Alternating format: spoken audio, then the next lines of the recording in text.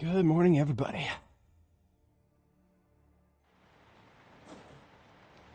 I have returned from my great slumber.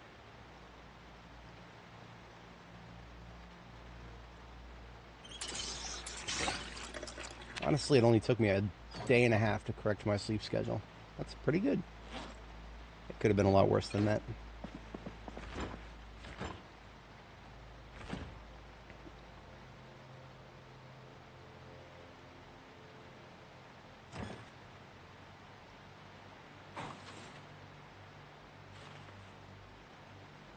Trying to pay close attention to my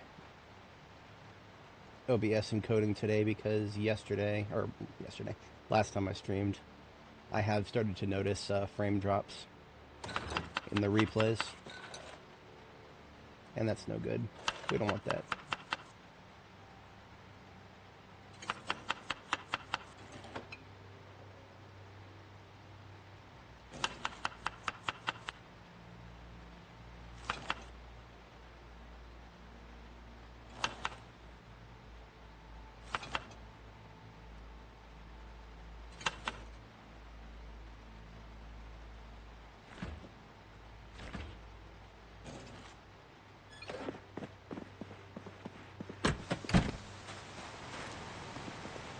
I almost streamed yesterday, but I decided against it due to not being awake enough.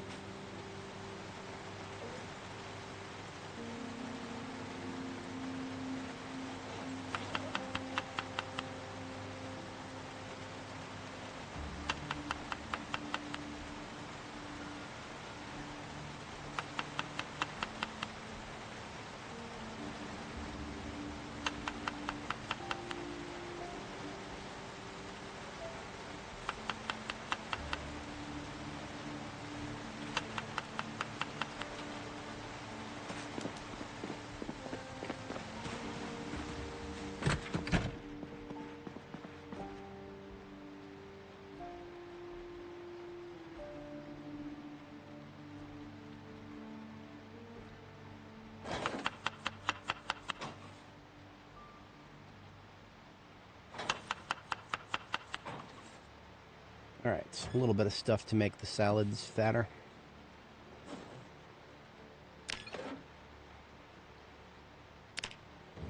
We should have eaten an entire box of cereal and an entire stick of butter recently, so I want to say that we're pretty chunky on the calories. The rest of the macros, well, we're obviously not there yet because we're in regular weight gain, not rapid weight gain. Logistically, I'm going to have to bring myself back up to speed on that.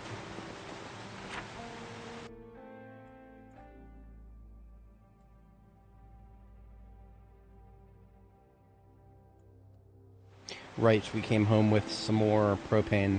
Lots more propane. A glorious amount of propane. Hank Hill would be truly proud of us.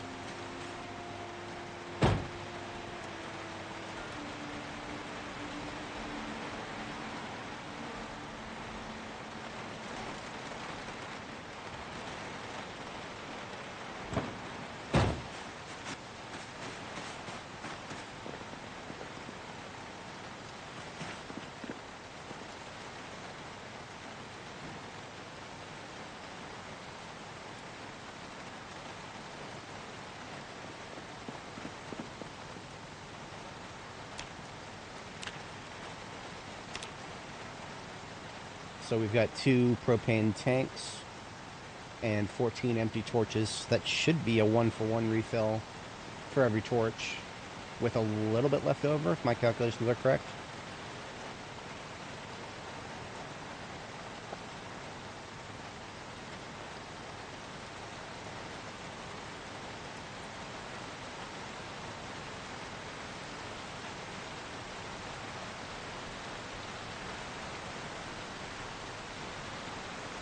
One partial refilling.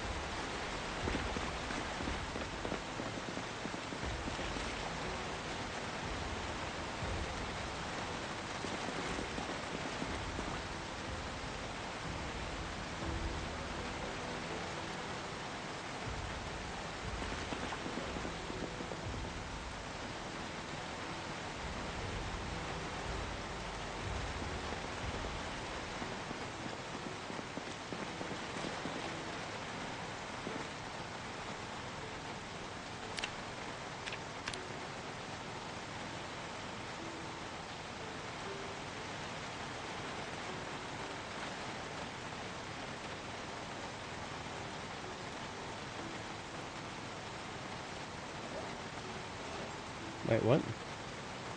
Where did you get that? Oh, I had another propane tank in my satchel. Wow. Imagine just carrying around a propane tank and forgetting it was there. Alright. Let's empty this one next. That'll probably do another 6 torches.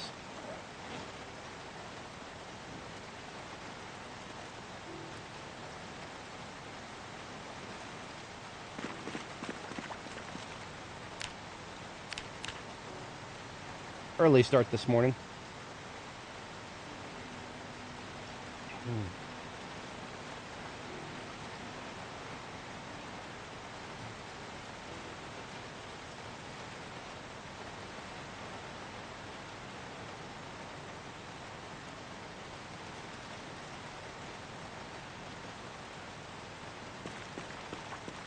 So 5 full and 1 partial.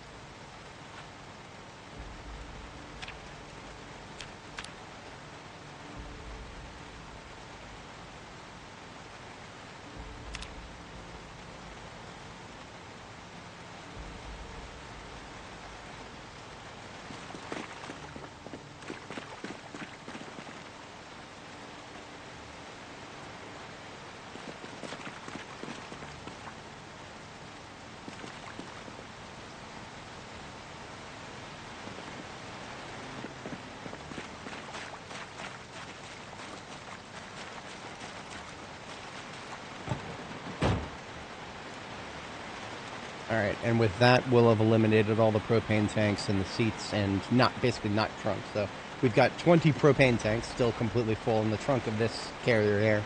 Everything else we have either used up or stationed over here for refills in the future.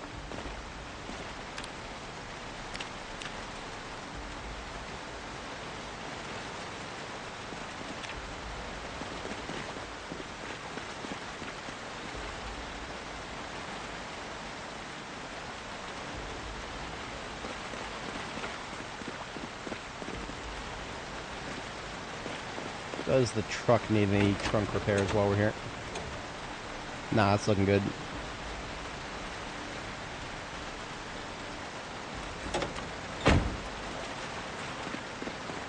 Empty magazine for drop-off.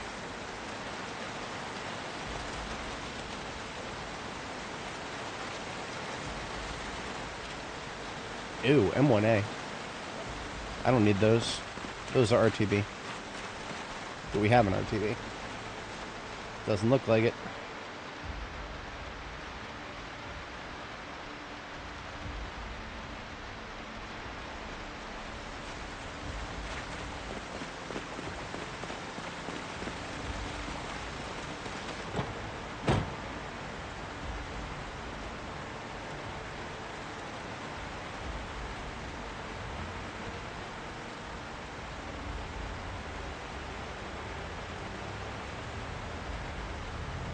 That's probably what that garbage bag on the floor there is. Yeah. That's our RTB bag. Well, Jorgensen can fill the role. Jorgensen can do anything. It's one of my perfect step fans. We've reorganized the fleet slightly, so I can put Jorgensen up here in the primary use lineup. Lewis, how's it going? Big up indeed.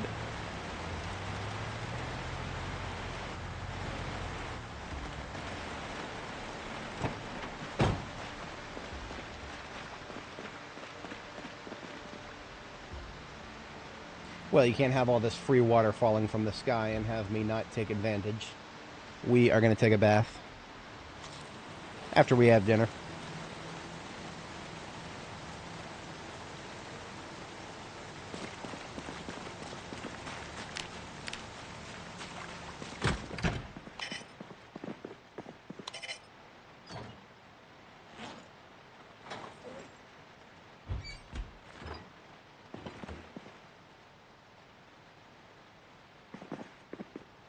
Let's do a water cleanup on the roof. We have all this free water.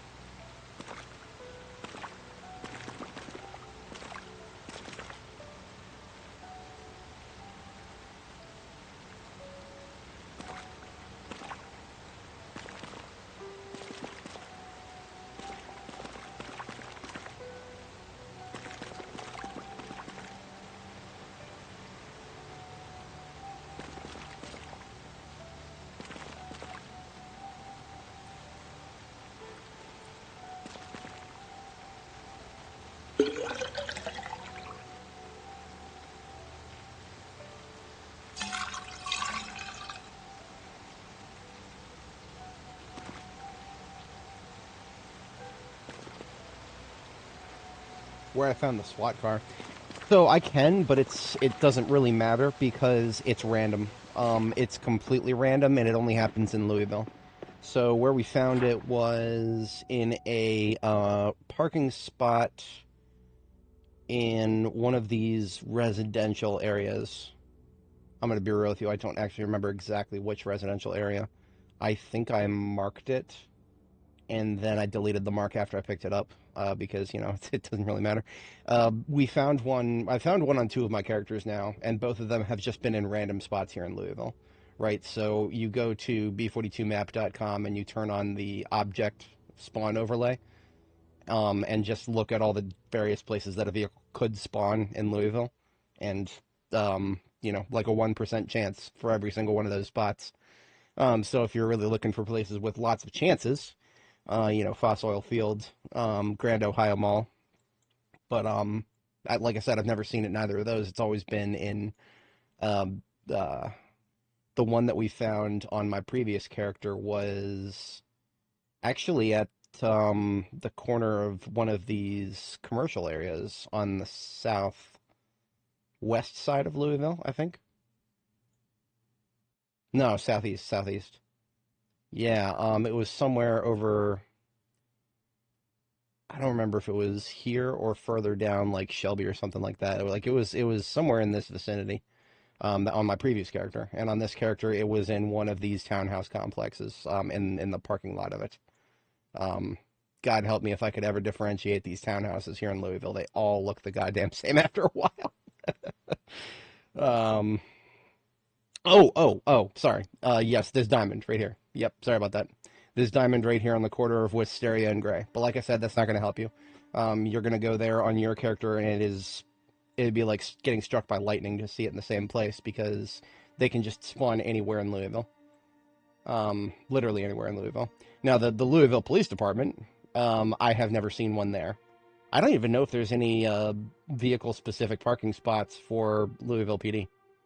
All those tens of thousands of zombies in these buildings, I have no idea where all those people park because there ain't no parking garages here. But yeah, I've never seen it there in the PD.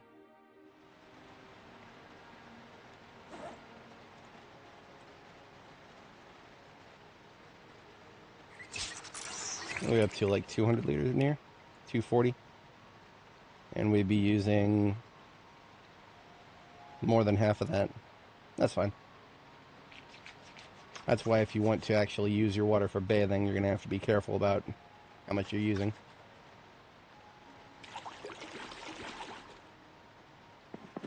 I'll tell you what, I'll wash a couple things from the secondary bins up here.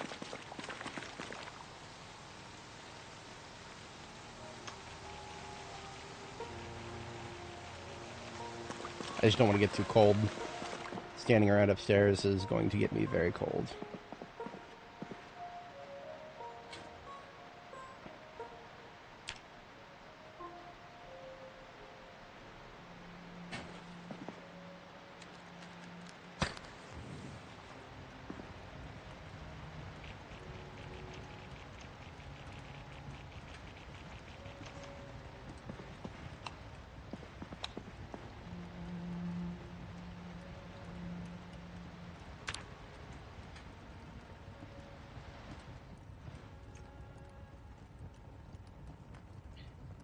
And I'll let the campfire keep me warm while my clothing is still wet.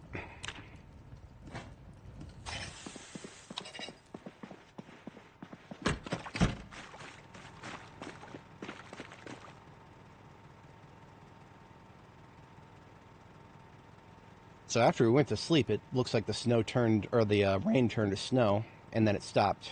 And that's why, hear the footsteps? Slosh, slosh, slosh, slosh. That will never go away. Not until we close and reopen the game. Hey, how's it going? Kit and I have been gone for a couple of days. I covered the overnight shift on Sunday going into Monday. So I have successfully corrected my sleep schedule since then. Honestly, doing that within a day, I feel well accomplished. In the past, it has taken me much longer than a single day to correct my sleep schedule. It's basically going from my standard shift is 5 a.m. to 2 p.m. My overnight shift is 8 p.m. to 6 a.m. Because I'm the only person who covers that gap hour between 5 a.m. and 6 a.m. So when I'm covering the overnight shift, it's actually a 9-hour fucking shift. Ay, Dios míos. I'm not the biggest fan of it. But that's what happens when you do things that nobody else will do. We're getting fat here. We're not getting fat yet. We are at 75 kilo. We're probably going to need some more butter. And we have the technology. We can make it happen. Butter is 5 liters of milk. And there's 5 liters of milk. Let's go make some butter.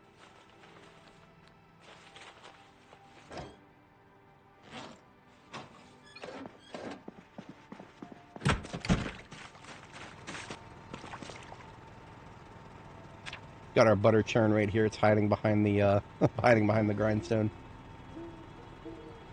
Figure they're all moving parts, right?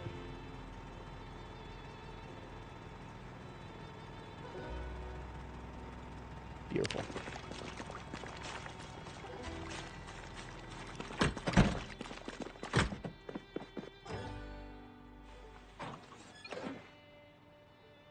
Father, yeah. The guy who covers the overnight was most likely celebrating Juneteenth instead of Father's Day, but I'll take it. Would have loved to go see my dad, but unfortunately he's down in Florida and possibly traveling. I can never tell. Butter times 1 stick, and we have like a partial stick here. I should try to use that up for cooking. Yeah, let's use that up. Make a couple of stir fries here.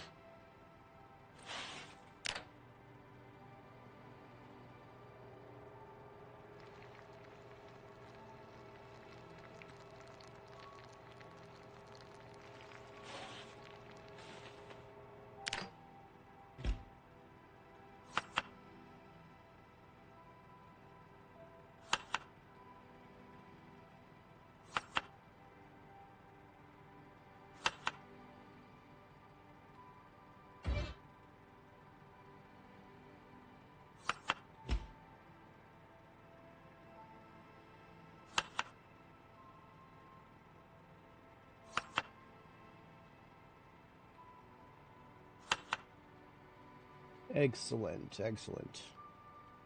I can go throw that out, and we've got ourselves a couple of buttered up stir fries here.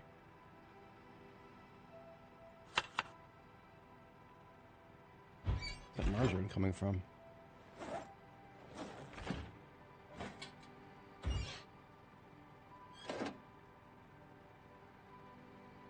Huh.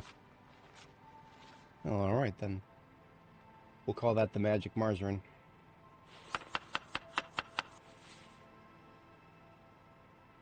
Oh, it made its way into that garbage bag. That garbage bag that I was supposed to empty and I completely forgot about, right. That's okay. We'll deal with that soon-ish. So that's 2 stir fries with a helping of butter, margarine, and lard on each. That will get us fat very quickly. Oops.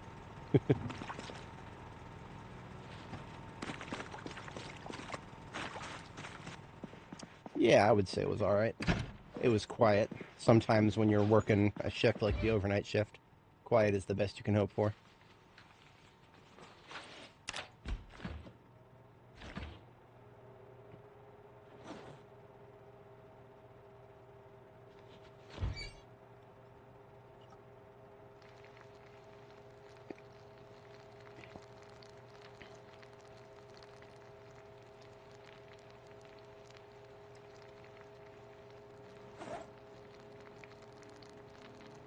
I think we'll just have enough time to finish cooking these, and then it'll be bedtime again.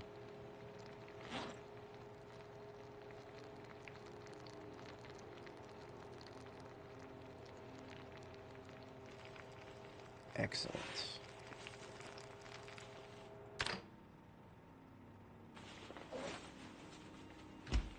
Should be food for at least another day.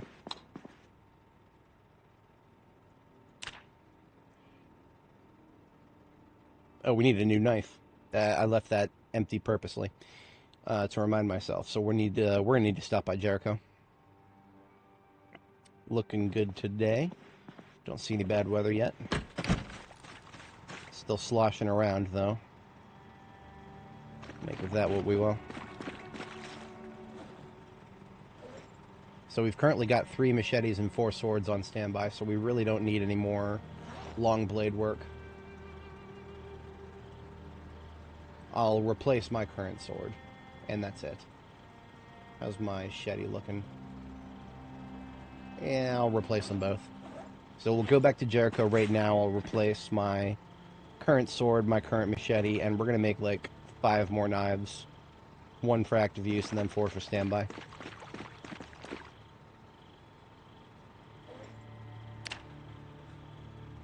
And this stuff that needs to go back to Jericho, I'll just take it straight with me, because there ain't that much.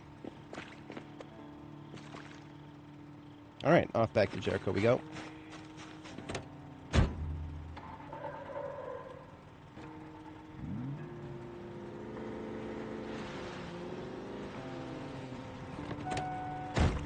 I get into better habit of topping up the generators every time I visit bases here. Yeah.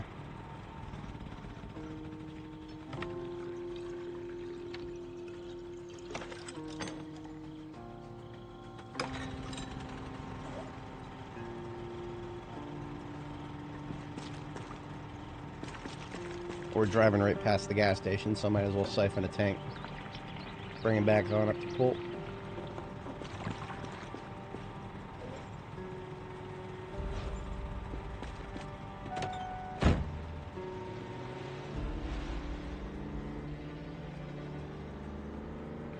Whoa, okay. Driving quickly through Louisville is dangerous for the frame rate reasons.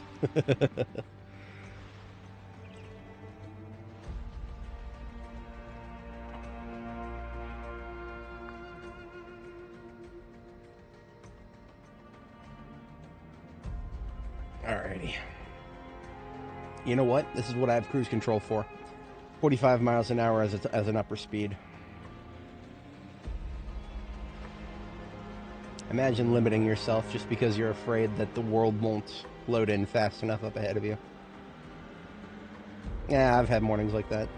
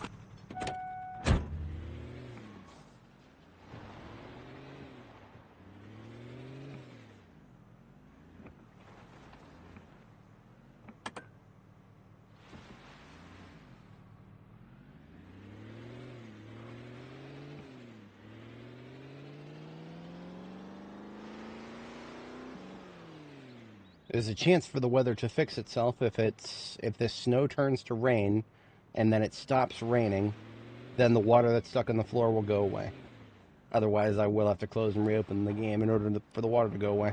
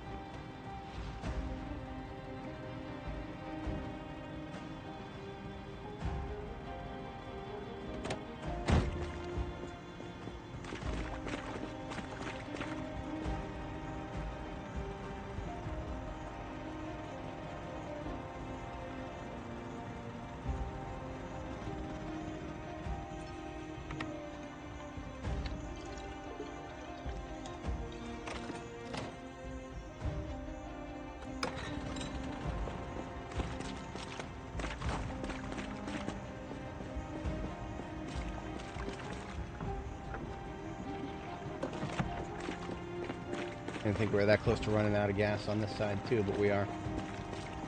Alrighty then. Time to be gassing up.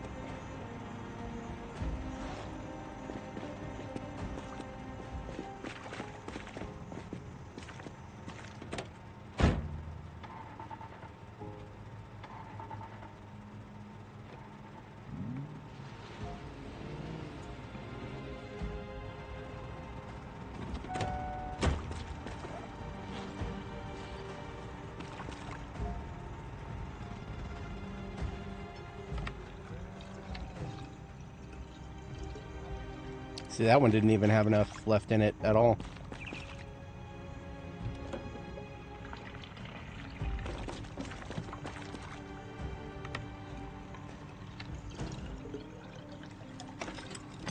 There we go.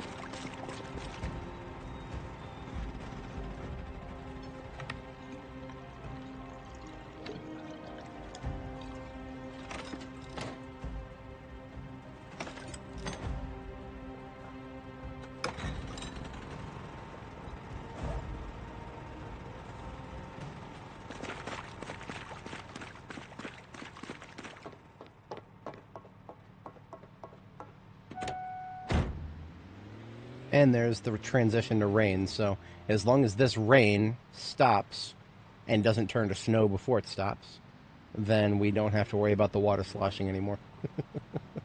Such a silly little niche worry, but yeah, it actually genuinely annoys me. So deal with that as it comes up. All right, now we are going to dismantle our machete and our sword.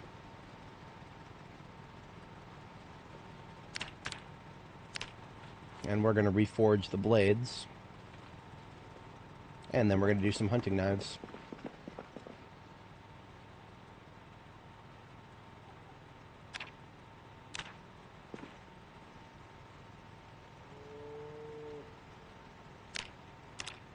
Just got to use the sword blade itself as an ingredient to make a sword blade. There we go.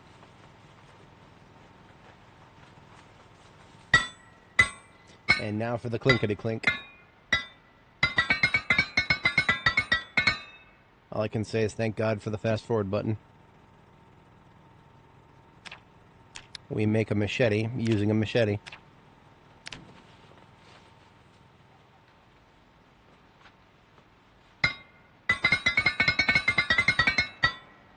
Oh, encoding overloading. Oh, great. Okay.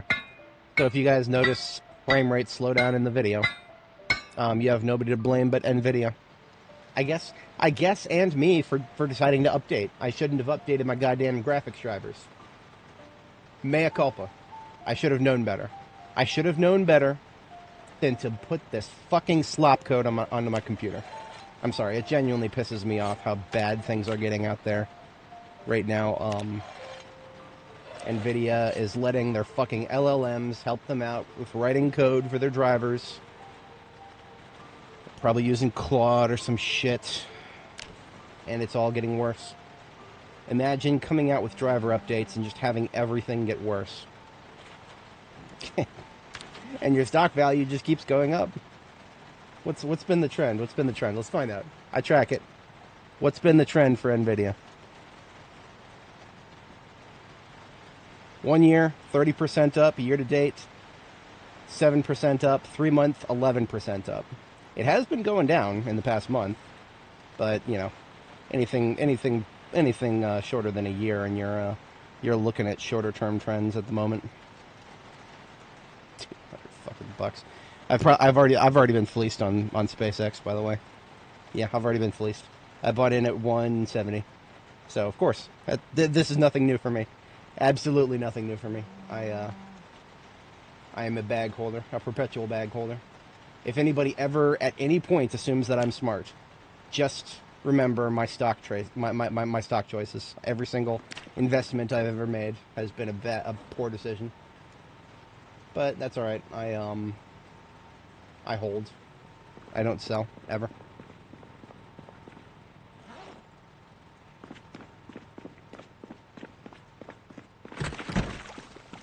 We came home with some rose seeds.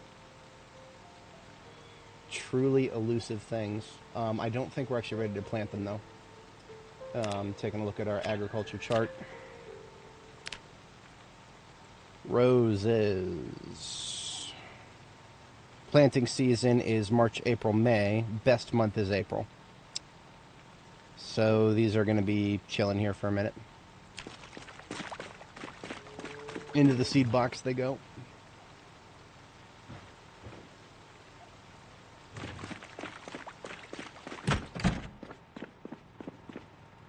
I'm genuinely curious if the strange thing with the Pizza World sign is still a thing. Observe.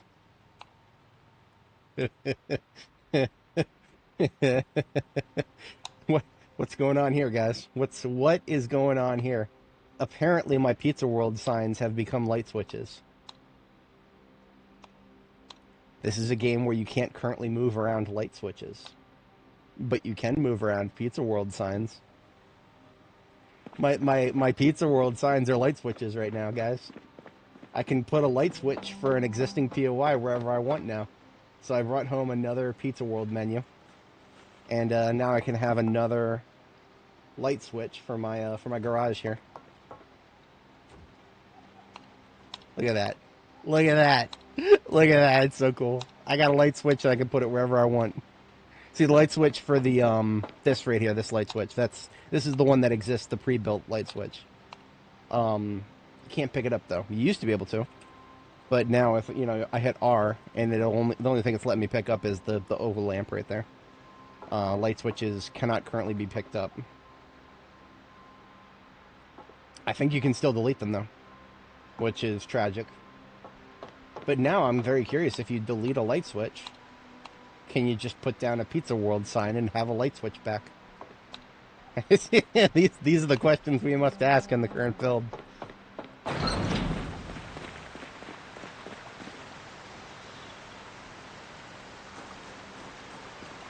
Looks like we got a big old harvest of eggs over here.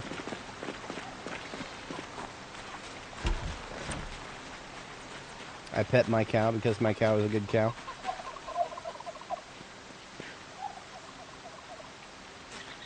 Wait a minute, is that a turkey egg? No. Nope, just a regular egg. Turkey eggs don't exist. Not yet. We don't have the technology for that yet. We got turkeys. We got lots of them. Some of them are hens. One of them is a tom. That doesn't matter, though.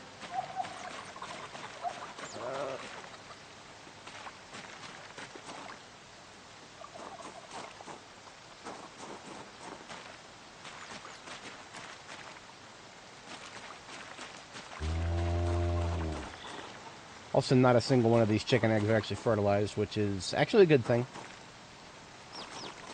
It's actually a good thing. I do not need more chicks right now.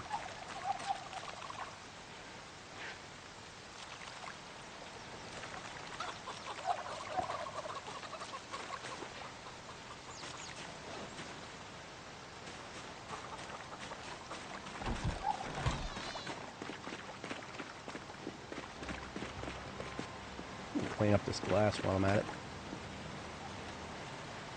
And you'll need to leave that there.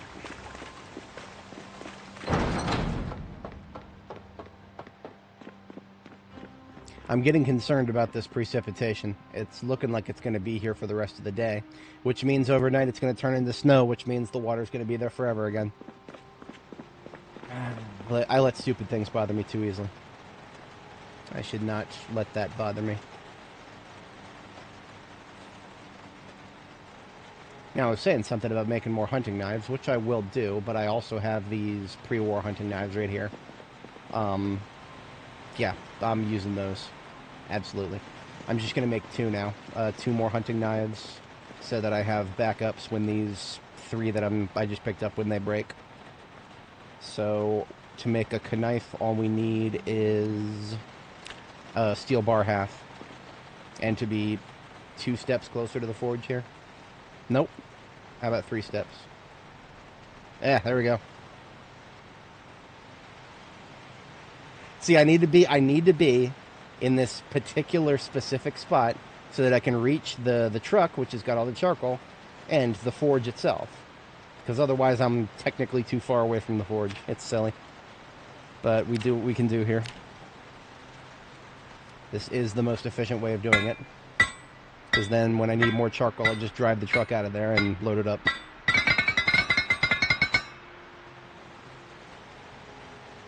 Alright. Let's slap some handles on those. And get them sharpened up.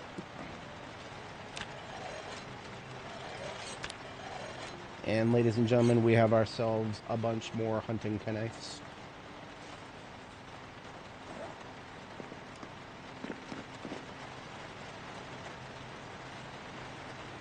$71 eggs. I'm going to just take all of those with me up to the forward base.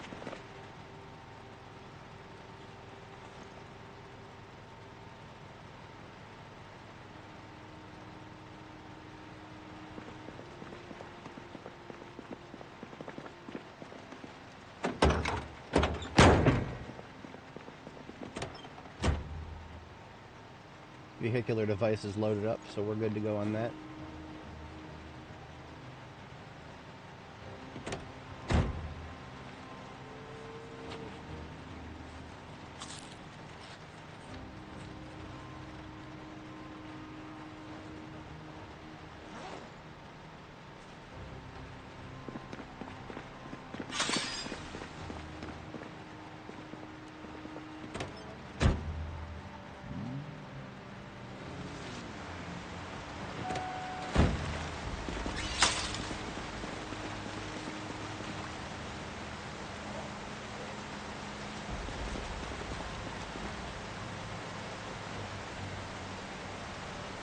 picking up these empty welding torches here because we now have the means to refill them. But those means are at our forward location.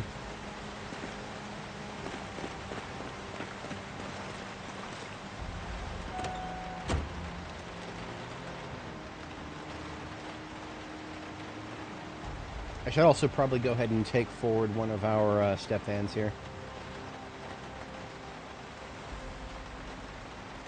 Yeah, just somebody who's got room for more, for those propane tanks. Citrus Wave works.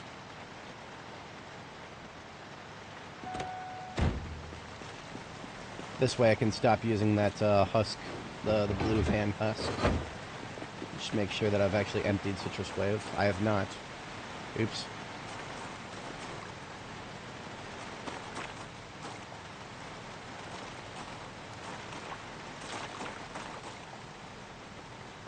We can empty Citrus Wave when we get to our destination. Yeah, there's homes for this stuff.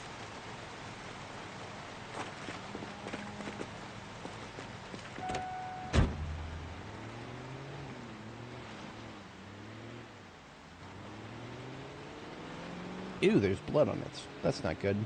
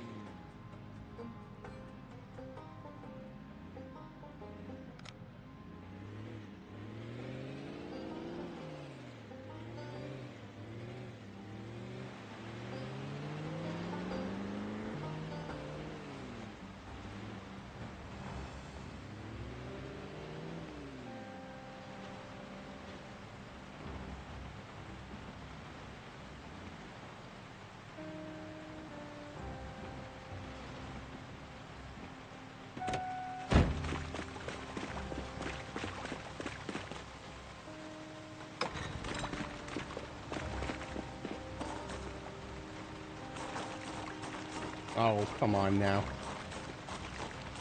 She can't get to the pump because it's too close.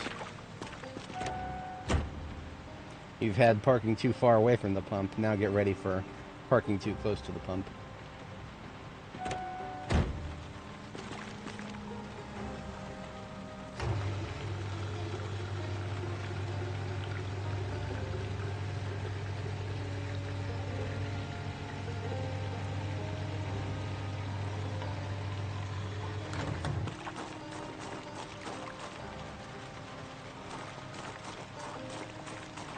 Come on. This is tiresome. She's got to stand in just the right spot, and if she can't get there, she'll cry eternally until she can't, until the cows come home, really. Let's try this one more time.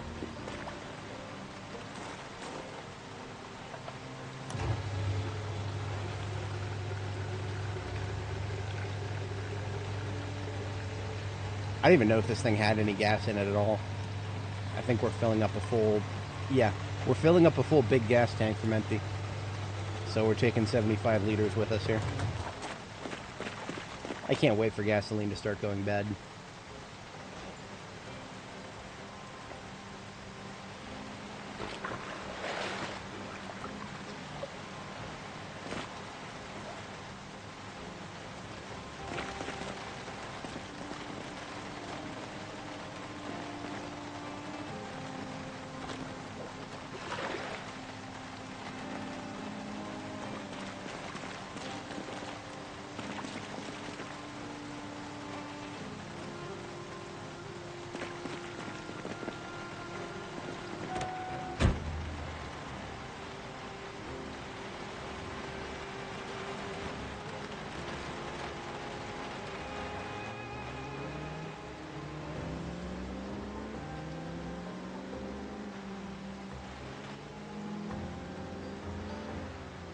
So Citrus Wave is going to be designated as basically just a propane tank carrier for now.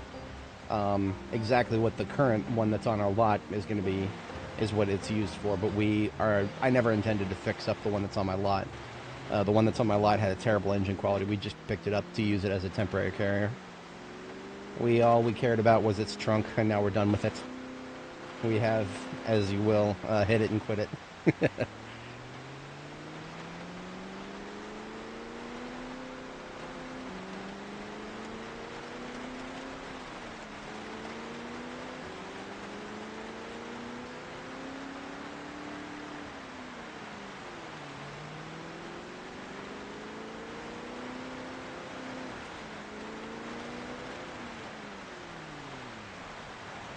Alright, so we want to position these for a direct trunk transfer. That's going to be a little too complicated. I don't feel like doing that. Now it's got the capability of starting, I'm just going to detach.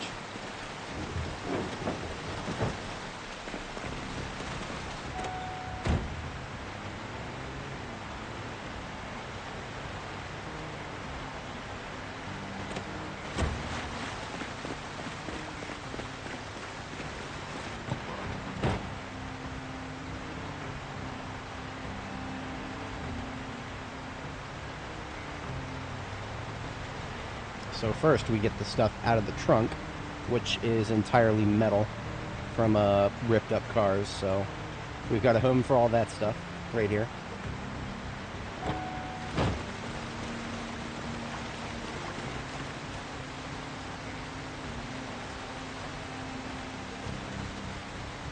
Broken iron pipes into the bottom here. Man, honestly, everything else is scrap. God, man, I'm sorry about the slowdowns. I genuinely am. I don't even notice it on my end.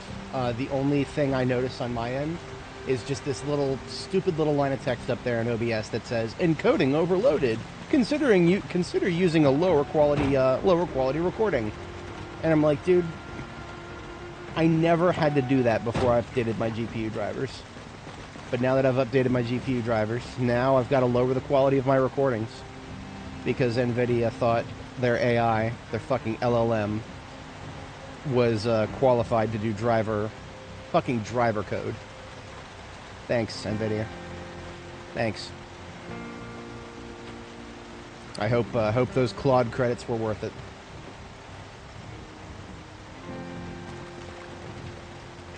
I don't want to make it sound like I have a low opinion of AI. I genuinely don't, but people are using it for the stupidest fucking reasons right now, where it does not belong to be used. It's a fucking skill issue. Massive skill issue. But dude, it's generating text that looks like code. That means it's code, right? That means it's sentient. Yeah, no, it's not, again, it's like, these LLMs, they can do some pretty neat shit. And I do think they have a place in the workplace, especially when it comes to making things less tedious, but that's not what's happening right now. People are doing it to replace valuable labor, and no. Speaking of valuable labor. Yeah, it's a reminder for the morning meeting in 15 minutes. The meeting I keep getting invited to that I don't actually need to attend.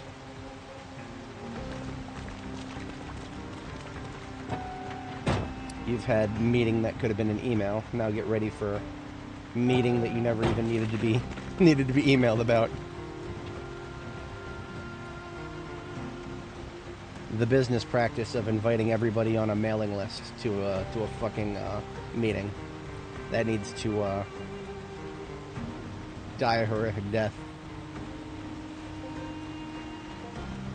If meetings have become so large that you don't know or care who all the participants are, you've got a problem.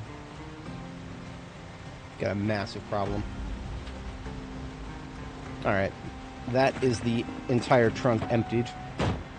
Now we can fill it right back up with what's supposed to be in it. This, going forward, is our propane carrier.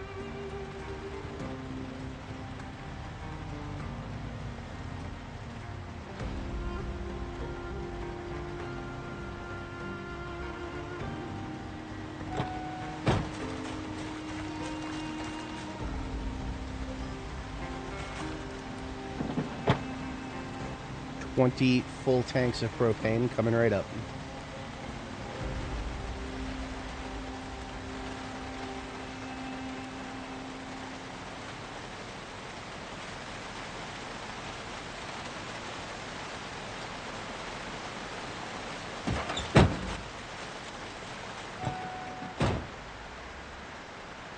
Honestly, I'll just park this in the lineup right next to the other vans because this is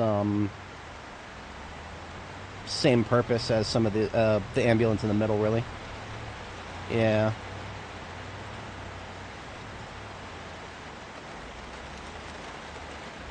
Hey man, Devilish, how's it going? Yep, we are at 588. Currently doing some logistics. We've got some ugly weather, so not a good day for combat ops. I don't even know if I'm awake enough for combat ops yet. Kind of just got started here. Maybe I'm 1 hour in, but I don't feel 1 hour in. Honestly, okay, so this looks nice and quiet here. But when we first got here, I've got a screenshot to show you what the population of this area looks like. Could go back in time a little bit here. So this is the Louisville Corporate Park. So these two lampposts in front of the county records building. This is what it looked like just a couple of months ago. But we wiped out everybody with extreme prejudice. And so now it's nice and quiet because respawns don't exist anymore. You couldn't threaten me with a better time. Now, in the real world, zombie bones would continue to persist after their flesh goes away, so there should be huge piles of skeletons here. But that's not what happens in this game. They just disappear after a while. I'm okay with that. Cleaning up skeletons would be a lot of work.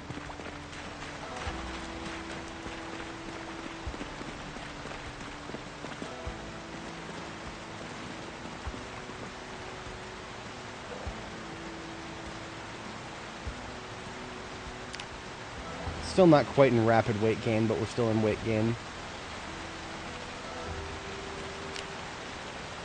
Yep, gotta love it. Oops.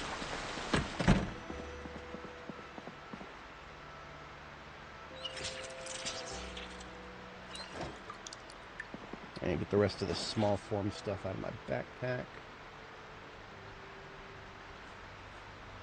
The eggs we picked up, I will just go ahead and straight up cook those.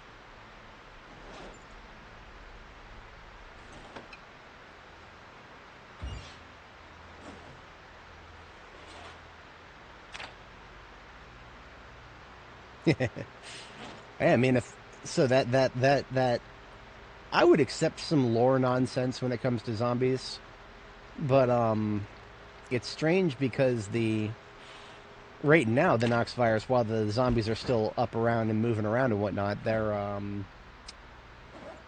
stronger than any other thing on the planet because of how persistent and resilient they are against the elements and everything. But then you want to tell me that as soon as they stop moving, as soon as we put them out of their undeath, they immediately turn to dust. I'd be okay with that too. Because again, I always talk about when it comes to the lore in this game, I would take a supernatural explanation over any sort of attempted scientific explanation, because right now, zombies are infinite energy machines. They should not exist. I would sooner accept that this is a religious punishment for their souls, and they are simply existing to be released from their suffering. I would sooner accept that than any sort of actually, if you look at this theory, and this type of virus can do this. No, there's no virus that can turn somebody into an infinite energy machine.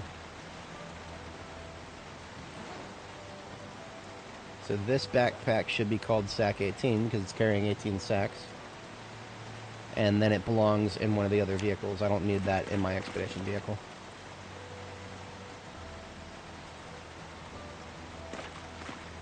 Now we've got room for more knives.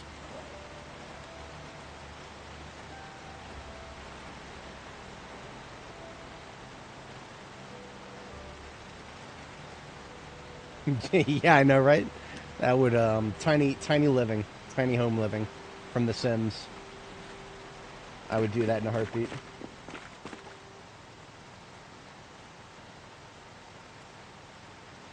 I mean, the way it spreads makes perfect sense. It's just what it does to the people after it spreads. There's some very eerie similarities with the initial spread of the virus in this game and the way COVID actually played out in real life. We've got a propane tank right here with 4 torches to be refilled. This is probably going to wipe it out.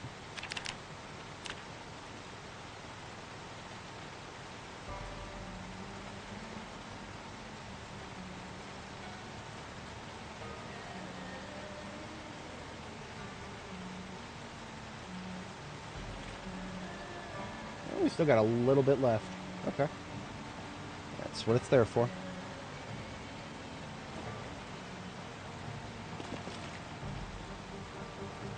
Alright, that's all logistics taken care of right now. We will need to make more food overnight, so that's almost all logistics taken care of. And I want to get this wreck off my lot now. The propane carrier has served its purpose. Yeah. I mean, there's like I said, I can fathom all sorts of strange effects from viruses. Viruses or, you know, nerve gases or just, you know, I mean, fuck, a virus that produces a nerve gas. Like the, I actually really like the Life Eater virus from, whatchamacallit, from 40K. The Life Eater virus and the way it works, the way it just turns everything into a gaseous soup that you can then hit the planet with with just a single Lancer burst, and then the entire planet's atmosphere cooks off. Fucking amazing, glorious.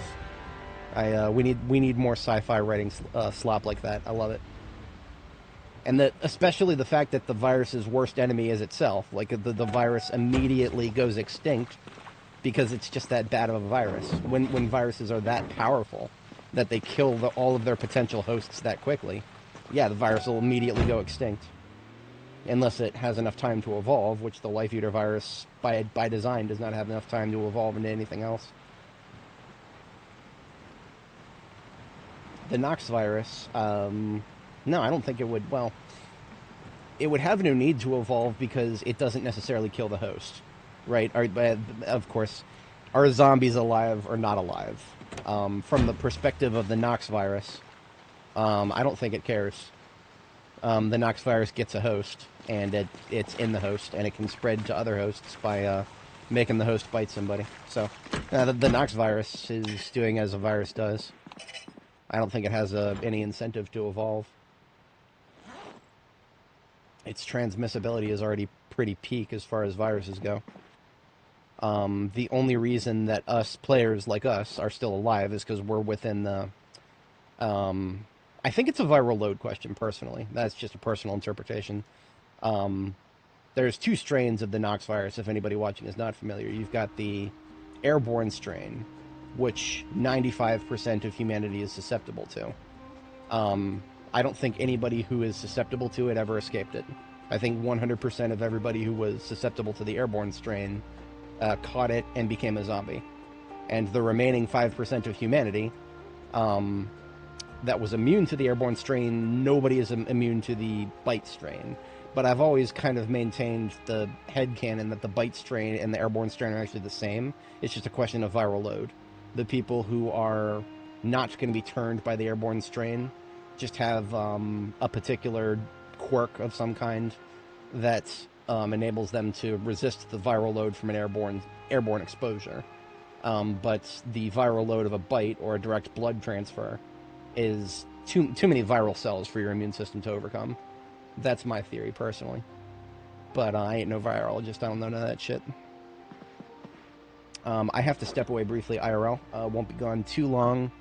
When I get back, we'll catch a sleep. We'll cook a little bit overnight, and then, as predicted, the rain continued until it turned to snow. So, I don't know if there's anything we can do about this. I always complain about it because that means the water is going to be stuck on the floor forever now. Until I close and reopen the game, so we just have to put up with this until the precipitation goes away. All right, folks, I will be right back, and then we shall continue today's journey of preparation and tomorrow's journey of maybe doing something more than preparation. You're preparing. Why are you always preparing? Just go. That's how bad things happen in Zomboid. Now, why do I have to reopen my AFK meter? I usually leave it open all the time. More driver crashes. More driver crashes. I have rebooted my PC more in the past week than I have since I built it now. Every single time my driver overloads, or not overloads, but NVIDIA SMI. NVIDIA SMI will tell me that my second GPU, CUDA 1, which currently is not really being used for anything, every single time this GPU crashes, I have no choice but to reboot my computer. So I have rebooted my computer more in the past 2 or 3 weeks than I have since I built it in 2023. That's just fucking wild if you ask me. But that's the life we're living right now. All right, folks, I'll be right back. One moment.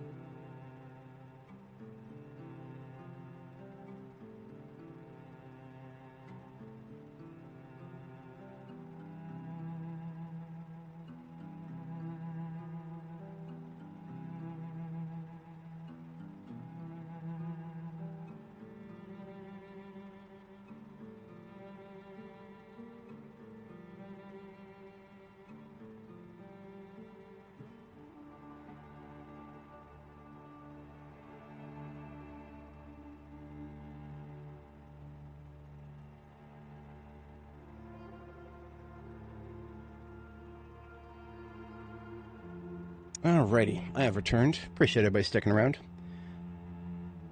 I might have prepared some more yap, too. And homies in the chat talking about Claude. Got me thinking about Anthropic. I don't have any particular malice against them as a company or anything like that. I mean, they're, it's an AI company, so no more malice against them than any other AI company. But I got to thinking about the contract drama, the federal contract drama. And that's something that's actually adjacent to my wheelhouse. My day job, I'm a federal contractor.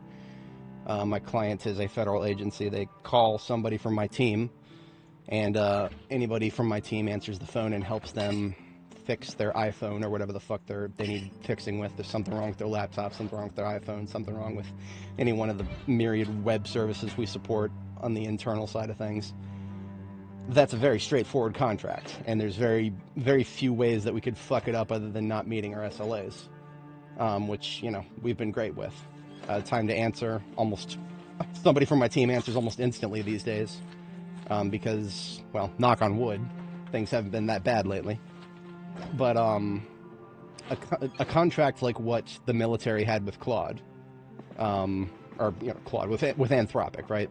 The military wants their LLM to do things for them. I can only speculate as to what those things are.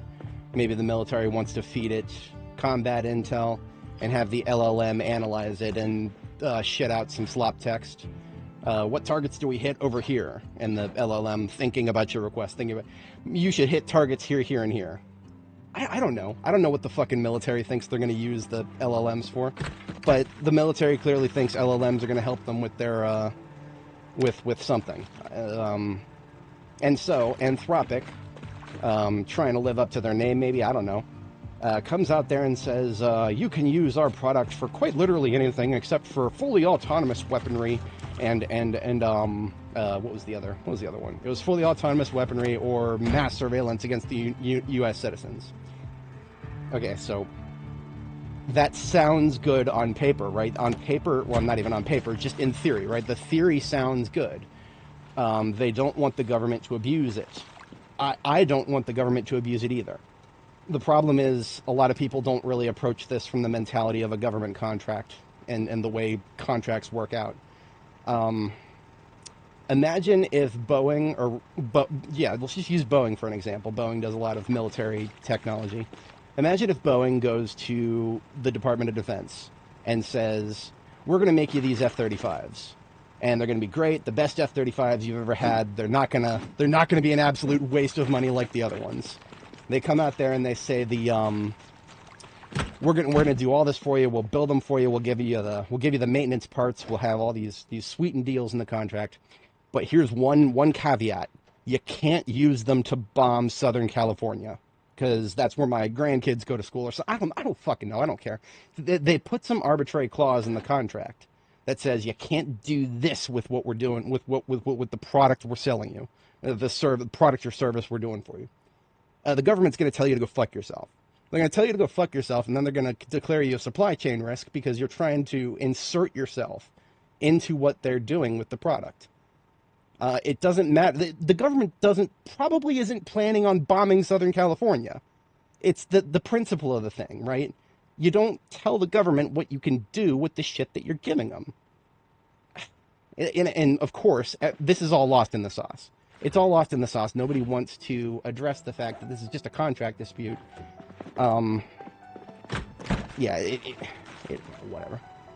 Whatever, because it gets political, right? It always gets political. Oh, the current administration is the worst ever. They're gonna destroy all of our civil liberties. Make of that what you will, but the Claude is still going to be there for the next administration, and the one after that, and the one after that. It's only so many administration changes that I can go through before you realize that everything is the goddamn same every single time. I need to be cooking right now. I'm on autopilot. Cooking and combining welding rods. That's not that bad. All right. Yeah, we need a little bit more food, and it's going to have to be fat food. But yeah, I've been thinking about that a little bit. I had to get that out of my brain meat. Seeing as we were on the topic of AI and whatnot. This is going to be a really, really simple recipe. Just a little bit of eggs and some butter. Have we used up all the butter? Have we? I think we have. Yes. Okay, so we're on our new stick of butter here.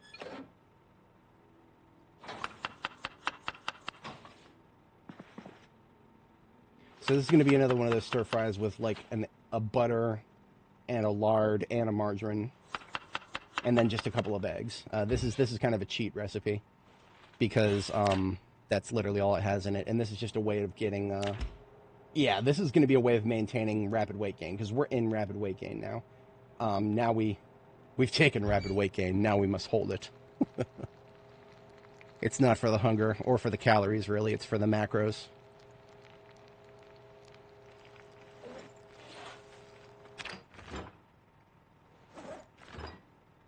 And then after that, we'll do some more simple stuff. I'm going to take like 3 units of kale.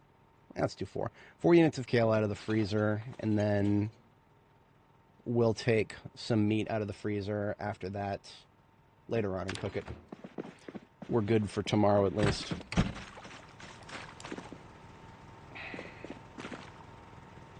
All right, so next we just want to plan. Get some plans going here. I did put in the title of today's stream northeast and some northwest. I don't know if we have that much. This is the northwest up here. This area up here. This is the distribution center. I need to remind myself that because I actually forgot exactly where it was.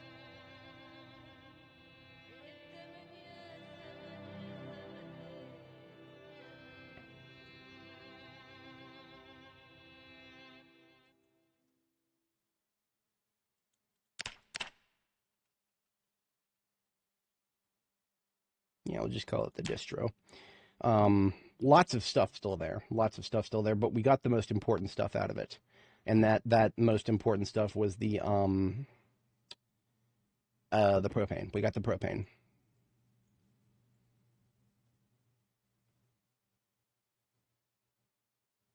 The further we go down East Main over here, East Main Street takes us closer to the Grand Ohio Mall. It also takes us closer to that cursed gas station. Honestly, when I look at the map and I look at when I look at the northeast, that's the next place we're going to build a base. That's not even a question. I need gas wherever I go, and that's the most convenient. It's a fossil oil in the northeast.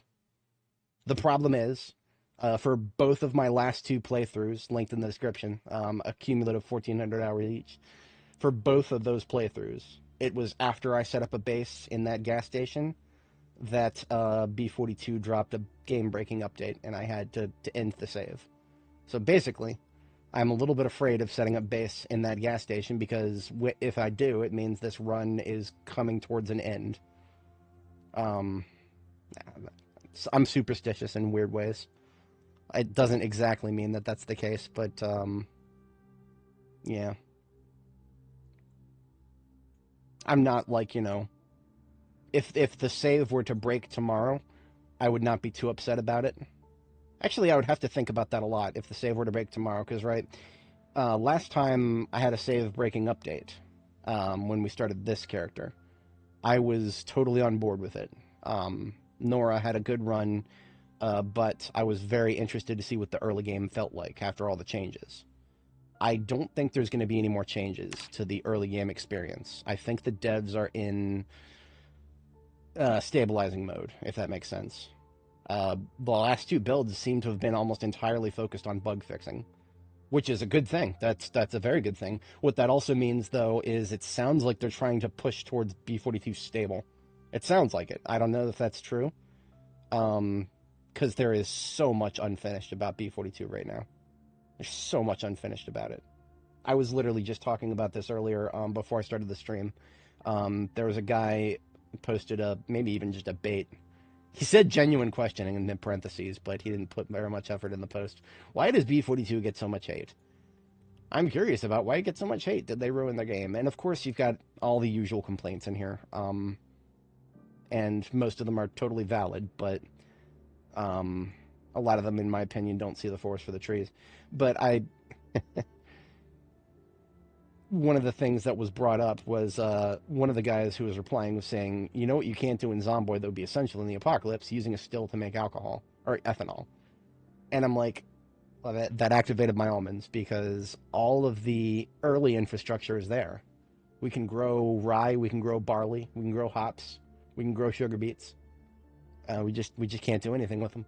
We can harvest the barley and the rye, and then we can grind it up into flour. That's all. That's literally all we can do. Imagine growing barley and rye and just grinding it up into flour. That's what we can do right now. You can plant hops. Hops just fucking die after you plant them, so that's all you can do with hops right now. And sugar beets, you can plant them, you can harvest them, and you can even cook them. But you can't add them to any recipes, and they produce unhappiness if you try to eat them, even if they're cooked. So sugar beets are useless unless you are like... I cannot foresee a situation where you have the capability of growing sugar beets, and yet you have nothing else to eat. So no. No, it's basically that, oh, yeah. GeForce Now. If it works, I suppose. I have opinions about NVIDIA and their attempts to make hardware as a service. But if it works, you know, everybody's got their own situation. Yeah, I would have no problem with it whatsoever if it was something in addition to actually selling hardware to people, but imagine paying $3,000 for a GPU.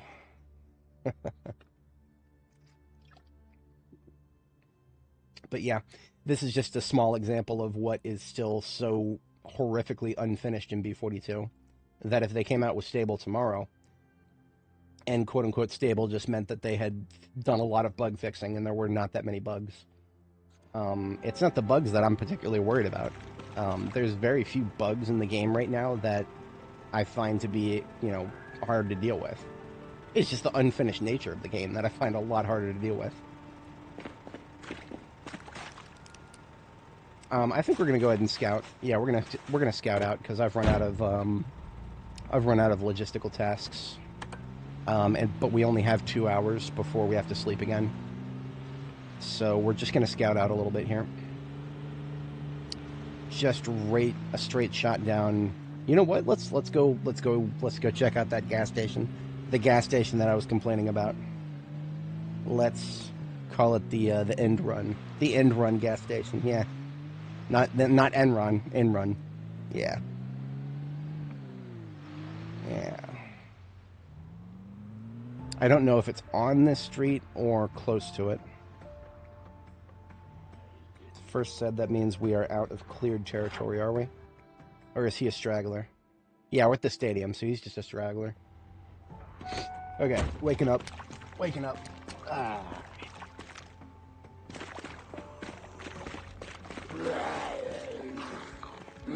The whole group over there.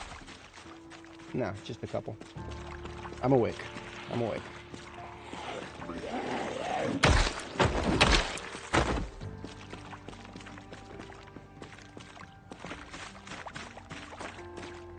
I am awake. I'm also already done with the sloshing. I am done with the sloshing. You guys are gonna have to forgive me. I'm already done with the sloshing. We're just gonna close and reopen the game. So, that's just, you know, if they came out with B42 stable tomorrow and they didn't fix that glitch, I would put Project Zomboid on the shelf for a few months. That's my current opinion. Hey, Command, how's it going? Yeah, but if they came out with B42 stable tomorrow and, you know, they broke all of our saves and they said, oh, you got to start a new save, but now it's stable, it's okay, you can keep playing for forever if you want to. But they didn't fix rain turning to snow, turning to infinite water on the floor forever. I would stop playing the game for a few months. That would piss me off so much that I would just be like, yep, I'm taking a break. I'm never gonna quit Zomboid 100%. No, I don't think the devs could do anything to this game to make me quit it forever because, well, if they did, I would just roll back to a previous version, right? But that would absolutely make me stop playing for a few months. Just because I would, you know, it's something that annoys me so much, and yet for some reason I get this sinking suspicion that they're not going to fix it. I'd report it. I'd report it as a bug, but I have much precedent that the devs just do not fucking care about anything I have to submit, so. And I say devs, plural, but it's probably just one particular individual who's not actually a dev. I have no reason to believe that necessarily. Just a sinking suspicion, that's all.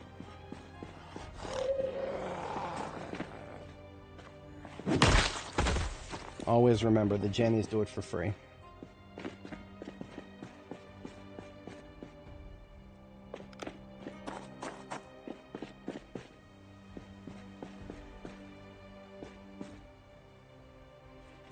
Steel sheet, I'll always take a steel sheet. So we're coming past Foss Oil Field now. That means just ahead is some unexplored territory. But I don't expect that I'll be going too deep into unexplored territory. We're just gonna see if that gas station's up here, or if I need to turn a little further down the road. This is Jimmy's pre-owned. Yeah, here's unexplored territory.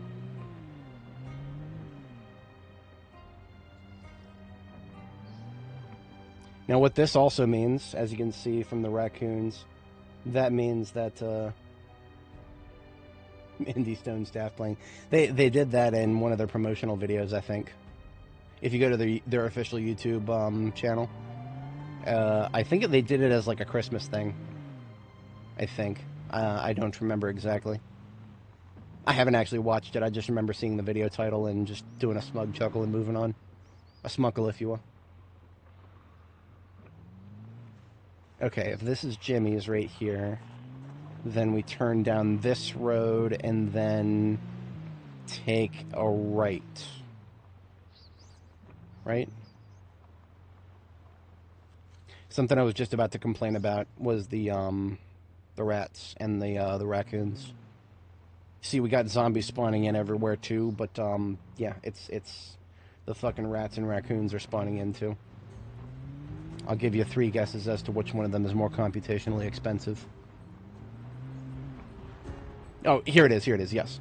Yes, this is the fence, and then it's the next right. Okay. So here's the gas station, here's the end run.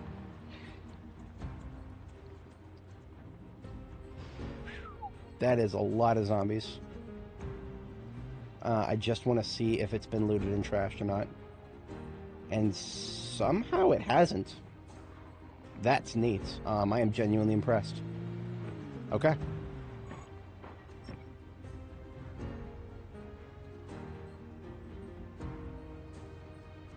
Ooh, hello. Okay, backing up.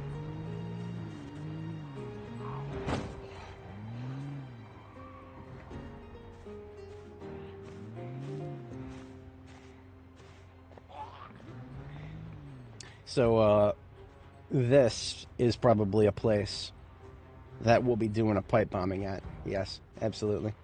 Okay. I think we've got our work set out for us today. It is establishing a supply line in the general this way direction.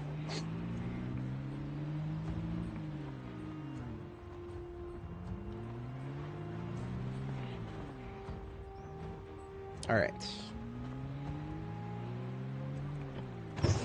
I'm already done with this.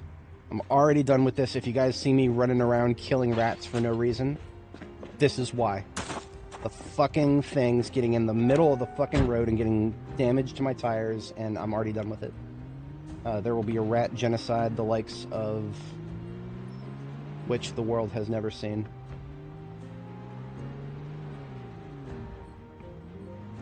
You know, I should actually set some mousetraps sometime. Those are actually a thing in this game. Yeah. Perhaps someday.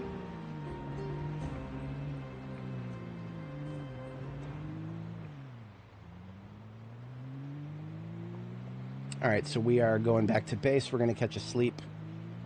We're going to clean the blood off of my hood. And then we've got a pipe bombing in the works. We had a big open parking lot up there.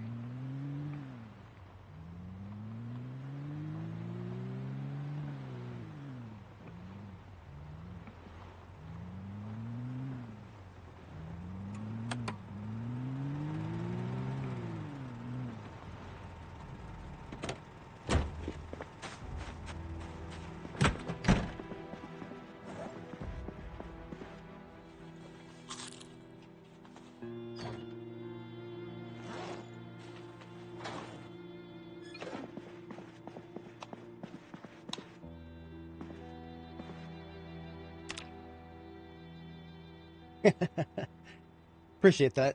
Yeah, that well, I mean, you know, that's another thing, right? The I've kind of looked at it the way other streamers approach things, and some of them are terrified of dead air, if that makes sense. And I understand it. I kind of understand it.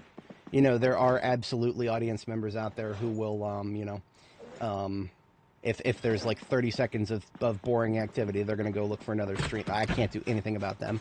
I cannot do anything to please those people, and I don't even ever want to try. You know, if that applies to anybody watching right now, nothing personal, but I won't be able to. You won't be able to enjoy this stream necessarily, because I'm just here to have a good time, and sometimes having a good time for me means I've got to take my time.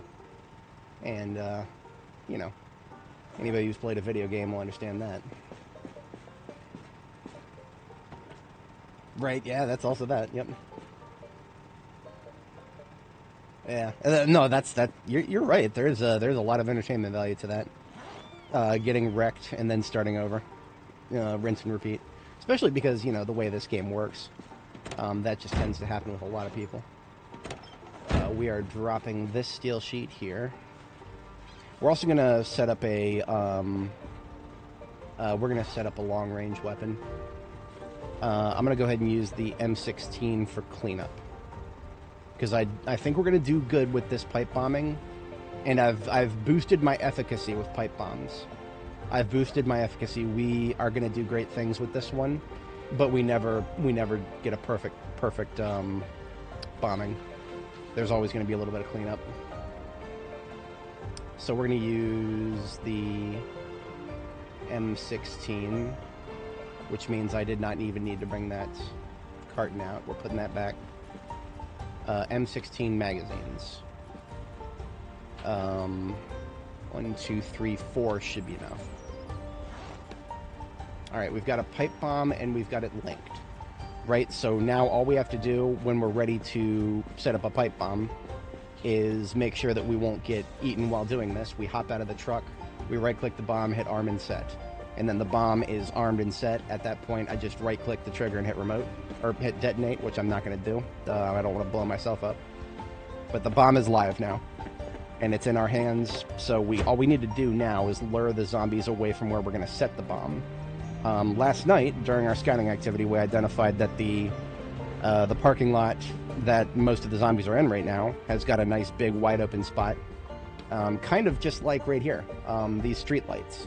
We put the bomb on the street light. The street light makes a great point of reference that we can still see once a billion zombies are swarming around it. And then we get something like this, like these two street lights right here. This is what they looked like a couple months ago.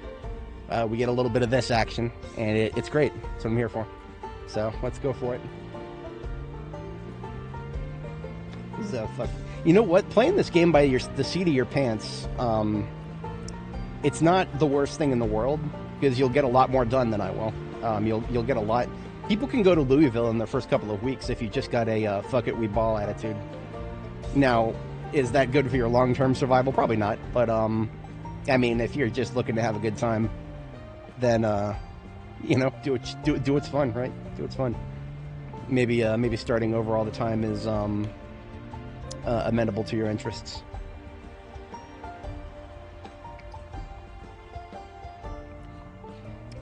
I mean, it's kind of like, I always compare this game to, maybe not necessarily reckless driving, but just driving in general.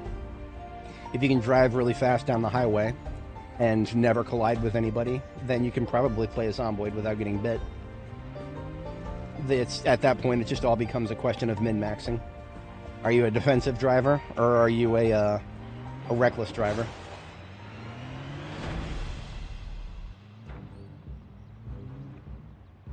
Now, speaking of defensive and reckless, we've got multiple parking lots here. This fence up here, I have deleted parts of this fence strategically in the past. I don't think I need to. Look at this. Look at this. There's a gap. It ends up here. Car alarm top left. Car alarm top left. That is displacing a lot of local zombies. Okay. I don't know if we're going to be able to make use of that. It's going to last another 10 seconds, maybe? Okay, I mean, sure. All right. We'll just scout the area out until it's done.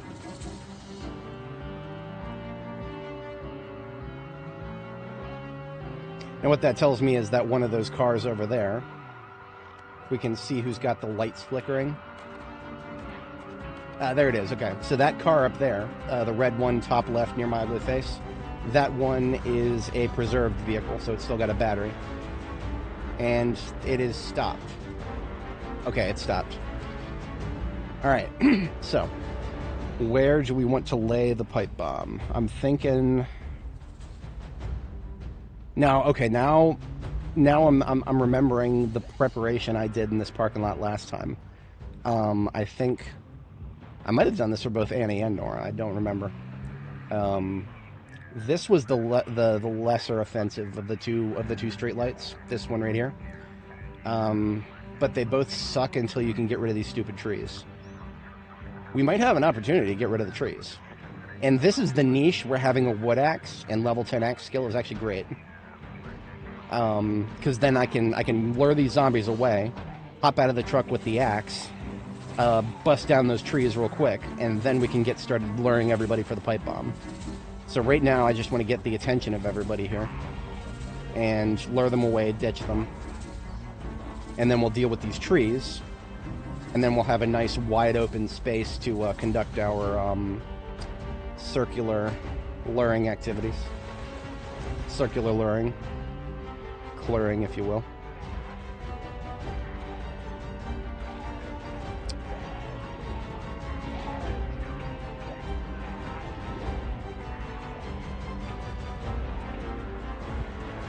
So I'm not firing up the light bar yet.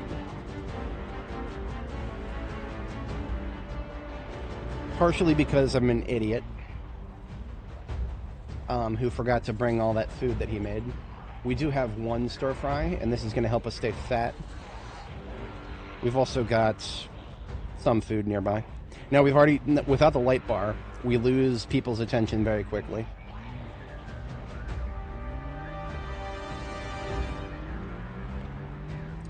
But it's also a lot easier to do maneuvers like that. Every single one of those zombies has now lost track of us. Alright, wood axe in the passenger seat, or glove compartment rather. All we've got to do is hop out and cut a couple trees.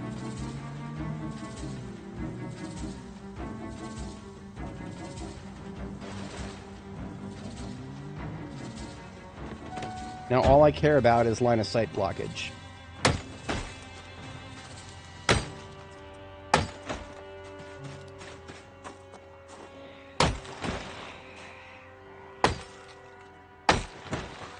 Easy.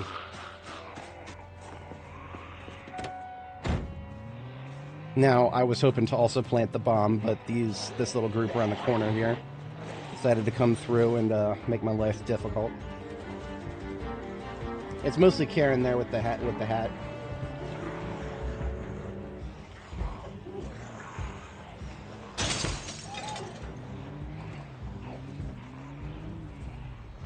Give that guy a little punch, and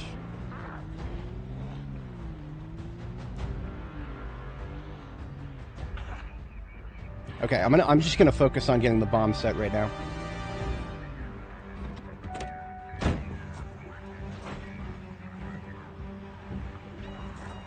All right, bomb is set. Now I'm just thinking about these last two line of sight blockages. While we're waiting for that guy to get up, I think we've got enough time for this.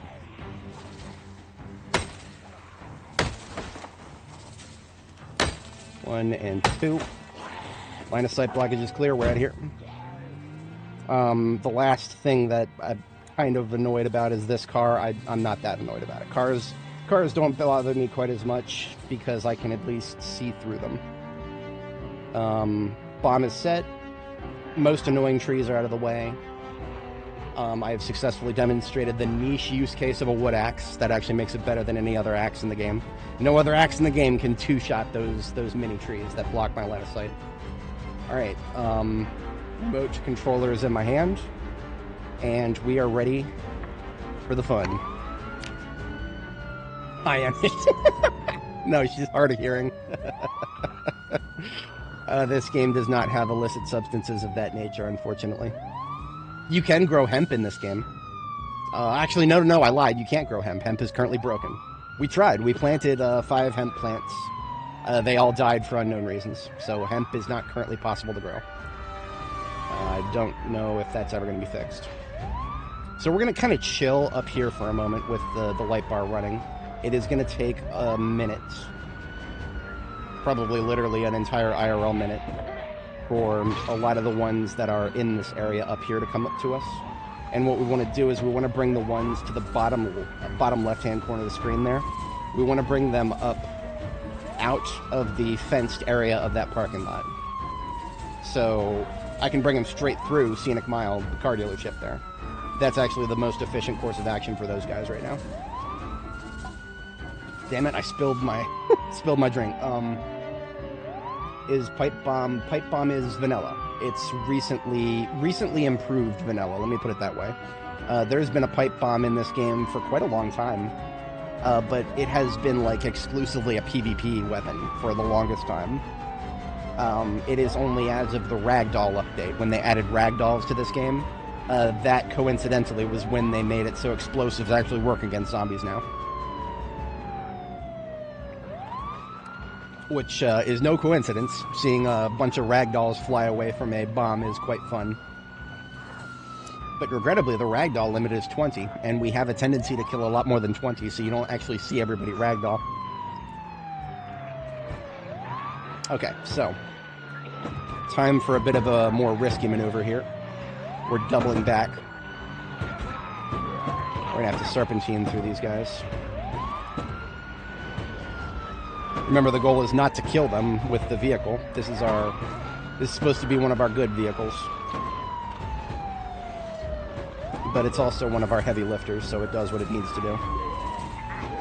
We're going to go back to 5 miles an hour once we're aligned with this building, Scenic Mile car dealership.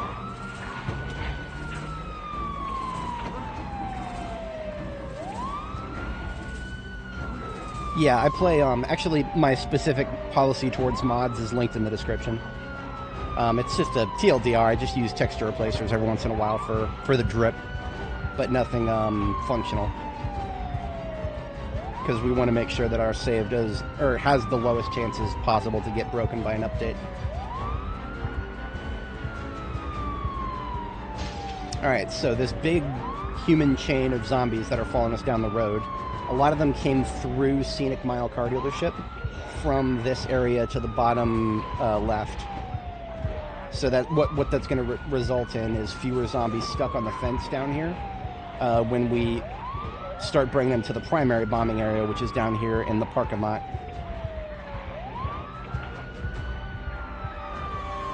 There'll still be a few of them stuck on the fence. I'm not worried about a few of them. We're focused on the bulk here.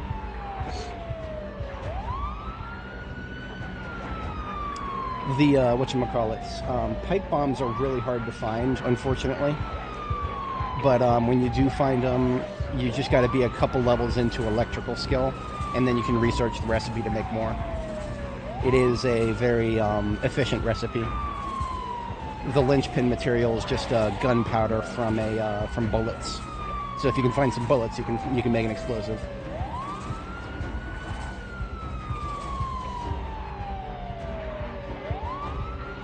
So Spithos itself is going to slow down a number of Zeds from coming from the top center there. Remember, we've just placed the bomb on this tile right here that I've highlighted in the center right side there.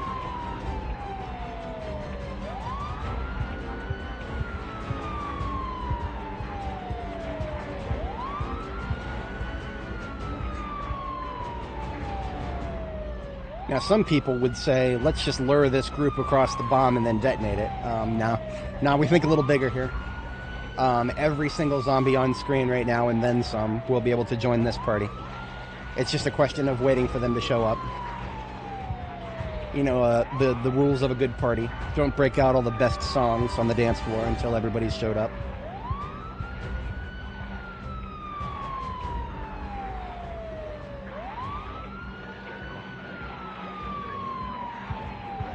Now, this is going to be a rather complicated maneuver. Because as you can see, the biggest chunk of backfill is coming around the corner right now. So what I'm going to do is just kind of hug the... I don't think there's... No, we're not going to make it out of this unscathed. We're going to have to take a little bit of vehicular damage. So I'm actually going to... I'm just going to go fast right now. Go double back this way. I want to avoid having so many collisions that I have to run over them. Because that's when it actually becomes a threat, right? I have seen... This was one of my least popular videos on Project Zomboid, but I have seen situations where you can get a zombie stuck under the axle of your vehicle if you run directly over it. So I try to avoid running directly over zombies, you know, like going straight over them as much as humanly possible.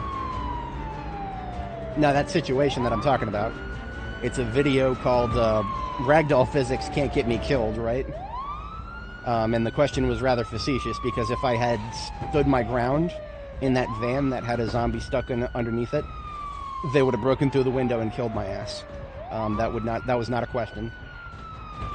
I heard some cope when I posted that video to Reddit. There's some people like, actually, if you just go forward and reverse a couple times, and dude, I'm not putting myself in a situation where it's not certain that I'll be able to get, you know, the vehicle moving. If the vehicle seems stuck and I'm being surrounded by zombies, I'm going to get the fuck out of the vehicle. That's not a question. That's not a question. But yeah, I think we got our crowd. Yeah, we're just waiting for a few stragglers now.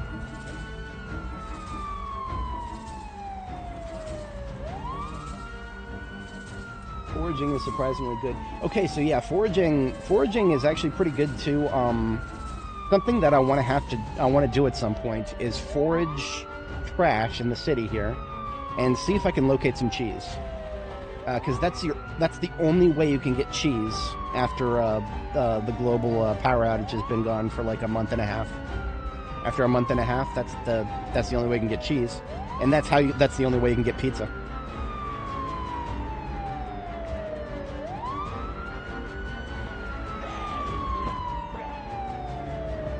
Personally, I find that food in this game is very easy in its current form. I don't know if that'll always be the case. Like right now, one of the things I eat most often is eggs from chickens that might become more complicated to care for in the future, and kale from a plant that was able to regrow in the middle of a complete snow out. Yeah, I don't think that's not... You don't get blooming kale in the middle of a snowstorm. But, you know, that's what this game would have you believe right now. Okay, so now that we don't have them coming, the bulk of them are no longer coming from the top left. We can do some maneuvers in the general this way direction.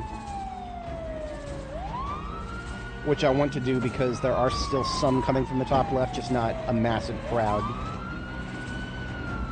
Now, in support of that thing I was talking about zombies getting you killed if you run right over them and get stuck, you'll see me nudge them out of the way. Just 5 mile-an-hour cruise control and just pushing sideways, you know, kind of like a parting of the sea.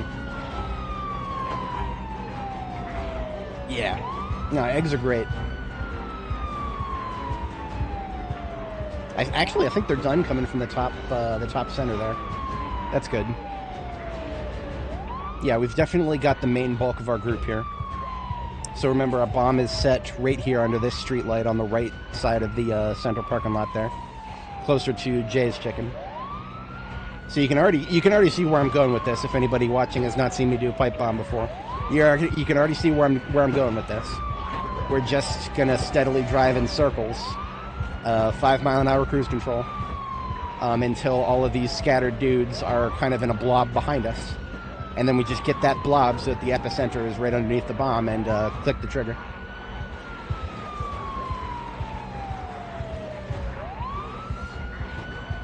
Now, in fact, we might see a few zombies try to go under this car. because this might constitute a blockage. So if you see some zombies randomly turn into crawlers... Oh, look at that. They're not doing it. Okay, that's fine. That's a new feature, relatively new. Cars no longer block zombies at all. If they can't pass to you and there's a car in the way, they will go under it and turn themselves into a crawler to do so. So...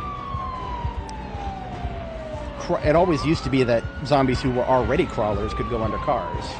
But then it became a thing where zombies would not become crawlers just to get under a car. Now they do. Now, we don't have any shadow zombies, so we know that there's less than 500 on screen right now. And that's okay. It's not a numbers competition. It's well over 100. That's good enough for me for now.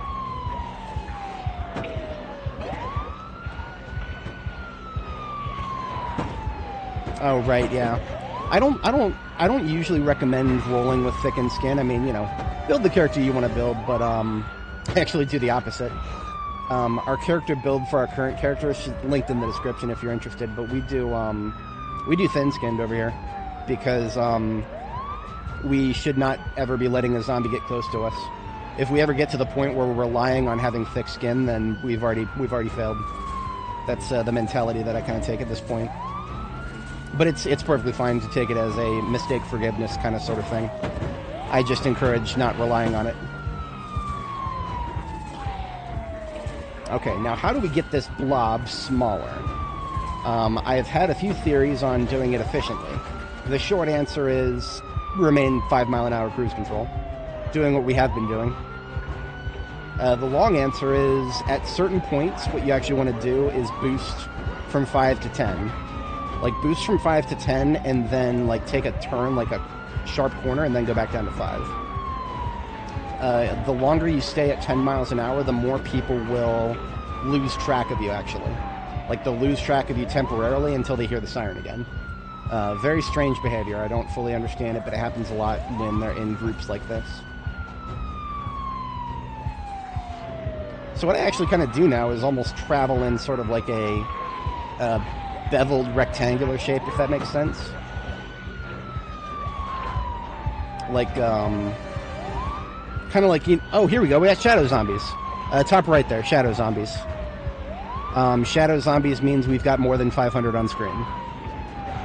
Nice. Very nice. I don't think we've spilled any buildings for this. This is all just outdoor zombies. All free-range zombies, as it were. So I could have blown the bomb right there, and we would have gotten a huge chunk of them. But what I'm going for, if I can swing it, is enough stragglers that I can just get out with the M16 and kill all the rest of them immediately. If I can do that, then I've had a very successful bombing.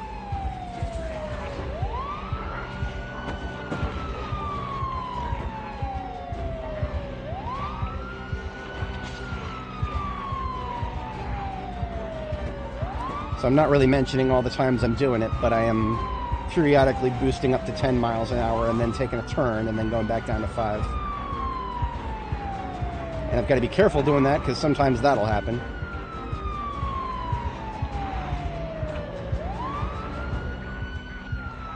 Now, we don't have any solid markers for this, but the radius of the explosion is actually 7 tiles. Right, so it's on that tile right there. That's 1, 2, 3, 4, 5, 6, 7. So that's basically all the way to the other curb. Everything from the center of that light pole all the way to the other curb. All of them will be wiped out. That's still not quite wide enough for this blob yet.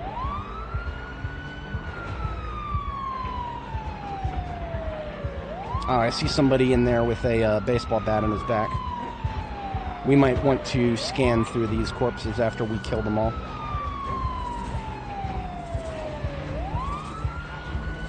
But I think we're coming down the home stretch here. There's only a couple that are not in the blob now, and it's like 3 or 4 of them tops.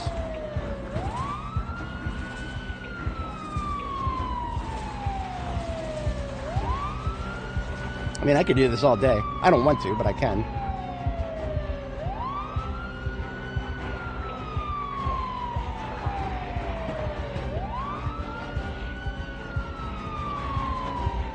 I think we're just about ready for it. Okay, I'm lowering my UI now so that I can easily right-click on the bomb, and we've got our finger on the trigger.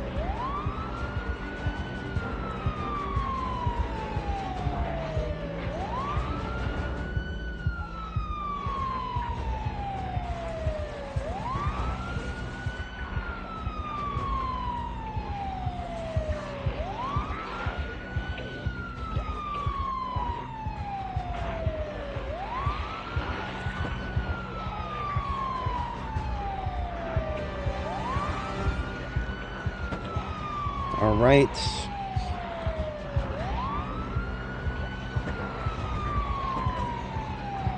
Not quite, not quite.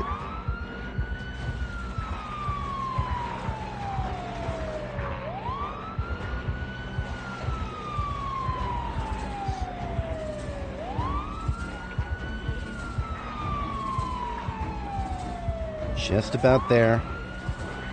And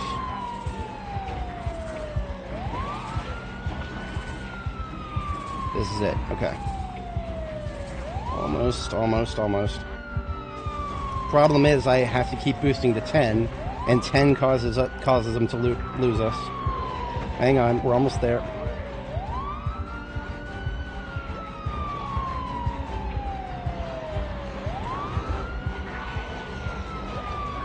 Okay, next time we hit this curb.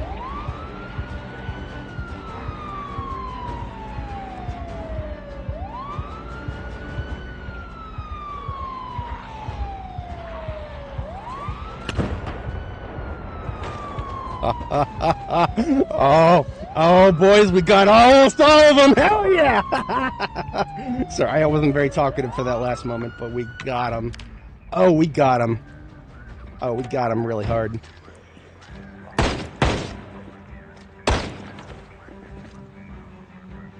Oh, hell yeah, we got them. We don't even have to spend that much M16 on this, because a lot of the stragglers are slow shamblers. Hell yeah. Get ready for a lot of that, unfortunately, the beeping. Alright, so is everybody else is slow? Everybody else is slow. Okay, that's... I want to kill the fast ones with the gun, and then we'll do some melee to clean up.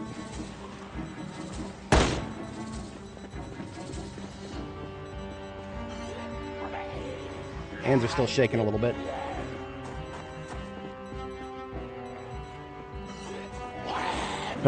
Okay, melee time. Wasn't that a grenade? No, that was a remote bomb is what that was. We placed it a little earlier, and what we did is we placed it on that street light. And then we identified, you know, where to exactly, how to move to get the zombies into the right place, and then we hit the detonator. Somebody to my left.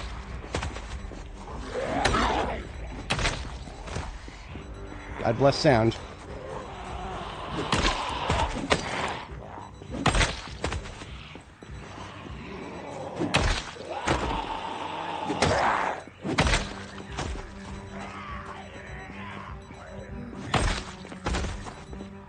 Yeah, a lot of them just completely lost track of us. This is why I just use melee for the slow shamblers once I'm certain that we'll be clear of the fast ones. Okay. Hands are still shaking. Just because I'm safe in the truck does not mean that I actually feel safe. Okay, yeah. Now, regrettably, we have no idea exactly how many we killed at once. Our kill total is going to be about the same as it was when I started the stream. We're just up by, like, I don't know, 20 or so, maybe? Yeah, we're at 32,996. And that's because remote bombs currently do not count towards your kill total.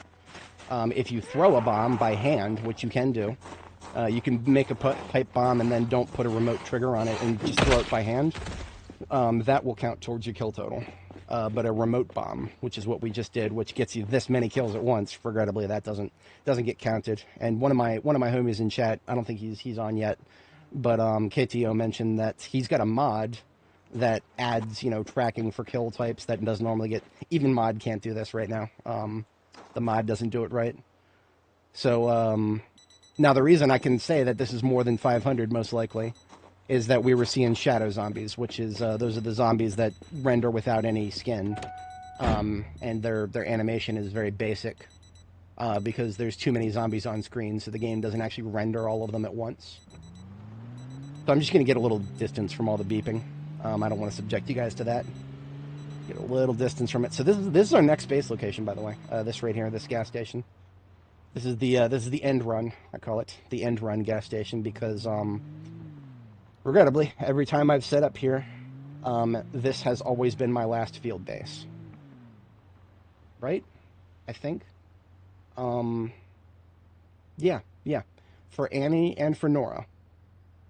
I'm trying to remember if Annie was, like, about to move on. I think Annie was about to move on to another base, but we never made it all the way. So, but yeah, it's just a superstition thing on my part. I don't actually think that our run is going to end anytime soon, but, and who knows, maybe next week. It could be next week that, the devs come out with an update to B42 that breaks all saves. Wouldn't shock me necessarily. Was that explosion? Saw it for the first time. Yes, it is a pipe bomb.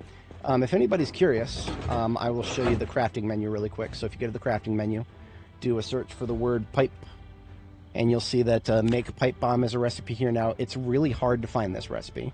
Possibly one of the hardest recipes to find in the game. I don't know if any of the professions enable you to start with it. Maybe engineer. I don't actually know. But yeah, once you find this recipe, either by researching an existing pipe bomb or by finding the Cheapskate John's Homemade Explosives magazine, which is a 1.5% chance at every magazine shelf. Once you find that, the material cost is rather easy. It's 3 scrap electronics, 1 iron pipe, 1 unit of twine, and 20 units of gunpowder, which right now the ratio is just 1 gunpowder for every bullet, regardless of caliber. So if you find a box of bullets somewhere, and you'll find an iron pipe, and a few scrap electronics and some twine, and then a hacksaw, you've already got the materials to make a pipe bomb. It's just the recipe is just that hard to find. It was not until like a couple hundred hours in on this character that we actually found the recipe. And that was the earliest I ever found it, by the way. This character has been my luckiest character so far, in many ways. We actually found Cheapskate John's Homemade Explosives. Annie, my first character to go really long, and before we never found that magazine. Annie only ever found an existing pipe bomb, and was able to research it from that. These stragglers, looks like there's just 2 or 3 up here. I'm not going to go building by building just yet. Yes, pipe bomb with a remote controller. So the second half of that equation, once you make a pipe bomb, all you can do is throw it unless you add one of these. So what you're looking for is a remote trigger. Remote triggers are a little bit more materially annoying. You need a radio receiver of some kind, a couple scrap electronics, and then very specifically you need school glue. Now I call it school glue because there's several different types. There's glue, there's wood glue, there's epoxy. You would think an electronics recipe would allow you to use epoxy. If I could sit down with one of the devs right now, that would be one of my questions for them. Why is it that we can't use epoxy for making electrical things like this? Elmer's glue, or school glue, rather. Seems like an odd choice to be stuck specifically with that. I want to kill everybody on screen right now because they're close enough to my new base to be an annoyance. Oi.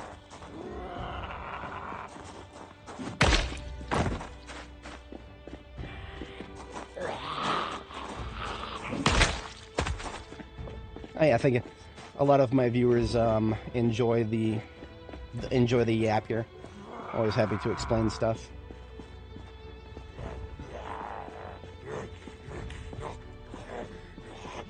Regrettably, I don't have any motive to make, like, standalone YouTube videos where, like, maybe a lot of people would have said, like, make a YouTube video where you just explain the pipe bombs. That'd be a lot of fun. I would love to do that, but I suspect that YouTube video, any effort that I put into it, would get stale pretty quick. As B42 gets updated and recipes change, maybe it gets easier to find the recipe, maybe the profession that gives you the recipe changes, I don't know.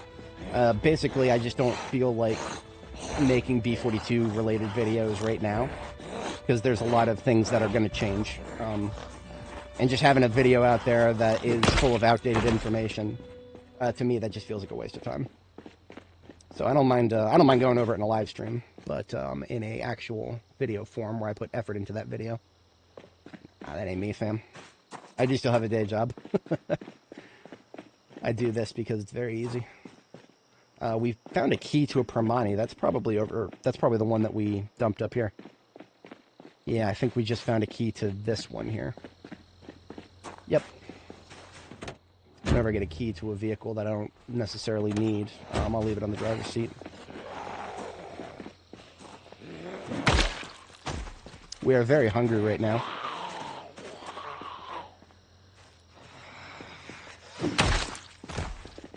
Just to give you now there's some things that I'm a little bit less afraid of making tutorials for. I probably should start linking this in the description, but I've got a, on my Immigrant here, I've got a,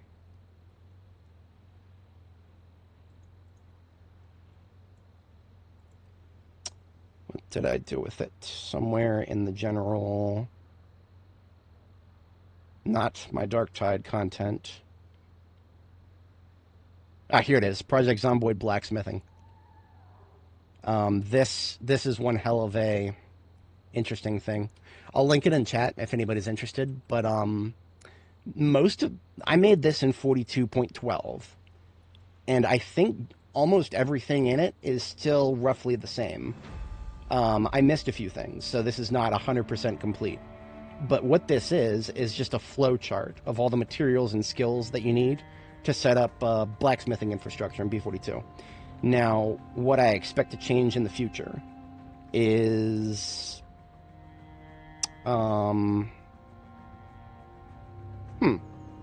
There's a couple things that are going to change in the future. I don't think too much of it is going to be relevant to this. I think this is actually going to be... So what's going to change in the future is time. Right now, you can burn charcoal by standing in front of the charcoal burner and clicking burn charcoal, and it happens in a few seconds. If you've ever seen Demon Slayer, great series, I enjoyed a lot. Tanjiro and his family were charcoal burners by profession, and that's because charcoal takes forever to burn. Like, literally, him and his family would go out there and just, you know, cut wood and just kind of feed it into their charcoal burner and just do that as a profession. And with that, Tanjiro's dad was able to support a family of 7 in Taisho-era Japan. So, like, we're talking about something that is enough time to eat up an entire family's lifestyle. So, when I say that the devs of this game are going to make charcoal burning more tedious in the future, yes, they're going to make... It's going to take many days to burn charcoal in the future. I'm just super relieved that we haven't gotten to that point yet. Super, super, super duper relieved. But it's coming. It's going to be here at some point. But I do expect that a lot of the basics in that graph that I linked there, it's just a flow chart. It doesn't really give you a lot of information on where to start, because there's no solid answer to where to start. It's going to depend on what your skills are. For example, I always start with characters with... I always start with characters who, in their early days, get several levels of carpentry specifically from the shows. So carpentry is never a problem for me. But let's just say that somebody starts a character who doesn't have any carpentry and they never go another way to get carpentry. That's going to be something they're going to have to do before they do most of the steps in that flowchart. So that is that's one of the reasons that I linked carpentry as a prereq for a lot of stuff in the in that guide. To take care of our food for the evening, we're still in weight gain. Oh yeah, there's also that. I've actually never done that myself, but yes, that is an option. Mandelish mentions that there is a pre-existing blacksmith forge out there. And, like I said, I've never done that myself, but that is a valid option. That can get your foot in the door, and that can also make it... Some of this process that I'm showing you here is a lot easier if you already have a furnace built. If you already have a furnace built, you can get other stuff to build your own forge somewhere else. You can get that a lot easier. But I'm going to go ahead and go into the gas station now and get myself something to deal with the hunger. Kind of impressed that only one window got broken in this whole place. Wait a minute. Are these... This one's broken. And that's okay. I'm not that upset about that. After seeing how many zombies were in the lot, I am impressed that most of them are not broken.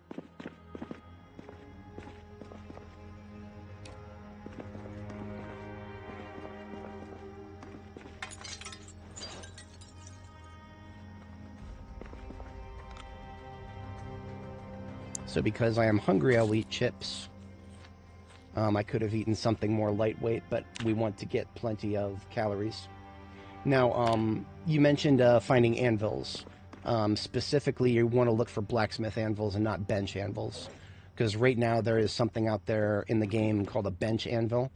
And regrettably, it's 100% useless. It doesn't do anything yet. Bench anvils. I don't know why they exist, but they're just placeholders for something else. You need a blacksmith anvil, which is significantly heavier. It weighs as much as a fridge.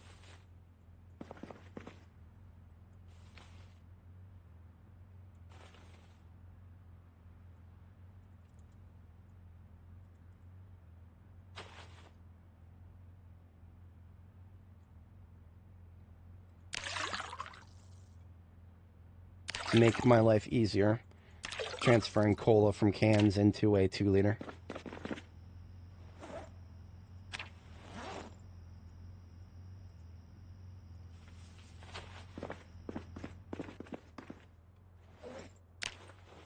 I don't actually need most of this stuff, but I'm getting it out of the way because I do intend on basing here.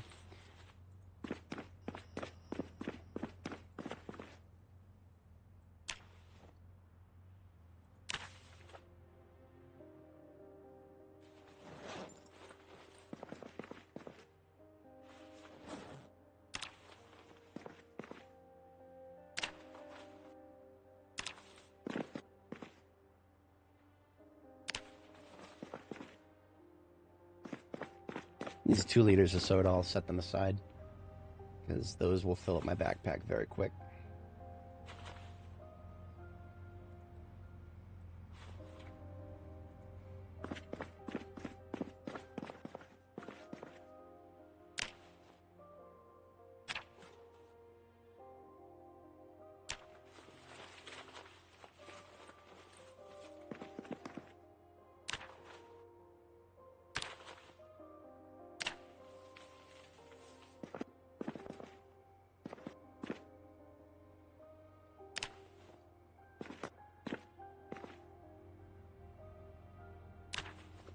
Oh, these shelves, by the way.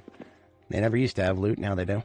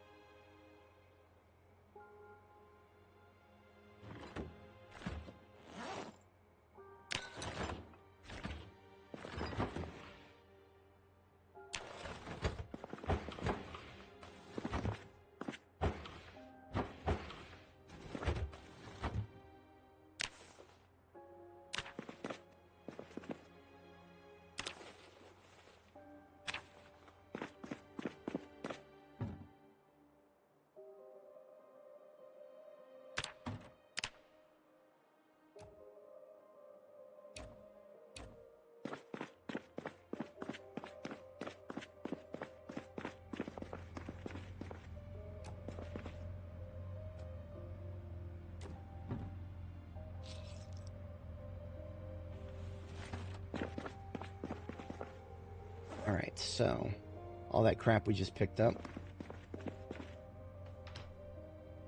we can put some of it on the floor, and some of it can get put away elsewhere.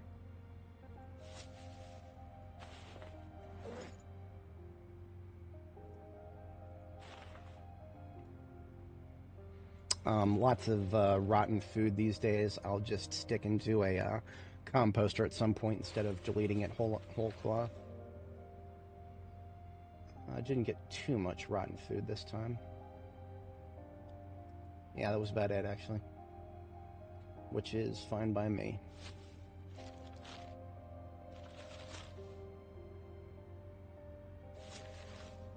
Oh, here's the rest of it.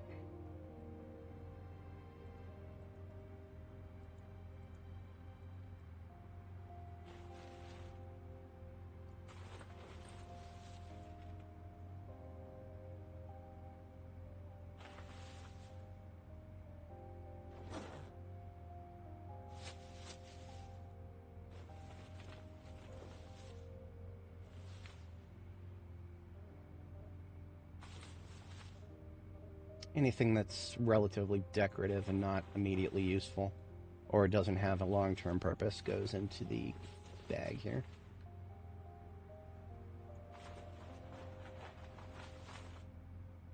And just about everything else that I have on me has a purpose somewhere. Or at least once I set up storage infrastructure here, we will have a place to put it. Which, I mean, honestly, we can set up some storage infrastructure right now because there is already counters.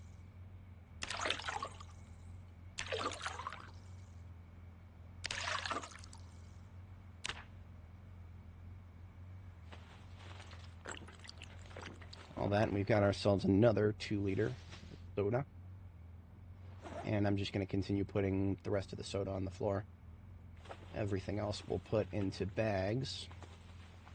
And that will actually constitute a sorted situation.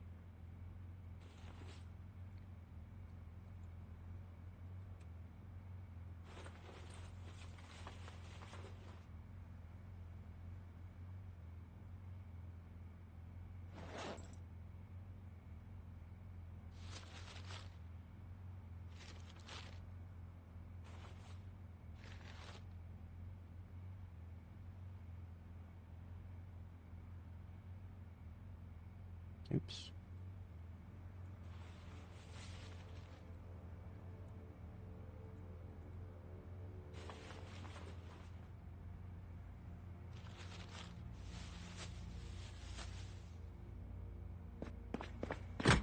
Being as it's a gas station, put the gas cans out here next to the pumps. First of many, I assume. And these M16 mags can get put away. I had no need to leave the truck running, but I did because that's just what I do here. I get to be a doofus sometimes. Still plenty of guests over here. Before we get tired, we'll want to deal with them. The fewer corpses next to my base, the better. Moving or not moving. So I'll bring them up here. If anybody watching is new, I always try to kill people when I'm setting up a base area. I try to kill them near somewhere where I'm not going to be driving. In the case of streetlights, I always have to avoid them anyway. So by leaving corpse piles under streetlights, doesn't change my driving patterns.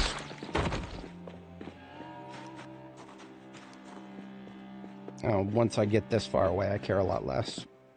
So we can kill this guy wherever. Check around behind these trees up here. And give a quick eyeballing of the Pylo crate.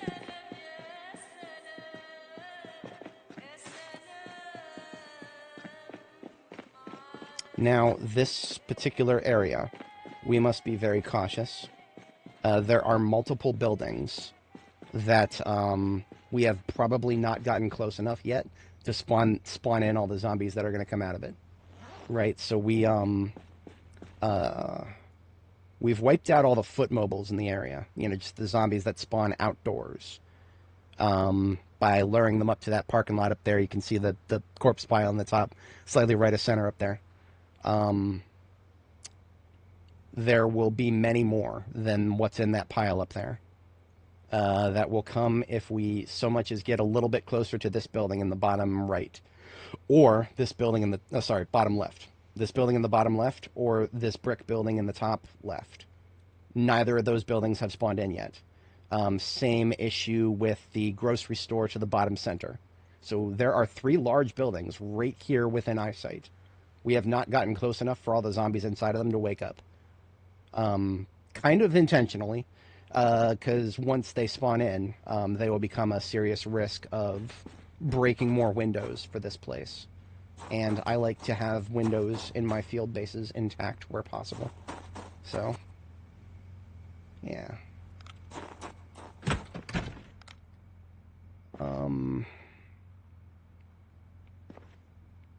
Calculating my next move here. We actually do have a couple of containers I missed.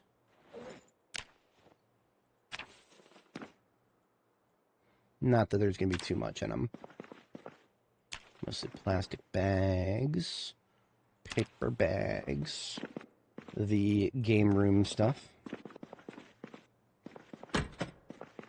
Nobody hanging around in the back rooms here. Ah, some food that I missed.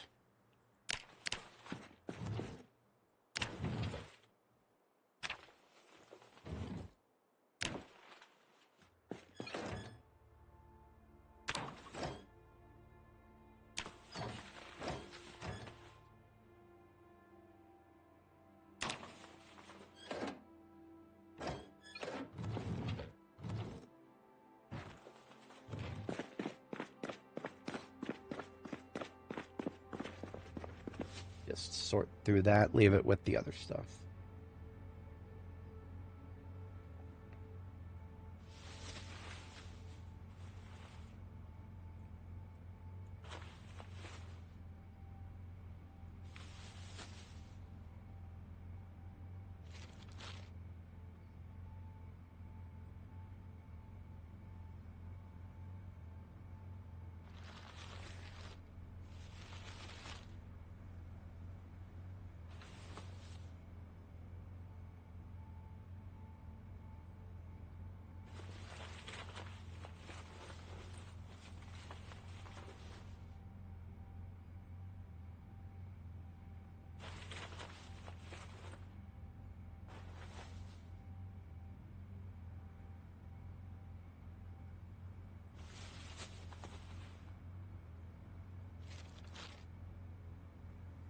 And there's all the food stuff. Okay.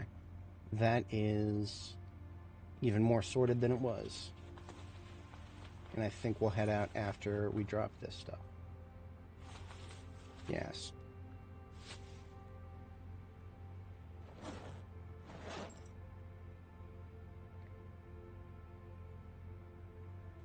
It might not look very sorted, but it's actually pretty damn sorted by my standards. Always empty buckets outside to capture rainwater. Empty gas cans outside to capture gasoline later. And this rope I will also leave locally for, because we've got some more trees to cut just right in this immediate vicinity. So once we cut a few of those, we'll have enough logs for another bundle. On our way out, we will tow these cars out of the way because they're in the way right now. And then we're out of here. Are there more? I don't play multiplayer. I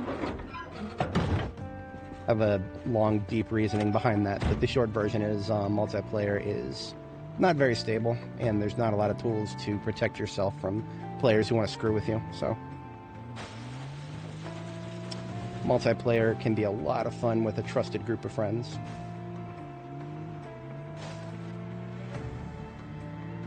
I personally would never play this game in a public multiplayer setting. Now, speaking of multiplayer with friends, some of my friends have actually expressed interest in 7 Days to Die. I don't know if that means anything. I might fire up my server and roll with some of my friends on 7 days. I don't know. That's, I'm thinking about it. Let me put it that way. Definitely thinking about it. I do not know if, we'll ever go past the stage of thinking. I enjoy playing 7 Days to Die with my friends. It's a great time. But 7 Days to Die right now, a little bit on my shit list, just a little bit. The Fun Pimps did another one of those stupid-ass streamer weekends where they exclusively gave the latest build of the game, 3.0, only to streamers. Now, I don't qualify as somebody eligible to join that program, But even if I did, my answer would be the same. Fuck you and fuck exclusive content. Give it to everybody or give it to nobody. So yeah, I don't know. I'm still a little bit salty about that. Now, even if I don't qualify, so a lot of people would probably think like, oh, you're just salty, you don't qualify. No, if I did, I still wouldn't care because I've hated that since long before I became a streamer, and I still hate it, and I don't expect anything to change about that anytime soon.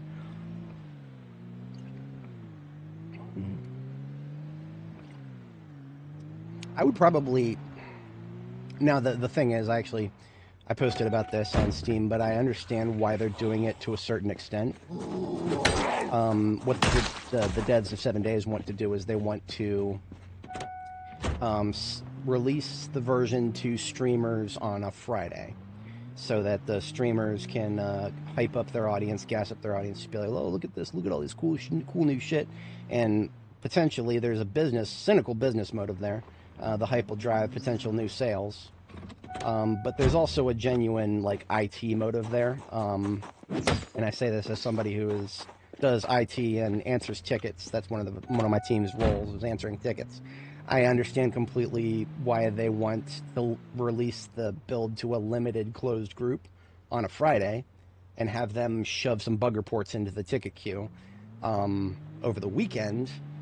And then they can start looking into those bug reports that came in over the weekend the next week when they release the build for everybody. So I do understand that particular aspect of it. That makes perfect sense to me. That's what you have paid QA on staff for.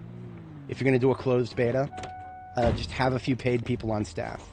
That's the ethical way to do it.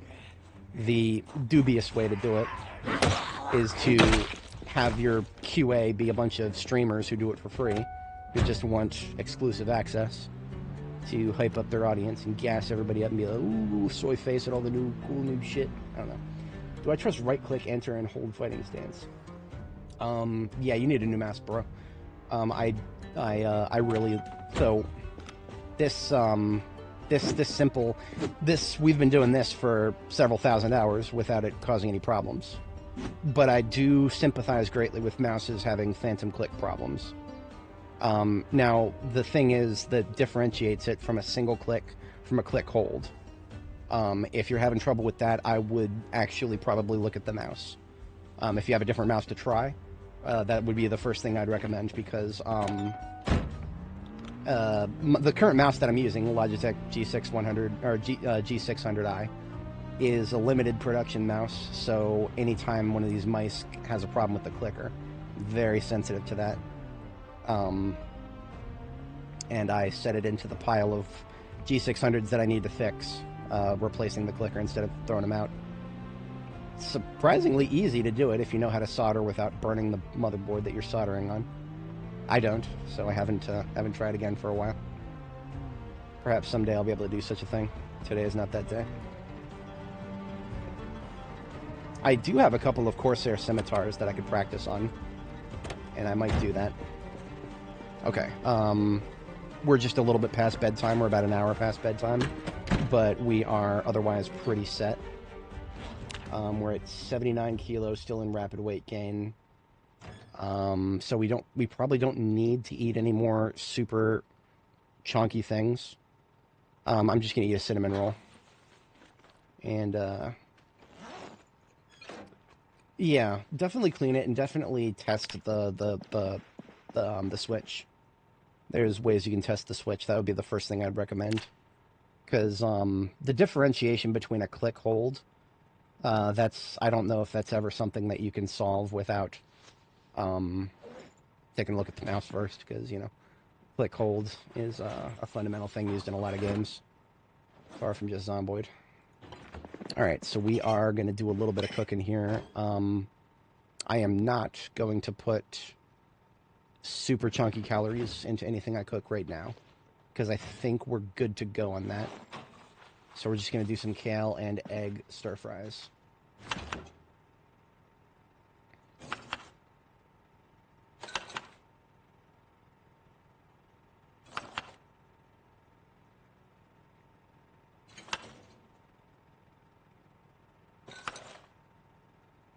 we took some kale out of the freezer last night, which is why we've got a few units of kale here. And yeah, once we cook these stir fries up, we will... these two will be good for tomorrow's food. If anybody's not familiar, these herbs that I'm adding are specifically herbs from my own garden back in Fallis Lake that I grew, I harvested, and then dried. So I've got these dried herbs that I can add to any recipe to make them happier. And those basically last forever. One of the better things to come out of the agriculture and drying rack system is a couple of things that actually we don't have to worry about spoiling. Hi, do I only grind skills when I get the books? Yes. That's, unless I have a huge bonus to the skill, right? Sometimes in the past, I have character sheets linked in the description if you're curious about the trait selections. Previous times I've had characters who would start with like a +2 to carpentry, or like a +2 to carving. A +2 to a skill gives you such a bonus to it that early levels you don't really need to worry that much about the books. So like early game carpentry, if I started as a construction worker, for example, I wouldn't really care about the book until I got to like level 3, or volume 3 of the book rather. Then I would care about the book, because even with a bonus, like a native bonus to experience from your profession, at that point, you'll feel the difference if you read the book first. So otherwise, every other skill, including guns, I wait until I've gotten the book, because yeah, there's no reason to rush it. Any amount of time or materials that you expend on something before having read the book, it almost feels like a waste to me. Unless you've got, bonuses and everything. So now what we're thinking about actually is moving to our new base location.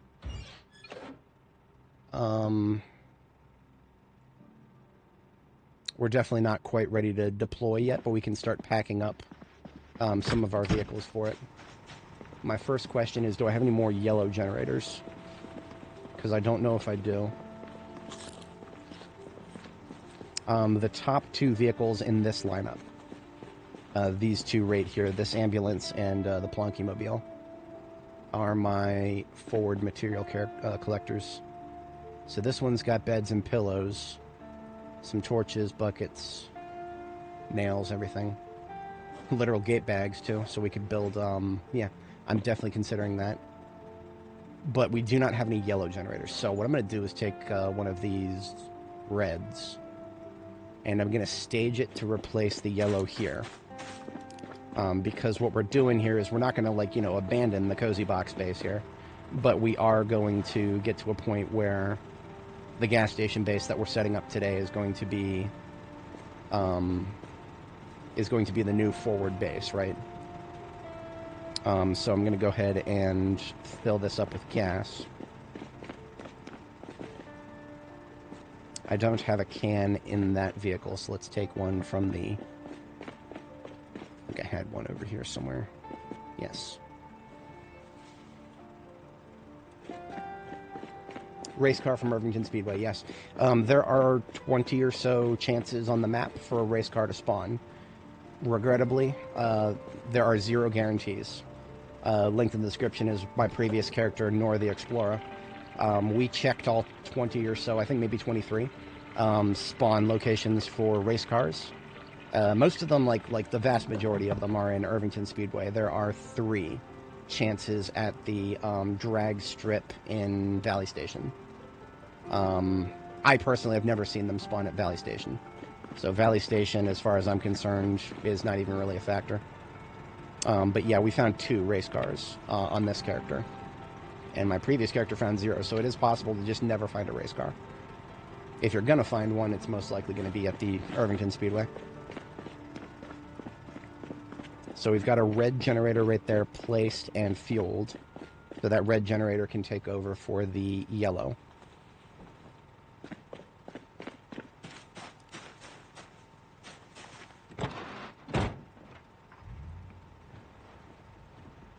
These ambulances, I like to call them the princely ambulances. They have, almost all of them have perfect engines.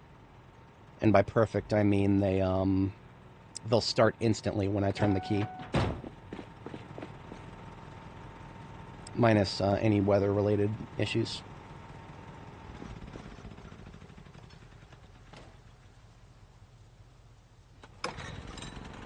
So normally for long-term use, I want to have a yellow generator. Yellow generators degrade the slowest. Red ones degrade a little faster. Red ones are kind of mid. The blue ones degrade even faster than the reds, but the blue ones are lightweight. They weigh less encumbrance, so the blue ones are like the mobile generators, if that makes sense. And this generator bag is just scrap electronics and refuel. But I don't have any room for that. How about the driver's seat? Yes? No? Nope. Okay. I will hand carry it then.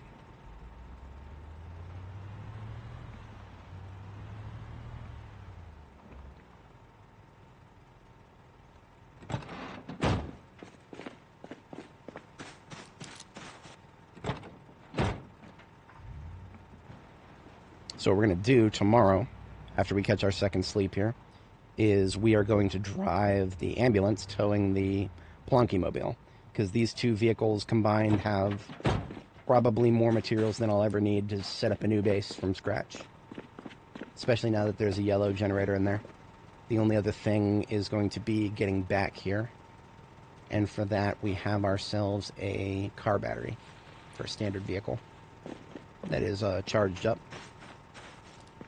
So all we got to do is stick that battery that is charged up into one of those locally sourced vehicles down there, and then we can drive back here and start moving the fleet.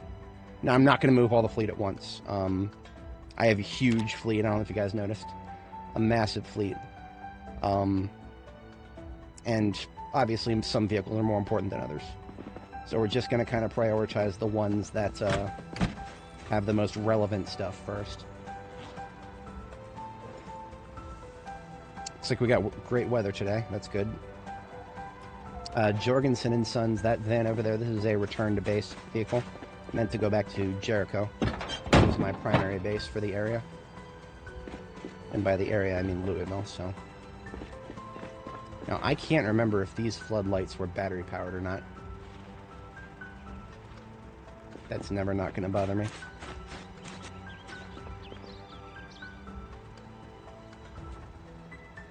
These are battery powered. Okay. So these floodlights that I left on the ground over here should be kept separate from the others because these don't need no generator. They are strong, independent, battery-powered floodlights that can be placed anywhere and turned on. And we should... Yeah, we're good to go. The weaponry we have on us is more than enough for self-defense for the base setup process. One last thing is we want to pump the tires.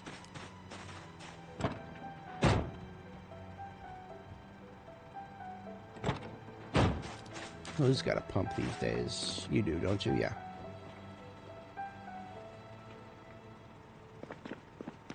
Because if the tires are not pumped up, then we are going to struggle to tow that step van forward.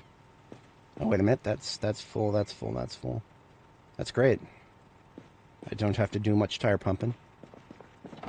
The air pressure in your tires will determine how good you are at towing.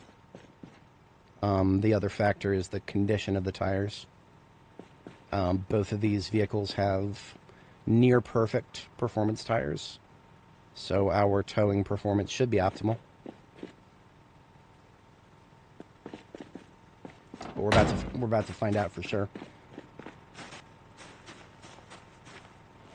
All right, tire pump put away, and let's move out.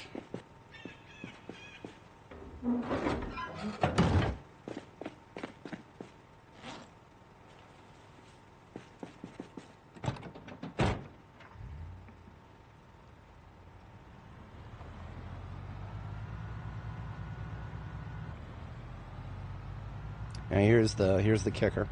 We're in second gear. Is our RPM still going up? Yes, it is. So that's the bar you got to cross if you want to be able to tow a vehicle forward. First, make it to second gear, and then make sure that you're not losing RPM. If you're in second gear and you're losing RPM, just give up. Just give up, because you're not gonna be able to tow. At least not going forward. Try going backwards instead. If you there are no gears going backwards. There's just R. There's reverse, and that's it. And most vehicles can handle towing something backwards. The vast majority of vehicles will not be able to tow anything forward. This is one of those rare exceptions where step van, for some reason, the heaviest vehicle in the game, the step van, can be towed forward by a number of vehicles. Several of the sports cars are powerful enough, and a lot of the vehicles with light bars on top of them, so your ambulances and your other emergency services vehicles. Some of the civilian vehicles that are not EMS vehicles, so like your park ranger truck, it's got a light bar, but it does not have the increased horsepower that you would normally associate with a light bar vehicle, so some of the light bar vehicles can't do this. Regrettably. But if you ever wonder why I have so many vehicles in my fleet with light bars, this is half the reason. Because every single one of them is a vehicle that can tow somebody else, or at least a step van.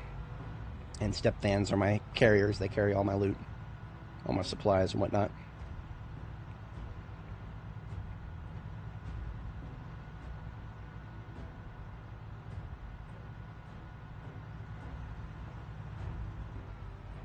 So these two vehicles can get premier parking because they are carrying the most relevant stuff for setting up a base.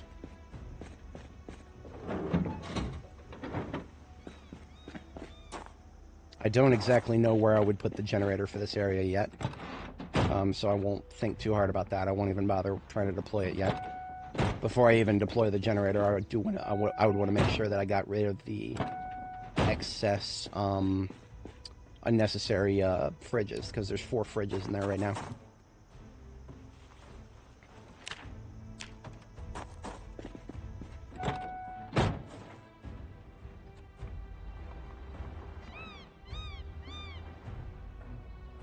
So let's say that I wanted to build my own walls inside of this building. I would build them out of wood, and then I would want to plaster them. So for that, we've actually already got a bucket of plaster made and a plastering trowel. So those can come out of the van already, along with 1 pillow for our bed that we're going to take out.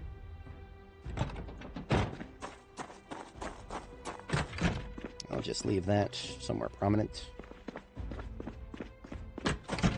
Hey, you just joined. What am I up to? We are actually setting up a new base right now. So we have just entered a new section of Louisville. This is the northwest of Louisville. And we're actually really close to the Grand Ohio Mall right now. So that's Fossil Oil Field. That's the stadium. We just drove past that. Our previous base, I call it the Cozy Box, is at the center of the corporate park here, next to City Hall, Bateman office building, which we cleared. Here is our new gas station base. I'm going to give it a nice big B. We'll put a green circle around that B once we get it defended. But yeah, Butcher Street, and then Grand Ohio Mall, as we see from this brochure, is right there. Now, I want to get anywhere near that building until we've secured. I'm actually going to go ahead and put some skulls on some of these buildings to indicate that we have not yet killed the zombies in them. What have we got? Give me where's the ugly skull? Ugly skull right here. So this building right here has only 1 floor, so it gets 1 skull. These buildings, I think, each are 3 or 4 floors. We'll start with 3. And then we'll double check. 4. Looks like both are 4. So both of these apartment complexes, center left of the screen and top left of the screen. We've got to at least wipe out the first 2 floors of both of those, and then Sammy's, which is a grocery store, to the bottom center here. Hello. Incoming times just 1? Yeah, just 1. What brings you up here? Not making any noise yet.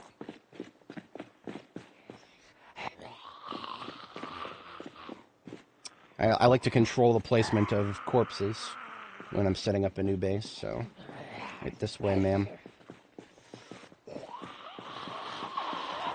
Also, now that we're done killing the bulk groups, let's get a little bit of knife experience.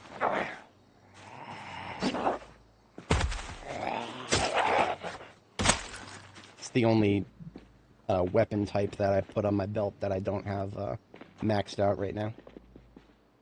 So when I get a chance to work on it, I try to. Okay, so let me get those skulls on our map here. I like to put a skull for every floor to clear. Unless there's, you know, double digits, in which case, no. I'll just put numbers like I did for Bateman. Bateman has 29 floors, and we cleared all of them. These other office buildings like Spiffo HQ, that one, Arroyo, unlabeled. Yeah, we've only cleared the first two. I don't know if I want to... Clearing a vertical building is very, very, very tedious. Because basically every time you go up one floor, you wake up the floor above it, and then you make a little bit of noise, all the zombies start slapping shit, and you get stressed, and you have to... The most effective thing to do is just wait for them to come down to you. So it's just rinse and repeat dozens of times. You go up to a floor, you get stressed from hearing a bunch of zombies slapping shit, and then you go to the next floor. And do that again. And again, and again, 29 times till you get to the top of the map. And then you've completed your objective. That's where I'm going with that. So, we got one of those fridges out of the way. We've got 2 fridges here. I just want to get those out of the way. We only need 1 fridge per base. Nothing fancy. I think I will do the kitchen on the back wall. I like doing that. Yeah, I like doing that. And if we do a kitchen along the back wall, then we don't have to do too much effort for the, whatchamacallit, placement of anything here. So I'm just going to get the game room activities out of the way. For that, I need to lose some weight. Yeah. In order to pick up a fridge, you've got to have room for 40 encumbrance in your inventory. Regrettably, we carry a lot of gear, so by removing all of this gear, we lighten ourselves up.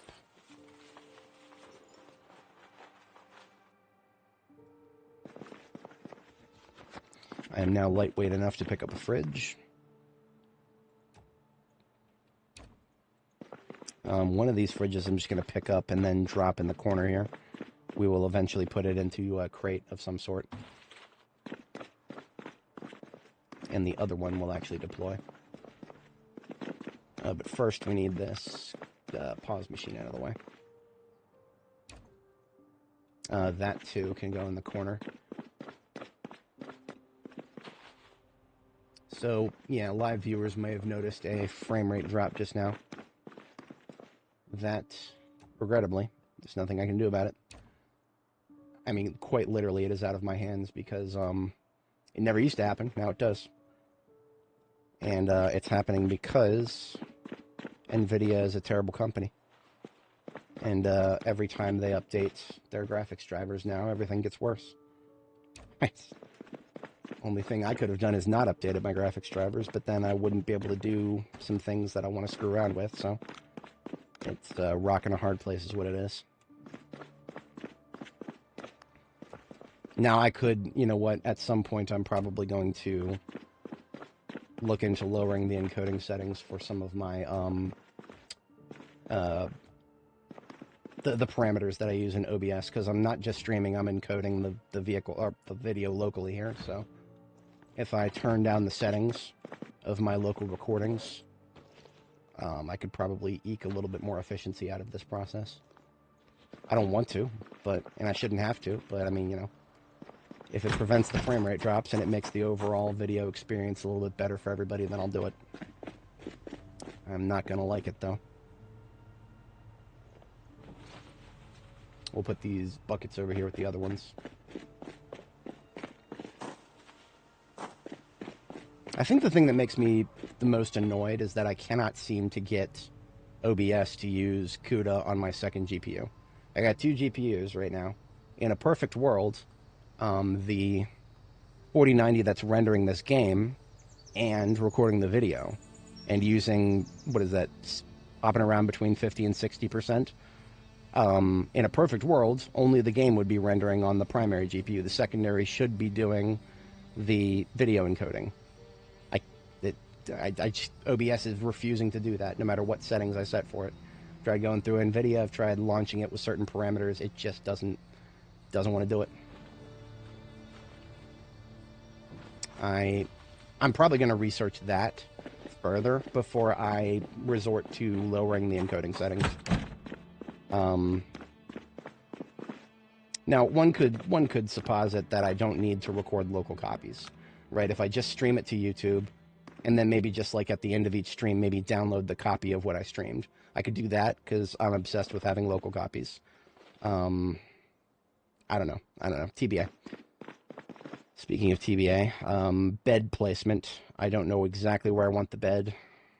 I'll just get it placed so that I can actually sleep here. Let's get that part of the process done.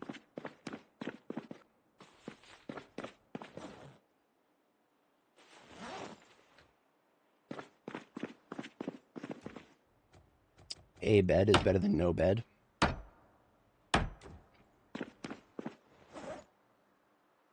And a bed with a pillow is better than a bed without a pillow.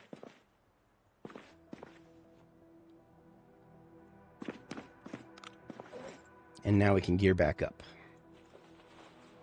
because we are done moving fridges around.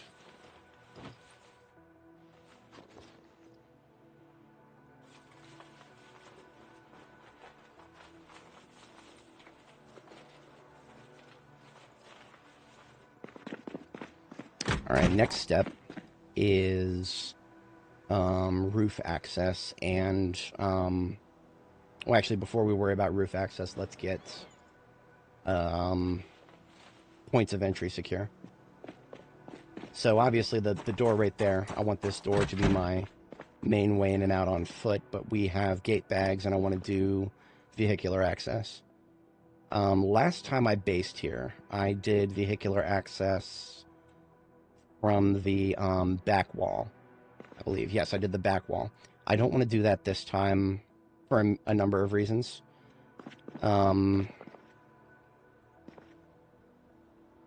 Okay, yeah. Just thinking to myself here. So this window right here is one of a few that's been broken. Whenever a window is broken, I do factor that into my equations as to which walls I want to get rid of. I would also usually prefer not to get rid of any, whatchamacallit, walls that are not vulnerable to zombie attack, right? So this base is shaped like an L. Shaped like an L here, and the outer edges of the L here. The outer edges of the L, completely invulnerable to zombies. They must go around it to get in here, just like me. And I like it that way. Especially because of how many places they could possibly come from in this direction. There's a lot. Yeah, there is a lot. So, we're going to stick with that. And, you know... No, I'm not going to do anything with that. We're going to leave that as is. And we'll make our drive-through space. Can I move the dinosaur logo? No, that's a permanent fixture, is it? That's a permanent fixture. So I don't want to sledgehammer that, because that looks cool. I like that. So gates are 4 tiles. So that's 1, 2, 3, and 4.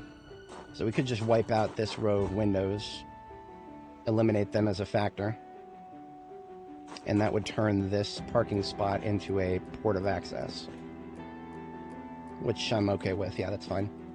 That just means I'm moving the van over by 1 tile.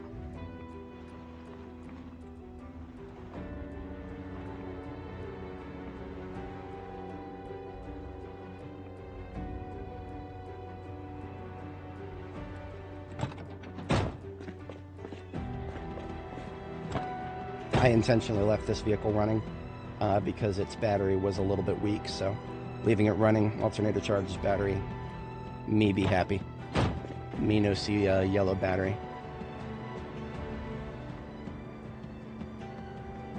I believe the floodlights in here are not battery powered, so that's good.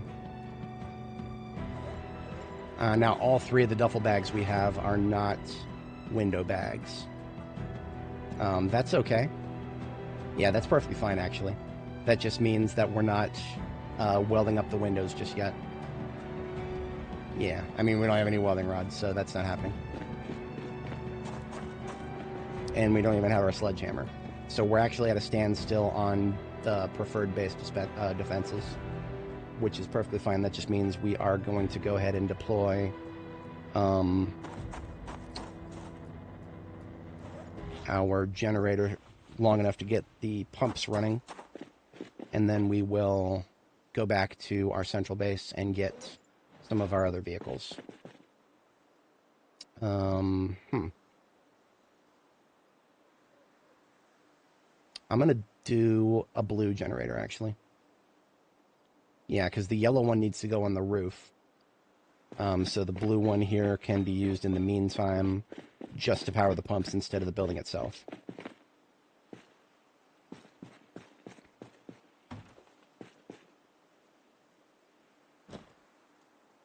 This blue one does not have fuel, so it can get the contents of this gas can, which we'll turn around and refill when we get a moment. Alright, now before I turn this on, quick perimeter check. I do expect some people to come out of pile of crypt there.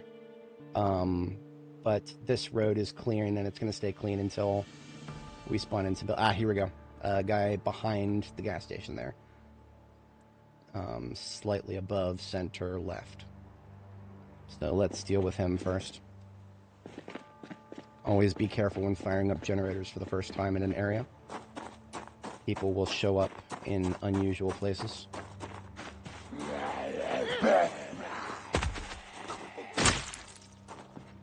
Corpse on my street light. Better than a corpse anywhere else. Alright, looking good.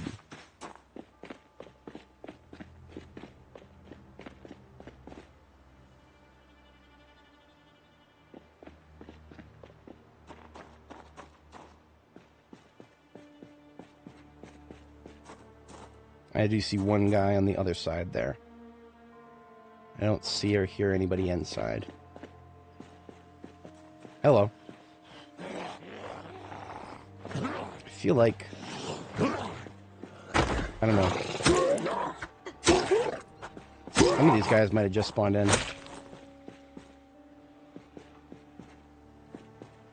I hear somebody scratching a door. Yeah, we're just going to deal with this, everybody down here. We don't want to fire up the generator until we've dealt with these guys.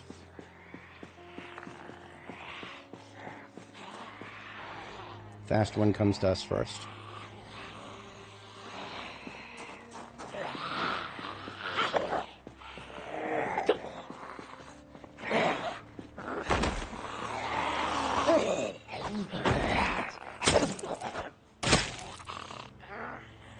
I don't know if we can trigger a jaw stab right now.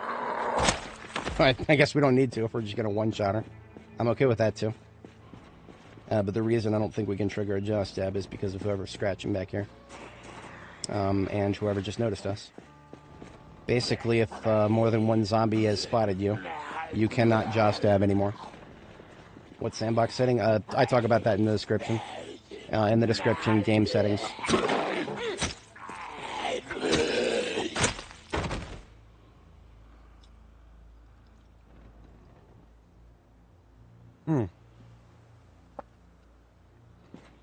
Alright.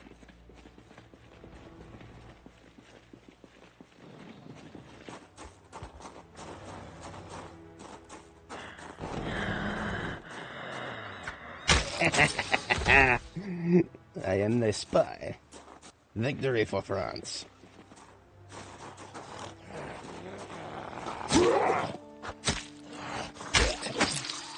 Yeah, that right there, the jaw stab. It's an instant kill. Percentage chance to trigger from the front. Guaranteed to trigger from the back. But both of those will never trigger if a zombie is... if there's more than one who has targeted you.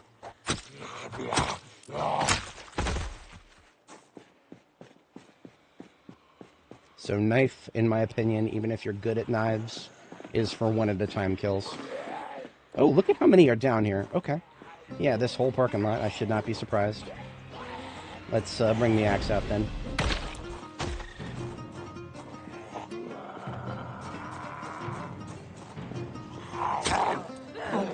Yeah, see what she did right there? That was a push that was triggered because she would have jaw stabbed. But that multiple zombies targeting us, so we push instead. I don't know how I feel about it. I've never been the kind of jaw stab enthusiast. I'm literally just doing it because it's the only skill I haven't grinded yet.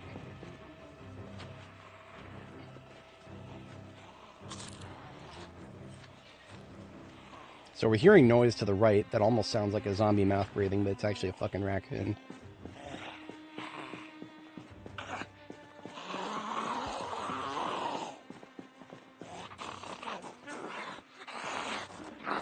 We should only have one on us right now, so we can do that.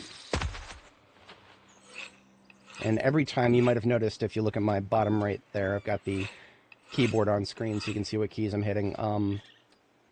Basically, after every time I kill a zombie with the knife, I'm tapping R to see if I can sharpen my blade. R being the reload key. Sharpening blades is officially reloading them. Switch to your side blade. It's faster than reloading. I'm going to go ahead and get this guy's attention because they're facing me. These other two, I'm going to see if I can backstab them. Because I'm always down for some backstabbing.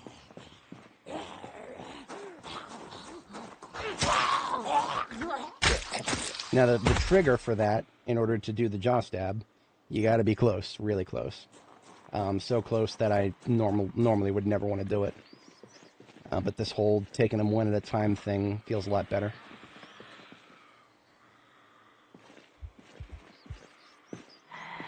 Now, the trigger relies on you putting up your hand.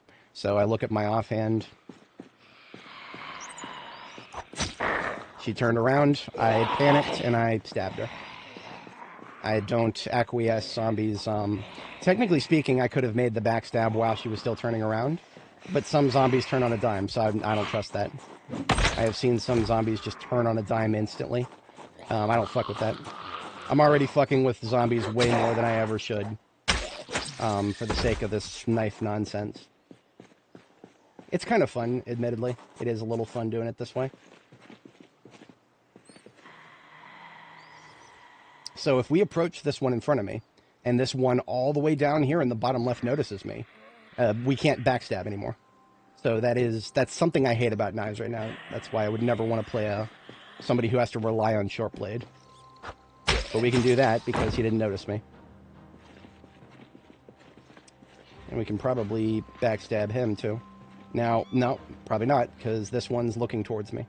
So this one's looking towards me, very high chance that they'll notice me before I get to him. And because of their positioning, I don't see any backstabbing happening with this one. This is also going to bring us close to Sammy's. Yeah, that's inevitable at this point. I don't see that many zombies inside, so that's fine. There don't have to be.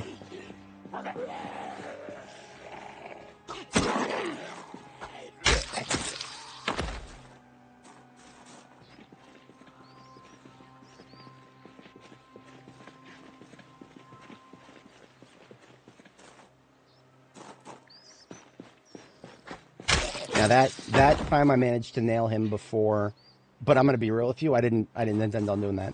The moment I saw him turning around, I just clicked because I would sooner not nail him with the jaw stab, but just hit him with something so that he's interrupted and can't grab me. I would sooner do that than worry about the jaw stab at that point.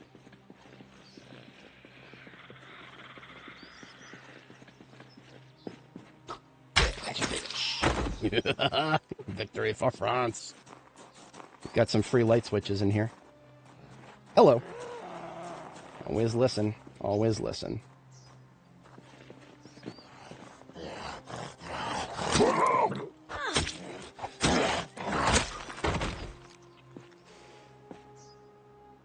Now you might notice why we're hearing animal noises when there doesn't even appear to be any on screen. I couldn't tell you where the frickin' raccoon is. But it's within 70 tiles, so we can hear it as if it's really close to us. If you find that annoying, please let the devs know. They don't take my feedback reports or my bug reports or anything, but they might listen to you guys, so definitely let them know.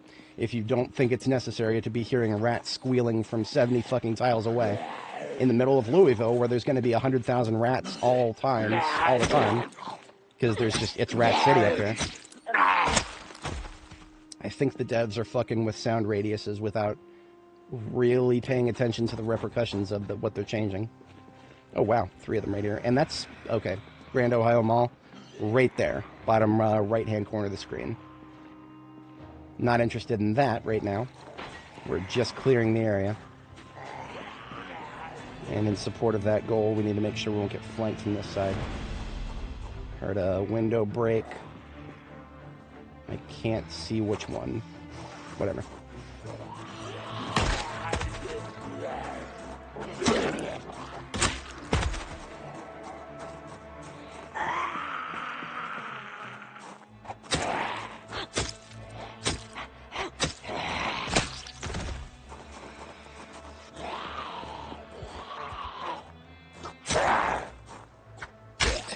I was able to get a jaw stab on her because there was nobody else. So we got Pizza World employee here, which means I've also got the key to Pizza World.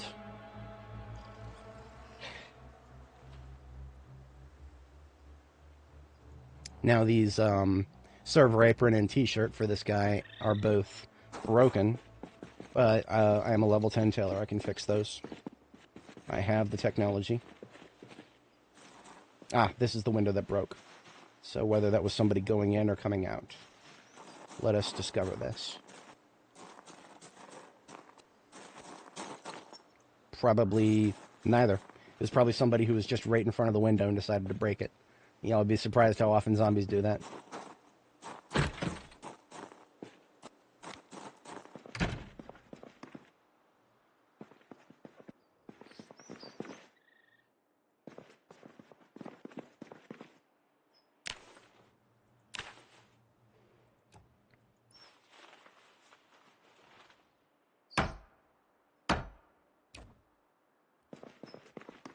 So if I wanted this place to have a beautiful, or if I wanted my base, the one I'm working on, to have a bunch of beautiful red floors, I could just come down here and steal them. Flooring is one of the last things I worry about, so I'm not that fussed up about it right now. Just something I'm thinking about for the long term.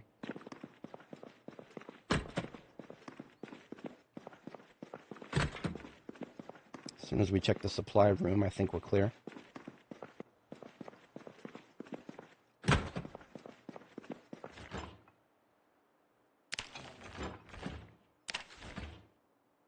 Cheese, rotten. It's the kicker, isn't it?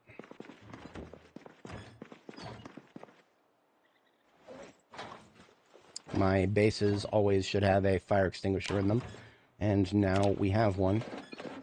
Also, sink and stove.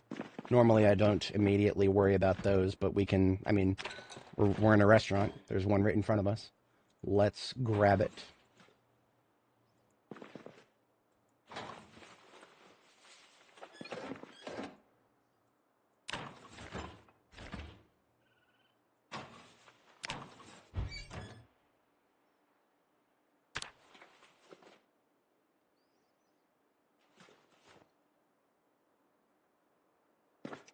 For the sink, I would prefer not to waste too much water.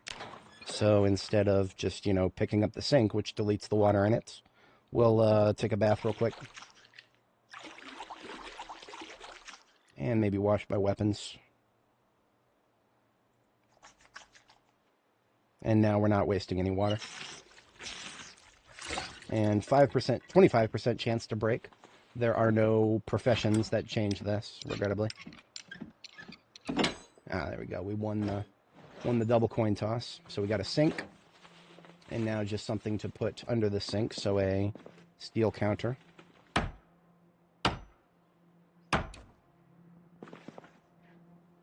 And then a stove. That being the heaviest, I'll pick it up first.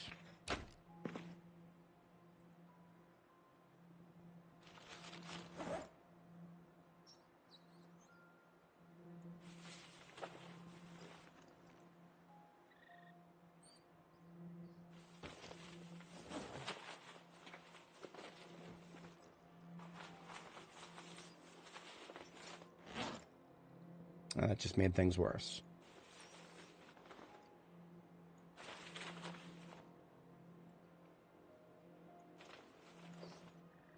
If I drop the axe, then I can pick it up. Okay.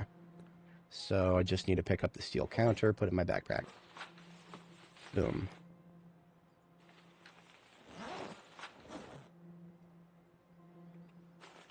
And then the range hood is mostly decorative. This extractor hood, you can actually put one of these directly over top of a generator, apparently. And then, apparently, again, I've never done this because I don't do generators indoors. Apparently, an extractor hood is enough to make a generator run indoors.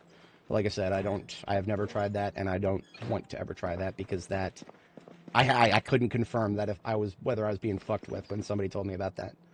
It is possible that when I was told about that, somebody was just fucking with me. So, hey, kitten, welcome back. We are still in the process of getting our new base set up here. I don't think we have much more room for more stuff, do we? A larger garbage bin would be nice. I'll take one if I can get it.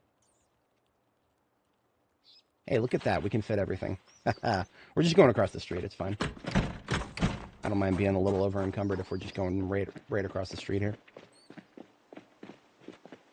So what we've just done is secured the perimeter around our new base location to such an extent that I do not suspect we'll have any problems firing up the generator now and getting some gas.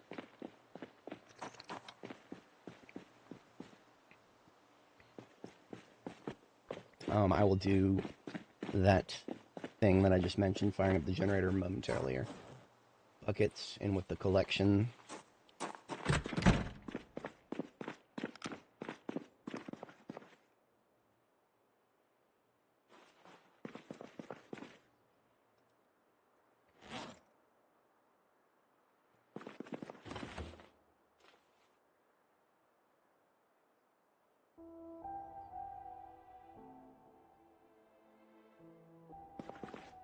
And I like to do oven to the right of the sink to the left of the oven, and fridge to the left of the sink.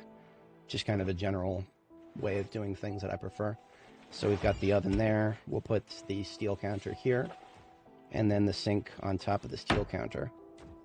And then at some point in the very near future, we will have a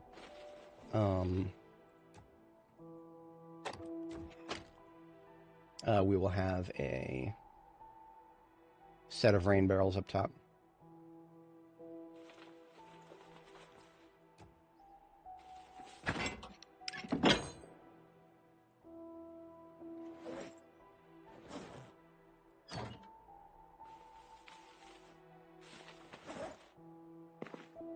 And if this is the case, we'll do, where will we do? Let's see. Let's just start doing heavy form food right here. And then we can maybe do small form to the right of that. Something like that. Cookware over here.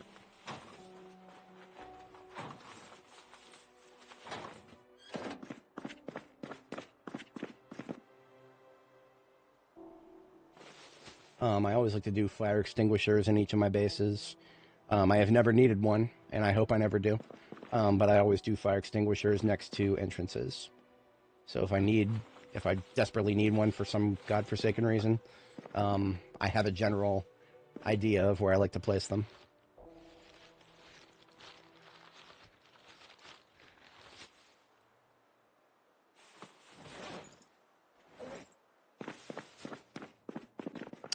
I think, yeah, we're basically set for a generator on the roof once I get roof access. But all in good time on that. For now, we are just getting some gas.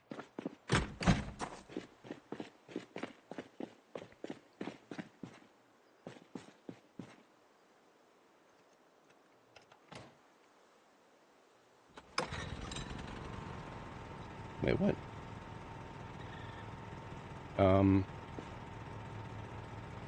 I'm not sure what's going on here, but this generator is not being billed the fuel cost for any of these gas pumps.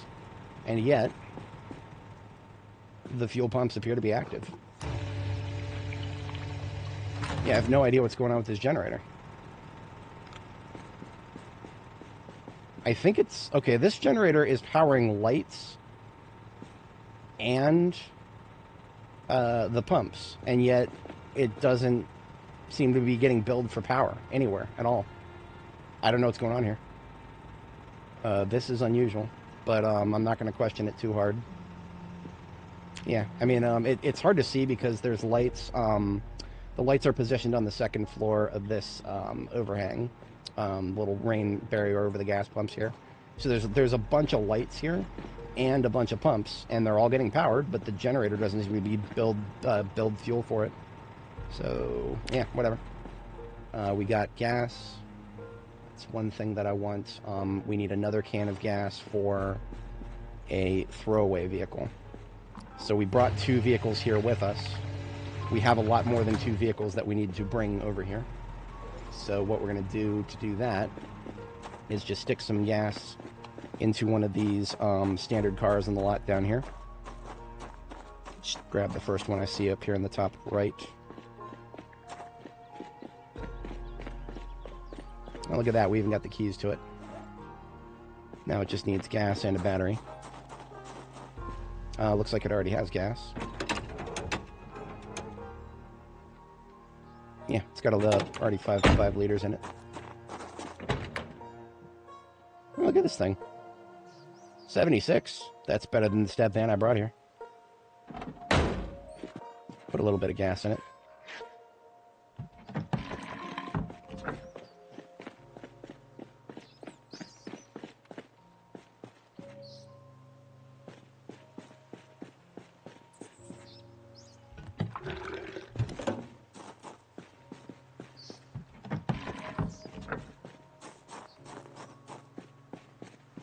Alright, so I only have 1 battery.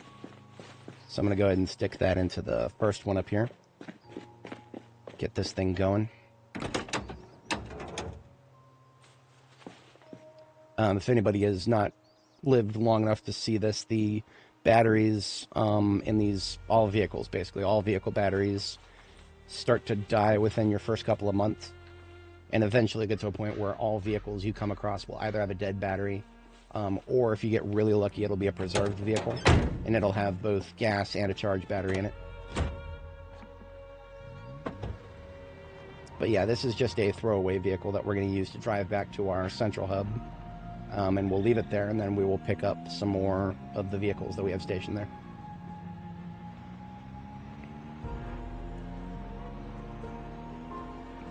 Throwaway character, yeah, I don't operate well with throwaway characters. I can do throwaway cars, even throwaway bases, but throwaway, I can't do that.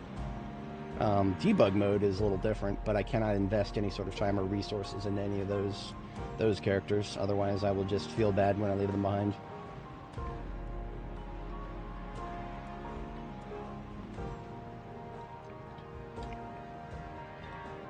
Now, I need to have clean supply lines. So anytime I see a zombie on the road between my new base and my current base, we will wipe them out with extreme prejudice.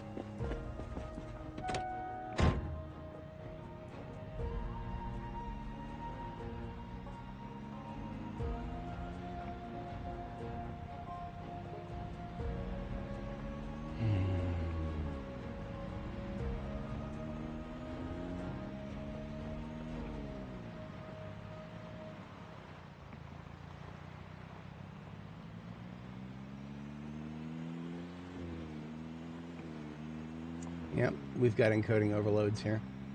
I suppose if I cut down the bit rate, I could live with that. But yeah, if you guys notice, frame rate drops if it looks like the recording is slower. Yep.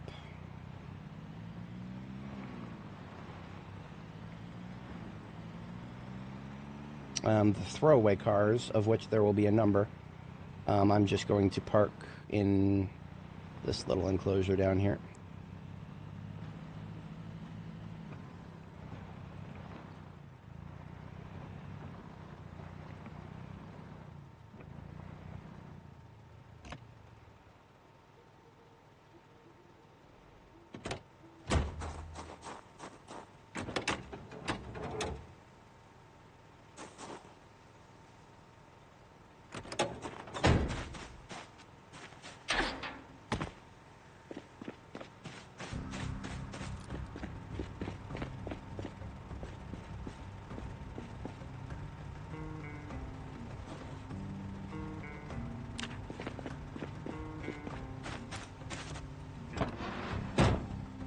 I'm going to do is take out my battery chargers, get those positioned so that I can do some battery charging in between trips.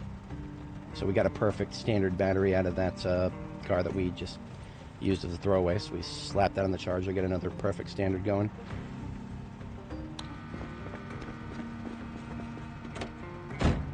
And then quite separately at our new location, we'll steal the charger from our field truck here and use that to charge something that we locally source up there.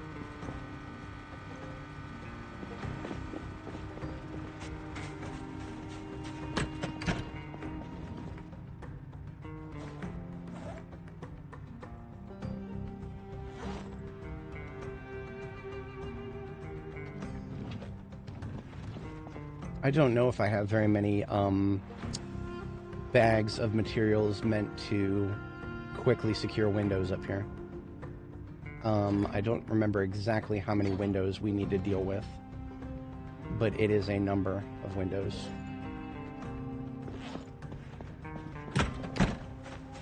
Truly a profound observation.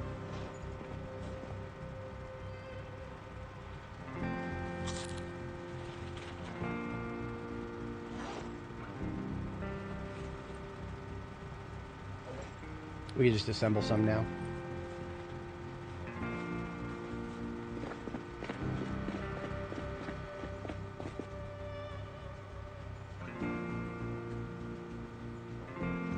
Oh, here we go.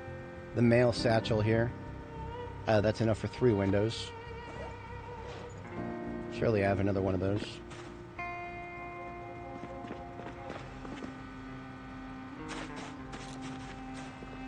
Probably not. All right.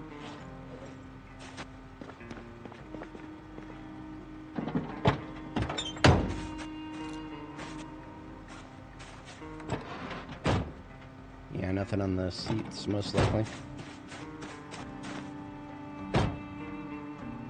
Nothing of significance, at least. Okay, well, take the mail satchel. That's an easy win.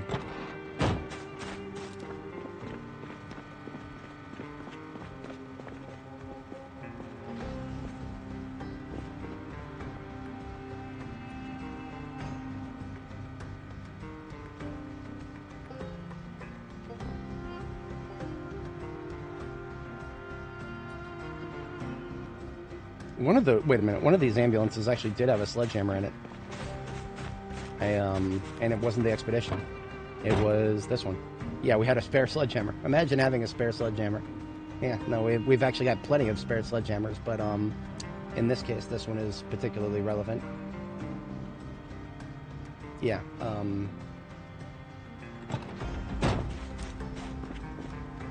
we should have a bunch of steel rods right over here. Hey, Chammy, good morning. How many hours do I have? 35 something. Hang on. I was just looking at 35:58, so we're coming right up on 35:60 or so.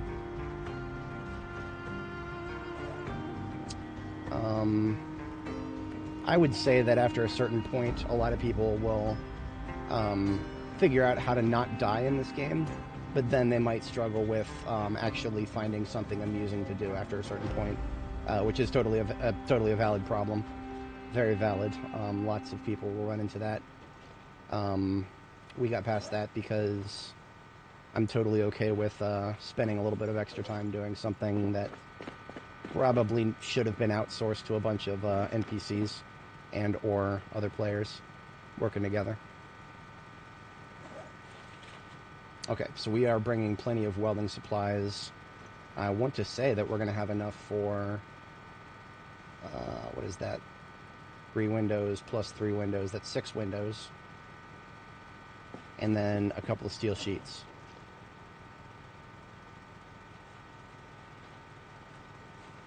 Okay, so that's a total of 8 windows, assuming we use steel sheets on a couple of them. Now, I am going to be particularly defensive of this base, because there's going to be zombies going around it before we set up permanently at our new base. Meta event to the top left. There should not be any zombies in this area to heed that call. I am going to go ahead and use the race car. Am I? Hang on. No, not yet.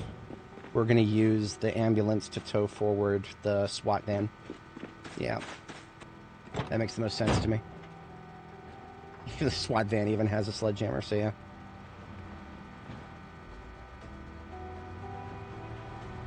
In a perfect world, we'll have everything set up and we'll be able to sleep at our new base. Because we've already got the bed deployed, and what we're gathering materials for right now is the materials we'll need to defend it, to defend the new base. So if we have both of those, we are good to go.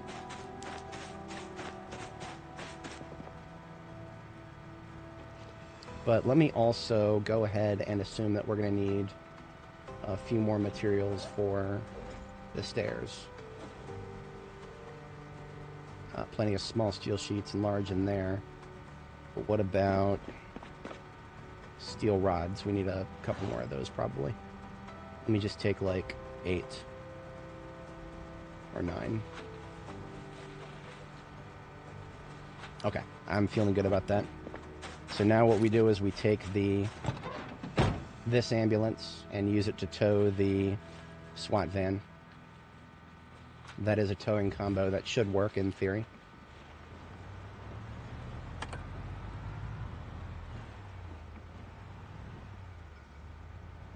So in terms of my streaming schedule, for anybody new to my channel or returning if you're not familiar, my schedule usually does not have me streaming. Well, Wednesdays are a question mark, but usually Tuesdays, Thursdays are my days off.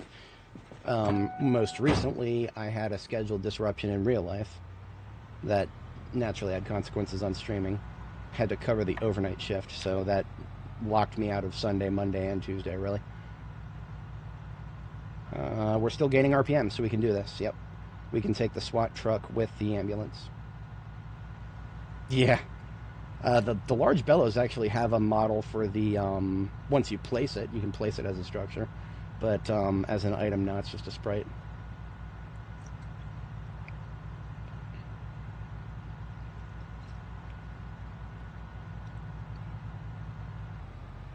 This is unfortunate, because I would like to get out and kill that guy, but I just got the 3rd gear.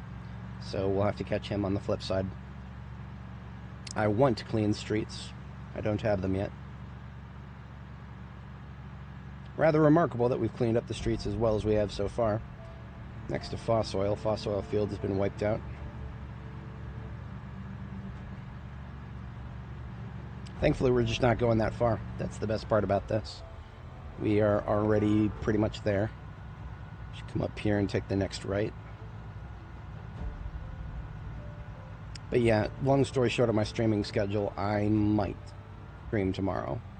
That is an open question though, because if I stream tomorrow, I might run myself at risk of burning out. In order to keep myself from burning out, I make sure that I have gaps in my schedule so I'm not playing the game too much more than like 4 days in a row, for example.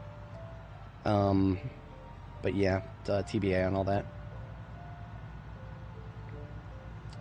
I will probably go ahead and take tomorrow off like I normally would. Tuesdays, Thursdays, I usually take off. For the sake of my channel, I do want to build my channel where possible. I always gain usually a single-digit number of subs for each stream. Usually YouTuber stuff. If you see something you like, feel free to like and subscribe. That'll help me grow. But I'm not gonna. I ain't your dad. I ain't gonna tell you what to do. I will check to see if my SWAT van needs any gas, though. Nah, that's good. Yes, tomorrow too, please. Funny thing is, if I look at my analytics, a lot of my viewers are online on Thursdays, which is what it is. Usually weekends produce the best results, but I'm not opposed to it. So placement of vehicles, we're not going to do SWAT van in the lineup on this side. Where'd that guy come from? I have no idea where this guy came from. We should have cleared that side, but let's get him taken care of.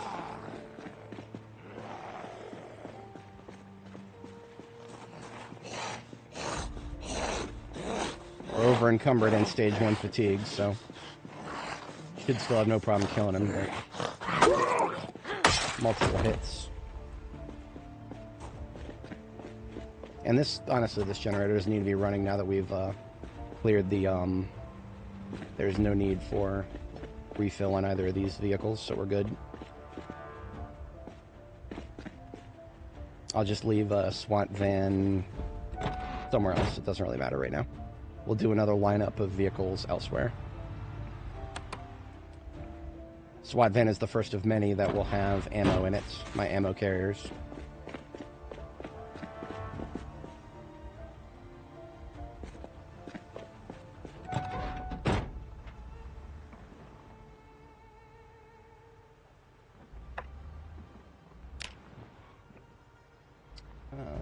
This side is going to be windows, yes.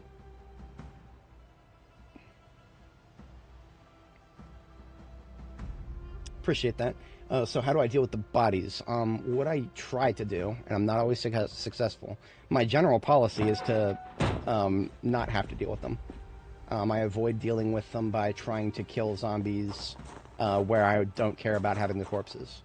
So if I see a zombie and it's inside of a base that I want to set up in, for example, I let the thing chase me outside and kill it outside. It's a lot easier to just let the corpses move themselves and then turn them into corpses that don't move than it is to actually try to move them yourself, because moving them yourself that's a lot of effort now. That was one of the first things I noticed about B42 is that corpse management. At the time, it felt like it was over, but now it just feels like it is something you got to do before they die.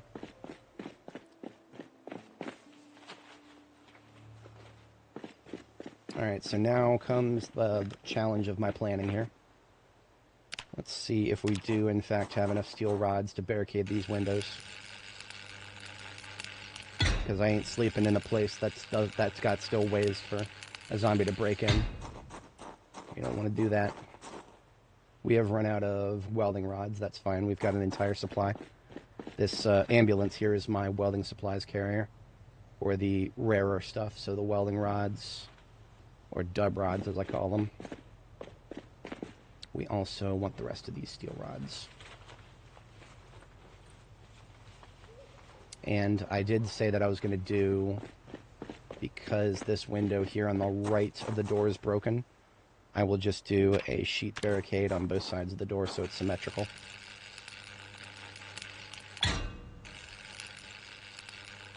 And then bar barricades for the rest, so we diversify our material expenditure.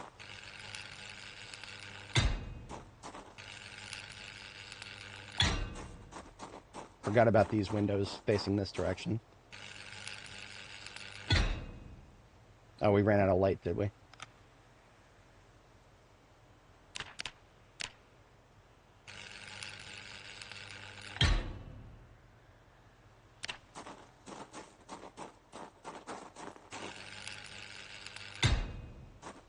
Alright, now as for these windows here, I have declared that I will do a gateway for both sides here. It's past my bedtime and I need to sleep, but we're not quite done with the defensives yet. Here's what I'm going to do for that. Drop my welding supplies on the floor here for now. And I will get my sledgehammer out, because we do have a sledgehammer in this van. We'll wipe out the windows in the way of where we want to do our first gate. That will be these four. Regrettably, the fossil oil sign is in the way for this. You know, I could probably leave the fossil oil sign there. And then do 1, 2, 3, 4 and keep that window intact. I could do that.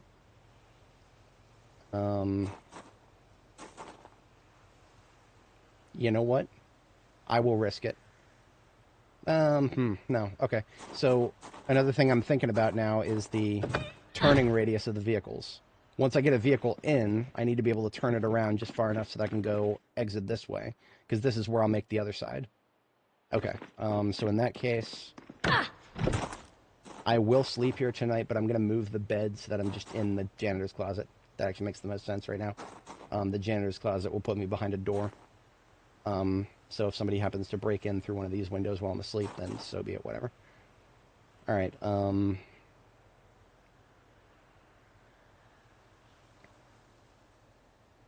yeah, okay.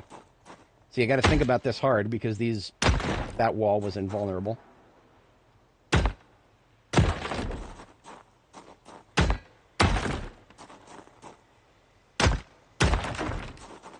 Now that I've gotten those out of the way, I've actually got what I like to call a gate bag in the Plunky Mobile. So I take one of these duffel bags, put it in my offhand. The duffel bag has the exact amount of materials that I need to make one of my favorite gates in the game. A gate that is something that you can see through and drive through. And it keeps the zombies out. And now one problem is, of course, I sledgehammered a bunch, and I can't sledgehammer more unless I want to get red muscle strain. So we're just going to go sleep now. We'll sleep the strain away. And we'll do the next round of sledgehammering after we wake up and finish cleaning up the base defenses. We are out of weight gain, so I need to get more calories in my system. So I'm actually going to go ahead and eat some chips. And that put me back into rapid weight gain, which is great. I want to keep gaining weight until I am up to 75 kilo. Or 85, rather. 75 is the floor. 85 is the ceiling. So our bed right here, not safe to sleep here because of the windows up there that are still vulnerable. So we're just going to move this temporarily into the janitor's closet. A steel door is more than enough for me.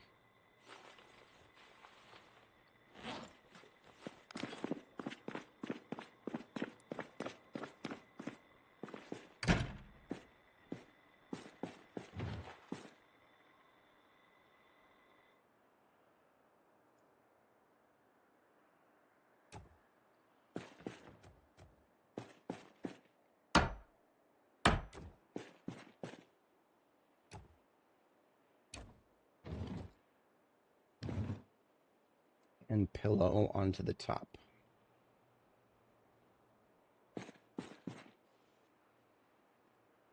Sleeping quality good with pillow.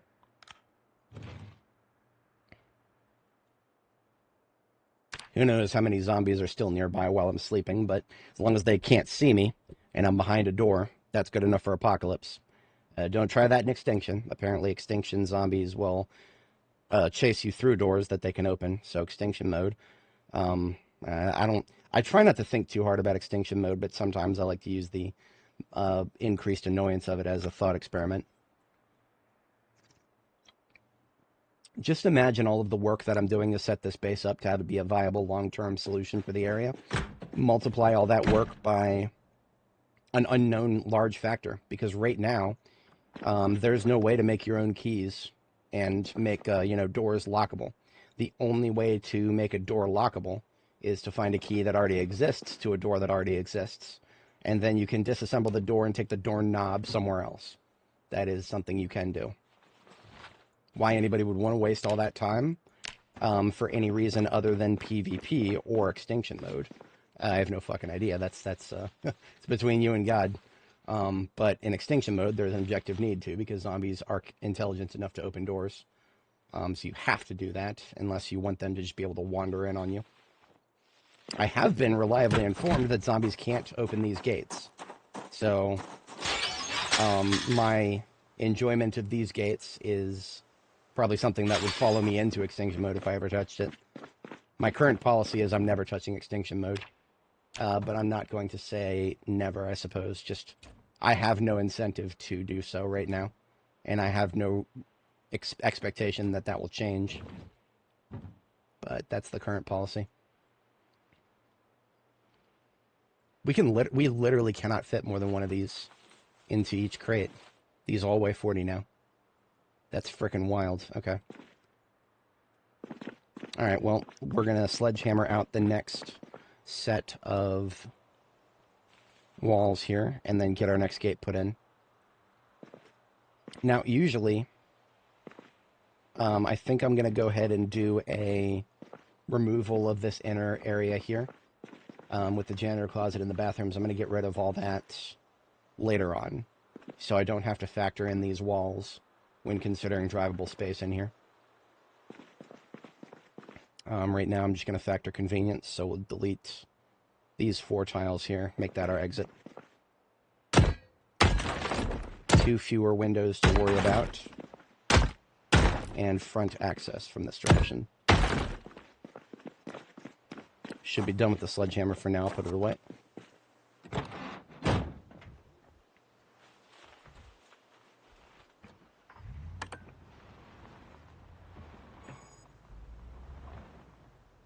And now what we're going to do is take out another one of those gate bags and put together a gate.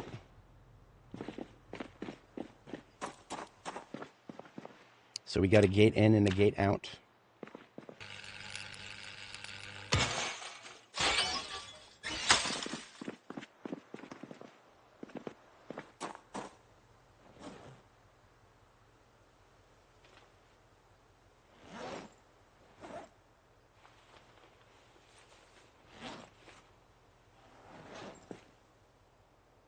Just the wind.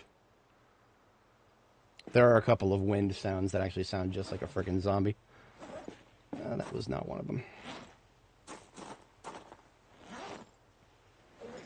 Now, each of these times we use a gate bag, it uses not all of the welding rods or wire, so I can combine those back to half and then full.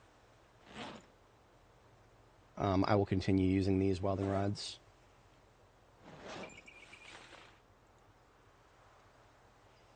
Yes, okay.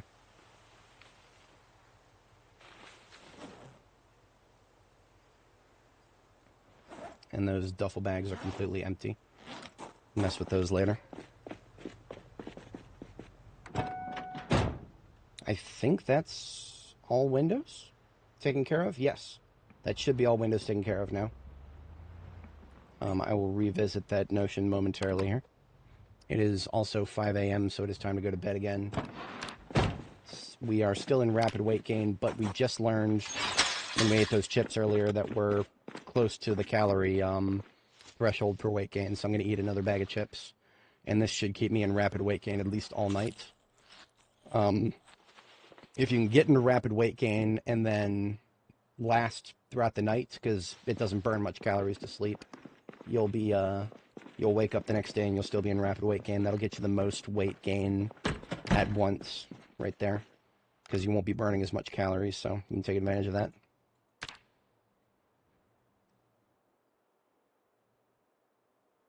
Oh, you know, JBSR, I didn't actually mention how I deal with bodies in the totality, aside from just leading them to the correct place to die. Also, it's just a matter of once they're in the correct place, you can just let them decay. It only takes 2 weeks for them to decay. Let's see here. Yeah, that one more pass on these windows. That one, gate and gate. Yeah, we're good. Everything is now defended from at least one side. The other side I'm far less concerned about for now.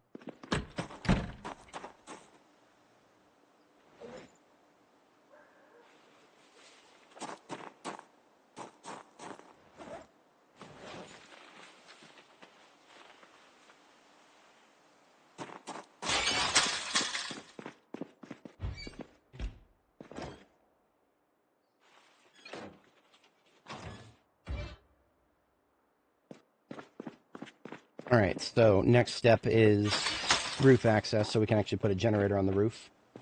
How do we get roof access without letting the zombies up?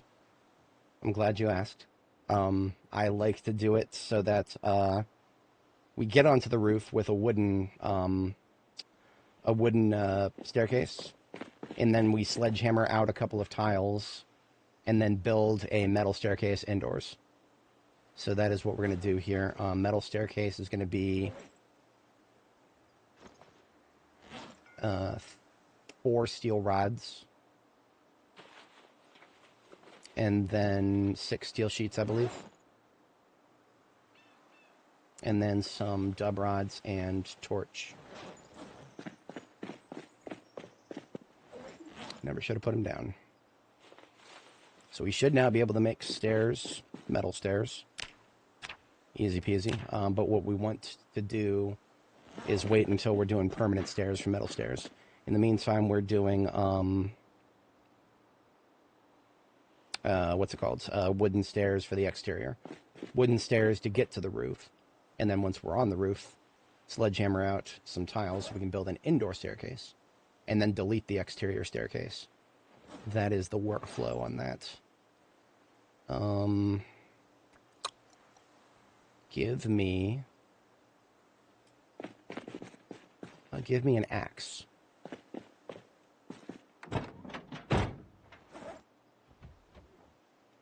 Thank you, passenger seat.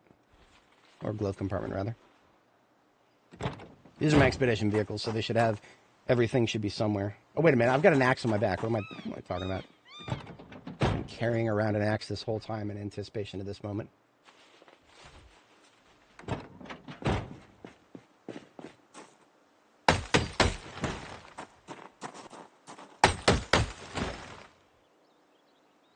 So all trees, all bushes in the area, thoroughly eliminated.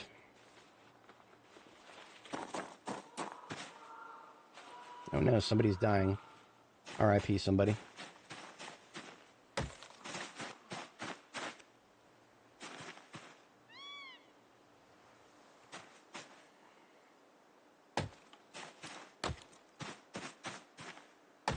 Is that blacksmithing flowchart? Yes. That's what I linked in chat earlier. That is a blacksmithing flowchart. Now, I made it back in 42.12.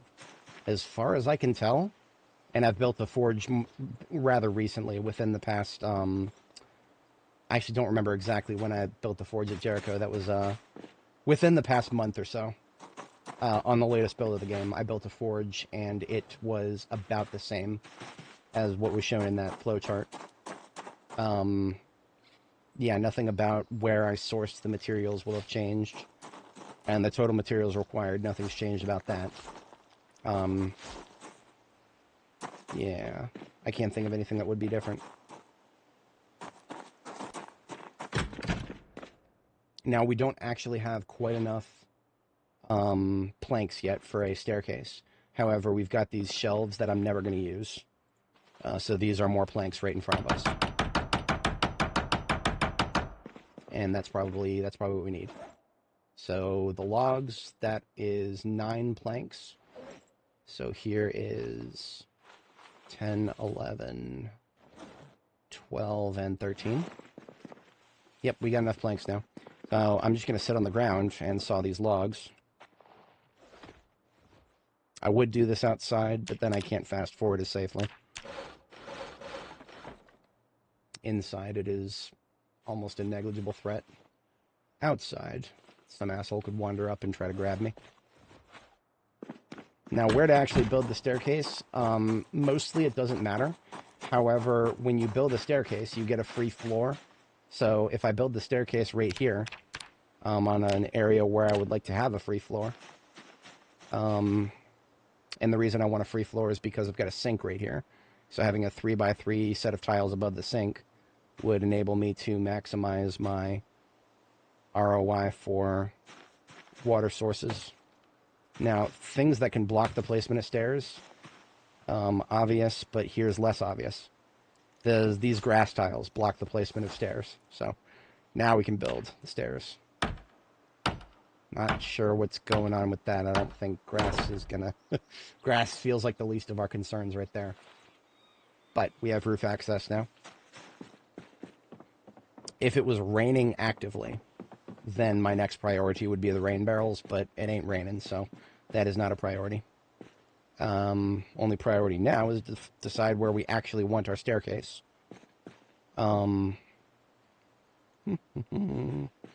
Staircases can only go one of 2 unique directions. This game has not yet advanced the necessary technology to have staircases from all 4 directions that we can face. So we can either go from, what is this, from west to east in this direction, or we can go from south to north in this direction. Those are our only 2 options. So I'm thinking of west to east along this wall. Yeah, that feels good. West to east on this wall. So we would do 1, 2, 3. These 3 tiles right here, we'll sledgehammer them out. Go back indoors, build our stairs. And then we can delete this staircase, because it will no longer be necessary. That was just to get up there. You can also use what I'm about to do. You can use this as a way to enter a building that you have no keys for. But you don't want to, like, you know, sledgehammer your way in or break any doors or break any windows. This is the other way to get into a building, is to go onto the roof and then sledgehammer your way in from the roof. And then you could, like, build a fence and rappel in with rope. That is an option. Thankfully not one we have to exercise. I just need my sledgehammer now. Put it away a little too early. This is my other sledgehammer. These are the red ones. You can't make these. Just like the firefighter axes. You can make regular axes, which are functionally equivalent. Firefighter axes are red.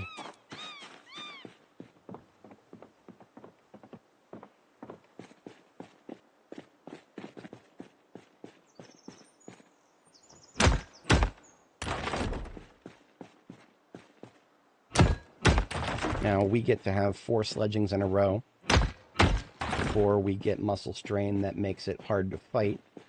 So the other things that I want to delete up here include these line of sight blockages. So I'll do those 4, and then I'll just leave the sledgehammer up here, because there's more crap up here I want to delete later.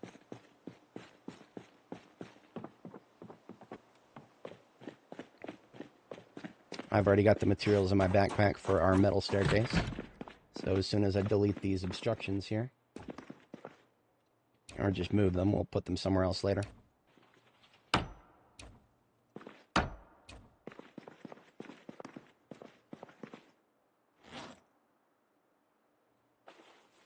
Thankfully, all furniture items in the game can now just be dropped arbitrarily.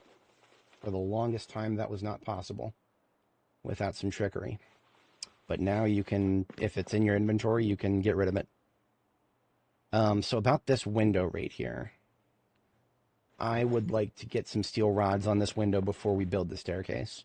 Because I actually don't know if building the staircase will block it.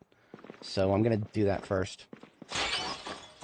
We'll just need 3 more steel rods from somewhere. Somebody should have some steel rods here. Yeah, okay.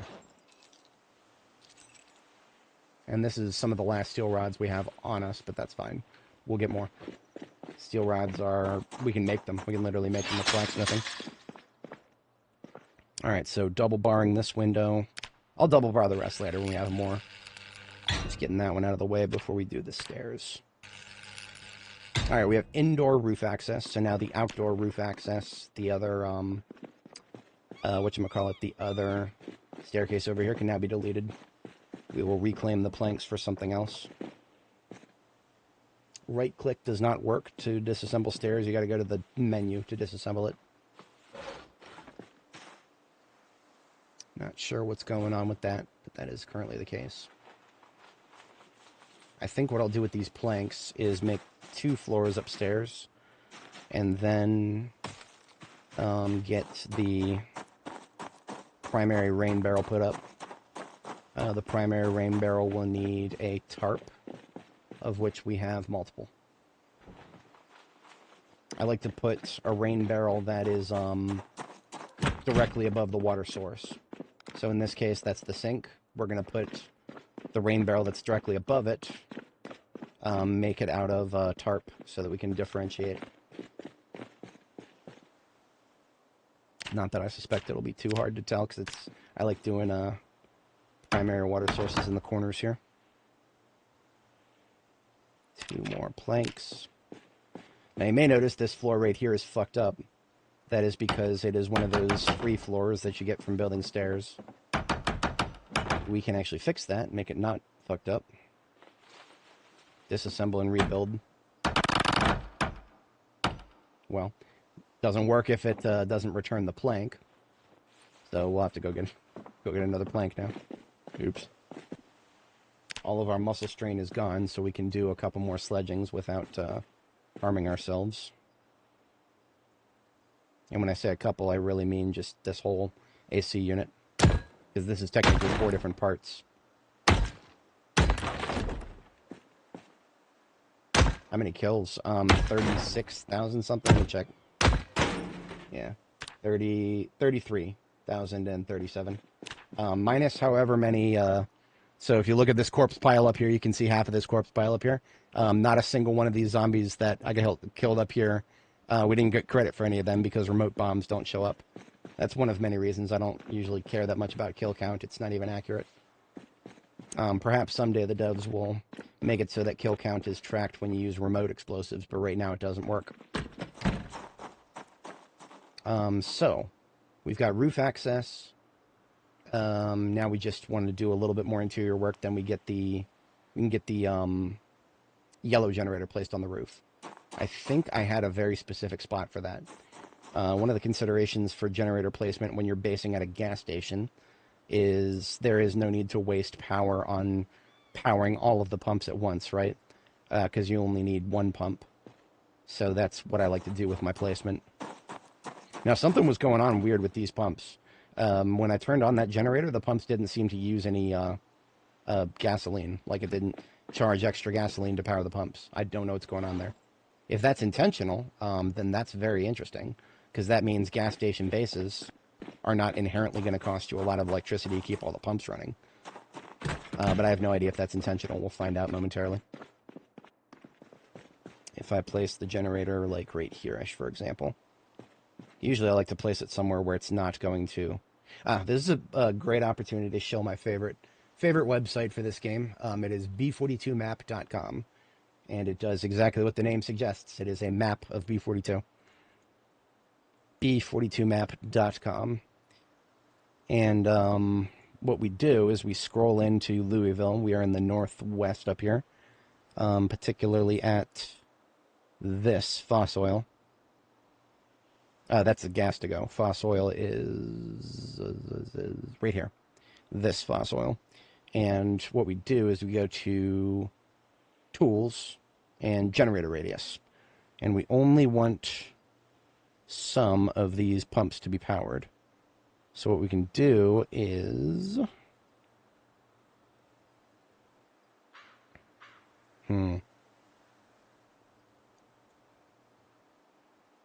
That's actually not a bad spot right there. So, it's a little bit odd of a placement. Looks like we are...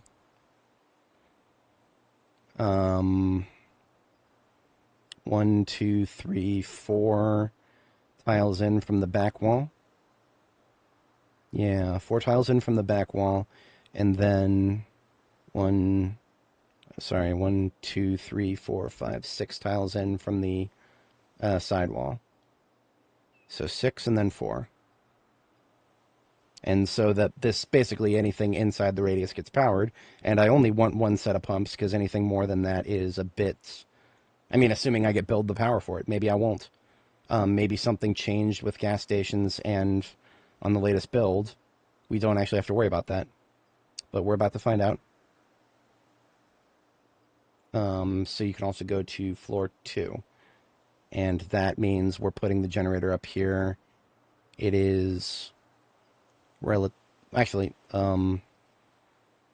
that's not correct. Yeah, that's not correct. The generator placement moved. Okay, so we can just disregard that. We need to put it in the spot that I counted. So it was 4 tiles in from the bottom. 1, 2, 3, 4. 6 tiles in from the top here. 1, 2, 3, 4, 5, 6. Yeah, I'm in this is this spot. We hook it up. And then let's see if it actually gets billed any power for the, Yes. So this one is paying for 4 pumps? What? That shouldn't happen. There should only be 2. Unless I measured something wrong here. So 1, 2, 3, 4, 1, 2, 3, 4, 5, 6. I don't know what's going on with that. That shouldn't be within range of any of them. Okay, so something is off with the website then.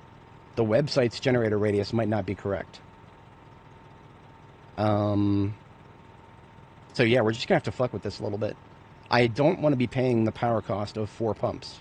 I will accept 2 because the pumps are right next to each other, each tile, right? So this tile, the yellow pump, and then the red pump. Those are basically every pump counts as 2. But we're powering the whole first row right now, and that's wasteful. I don't need the whole row. So I'm going to go ahead and move this really quick. And we're just going to A/B test it real quick. So we'll go 1 in this direction, and then, yeah, like something like here, and see what happens. That is the sound of a zombie with a watch battery going off.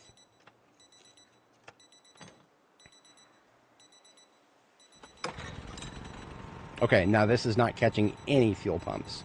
So going back just 1 tile is far enough to not catch any, so. Now, why the map website is wrong about this, I don't know. That could be any number of things. Maybe the website is just one version out of date, or maybe it just doesn't account for, maybe these yellow generators have a slightly larger rate. I don't think the devs would change anything about that, but I have no idea. There's clearly something is not adding up right. Still 4 pumps. I don't know what to make of any of that.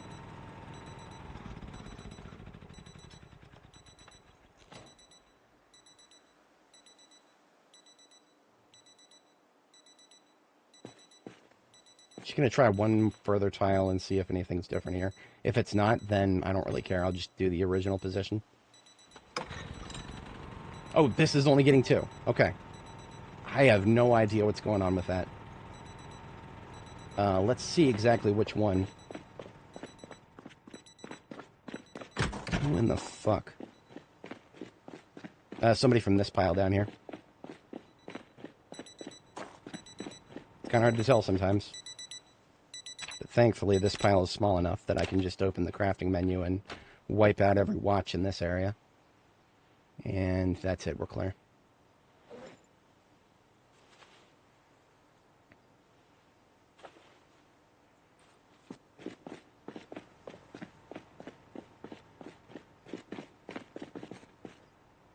Okay, now that's very interesting.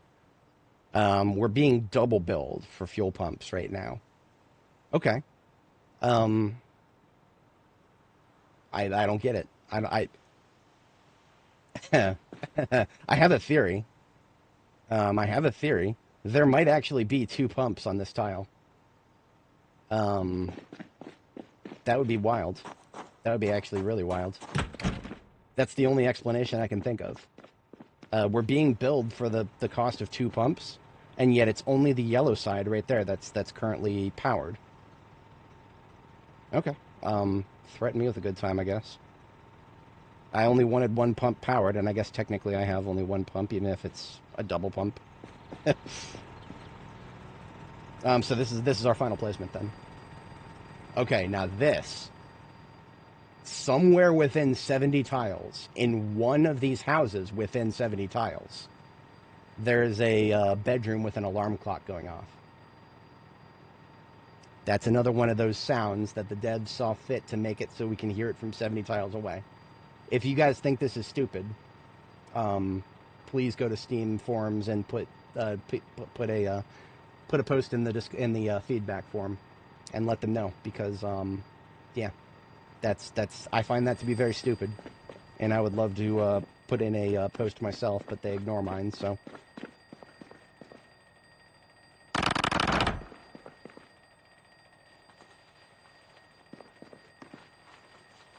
I will delete the rest of these.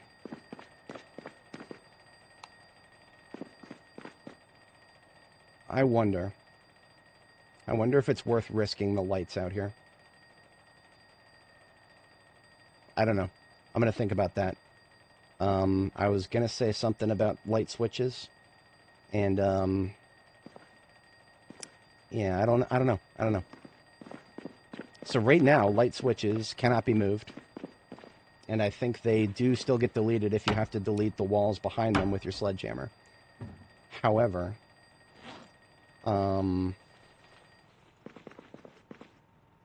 I'll finish that thought in just a moment here. Those cleaned up, and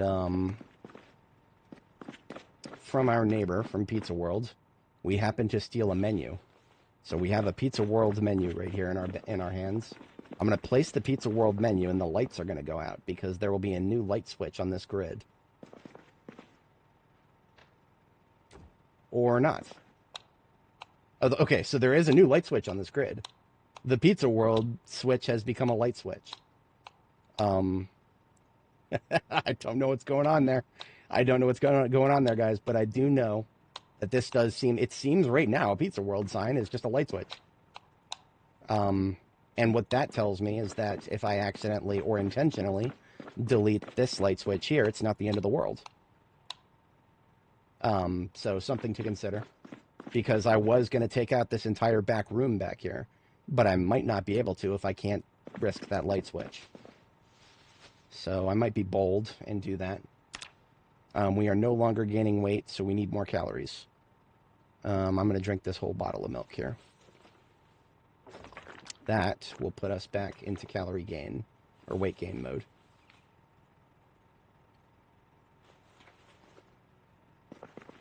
The music has died, and I don't know when we'll get into combat next. Getting into combat will fix it. But you know what else will fix it?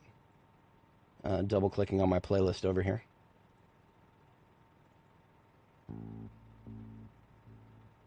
About 60%. And yes, that's right. I have a playlist of the game's music to start playing when the game decides to stop playing its own music. That's what we do here.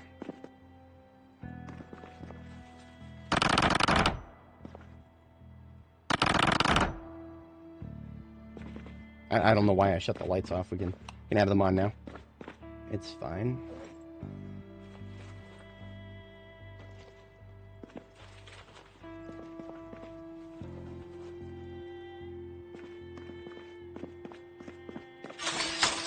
I don't know why. I'll need to go outside. What's going on here? I do need to get these counters out of the way at some point so I can get up and down the stairs more easily.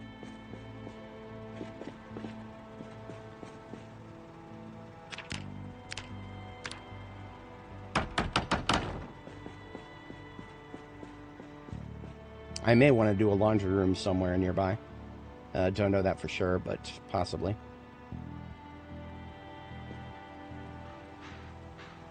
I should have enough planks for not enough.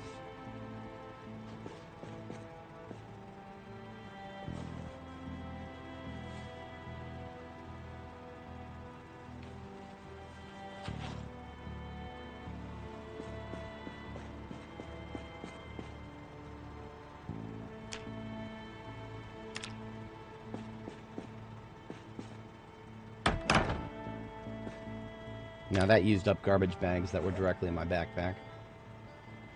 I do have an entire box of them elsewhere. So we'll make use of those at some point. Let me do a little bit more sledge work up here while we've got the muscle strain to do it. Line of sight blockages are the most important removal. So these two AC units.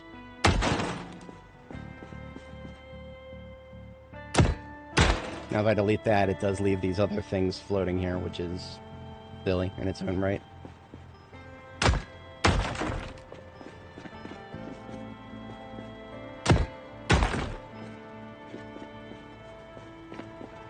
So that's 4 sledgings. We'll take a break from it. Don't want to leave my self-combat ineffective. Let's get some trash cleaned up.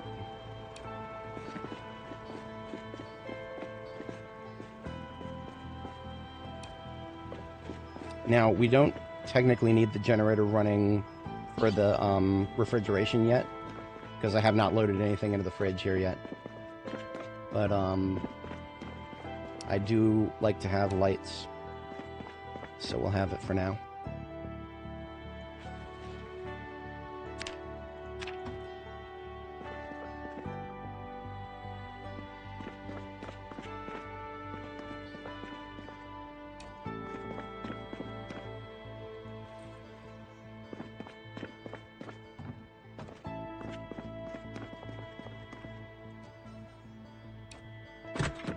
Oh, okay, hang on. Theoretically, it is still possible to have zombies in a room that I haven't cleared.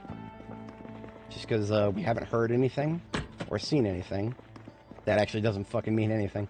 There are some zombies in this game that are both deaf and make no noise. Got a last serious injury that I took from a zombie was on my previous character in her first week, because I didn't know that. I did not know that there are ones that are quiet and like quiet and deaf, right? So if they're deaf, they won't react to any amount of noise the player makes. And if they're quiet, then you don't know they're there until you open the door and they're right in front of you. So it doesn't matter how clear you think a place is. If you're opening a door for the first time, just maintain vigilance. Don't get too comfortable.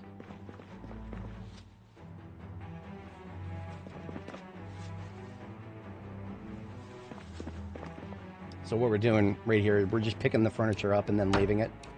We will sort through the furniture, what we want to deploy, what we want to put away later. I just want it out of the way for now.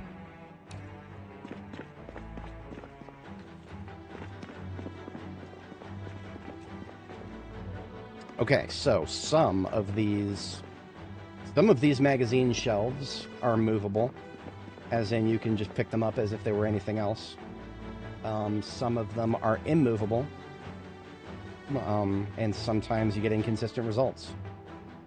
I vividly remember 2 seconds ago these could not be picked up. Then I right-clicked the disassemble menu, and now they can be picked up. I don't know what's going on there. All I know is I can pick them up now, so that's all I care about.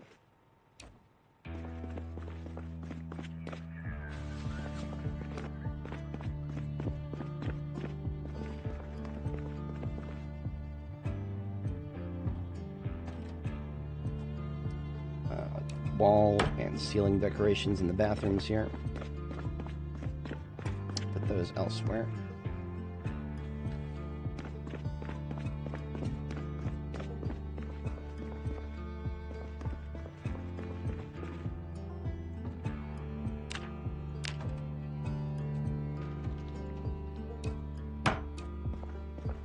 For anybody joining, welcome. This is the gas station that is just outside of the Grand Ohio Mall in Louisville. I do not know if we'll actually make it to the mall this stream.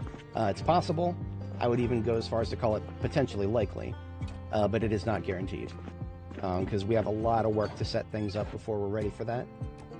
So I'm not going to make any promises, but I will say that it's more likely than it has been in the past.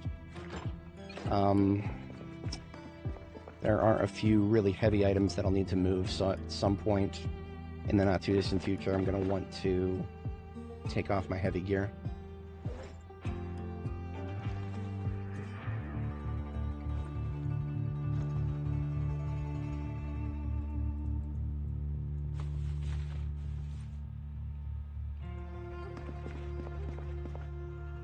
If I move this fridge, I can actually put a clock behind it. That is something amenable to my interests.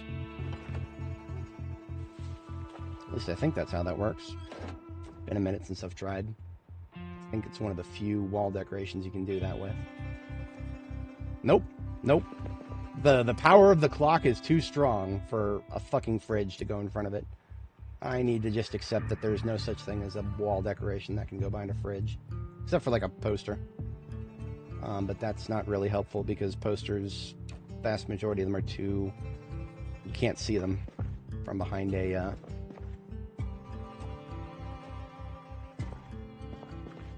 And of course the fossil oil sign blocks these 3 tiles. I suppose if I put the clock here, and maybe I do a soda machine on top of it. And that can be my soda... Yeah. Clock and soda machine will live together peaceably. We go hard on base design here. Function and fashion.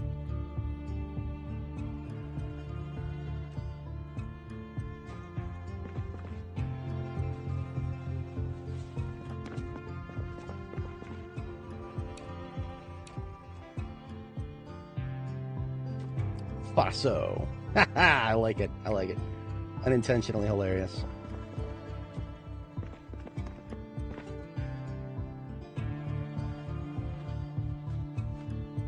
Now, whenever I do a trash can, I like to do it just close enough to the kitchen to be convenient, but not close enough to the kitchen for if I toss some spoiled crap into it, it won't be like I won't be able to right-click on something and have the game try to add that to my recipes, right? I need to be able to stand somewhere like right here and right-click to add something to a recipe without being able to reach the trash can.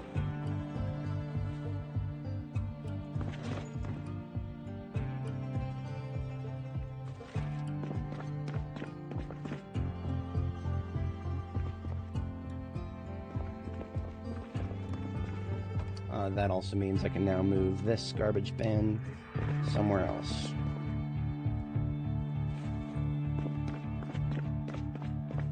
Before we pick anything else up, like our gear or anything, we want to move the large store fridge somewhere where we can put it into storage.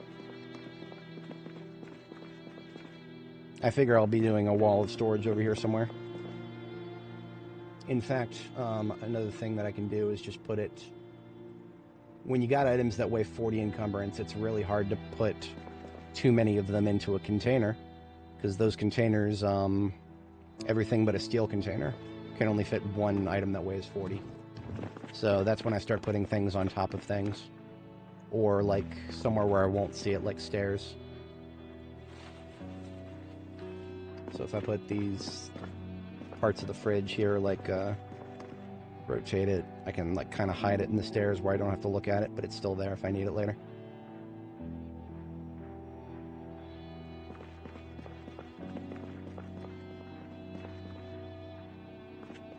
Beautiful. Okay. Now these arcade machines, I would actually like to maybe deploy them somewhere, but I don't know where yet, so TBA. For the rest of this heavy-duty stuff that I don't have a home for yet, there's a couple more crates. And then we can build our own crates, too. But we don't have to lock in and only use locally sourced stuff. We have plenty of stuff we can build.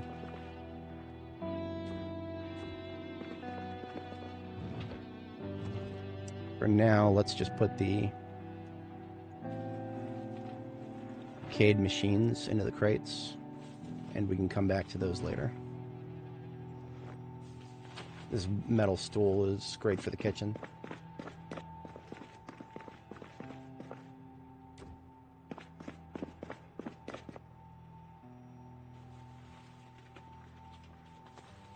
I apologize for the frame drops. I wouldn't even know they're happening, but I can see that OBS is overloading, and it bothers me every time because I know that some folks out there are seeing a slow motion show for a moment there. And I generally pride myself on stability of streaming performances. So it's that is my bruised ego right there is what that is. I'll get that fixed at some point. I'll find a way. Life will find a way. I'm mostly just putting away stuff that I'm probably never going to use. I don't see myself using this rack display and these comic store shelves. They don't look bad, but it's really hard to make them match with other things, so nah. It's alright.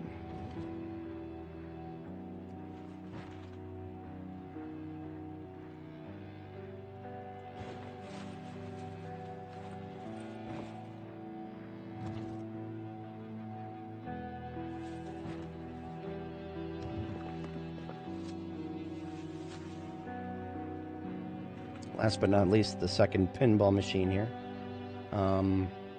Just like the other machines, I don't mind actually placing this somewhere, but I need to find a home for it before I decide anything on that. Something worth thinking about is these Fossoil shelves, these Fossoil low shelves. Unlike the counters, these are limited in their placement. They can only be facing that direction or that direction. So if I wanted to do counters along like this wall, for example, I could have those in the lineup. And I think that's exactly what I'm going to do. Yeah, because I can only put them facing those directions. So that's exactly what we'll do. So they can still be useful for something, but I'm not having to deal with the fact that they'll seem out of place otherwise. And that's, yeah, that'll be a perfect home for furniture, I suppose. Will it? How many do we have total? We have 4 more straight ones. And then we have 1 gay one. And by that I mean a corner tile. Got straights and then a corner. The corners go both ways, so we'll have to call them by. That's fine. I'll just go ahead and put the arcade machine in there then.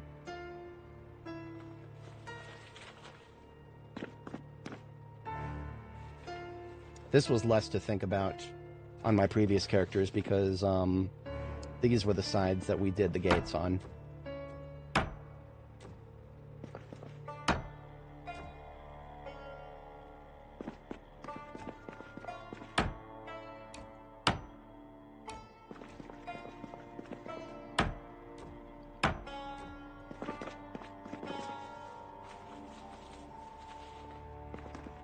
And now if I change my mind about any of the units up on this side, then I have a place to move them to. Beautiful. Okay.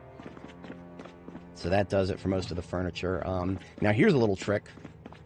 We can make use of one of these magazine shelves. I don't know about the other, but magazine shelves, you can walk right through them. And a very interesting thing I noticed, this is probably just a temporary glitch, so I doubt this will work forever. But you can put anything you want on the same tiles as a metal staircase. Metal staircases don't block placement right now. So what I could do is put one of these blue magazine shelves right here inside of the stairs. Now that would not... Oh, that looks kind of stupid. Yeah, that looks kind of stupid. I'm not going to do that there. Damn. Okay. Maybe a different sort of crate I'll put there. But the reason I bring this up, of course, is because the... as you can see, I can walk right through the magazine rack. So functionally speaking, that works fine. But from a fashion standpoint, it looks ugly as fuck. I'm not doing that. Not doing that. We'll put it somewhere else. Maybe... Actually, in front of the stairs is fine. Yeah, because otherwise it would block my movement. But that's not a problem. What about there? That's a little... I mean... Yeah, that's a little... It works functionally, but again, fashion. I'm about pretty looking bases, and that looks silly. Now, I don't mind if it looks silly, but it's not like, if it looks silly, but we don't have to see the silliness until we engage with it, then that's perfectly fine by me.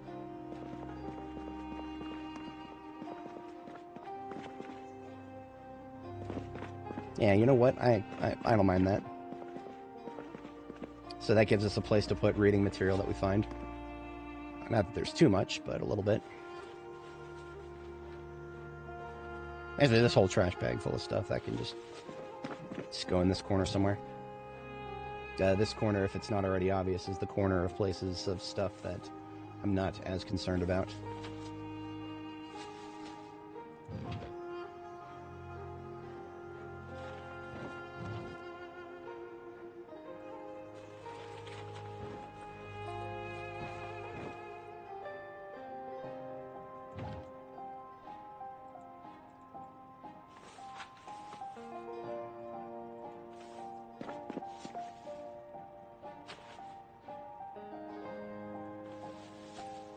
Now, sponges, I used to not care about sponges.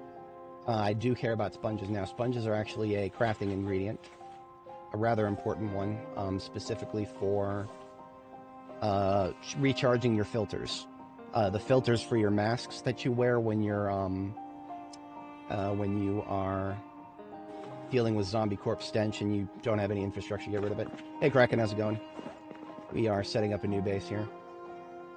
But yeah, these filters, I actually have a specific bag I'll put them in for now. They can go in the sink area. Speaking of the sink area, toilet water does not get used for cleaning us, our person. However, I have no problem using it to clean some of these rags that I'll never do anything else with. Or something like my armor.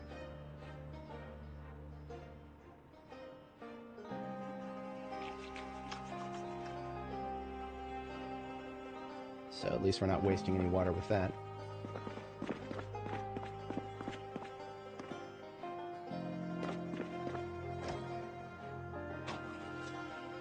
You know what? These rags can go somewhere else. Find something else to put that. On this wall somewhere, we'll do electrical and other materials. So, how about... Yeah, we'll use these.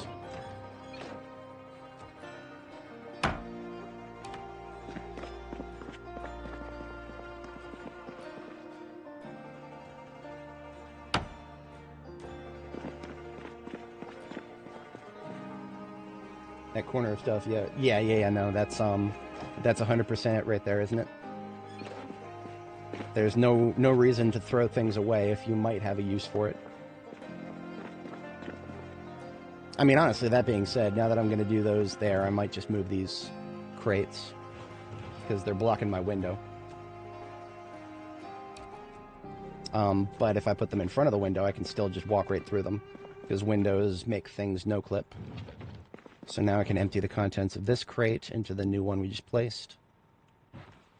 And then move that crate itself over one tile. And we're actually not blocking any movement space here because we can still, as long as it's in front of a window, it's no clip. Gotta love it. So the arcade can go in there temporarily.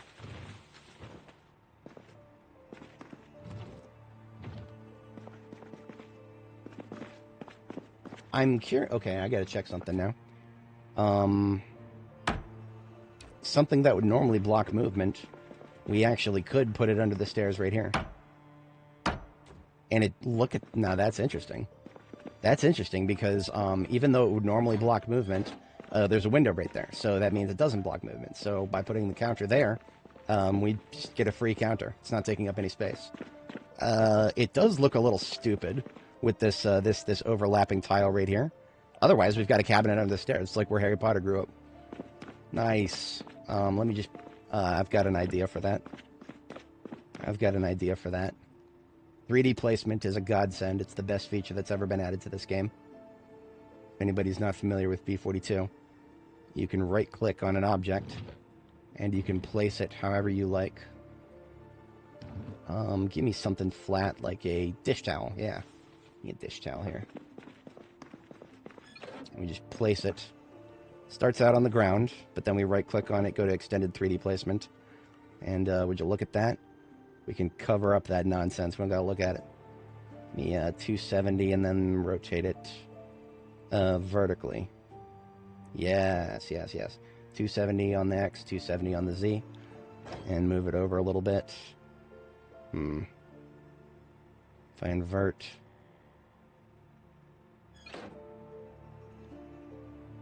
Actually, let's invert that in that direction. Yeah, I'm seeing something here. And then make that a 45 degree. Can I block this whole overlap? I think I can. Maybe a little more than 45. I've got another one. I don't need to just deal with one. Just curious how much mileage I can get out of just one here.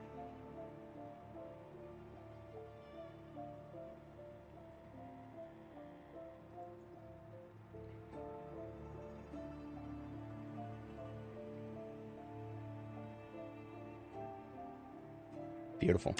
We don't have to look at that ugly seam. Now that's... okay, interesting. If we zoom far enough, it looks weird.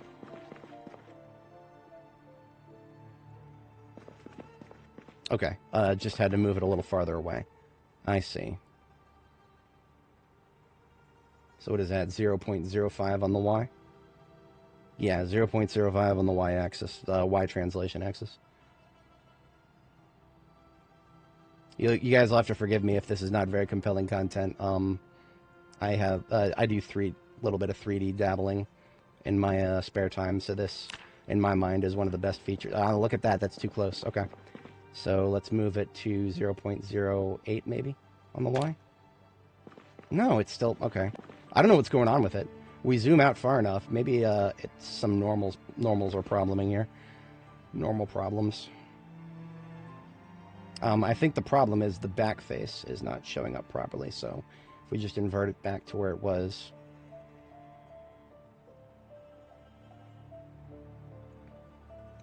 Yeah, you guys gotta understand, I have very strange priorities sometimes. Alright, let's try like 0.06. Okay, look at that. See, it looks normal from that side. It's just when you flip it around, something happens with um, the shading change. It looks a little darker when you flip it around, but then that messes up at a higher zoom level. Look at that. You can't see the overlap now. It's beautiful. So we got a cabinet under the stairs, and it doesn't look too ugly. But like I said, we have another one. So we don't have to put up with any ugly at all.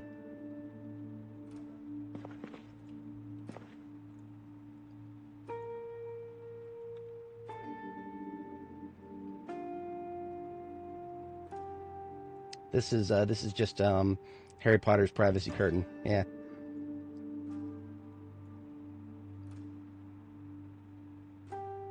So that Dudley can't take pictures of him while he's trying to change. I don't know. The Dursley household was pretty fucked up. Speaking of fucked up, we have stayed up a little bit late on that maneuver, but that was worth it. In my mind, that was very worth it. We go down strange rabbit holes. Hey, Richard, how's it going? We're having a decorative moment here, but we're also setting up a new base just outside of the Grand Ohio Mall, which is just a little bit to the right over there. Also trying to gain weight, so we are overeating a little bit. We just ate a bag of chips, and now we're going to drink an entire thing of soda. That will probably... yeah, that'll definitely keep the calories going and shut the hunger up. And we already have a safe place to sleep. Now, I have no need to have the generator running, so now that we're done with the lights for now, I don't need to attract unnecessary attention from the area. Don't ask me why the fridge light is still on. Eddie, when I close the fridge, does the little light stay on? Hello, light. Hello, light.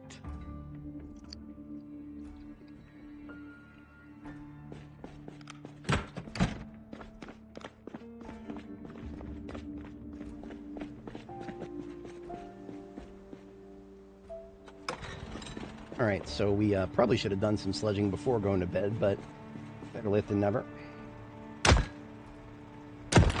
Is it based on actual Louisville? Yes. To a degree, it is based on actual Louisville. There's a lot of, in real life, even in the 90s, Louisville had, like, an unimaginably large amount of urban sprawl. So, like, you know, a bunch of suburbs outside of it. There's a whole lot of that there would be in real life, but that aren't in this game, so it's like Louisville, but limited. We're probably going to hit red muscle strain if we do this last one, but I'm done coming up here, so we'll take it. Shouldn't be that long. Usually if you let it get into the red, that's oh dear. All the animals are mixed together in the cages. I'm not sure what could cause that. That is unfortunate. If you back up your saves, animals are stored in the APOP file. So if you back up your saves, you can go to your Zomboid saves and then to your save folder itself. This is mine. And then in your save folder, there's a folder called APOP. What this is, animal population for every map cell. So whatever cell 0_0 is, that's this file right here. So on and so forth. Now what you can do is you don't have to restore an entire save backup, right? I told people how to do this when I showed the animal apocalypse glitch where, you know, sheepocalypse or chicken apocalypse where 500,000 animals get duplicated. You don't have to roll back your entire save. You can just, like, take everything in the APOP folder, delete it, and then copy it from previous save, and then put it in there. That only applies if you back up your saves. Now, if you don't back up your saves, you can delete everything in the APOP folder. I think that technically works. I don't recommend doing that. That just deletes all the animals that you've ever found on the map so far. That I would never want to do personally. I would sooner just deal with whatever the problem is before dealing that. Anyway, we're done with sledgehammering on the roof now. I do predict we'll have plenty of sledging to do down here yet, because I do want to wipe out this wall. We're getting a lot closer to the point of being able to test my theory about the light switches. So if anybody joined just now and you didn't see this earlier, I gotta show you that light switches come in many forms, apparently. This Pizza World sign apparently is currently a light switch, and we can pick this up and put it down wherever we want. So I don't know how or why that works, but it does in the latest build of the game right now. So now that being said, we can't pick these up. So this light switch right here, it used to be that we could pick it up, but no, not right now. Light switches seem to be immutable unless you delete them. I'm pretty sure you can still delete them. I have not tried recently, but let's find out. Yeah, see, if I highlight it with the sledgehammer, it'll let me delete it. I don't want to. But I also do want to wipe out this wall, so I might have to risk it. And that's the most important question that I have right now. If I accidentally delete this one over here, does the Pizza World sign, is that my light switch going forward? And that is what I want to find out. So what I'm going to do, actually, is we're going to test this over at Pilot Crate. We're going to go across the street. So this is our neighboring house, and we do have a spare generator to test this with. We're going to identify the floor lights, the switch over here. This is it. So this is the light switch that we're going to grab the generator and put it within radius of. And then we're going to see if deleting this switch and then putting down the Pizza World sign allows us to turn the lights on even without that original switch. I actually don't know if that... I don't think that's within range. I'm going to test. Might need to move it. Yeah, that's outside of range, so we'll just move it.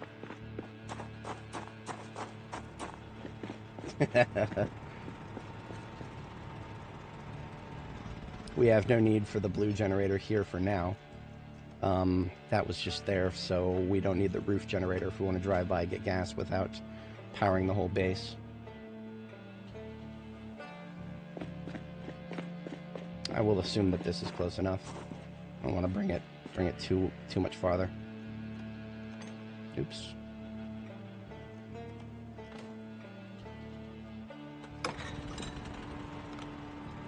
Lots of exterior lights. Don't really care about those. So let's go get the sign.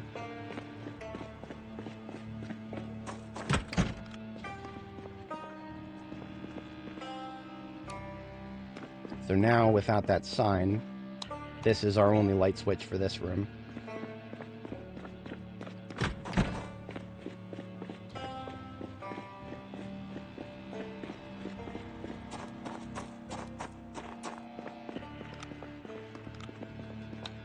Okay, so here are the floor lights.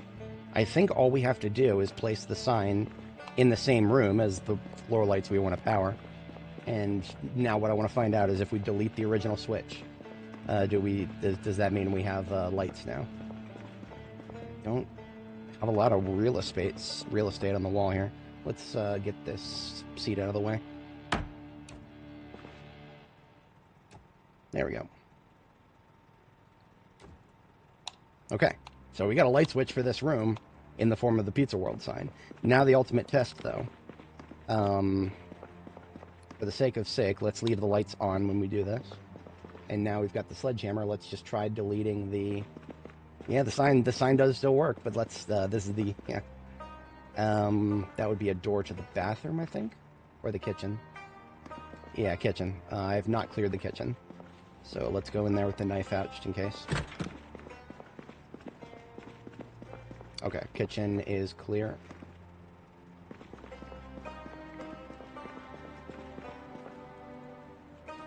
So what I would normally do for switches or walls with switches is delete the wall from this side. So in order to do that, I gotta get this out of the way. Alright, here goes nothing.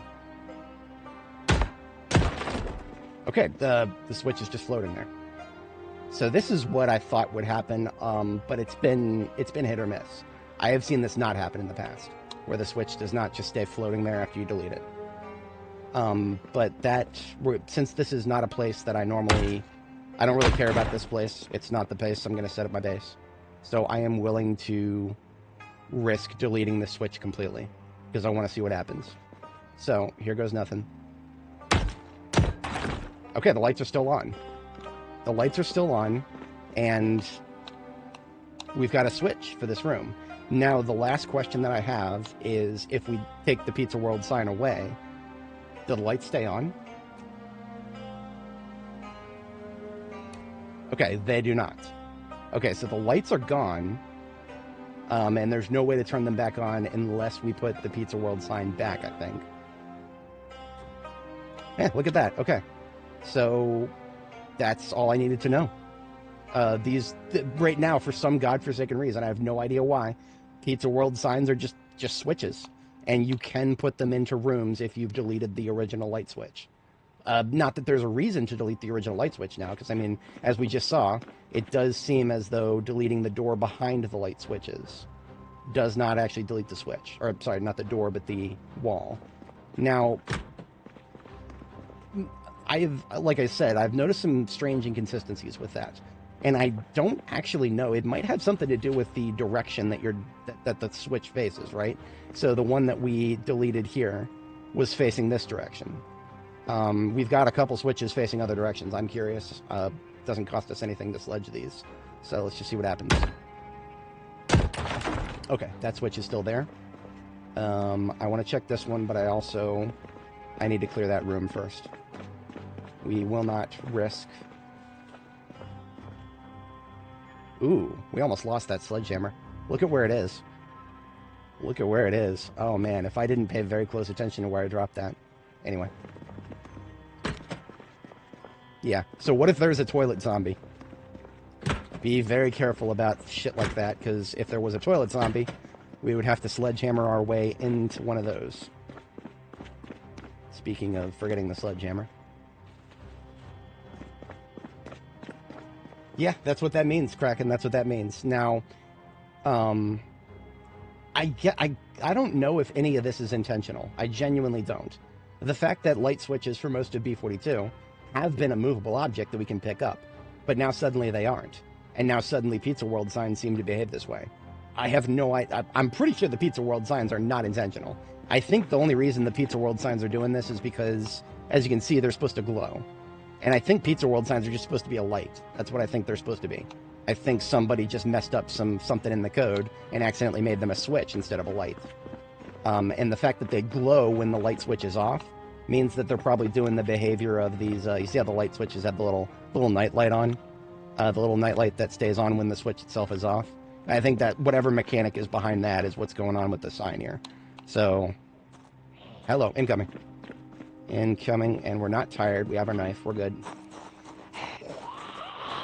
Get a poke, lady. Interrupting me in the middle of my extremely important work here. Alright, so like I said, there's just one more switch, because my theory is that the direction of the switch might matter. So if that's the case, this could possibly delete it. I don't know. Okay, it doesn't look like it. That's most directions that switches could face.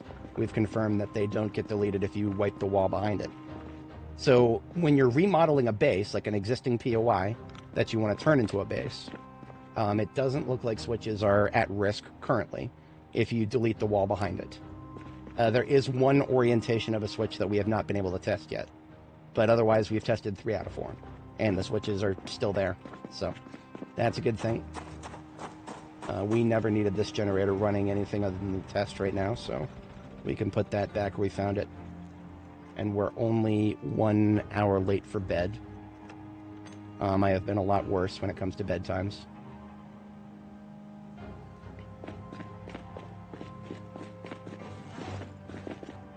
This generator bag belongs to the roof generator for our new base here, so I can just drop that off, then we'll hit the sack.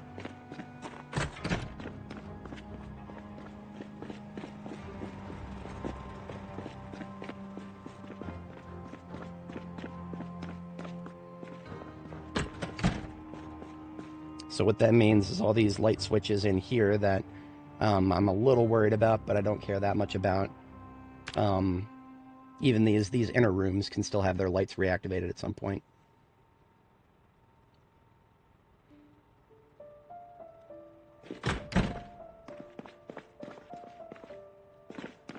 Is that fog? That is fog. Okay, so today is going to be Regrettably, it's going to be more base work. I was actually, if we didn't have fog today, I would probably have done a little bit more neighborhood cleanup.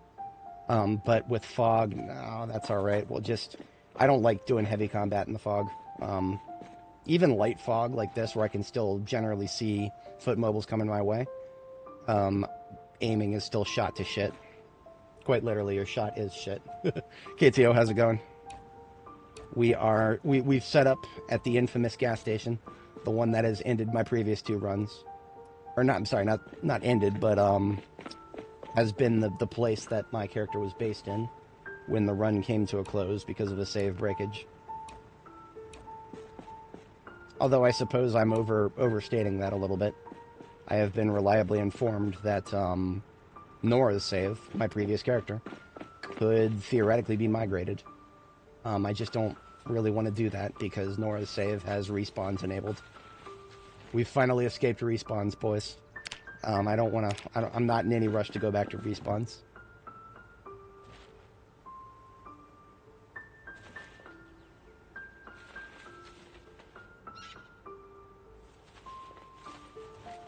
No shooty missed, yep. That is indeed what we got.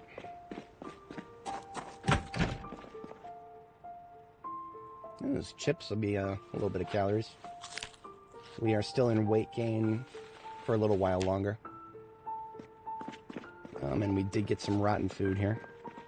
We got a bag for that. And a spare fire extinguisher threatened me with a good time. Like I said, all doors of my bases get a fire extinguisher if I have one. So I technically don't actually need this Pizza World menu. Because theoretically, this light switch should still be here if I delete the wall behind it. So I'm totally okay with that. I suppose now I just need a place to put it for shits and giggles.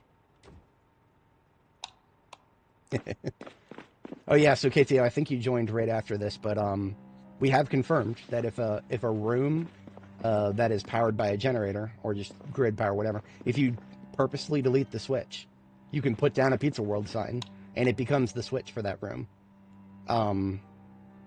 Yeah, we took out all the switches in our neighboring building here, Pilot Grape, and we confirmed that you can put down a Pizza World sign afterwards and have a new switch with no electrical skill. Probably almost 100% certain that that's not functioning as intended, but I find it hilarious and useful regardless. For now, I'm just going to start putting crafting and electrical materials in this corner bin. In fact, we already have a destination for everything else that's on the floor there. It's all this stuff right here, except for the rotten foodstuffs. At some point, perhaps we'll do a roof, what's it called? A roof compost bin.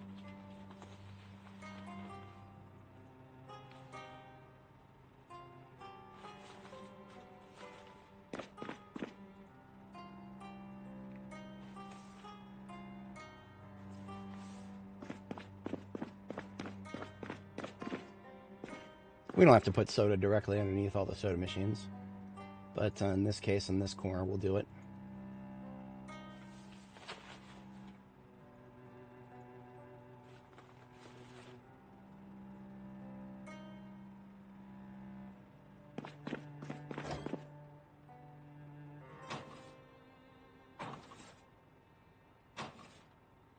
So cookware and water containers go underneath the sink usually. Seltzer water, I'll classify that as soda for now. Regular water, I'm just going to go upstairs, dump into my, dump the regular water into my... Let's put the small form food under the SS here, under the FOSS, the SS of FOSS oil here. Beautiful.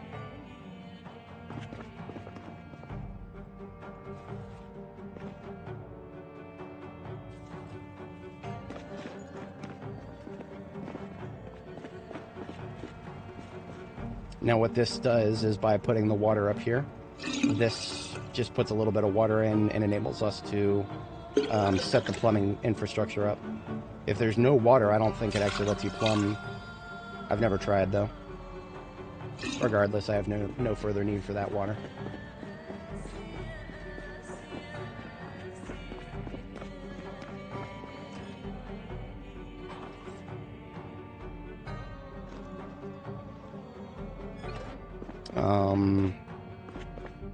Pipe wrench is in one of our multiple ambulances here.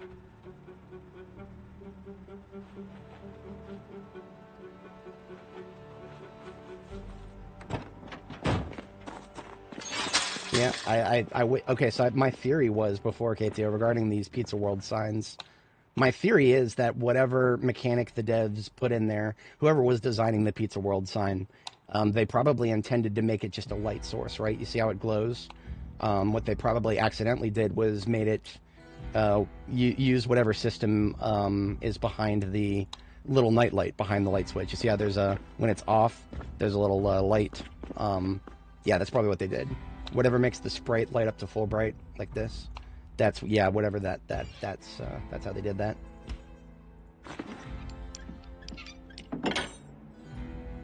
It is a glitch that I'm perfectly fine with.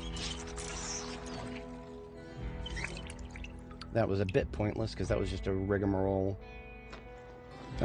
We took water out of the bottom and put it into the top and then plumbed it right down here, so whatever. We got plumbing. At some point I was going to do a washer and dryer, but that is not a priority right now. Not until rain starts, free water starts falling from the sky. Then it becomes a priority. Now these walls I was going to sledge, but I don't want to use my... Oh, here we go. Passenger seat had more steel rods. Okay. Good to know. Here we go, this sledgehammer. Because this is one with a regular handle, and therefore I don't really care about breaking it. The red ones are a lot rarer. It's safe to sleep out here, so I don't have to worry about that now. So, in order to support better driving through of this place, these walls shall go.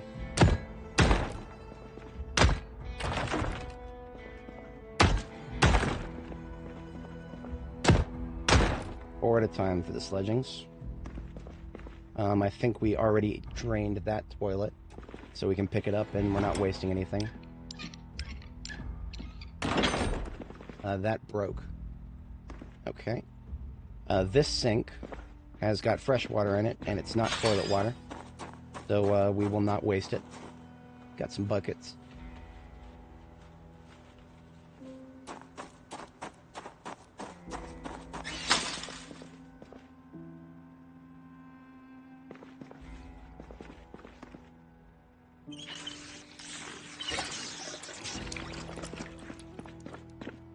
So we can just dump those straight up here in the primary barrel.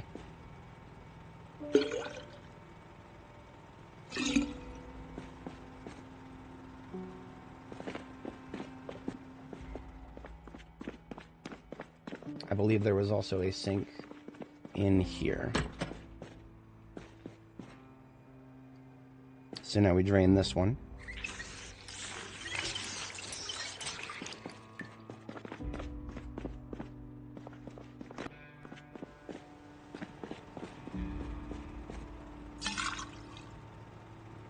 So now we got 40 liters in the main water cache here. The remaining 3 buckets downstairs ought to be enough for what we got left to do. Let's see if that sink survives transfer. Nope. Alrighty then.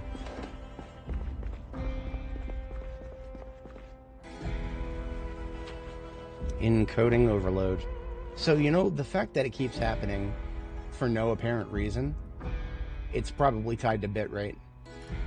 Yeah, it's definitely tied to bitrate. So what that tells me is that either the stream or the recording is going to have its bitrate sacrificed, probably by about 10K. God, man. You're telling me that I've got to have my stream or my recording have just a lower quality for arbitrary reasons. Well, it's not arbitrary. It's not arbitrary. We know exactly why it's happening. It's because NVIDIA decided to start slop coding their fucking drivers.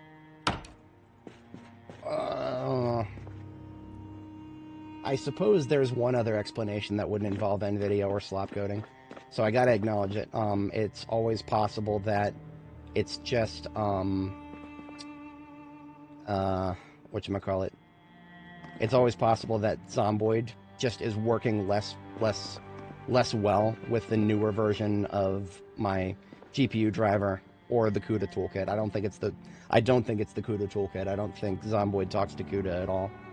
There's no reason for it to do so because Zomboid is built to work on different GPUs and different operating systems that don't use NVIDIA shit.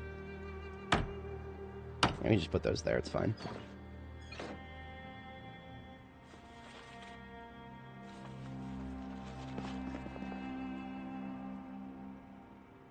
First aid and generic crafting can go on the right side here. So first aid is what I classify smokable objects as. So we got electrical and regular materials here. This plastic or this paper bag full of rotten shit, we can put that up here. I'm gonna do a compost bin on the roof. I'm also gonna use the compost bin to block my dumbass from ever accidentally walking off the edge in this direction. So we'll do the compost bin right here.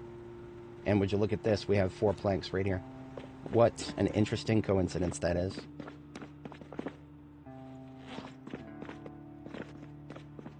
Hey, Redhead Baker, how's it going?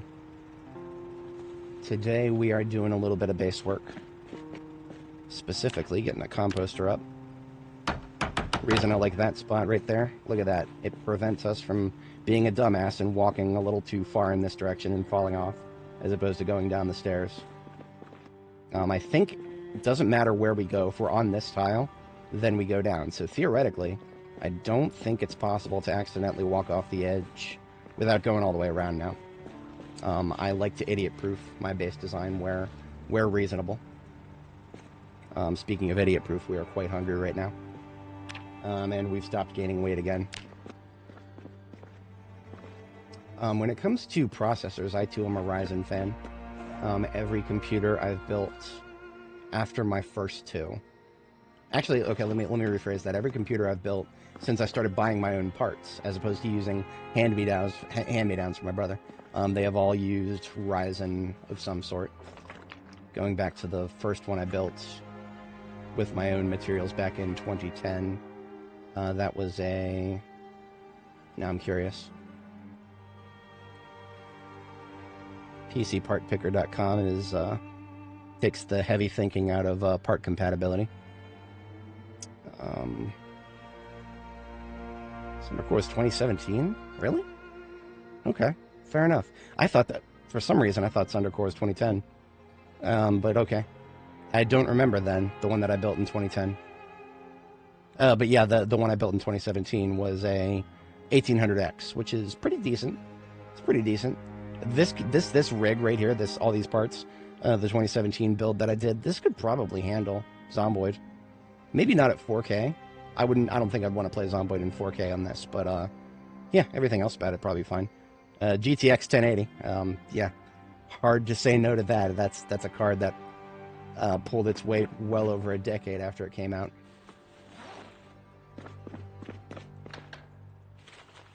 We have pulled down the clock on our sledgehammer work so we can do 4 more walls.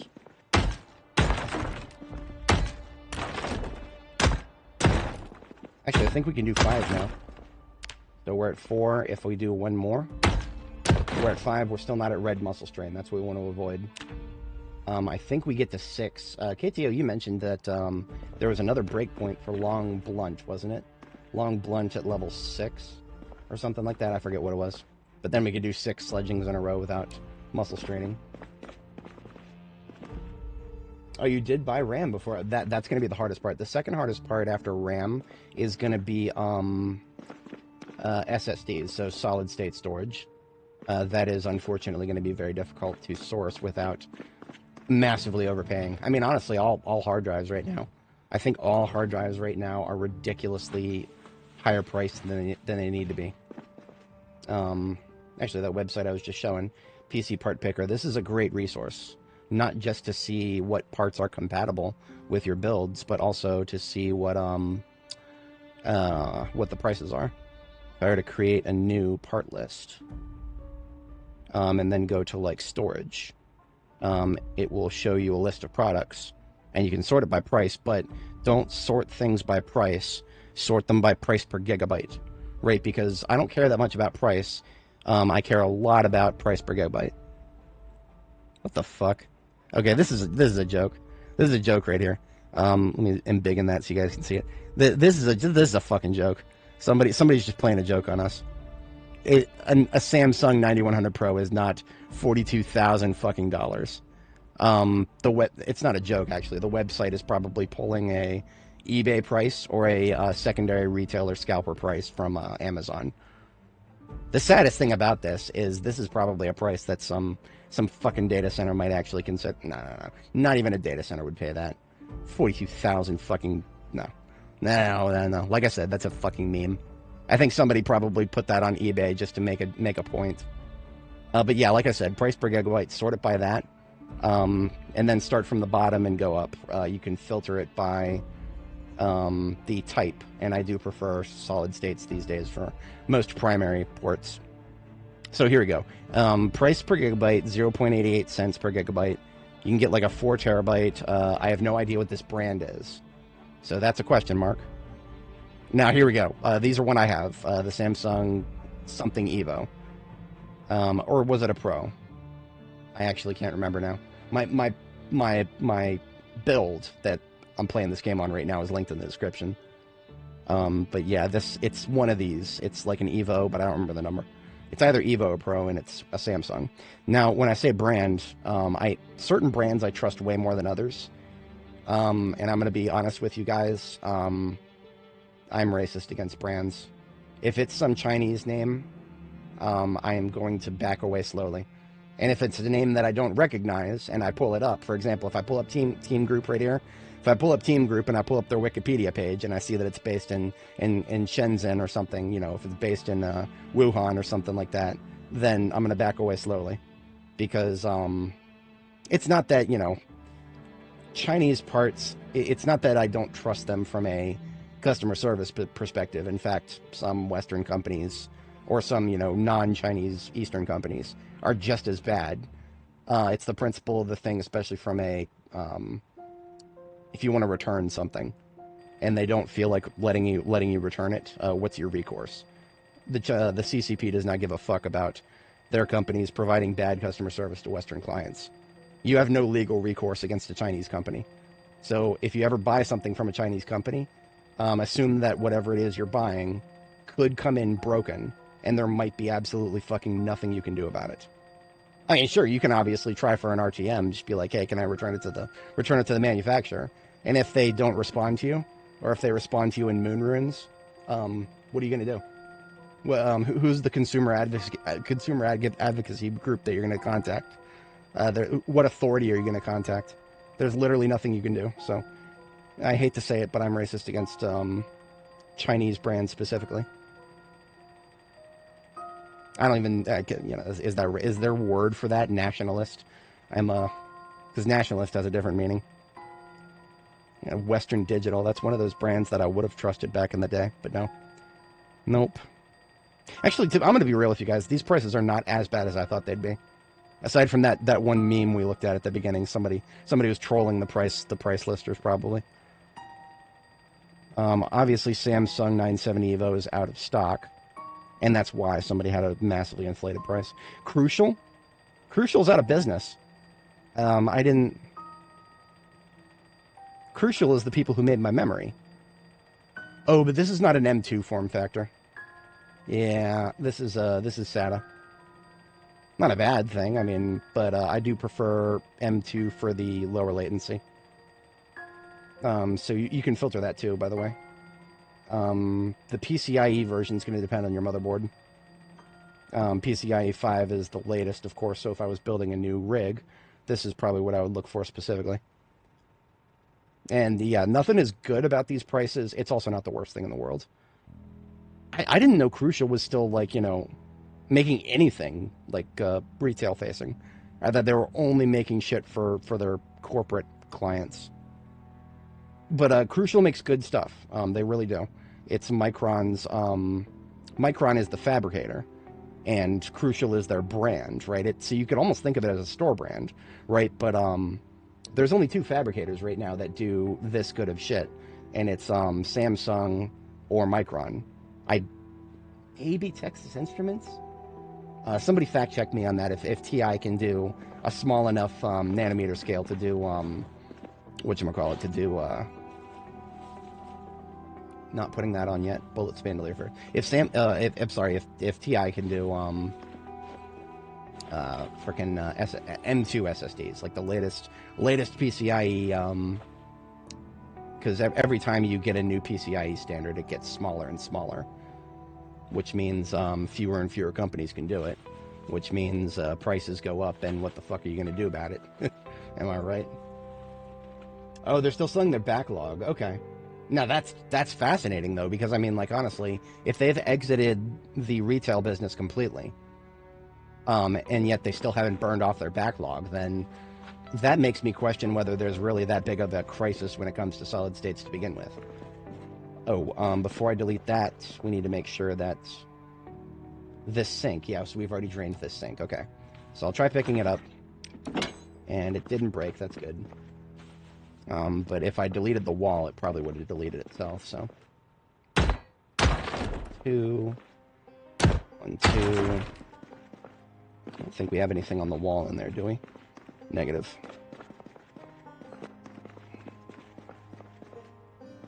So that's a total of 4, and here's 5.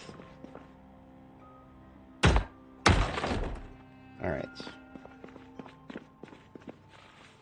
It's the parts that data centers don't want. They don't want PCI 3.0. Oh, really? Okay, well, hey, you know what? That's good. That's an unknown factor for me, so. I have actually, okay, I'm going to be real with you guys. I've never had to do an RMA.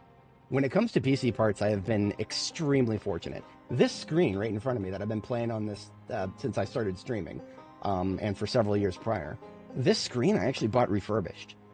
And so if there was ever anything that I thought I might have to RTM, you know, maybe it would be this screen if it had some problems that I couldn't deal with. But there were like a grand total of maybe 2 or 3 dead pixels when I bought it, and maybe 2 or 3 since then. The dead pixels are not in clusters big enough for me to ever notice unless I'm zeroing in on it specifically, so I genuinely don't care. But the and it didn't come with a remote.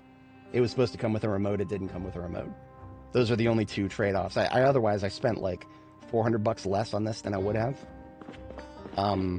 That being said, this thing is so great that I would have spent the full price.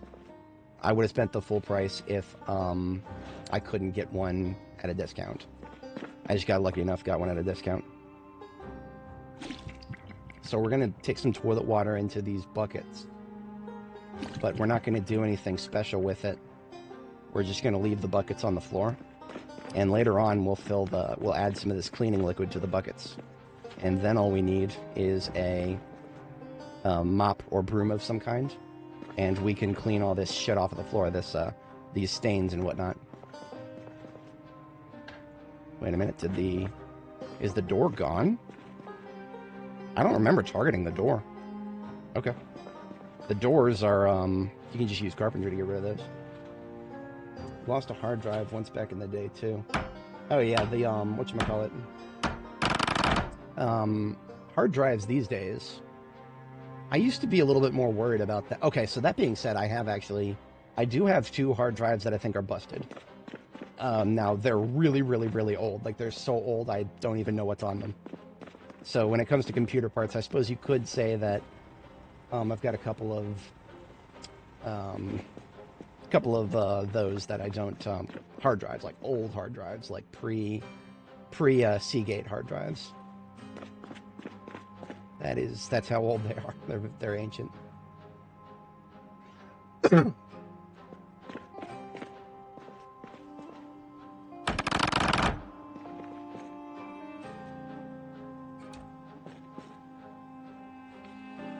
For these shelves, I suppose we'll put them somewhere on this wall. It doesn't really matter. Maybe we'll do canned food over here or something.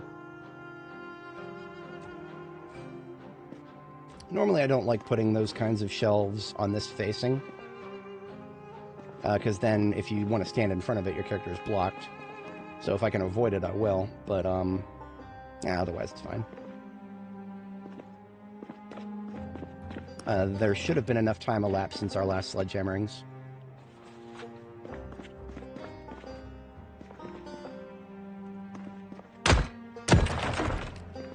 Okay, now here is a very, very critical juncture. For the longest time, there has been a problem with sledgehammering top-facing corners, right? So these corners that are, like, you know, facing the top of your screen, where it's to your left is the west, and to your right is the north, I believe. Yeah. So this is the north wall. This is the west wall. I believe that it will destroy the wall that is opposite from what you select. I don't know how light switches factor into that. I genuinely have no idea how light switches factor into that. So, let's operate on the theory that it's just offset by 1. So I mouse over this tile, and the first tile it selects is that light switch. If it, yeah, no, don't add Windows is fine. Windows is perfectly fine. Nothing wrong with that. I use Windows. Mostly because I understand how to wrestle it so it doesn't do what I don't want it to do. I know a lot of people will complain that it's proprietary software, but all software is open source if you can read assembly. Okay, yeah, my current theory is that for some reason there's something wrong with these top corners and it will delete whatever you have selected +1. So right now we have the light switch selected, but if it's +1, then it should delete this door frame. If it ends up deleting the left wall, I'm going to be very upset, but... Okay, so that means it's only to these corners and it doesn't care about what else is there. So, I don't care about that light switch. That light switch was fine to be an experiment. What this means now, though, is that this corner, if I select that wall, it'll delete the other one. I think. In for a penny. If I delete this and it doesn't work, then I'll make a door. I'm still going to be mad, but... Okay, so it's been fixed. It's been fixed, now I've got to make a door, and now I have a vulnerable spot on this wall. It's fine, I don't really care. I care a little bit, but I'm not that mad about it. It's, you know, it's the point of the thing. We'll just make it out of steel. We've got the doors, the knobs. Let's just take the... Doors don't count. Oh, okay, so... Wish I had heard it 2 seconds earlier, but I appreciate you. Appreciate you, fam. So that glitch that I was describing, apparently it does still apply, but only if it's, only if it is, a wall and not a door frame. So because it was a door frame instead of a wall. Okay. Anyway, like I said, I'm not that pissed off because we'll just make a door. I might even use that door once or twice. All these torches are empty. We don't need another one because we've got another one with some rods. We're good. I do need more planks, though.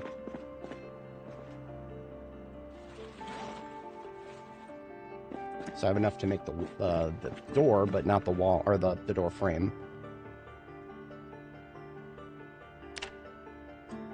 Or I don't have enough propane. I'm just going to leave the materials for the door here.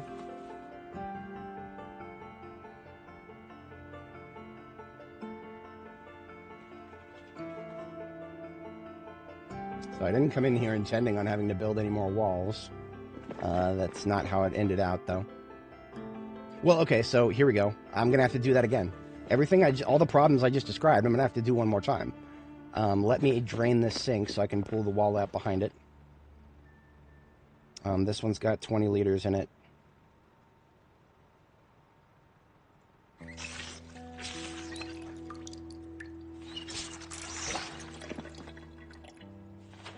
We already drained the toilets, that's fine. Leave this wherever. Do something with it. The sink still has a little bit. We'll just wash up with that. Alright. Get these fixtures out of the way.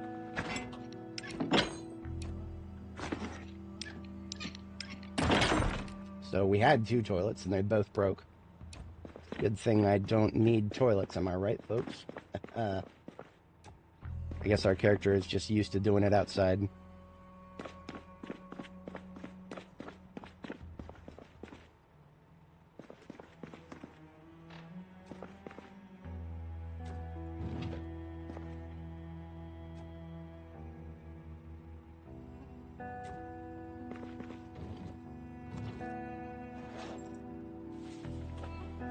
Sweet.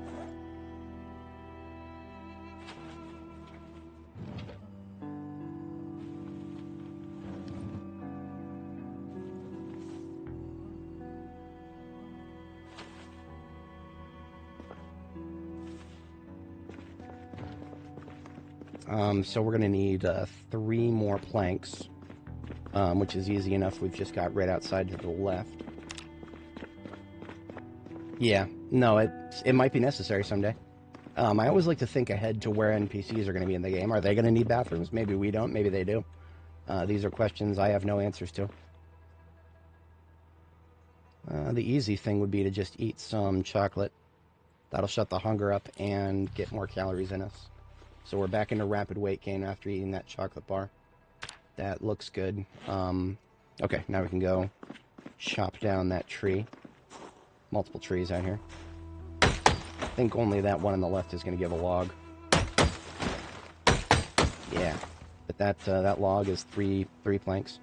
We definitely chose the right day to do base work because 1900 hours and the fog is still here. But it is finally starting to clear up, so we had an entire day of no shooty gas in the air.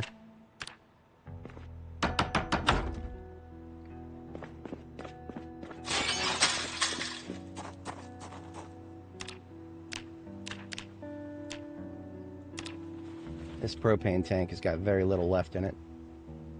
So we didn't even get a full torch from that, but that's fine.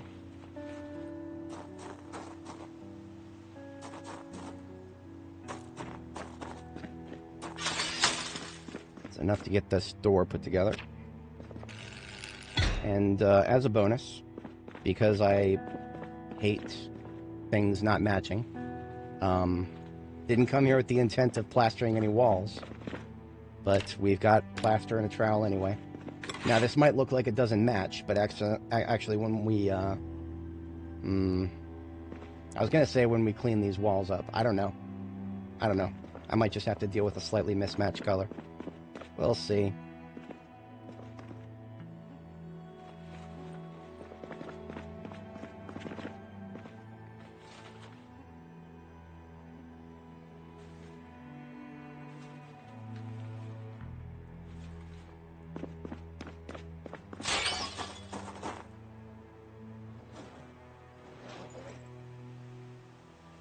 That should be all the welding I need to do for a while. Okay, so let's find out about that. Maybe I'll need to do another door.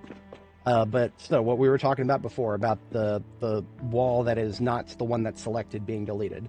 It didn't apply last time, and we deleted the one that was actually selected, because apparently that does not apply to when it is a corner with a door frame, right? Because this one had a door frame on it. In this case, it is now going to delete the wall. This wall is going to be deleted, even though the other one is selected. Now, like I said, this only applies to walls and top-facing corners, right? So this is a top-facing corner. We delete this wall, and it deletes the other corner. Okay, so, like I said, the glitch that I was afraid of previously is still there. It just didn't apply to that one specific scenario.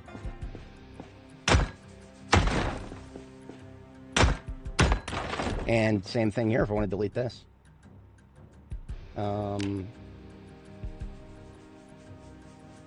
Man, watch this be the one where it doesn't apply.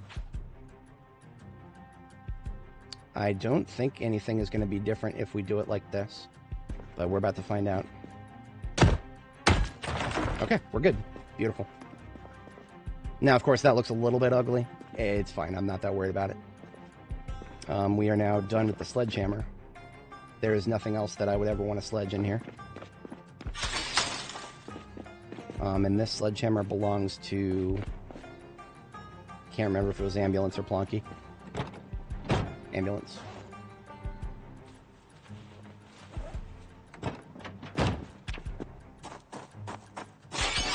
I've been eating mostly junk food for the past couple days, but it has worked. It has gotten us fed.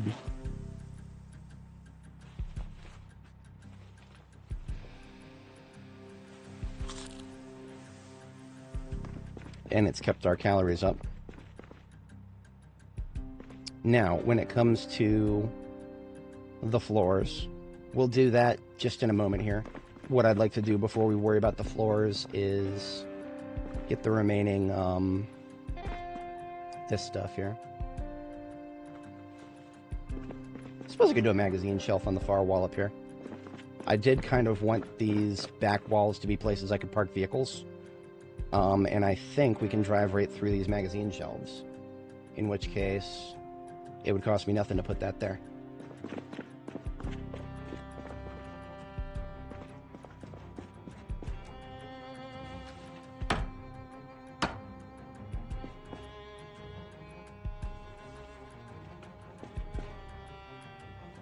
Now, I generally still want to try to sleep somewhere where zombies aren't just going to see me.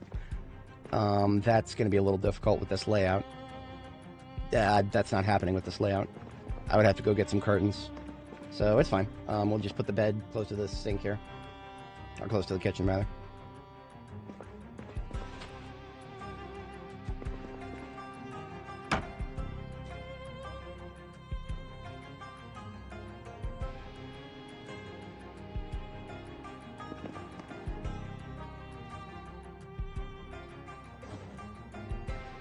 Pillow placement is good.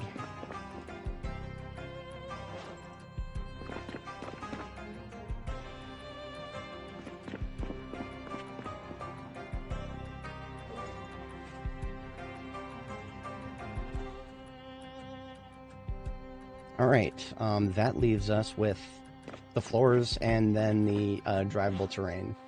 So drivable terrain. If I want to be able to drive through the base, like from one end to the other, or from one opening to the other, the drivable surface is minus these two tiles here. So these two tiles, and I guess this means that this is not going to be a parking spot after all. Okay, that's fine then. What I'll do is put the shelf slightly rotated position here, and then we can actually put the metal shelves back there too then. So if I can't park back there anyway.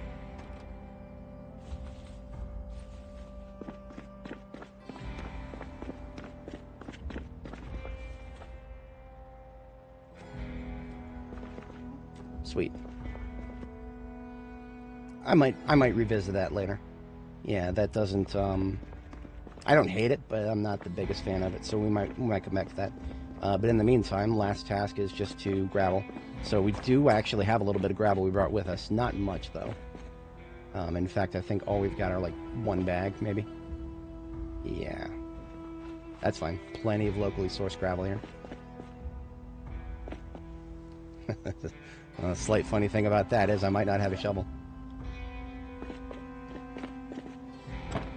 All these random tools and supplies, and of course a shovel would not be among them. It's usually not a problem. I usually have a shovel with me everywhere I go, because I'll either have my expedition vehicle or my ambulance. I'm sorry, expedition vehicle or the heavy combat truck. Those two usually have a shovel somewhere between them. Scythe and a mason's trowel, but not a shovel. A sack 18 bag, but not a shovel. Try putting stuff under the stairs that blocked you going up. Oh, it had windows. So this window right here is in front of this counter. But because there's no window in this corner tile, I wouldn't be able to put, like this counter right here, I wouldn't be able to put another one right here and still be able to go through it. So KTO is in chat there. He's talking about this. I'm kind of doing a little bit of an exploit here. Normally we wouldn't be able to just walk right through a counter if we put it under the stairs like this. But this one, we're able to get away with it because of the window. Now, you could probably do a low fence and get away with it. Like, for example, if I wanted to do something in this particular corner, if I were to put a low fence on this tile, then the existence of the low fence might actually enable me to do that there. I might even do that. But that's something to think about for later. Yeah.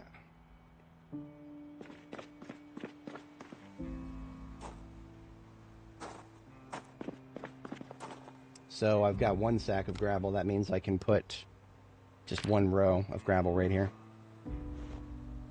But in order to get more, I would need my shovel to pick up more and put it down there. We've got a little, like this little trace of gravel going all the way back here. And I don't care about anything back here, so we can steal all this gravel and relocate it. That's just going to require the shovel, so we'll have to come back with the combat truck.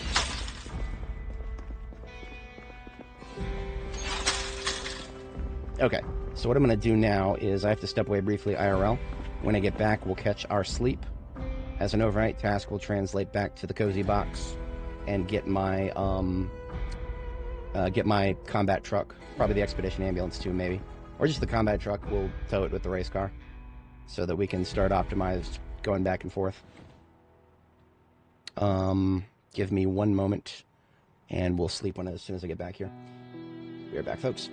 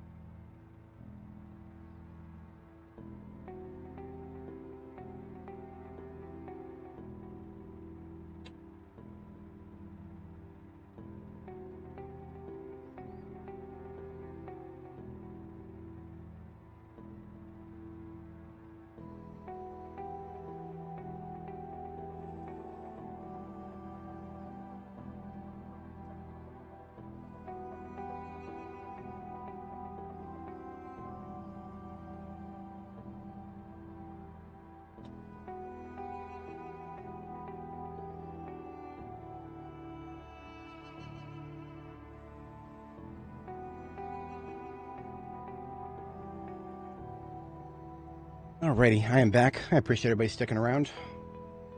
So, we are now catching our first sleep of the evening. And as an overnight task, we are bringing some more vehicles to our new base here. Still in rapid weight gain. We are going to need to think about stopping gaining weight soon. So, I'll keep a close eye on that as the evening progresses. Kits into the backpack.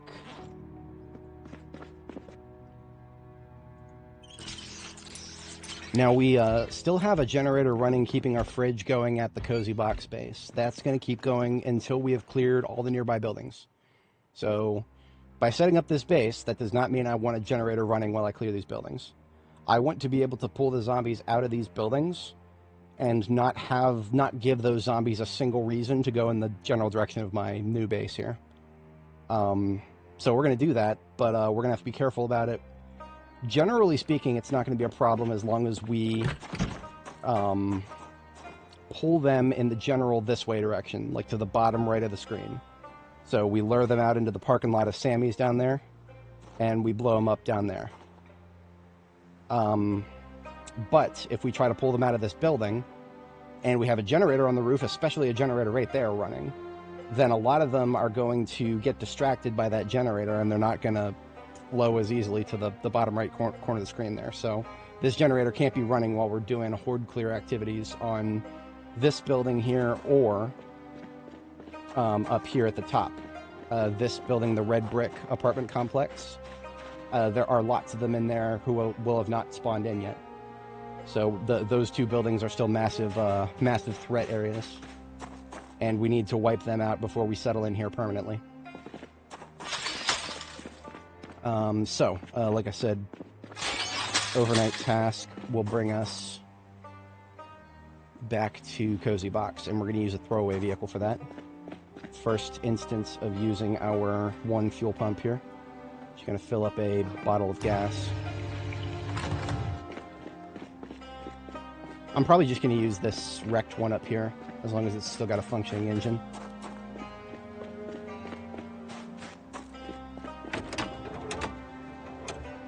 Yeah, okay.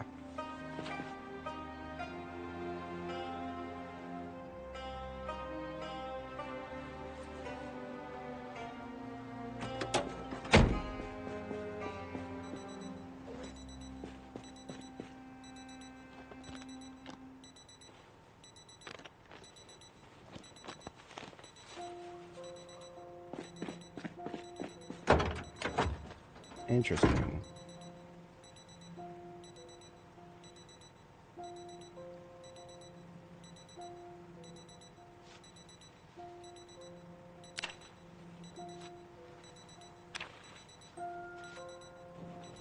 Nothing I can do about the beeping right there. That is a pile of zombies that is a little too big for me to be worrying about right now. You just take all this stuff, it's fine.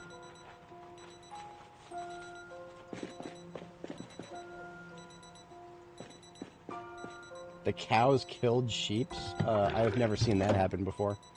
You're going to have a hard time convincing me that that's actually what happened. Why would they do that? There's no reason to do that. They probably killed each other. If you have more than one male, so two bulls, they'll kill each other. If you have more than one male of the sheep, so two rams, they'll all kill each other. Alright, so we've got gas and a battery in this car up here.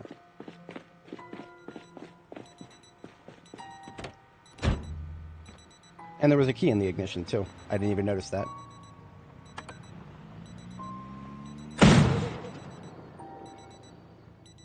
Never had a tire pop on me like that before. Okay. Yeah, about that. We don't have a jack and tire iron in the area right now.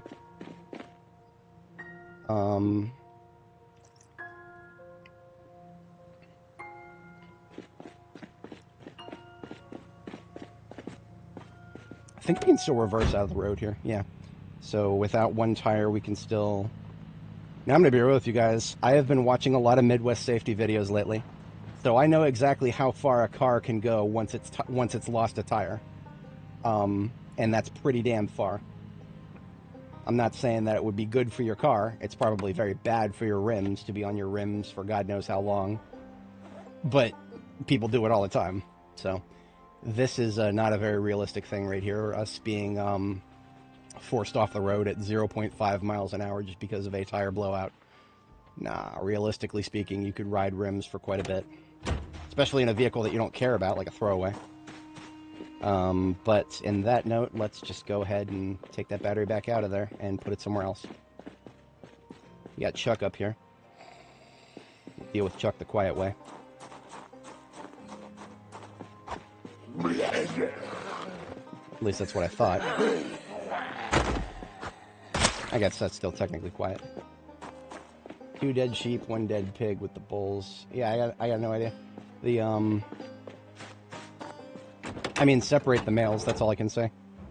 If you've got too many males, you don't have enough room for them, then I would select a sacrifice. And, I mean, you know, you can always just leave one outside of a zone for a little while. They won't, it'll take them a little while to die. Here's your bear cat. I know, right? This, I don't think they had him in the 90s. I mean, there's a lot of, what's the word? There's a lot of procedures related to law enforcement that are a very modern phenomenon that you'll see if you watch a Midwest safety video these days. They'll be doing a lot of things in those videos that you never would have seen back here in the 90s. Like the notion of you've stopped a felon, you've pulled a felon over to the side of the road. Felony stops are a relatively new thing in terms of policing. Now, of course, in the past, if you knew somebody had a gun, you'd probably be very cautious approaching. But there's not like a solid, rigid, you know, national level procedure that's been established to handle felony stops. I don't think that was around back in the 90s. I think back in the 90s, there were far more likely for that county deputy to just roll on up to the window of somebody who could be potentially armed and Pikachu face when they get shot.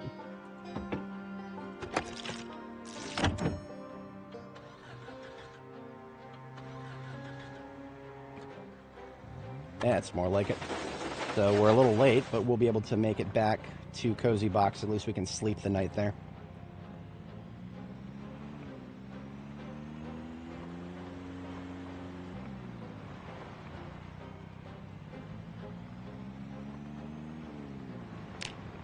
And as I predicted, we are at the edge of weight gain. So I'm going to go ahead and eat this chocolate bar, especially since we just got into stage 2 hunger.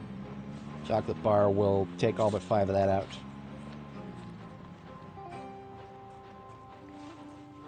Now we do have a brief moment here. I'm going to go ahead and clean my streets.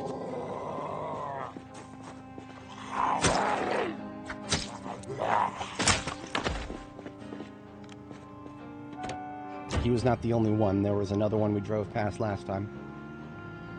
I shan't have shamblers in my streets. No, sir. We will have clean streets, or we will clean them ourselves. I think he was up here by the top of the Fossil Stadium. Unless he migrated. Always a possibility. Ah, there he is.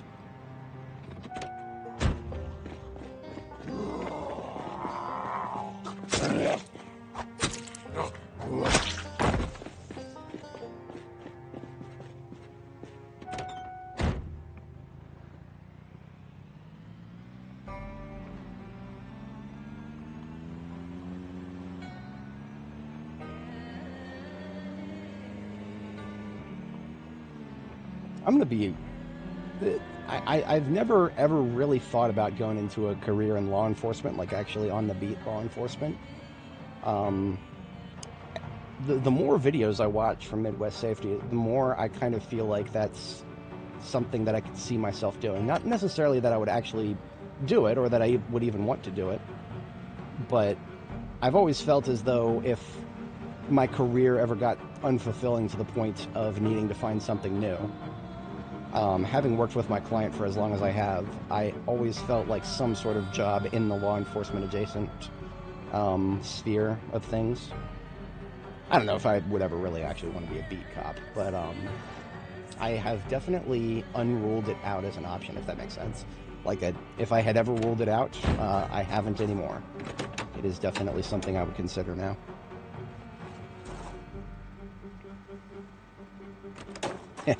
I mean, it's just also for the fact that, you know, there's that notion of a lot of people feel like cops don't do it right. They don't treat people right. They don't do this right. They don't do that right. And some of them have short fuses. They don't have a tolerance for people's bullshit. Some of them have a lot of tolerance, even more than I do, based on what I've seen.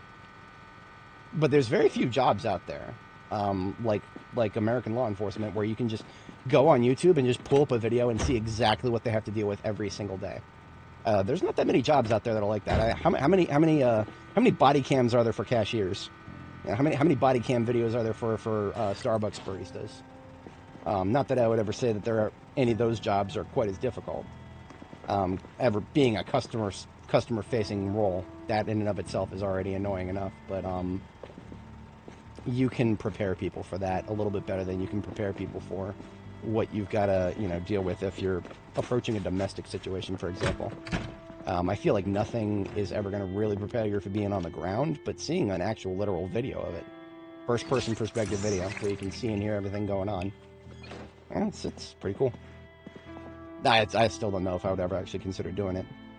I mean, for example, I actually am in a position of my life right now where I'm trying to, one of the reasons I'm playing Zomboid all the time, is to remove myself from the temptation to spend any money on video games.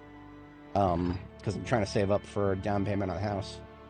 That has been a very interesting thing, because right now I'm spending so much on rent and just general living expenses that I'm not actually, like, my savings is not increasing that much month to month.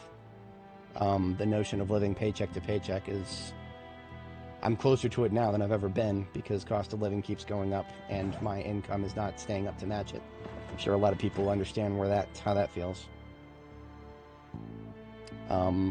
So I'm no stranger to taking extra work on in order to meet a specific goal.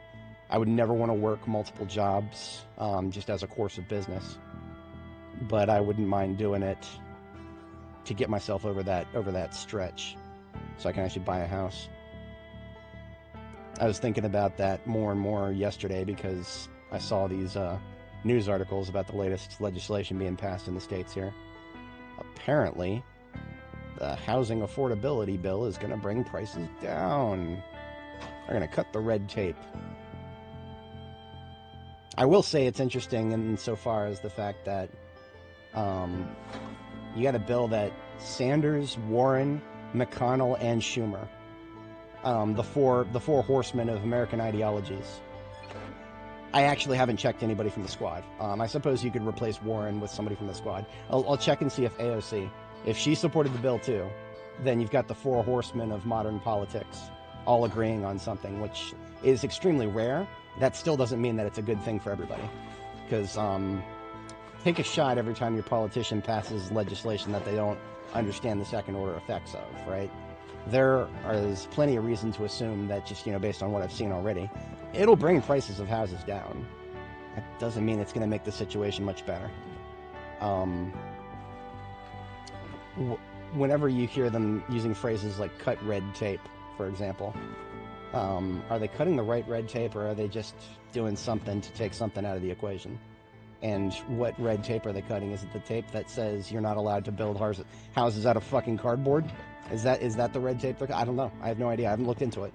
But believe you me, that house builders currently, we don't need them doing things more cheaply than they're already doing it. They're already building houses that are going to collapse within 15 years of being built. And it's that, I'm not being hyperbolic. They're going to collapse within a decade and a half. Most of the houses being built these days aren't going to last 20 years. They're building them out of tinder and plywood, by the way. I know this might be a strange notion to people in other countries, but in the United States here, we build all of our houses out of fucking wood. And then everybody Pikachu faces when their house gets completely fucking annihilated by a small little electrical fire, or just a tornado that wouldn't have destroyed any stone buildings. more tornadoes in our country probably than most of Europe, and we still make our houses out of wood everywhere. That's all we ever use. Wood. Wood rots. Do bricks rot? I haven't checked in a minute. Maybe bricks rot. I don't know. I don't think bricks rot, guys. Just look at corporate America. I don't see them building their they don't build their buildings out of wood, do they? Why is that? Why is that, I wonder? There's a reason for it. There's a reason for it. Good things for me, not for thee. Got ourselves another clean bandage there. I'm probably gonna have to monitor my weight pretty closely. Granola bars for the rest of today, probably. And this kale. We do have kale here. I'll take some kale. It's fine. Yeah, bricks can crack. It's true. No American dream is a trailer home. You know what? Okay, so I've heard a lot of things about RVs and mobile homes. I have heard, the gist of what I've heard has told me that if you're a very handy man, you're good at DIY stuff, then you can make an RV work for yourself. Because apparently, and this again, secondhand knowledge, so make of that what you will. What I've heard of is RVs are a nightmare for maintenance, regardless of who you buy it from. But if you're the kind of person who can do your own maintenance, then that's possibly a great choice for you. Like my dad taught me everything I know about carpentry, because I built this thing. If he wanted to get an RV, I would probably be confident in his ability to fix it. I say probably because, well, he's getting old. Everybody does. It happens to everybody. Everybody gets old eventually. All right, so this duffel bag full of just general memorabilia stuff that can go in there. This truck is for RTB.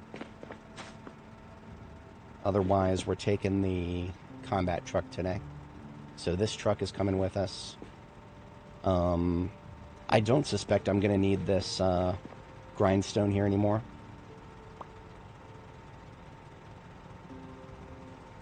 I will just make a new one. I'll just make a new one. It's fine. Trailer homes. Okay, so you're talking about something. You're talking about the towable vehicle, like just a dedicated vehicle that you tow somewhere and park it. That makes sense. Those are probably a lot easier than something that is extra. You know, it's like built with the engine, the chassis, and everything. That's your domicile. I could see that being a much bigger maintenance nightmare. I used to have a pop-up trailer. Pop-up trailer was a lot of fun, but didn't last very long before my parents decided to sell it, probably to free up some of the budget.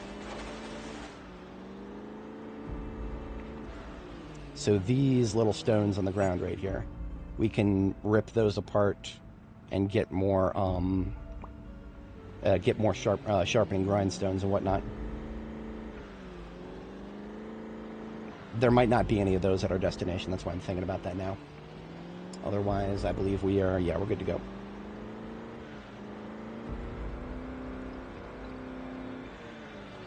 But yeah, if you can get yourself a trailer home with a,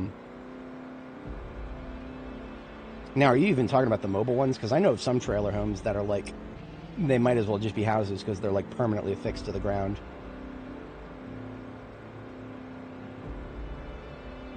I had an aunt in Pittsburgh. She's passed away since, but back in the day, she was a person who lived in one of those trailers. And it was a running joke that it would never move again. It's still there to this day. I think they've sold it, but yeah, it's to this day. To this day, next to that airport in Allegheny County. I'm sure it's still there. I'm sure somebody probably was taking care of it a little bit less. Manufacturer home. I see. Makes sense. Yep. That is, I don't have any strong opinions of that. That could work. That could work. I'm trying to think. Whenever I think about a home, I always think about longevity. How long it's going to last. How easy is it to fix. What are the problems that are going to come with it. And how easily will those problems be solved. How expensive will it be to solve those problems? These are all things that you want to think about as a prospective home buyer.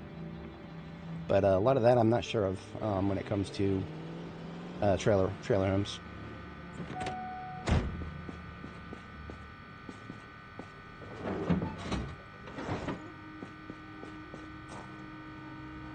So this is another standard battery.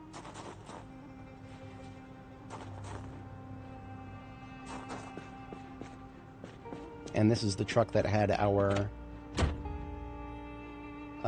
field kit in it. Field kit includes my entrenching tool. Jack and tire in as well, so we can get that other car fixed up.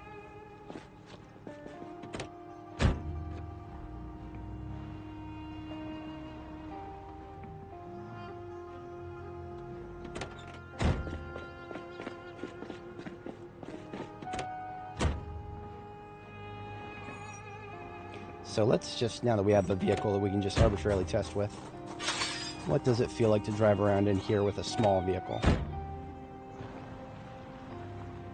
Can I still do what I thought I could do and back into a spot like this?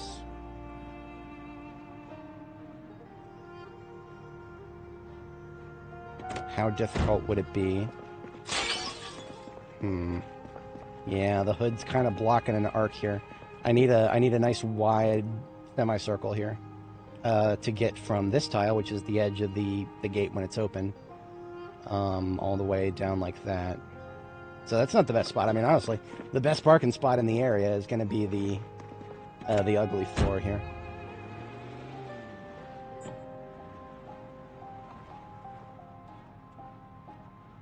Honestly, that wouldn't be the worst situation. No, that wouldn't be bad at all. But then, in order to get out, you know, there's nothing morally obligating me to use this as the exit. I can always just go in and out the same doorway there. That just means I've got to always reserve enough space to turn around while I'm in here. But for now, let's just kind of park it somewhere out in the open, as it were.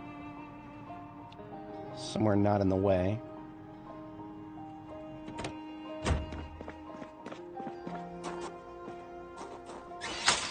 Alright, now about that gravel. We've got a sack. Let us grab another.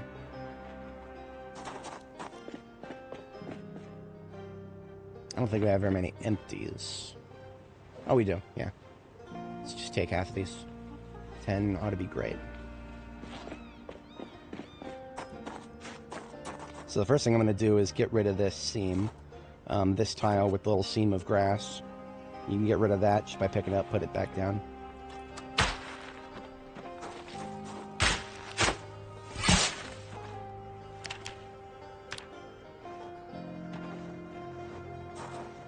Sweet. Okay, now let's just count the gravel then. So 4 tiles, that's 1 sack.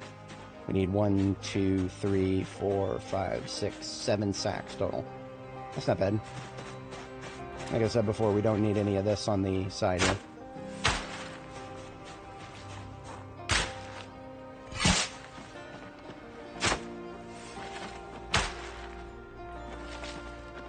Well, the stigma is one thing. The other thing is trailer homes are not the best thing to leave to a family. So it's going to depend on your needs for a family. Me, personally, this is going to sound a little bit strange the way I phrase this, but I have kids. They just haven't been conceived or born yet. 3 of them, ideally. But I'm going to see. We'll start with 1 and see where that goes. Like I said, though, I don't have anybody to work with me on that yet, so all in good time. I need to be. I've kind of put myself in this mental barricade of I'm not going to even try meeting anybody or dating until after I own a house. I'm going to be a homeowner, or I'm not going to bother. For other reasons, too, because, of course, I'm not going to bother trying to date somebody until I have my teeth fixed. I'm not going to subject anybody to these damaged teeth of mine. So that's very expensive, though. It's 5 figures to get my teeth fixed. And that's 5 figures that I could be putting towards a down payment on a house, right? So all this time that I'm spending here is time, I wouldn't call it well spent, but I wouldn't be doing that much otherwise. In a different world where I took a little bit better care of myself, I'd have fewer roadblocks. But my threshold for, you know, I know there's some people would encourage you to just never stop trying, even if you're not in the best spot. I take a bit more of a pragmatic approach. I want to think about, would I date me if I was a female equivalent of myself as I currently am? I would lean towards no.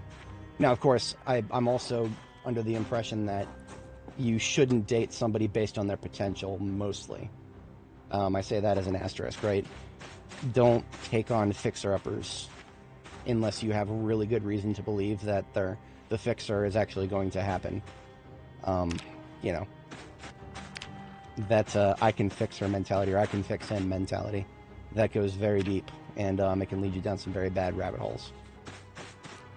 So I'm not interested in any of that, and I'm also not interested in somebody running the risk, or, you know, because you're like, what if somebody just comes along, joins me on my journey of life here, and decides that I'm not moving fast enough and getting myself sorted out? Because that, you know, it's a valid thing. Some people don't want to sit around forever waiting for their partner to get their life sorted out. So there's a lot of potential problems I'm just not interested in right now. And I'm also not interested in somebody who is just in it for companionship. I'm in it for starting a family. So that immediately rules out a huge chunk of people these days. There's a huge chunk of people out there who either have never considered it or have only ever considered the opposite. That is not me. Yeah, that's well, okay, so yeah, that's another thing, right? That's a very honorable sentiment, but then you have to, that's a risk from the perspective of the person who is taking that risk. I've got one of my best friends, from high school. One of my best friends from high school has never had problems with the ladies, and his teeth have been jacked up for about twice as long as mine have. So it's definitely not a prerequisite. It's just something that helps you, what's the right word? Stand out a little bit better. It improves it can't hurt your chances.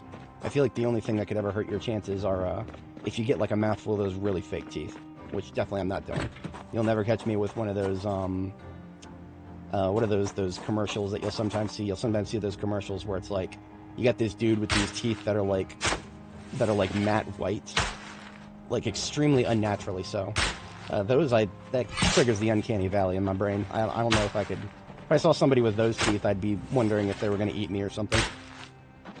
Probably not a very fair thing, because they probably spent a lot of money on those teeth, but I'm going to have something natural, or I'm not going to bother. Yes, that is definitely it right there. Yeah, that's it. Confidence is key. And I have a lot of confidence, but it's selective. It's very selective.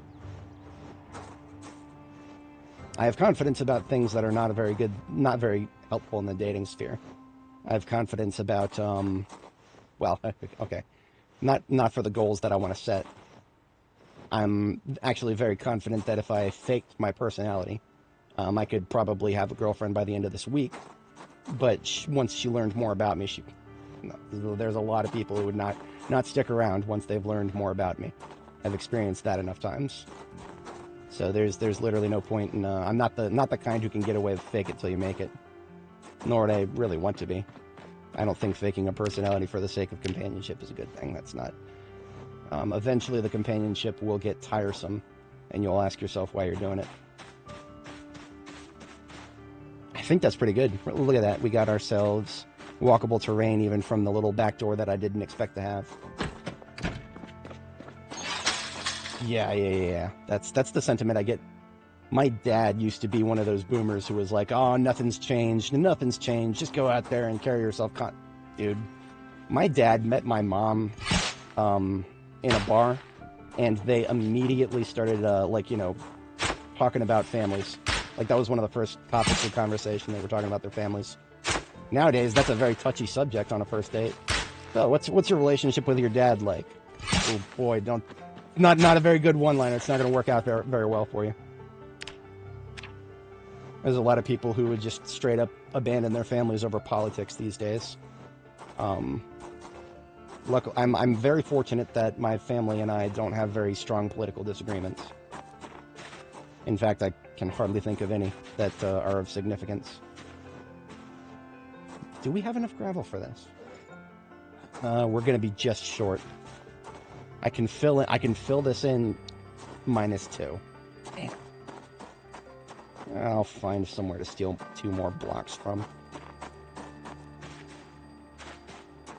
I'll steal it from the neighbors over here. Fine. Star Wars. Okay, so my ex-fiance and I, one of the reasons we actually started hanging out was an argument over Lord of the Rings. We were both cashiers at the hardware store at the time, and we were arguing something about somebody not being able to leave without a receipt. So the you cannot pass, and we started arguing whether Gandalf said you cannot pass or you shall not pass. The first line he says to the Balrog, you cannot pass. That was the first time. The second line, when he said that, the famous one that everybody remembers, you shall not pass. So he said both. We were both right. That was kind of how things kicked off between us, finding out that we were both right. That was fun.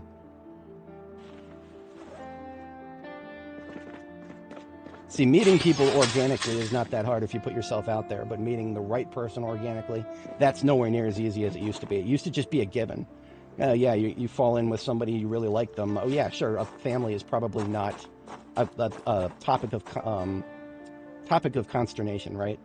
Starting a family is probably not something that, in the past, for the boomers, or even Gen X maybe, that probably was not a question of when, it was a question of, or not a question of if, but a question of when. That's not the case anymore. There are so many people in my generation alone who are just perfectly happy never having kids. We literally have it. It was the millennials that came up with the child-free phrase. Child-free, as if having a child is the worst thing ever, or something to be free of. I understand trust me when I say I understand the desire to avoid some responsibility. Yes, I understand that completely, but you get to a certain point where it's not responsibility anymore, it's your legacy. We're not going to live forever, guys. We're not going to live forever. Someday, all that's going to be left is what we've contributed to the genes and the memes of the world. Those are the only 2 ways that humans have defied death. Genes and memes. I've contributed plenty of memes. I'm not worried about that anymore. Even if I never even get to publishing my book, which I will. No, I've contributed plenty of memes. Not worried about that no more. If you do both, then you win. Or the closest to winning you can get. I think this is great. I really like this. So, it's 1,500 hours, the fog is lifted. I think we have enough time to do a bombing. I think I'm doing it. Yep. So we're going to wipe out the building that's closest to us right now, this one right here. Bottom left-hand corner of the screen. Yes, that is, Kitten, you make the best point right there. That is, peak stream, peak conversation. Yeah, there's lots of yap here, lots of yap. But no, that's something like, I never used to have the mentality of weed out the weak ones. That's going to be extremely important for anybody in the dating pool, regardless of where you're at. In this day and age, because it's like there are so many people out there with conflicting goals that at first I never would have even considered were a conflict. Like, there are some people out there, and I would never have believed this if you told me just a decade ago. There's some people out there who don't even want a girlfriend or a boyfriend. They just want a situation that involves a little bit of intimacy, but they don't even want that label. Like, I could understand, being very, trepidatious about the marriage label, or, even just the engagement label. Those labels are very constant, there's a lot of baggage behind them. Do you really want to pick somebody that you're going to stay with forever? Or do you want to keep it in a trial period? I understand that completely. But now there are people who go even farther with that notion, and you become a mailbox. Some things apparently, I don't know what's going on with this mailbox. Oh, they put it at the wrong Z level. This mailbox is floating. This mailbox is actually supposed to be right here, isn't it? Okay, well, that's one less thing I have to worry about bumping into. Anyway. Yes, I know. It's just like, I would never have believed that those are a thing unless I was in one. Back when I don't talk about this a lot, but when I was at the grocery store.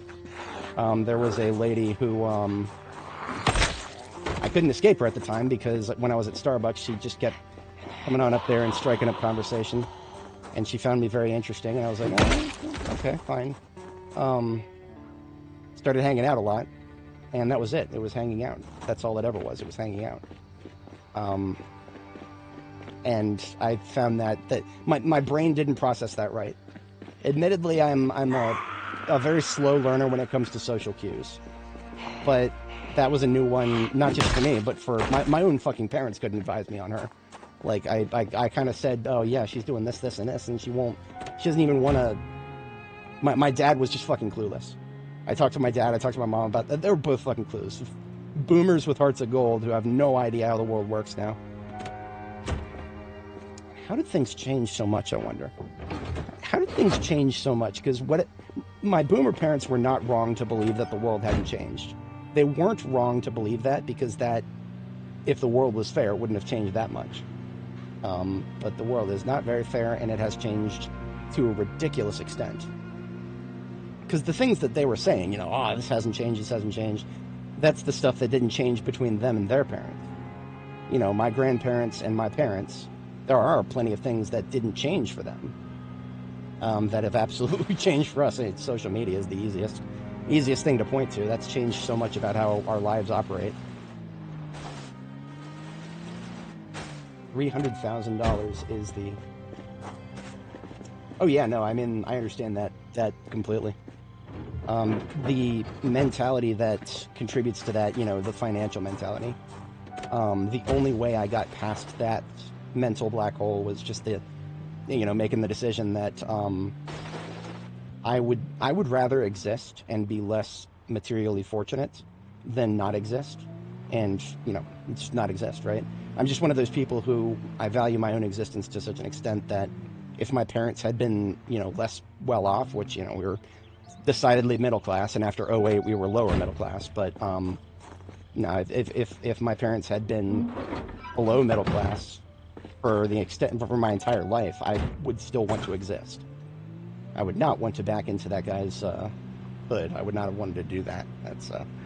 But yeah, no, that's just the approach that I take. And it doesn't have to be the same for everybody. If that's the way you want to live your life, that's perfectly fine. But that was just how I escaped that mentality, because it felt hopeless, right? After a certain point, I was like, it's going to be impossible to give my own kids the same upbringing that I had. And that's a reasonably difficult thing for a lot of people to consider. Very reasonably, because it's a human universal to want to try to give your kid, if you care about your kids, of course, if you care about your kids, try to give them a better experience than you had. It was the reason my parents ended up sending me to George Mason University for film and video studies. And it was considered a family achievement. My dad was like, oh, you're the first Reed to ever go to college. And I'm like, yeah, okay, let's not get too excited. Let me graduate first. I was doing all right at first, and then my ex-fiance came into the picture, and then suddenly it didn't feel like it was worth finishing college. But that's a completely separate story. It's the notion of wanting to improve things is going to be very, very, very, very, very difficult for parents starting out in this day and age, because everything around you is getting worse by the day almost. Sometimes you want to look at computer parts, it's getting worse by the day. And that could be, oh, computers are a luxury. Yes, they're a luxury beyond a certain point, but they're also a necessity.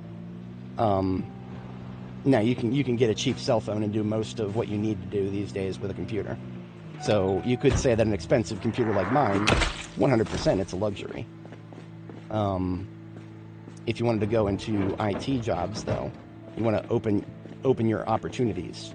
Suddenly it's not a luxury, suddenly it's a objective quality of life improvement. And people are being locked out of that more and more with every day that passes right now, until the fucking AI bubble pops, right? It's yeah. So you'll never catch me saying that anybody's wrong for thinking that. I'll only say that I felt as though I had to get out of that mentality somehow. The easy answer is, of course, to just say, oh, people have been raising their children without modern luxuries for the longest time. That's not the best way of thinking about it, because, there's also been polio for most of time. Modernity got rid of polio, so I'm just getting rid of these guys because I want to do the bombing on this streetlight right here. So I don't want any obstacles on the road as we approach this streetlight. Military brat. Yeah, that's an... Okay, so that was a fundamental disconnect between myself and my ex-fiance that I never really even considered until long after we split up. Was just the simple fact that I was raised in one location. Literally never once moved for my entire childhood. Like, I was 20-something, forget the exact number, when I moved out of my parents' house. We never moved once previous. And I never really considered how fortunate that was for me. You know, actually set down roots somewhere. Of course, not like those roots exactly paid off. I'm the last person of my friends and family that's still living in this area, so it's not always the best thing long term, but not having to ever move away and get a new group of friends or anything, very fortunate for me. It was very fortunate. Not something easily taken for granted. But when, you know, financial situations necessitate a move, or, you know, prior obligations like being in the military and whatnot, that there's only so much you can do about that. At least I can say that I got past the point where I'm too old to go to basic now. In my mid-30s, I'm actually literally so old that a recruiter would not want me. I don't even have to worry about even if World War III happens, I won't get drafted. I always maintain that if World War III happened, I would volunteer probably. I don't know if I would be accepted, but I'd probably volunteer. I just can't wrap my head around joining the military when there's not a existential threat to the nation. And that's an argument I had with some of my buddies. Like one of my buddy CA is a Marine. He joined after, like, he made the decision to join after 9/11. And I do think that 9/11 was a bad thing, needed redressing, but Osama bin Laden's been wiped out. ISIS has been wiped out. Sure, the Taliban are still around, but now they're just a legitimate state. So it's like the Middle Eastern justifications aren't really there these days. We haven't lost a single person to a combat death in Iran. We've had some crashes, and we've had some regrettable deaths due to airplane maintenance problems, but that's something that could have happened in training. Murphy's Law probably would have happened too, given enough time. I mean, there's that B42 that crashed on the landing pad recently. That would have happened regardless of whether we were at war or not. Tired of the big house. Became a family hobby to help, and that's nice. That is something I would never do personally. I don't think, well, I've never gotten old a bit in a big house, so I can't tell you if I would ever do that, but I would always look at a house as something to pass on rather than a burden. But I suppose that's a mentality that's hard to predict. I don't even think I need to worry about the Niala over there. But at least not yet. Yeah, I don't need to worry about the Niala yet. Because we don't need this entire parking lot, just enough. And we now have enough, so. It's 1800 hours, and we're going to be losing daylight soon. But we might get another day of fog tomorrow, so I'm not going to chance that. I would sooner risk losing a little bit of daylight. So we're doing it. We are doing it, folks. I got a pipe bomb. I link the pipe bomb to the remote controller. Right click, arm and set pipe bomb. The bomb has been planted. Hey, Nana Madhouse, how's it going? We are doing a little bit of yap as we get things sorted out now, but you joined just in time for another bombing activity here. So we established a new base, but we do not want zombies like this one here being attracted to our new base, and so we won't deal with that. What I'm going to do is go up to my roof and shut off my generator, because we have not yet transferred our perishables, so costs us nothing to shut this down.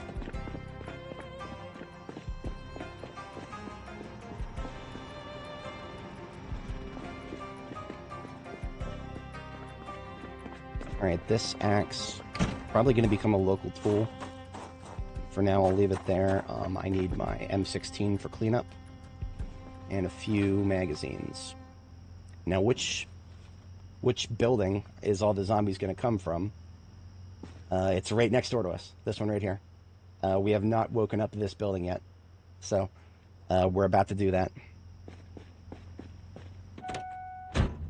And I think we're good. Yeah, we've got the gun, we've got the bomb planted, we got the remote controller. Here goes nothing, folks. So when you're in Louisville and other major POIs, buildings don't spawn in their interior until you get really close. So we are going to get really close. In fact, look at this. This door is open. Sub losers. So none of these guys existed just a few moments ago. If they had, I would never have wanted to run that generator. But now they exist. Now they're a problem. Now we're going to deal with them.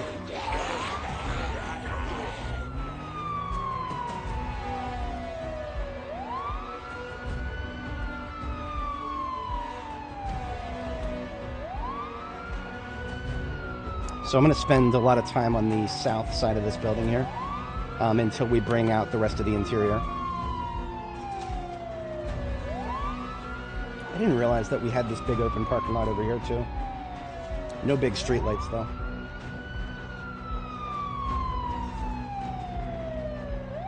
But yeah, otherwise we're doing pretty good today.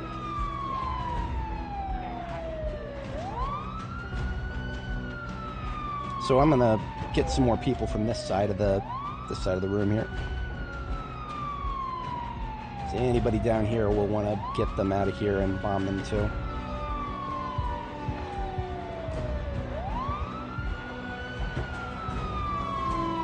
That door's taken out. That means we've definitely got the rest of the interior.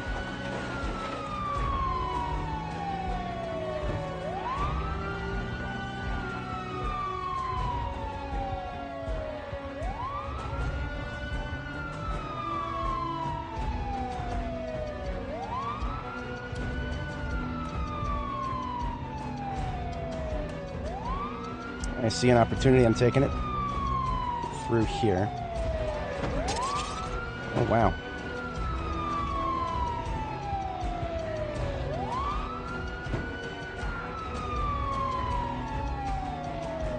So the goal is to spill this building primarily, but there are several other buildings that I'll want to spill, mostly smaller ones, and we'll want to bring them around to this side. Now there's also this building to the bottom here.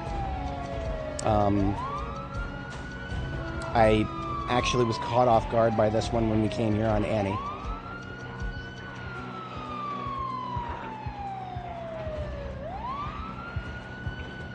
Yeah. Yep, no, that is, you came at the right time. Anybody joining now?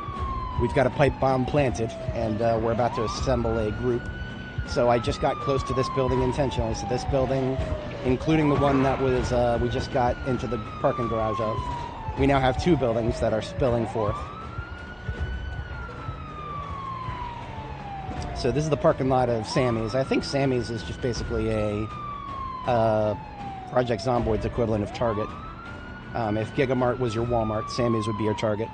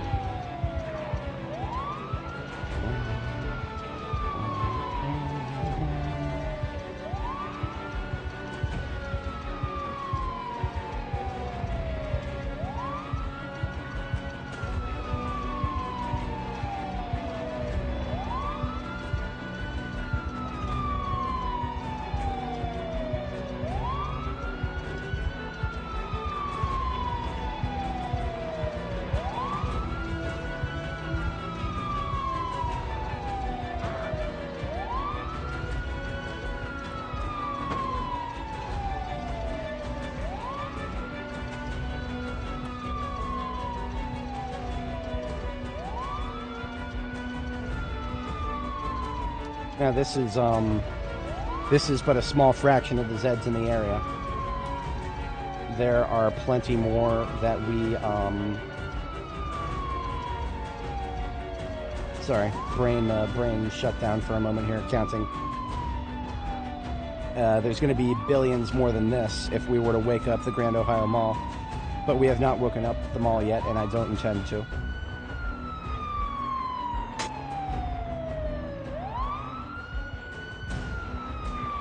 Indeed, it is time for Nintendo to file copyright. Because we got some Wii U right now.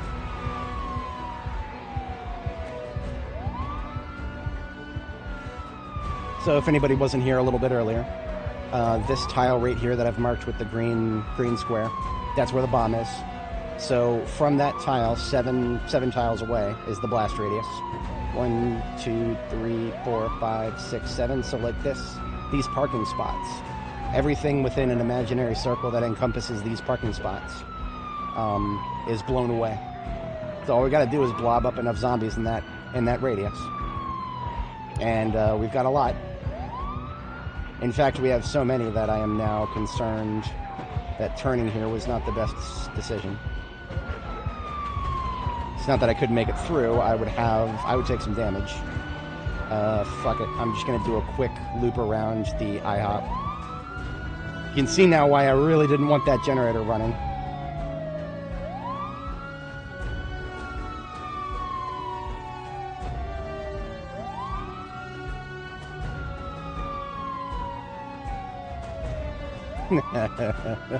Yes, the blast radius encompasses 6 to 7 tiles away from the lamp. Yes.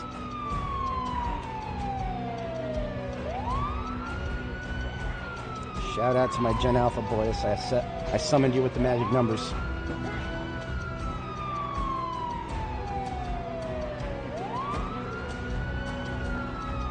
Now, here's the problem with doing this at night. Our view cone is much lower than it should be right now. So we actually can't see as many zombies at once. That's not the worst thing in the world, honestly.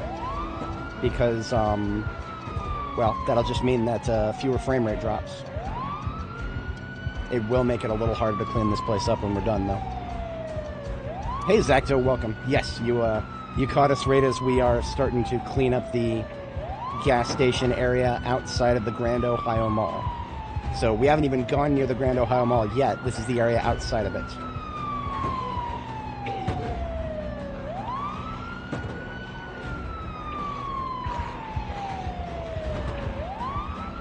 Boosting at 10 until we get around this group, and back to 5 right here. I'll probably boost to 10 once we get too many coming from the central right here.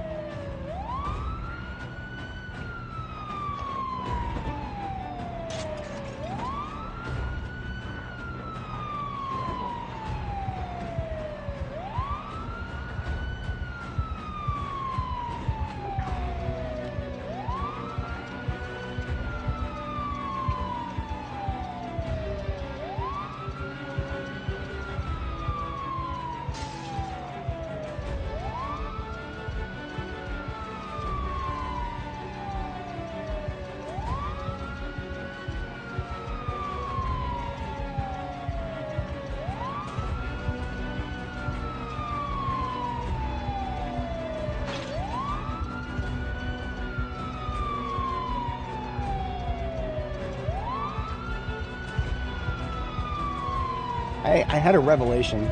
If 07 is a guy with his fist in the air, is 67 a guy doing a dab? Is that what 67 is? Like one arm is bent and the other arm is straight? Because if that's the case, then 67 equals dab. That's me combining two extremely unholy memes into one. Let me play you the song of my people in chat. 67, 67, 67.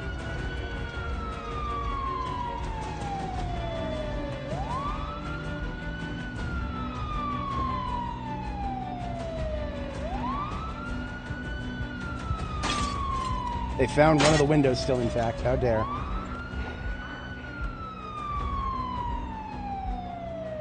Yeah, I have both hands free right now. I can do.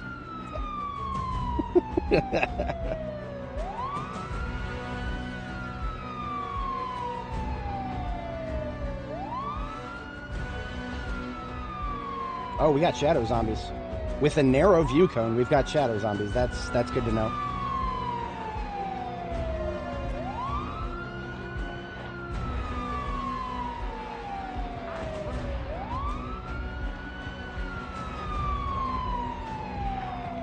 All right. Are they still coming out of the I think they've... Well, we're going to have to get a little closer. After a certain point, they'll stop coming out of this building over here. To the bottom center left-ish of the screen. Kind of where chat is right there. Right where chat is on the window right now, that's where the zombies are coming out of still, I think. And I can't tell for sure until I get past this mini tree line here, so I'm going to take it out of cruise. And we're going to check. And that looks to be, yep, they're still coming out of here.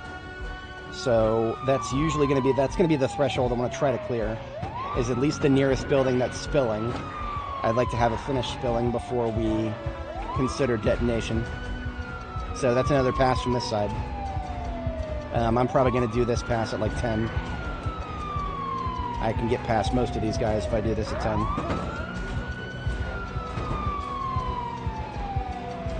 Back down to 5 once we pass this car here. If anybody watching is new, 5 miles an hour is enough to keep ahead of a zombie of any speed, as long as they're directly behind you. If they're coming at you from a perpendicular angle like these guys up here, and they're fast, then you'll want to boost a little higher than that. And if anybody watching was not here earlier, we placed the bomb that we're leading these guys towards on this tile right here. So this street light right here, that is our point of reference. Once we get a big, tight, circular blob of zombies on that street light, that's when we pull the trigger.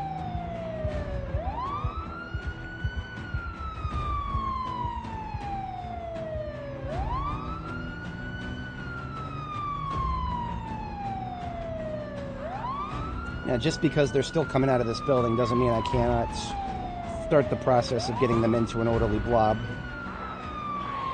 Or even a disorderly blob. We can do some loop backs up to the front entrance of that building. Now, here's an example of where going down to 5 miles an hour is okay temporarily.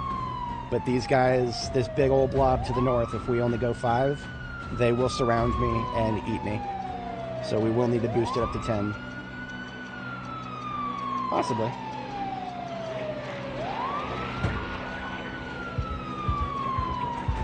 KTO, I don't know if you were there for our most recent bombing, but we managed to get a shadow zombie group to such a tight grouping that we only had about 6 to 7 to kill afterwards. And I'm being unironic there with the numbers. We had less than a dozen left over after we blew a shadow zombie group. Now, because we don't have our view cone right now, I don't know if we probably won't have the same success here.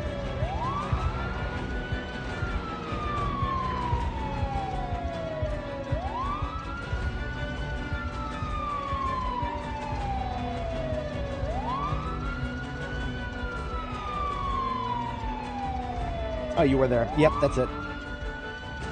But yeah, this'll, for a multitude of reasons, we'll have to be careful with this group.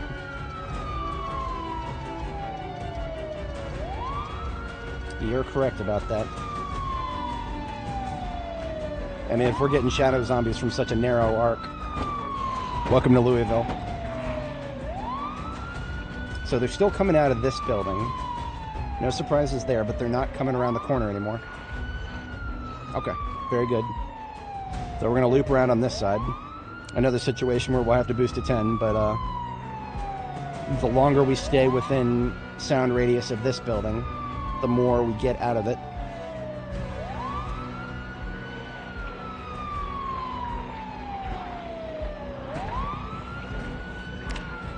So we're at 84 kilo and we stopped gaining weight. Couldn't have planned it better myself. I might have lied. Yeah, we didn't need to boost it to 10. Beautiful. I'm okay with that. That building is, it's just an apartment building with a really, really, really wide surface area at the bottom. I think this is the 3rd time I've cleared it out. I have never gone to its upper floors. I've never wanted to, not with how many I saw in how many I've seen in the lower floors here. Convention Center. No. Convention Center is actually a little ways up the road.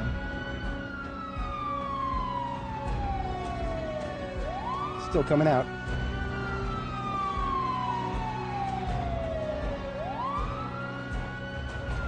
I don't see any more. No, look at that. We got that guy right there. That's another fast shambler coming out of there. So if we've still got fast shamblers coming out of the building, we still got a minute. All right, boost into 10 right about now. We'll get past the bulk of the group, and then we'll slow back down.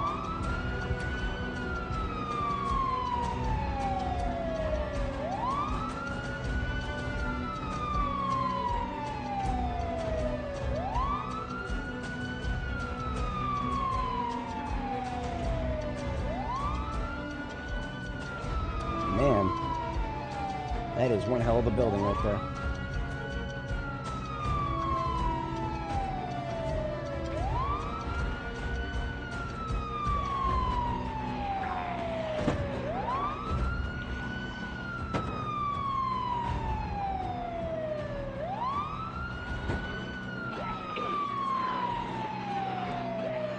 Man, the fence is not helping. This building probably would have spilled a lot faster if it wasn't for this wooden fence. This wooden fence forces them all to, like, periodically get stuck and then try to go around.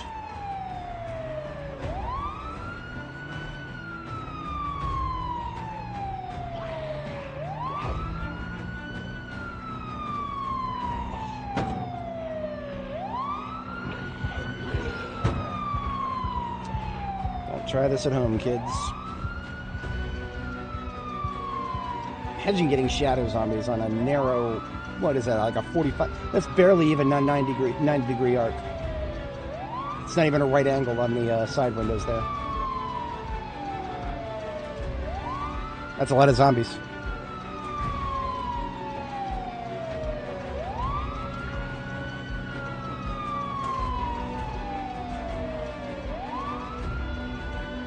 I can't believe we've still got fast ones coming out of that building. That is wild. I've definitely got to blame the fence for that. I take offense to that.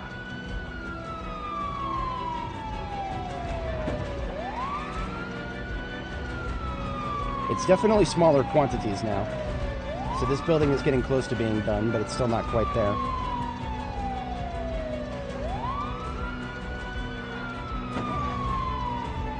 I would believe you, yeah.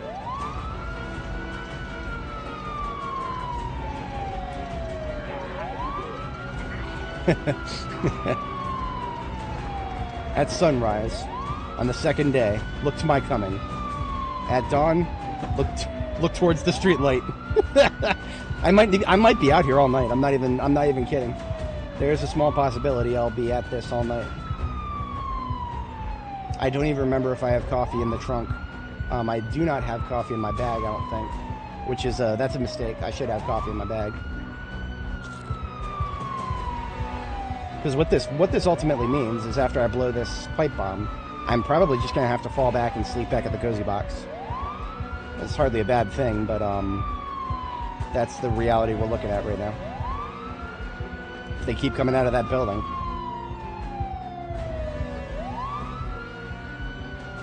They're still coming out of that building. There's got to be something more with that. Maybe they're coming through the building from the other side or something. I don't know, man. They just keep coming out. So it's like that Smash Mouth song, except all they say is that they don't stop coming.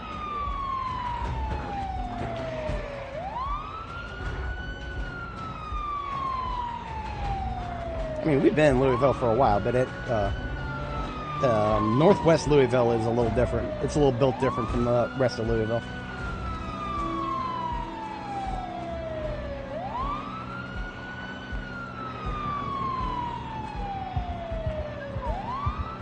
Yeah, there's a lot of zombies.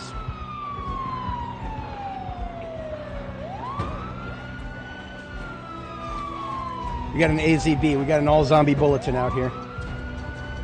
Units be advised, there is a human inside of the blinking light vehicle. Grown again?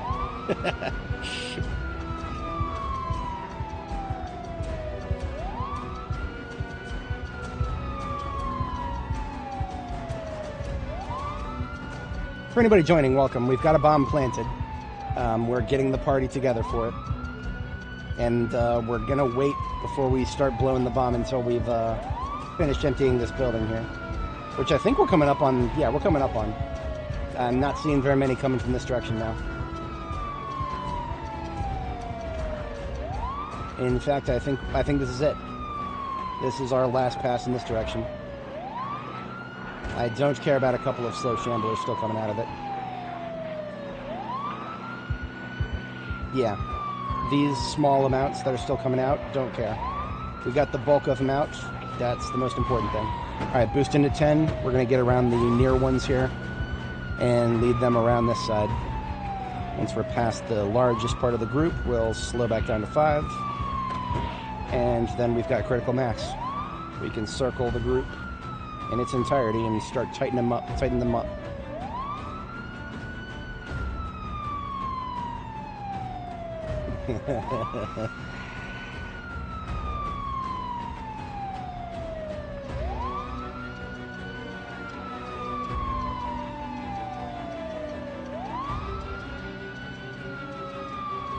It's kind of like what my brother gave me advice if you're ever having trouble seeing while you're driving, for whatever reason, if there's problems with the, maybe the sun's too bright or maybe there's fog or something, focus on the edges of the road, focus on the white lines at the end of the road.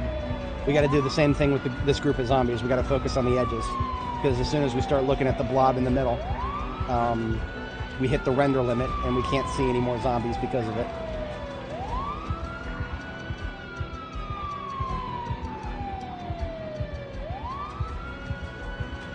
That is one hell of a group right there. Now, if anybody's not familiar, the render limit is 500. There can only be 500 zombies on screen at any given point. Beyond that, they start turning into the little dark skeleton-looking zombies that don't have any textures. We call them shadow zombies. So we're well over 500. Probably KTO predicted about 1,000.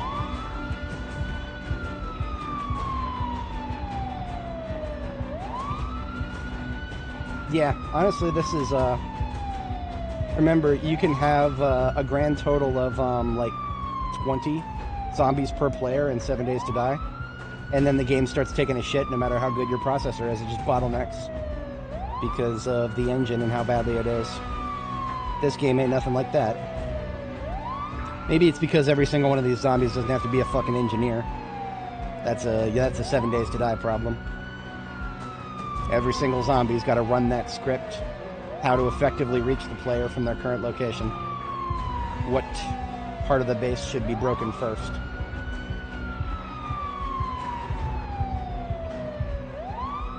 Alright, so the bomb is planted right here. And we've got the group approaching the point of being amassed.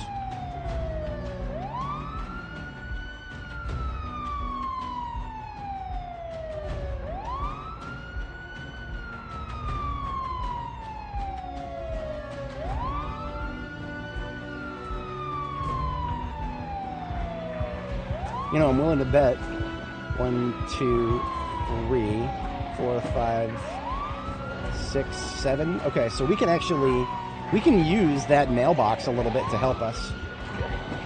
That mailbox can actually help us a little bit for our correlating the placement of the blob.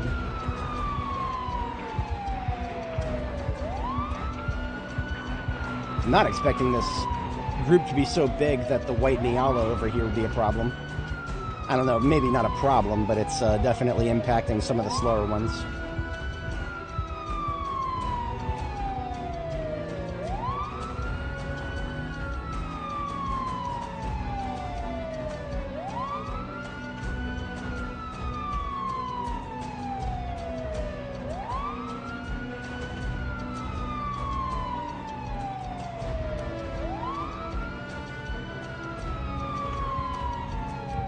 Now, the trick we figured out last time we optimized our bombing strategy, what we managed to optimize specifically was the last few moments before the bombing, how to ensure that the ones who are directly behind me, like all these guys, how to ensure that they don't escape the outer radius of the explosion. Because my natural instinct is to constantly keep the truck out of the outer radius.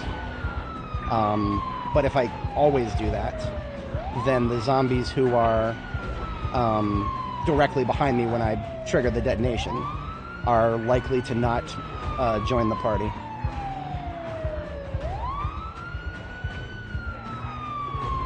See, now this right now, you guys watching at home, whether you're live or watching the replay, OBS isn't overloading. So what that tells me for sure now is that it's not Zomboid. It is not the fact that I updated my GPU drivers and just Zomboid isn't playing nicely with the latest version of... No, that's not it. If it was, the fact that Zomboid is being extra taxed by all these zombies on screen, that would be contributing to more frame drops for you guys. Or, well, frame rate drops. You guys would see a little bit of frame rate lag. But no, that's just happening randomly. Completely random. And I can't... So that means it's absolutely just OBS and CUDA being nonsense is what it is. I'll figure out a solution for it. I know there is one. There's always a solution. My preferred solution would be to somehow get OBS to run CUDA on the other GPU. I have a whole second GPU that I could be using right now. Literally 0% being used. For the longest time, I thought it was, I thought OBS was using the other one. Because I set it to in the NVIDIA, the per program settings. So it should be running NVNC on the second GPU. It's not. I don't know why. Okay. We're down to the wire here. We are down to the wire. So I'm going to make my UI a little smaller here. We got the remote controller right there at the top. And we've actually got the group is almost assembled. One more pass, maybe.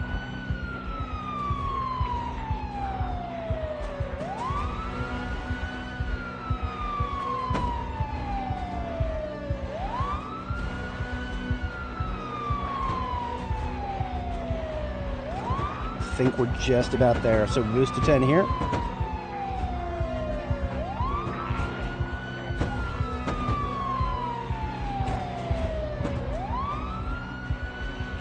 Three, 2, and 1.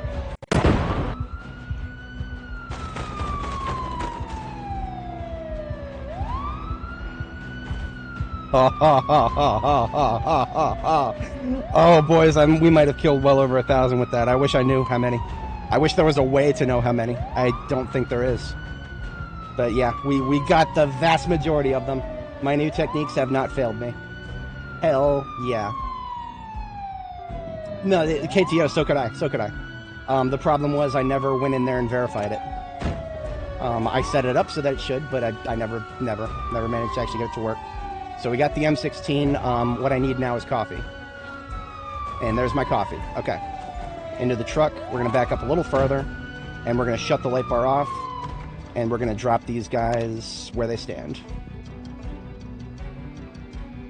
Alright, coffee into the mouth. No! Oh, God, guys. I accidentally poured the coffee out. I am such a goddamn idiot, guys. All of that success we just had, and now I can't finish them off effectively because I had one coffee left in the trunk, and I accidentally hit pour on ground instead of drink.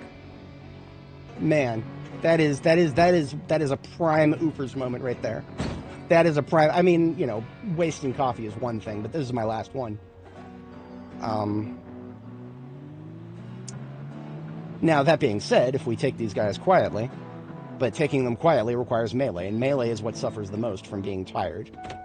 So, that's alright. I mean, honestly, we succeeded. We succeeded. I just fucked up something different.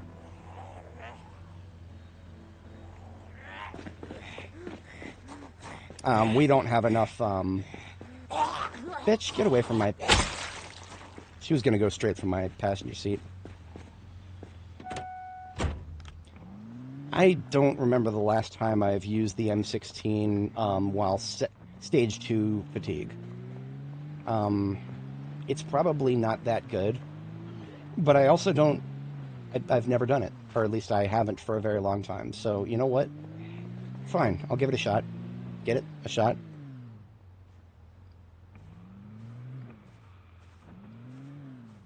Let me just position myself somewhere like right here.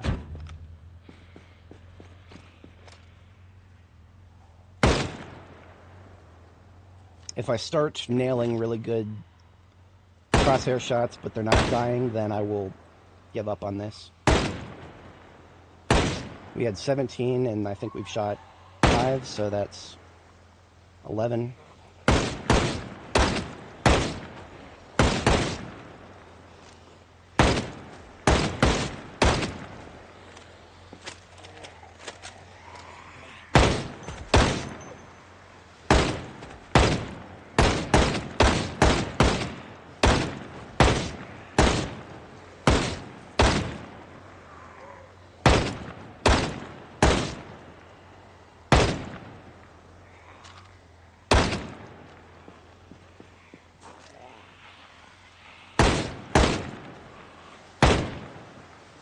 No, this is fine. You see the Moodle shake, the tired Moodle, it keeps shaking. Usually that's a sign that you're doing something that is being negatively impacted by that Moodle. This doesn't feel that different from a normal M16. So I'm not going to say that it's not impacting me, but it doesn't feel like it is. This feels normal for an M16 for level 10 aiming. You're not getting up, buddy.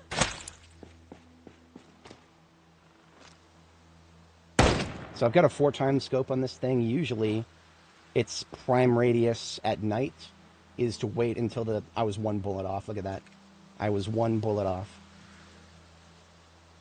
Is to wait until these zombies that I'm shooting at are right at the edge of my flashlight cone.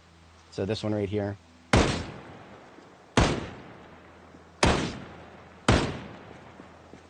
I am now at stage 3 fatigue. And I still nailed that shot. Okay, cool. I feel like in real life being this tired would definitely have an impact on your ability to hold the weapon steady and make those little course correction predictions.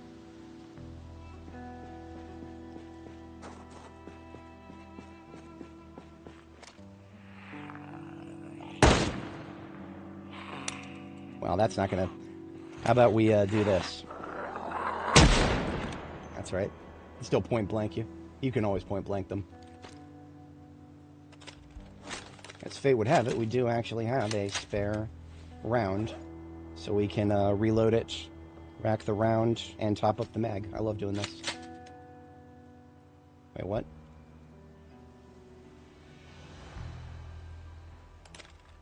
I just racked it again. There we go. That's what I meant to do. Okay, M16 get put away. Let's fix the hunger situation and the water situation in this last zombie situation.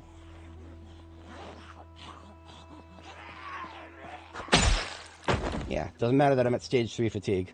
I'm still level 10 strength, fitness, and long blade. They will still face my blade. They will test me, and they will fail. Alright, we're out of here.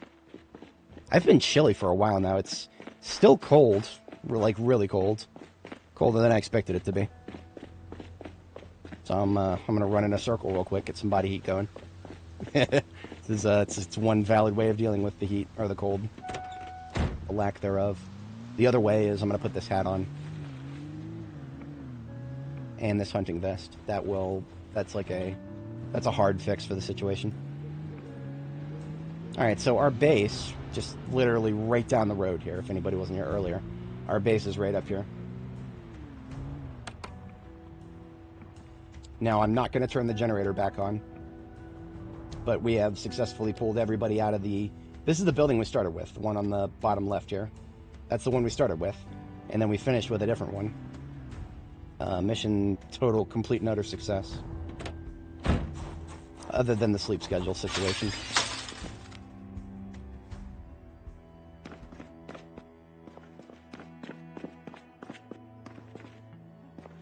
But yeah, like I said, generator will not get turned on tonight. Maybe tomorrow, maybe carefully, depending on the situation. I will make some coffee tomorrow, yeah. We're just going to sleep as is right now. And I will make some coffee tomorrow and just drink it straight up.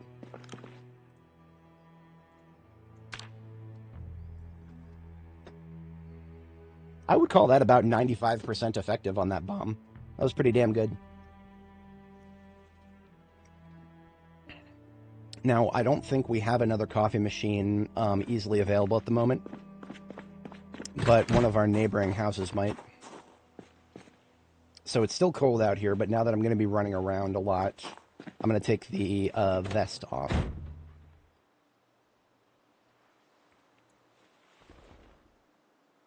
So as long as I keep running around, we won't get cold, but we also shouldn't overheat. I'm going to empty these extraneous sacks back in here so that we have another bag of sack 18. 17, 18. You said right now, you guys will have probably seen a frame rate drop. And that's because my variable bit rate went up to like 50K. 50,000 kilobytes per second. Nothing unusual about that. It's never been a problem ever before. But then I updated my GPU drivers. Now it's a problem. Oh man, I'm never letting that go. Not until I fix it. Even after I fix it, I'll probably bitch about it every once in a while because it's not how updates are supposed to work. Things are not supposed to get worse when you update them. And yet that's almost expected nowadays, just because that's the world we're living in. If anybody's wondering why I have steel sheets and welding torches on the floor right here, that would partially be because we now have a truck with a damaged trunk. And we need to store stuff in that trunk, so. More repairs coming right up. Just need another torch. I have no idea, Bloody. Regrettably, Bloody, I've never once used an AMD GPU. I wish I could say that I will someday, but I mean, I have so many hobbies in the AI space. Locally run AI, right? I don't see, until the industry can move away from relying on NVIDIA for everything. CUDA specifically. I mean, maybe CUDA will actually start sucking a lot more, and we'll finally get a competitor, like a real competitor. We don't have one yet. Because it's literally CUDA. CUDA is what's causing the frame rate drops for the recording right now. If we look at my settings in OBS here, OBS is the software that's sending the stream to you guys at YouTube, and also sending it in video format over to, and here's the error. Encoding overloaded, considering turning down video settings or using a faster encoder. I only ever saw that pop up before when I was trying to do simultaneous streaming to YouTube and Steam at the same time. I gave up very quickly on Steam. Steam is incredibly, what's the right word? Terrible at encoding. You have to use the Steam client to do it, and fuck that now. So this right here, the video encoder, the hardware. NVENC uses CUDA. It uses CUDA to put out HEVC, which is, that's H265, which is really efficient. One of the best formats.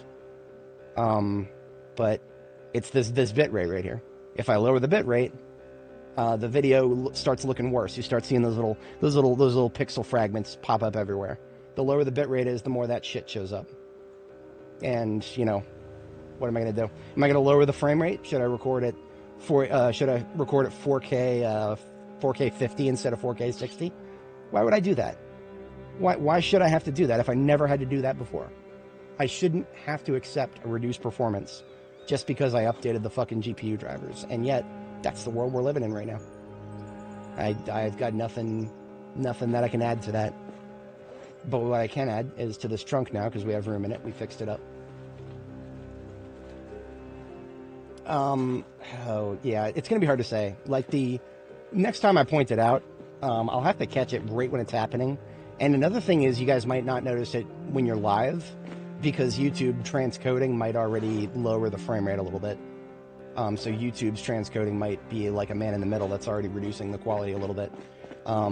If you're watching the replay and you're trying to watch it in 4K at 60, that's when I started noticing it. Like, I actually watched my replay of my previous stream, and I saw it, and it was quite obvious. But I mean, if it's not obvious enough to be disruptive for some of my viewers right now, then I'll take that as a win. That's good.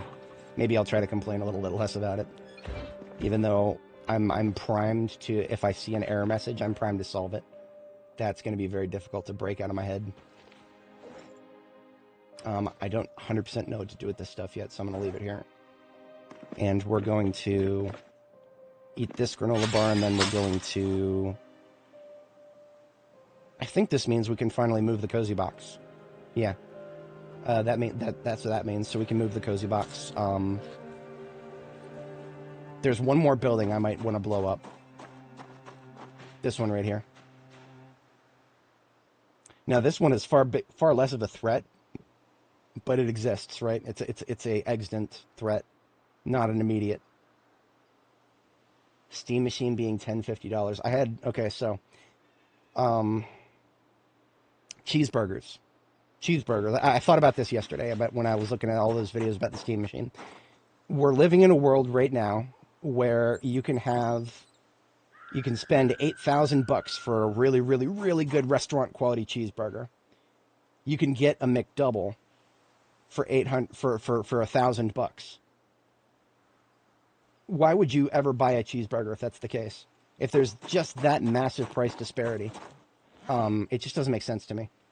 Like, I would just not buy a cheeseburger if that was the case. Like, I'd just avoid the equation entirely and hope to see if prices go down. I don't know if they will, but at some point, maybe wages will actually start to go up along with inflation, just far enough for, $1,000 for a Steam machine to not be that bad of a deal.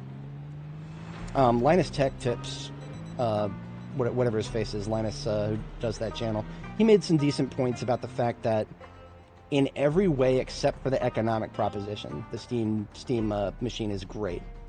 The GameCube, as it were.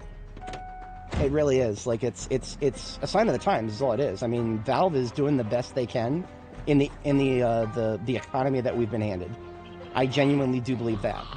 I think if you're gonna buy a mid-range PC, the Steam machine is not that bad. It's really not that bad if you're just gonna settle for a mid-range, 16 gigabytes of RAM, 8 gigabytes of VRAM on a custom GPU. A custom GPU that I don't think is NVIDIA, so if you're looking for a computer that only does gaming, won't do any creative stuff, no 3D work, no AI, nothing like that, yeah, you'll get a decent, you'll get something decent out of a Steam machine. And it will probably be cheaper than building it yourself because the Steam machine is... now, this is the part I've not investigated, right? This is the part I've not investigated. Can we get something with an 8 GPU, or 8 gigabyte VRAM GPU and 16 gigabytes of RAM, regular system RAM? Can we get that for less than a Steam machine? And I want to tell you the answer is probably no. But like I said, I haven't investigated deeply. I'm having a mental break while killing these zombies because I keep expecting there to be a knife when I hit 4. But our hunting knife was done, so I left it behind. And our nearest replacement is back at the cozy box, so we need to get back to the cozy box. Yeah, Chemicho, that was kind of where I was going with that metaphor, if this computer right here was a restaurant grade cheeseburger and the GameCube was a the GameCube was a McDouble. If both of them cost that much, then neither seem like a good idea. Personally, I would not build a PC like mine right now, nor would I buy a GameCube in this economy. If I didn't have a computer at all, well, I don't know what I would do. I'd be a very different person if I didn't have a computer at all that was capable of some gaming. But let's just say that I never built this PC, and I was still stuck on my previous PC, it's right over there. It's currently my NAS. It's receiving the offline recording of this video that this replay that I'm recording myself.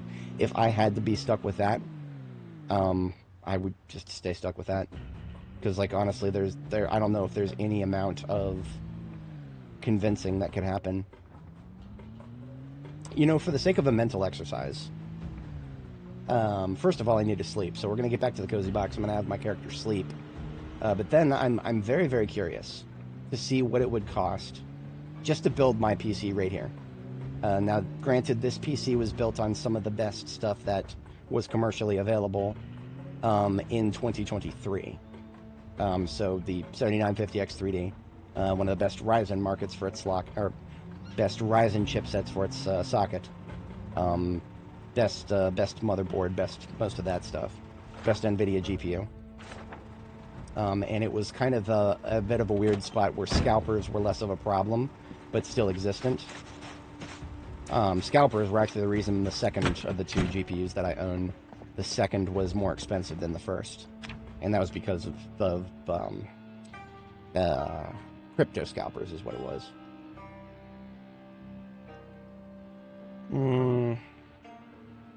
It depends on... Okay, so secondhand. It depends on the return policies. RAM can... There's all sorts of things that can go wrong with RAM, so it really depends on what it's been used for.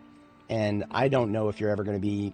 If somebody buying it secondhand is going to be able to get an honest assessment of where it came from. So I don't... Personally, because RAM is such a wear item, it's kind of like buying brakes secondhand. You can do it and it'll work, but RAM is one of the first things to go bad if it's wear and tear. Yeah, it's hard, that's hard to say, but I am curious now. I want to see what my... so if anybody doesn't have this, it's linked in the description, pcpartpicker.com, and linked in the description is the build that I'm currently using. And save the part list, here it is. So the price that I paid is what's listed on this build. So I paid about $6,400 and $64 and 85 cents, so 64. I can already tell you that the memory right here, these kits are going to be wow. And then these don't even exist on the market right now. I'm pretty sure in 980 Pro 2. I don't think these even exist, so I don't even know if we might go for an alternative brand. Now these two GPUs that are, one of them was 2,000, one of them was 1,700. I don't know about that. I don't think too much will have changed about the power supply. And I'm pretty sure Windows 11 OEM would still be about 100.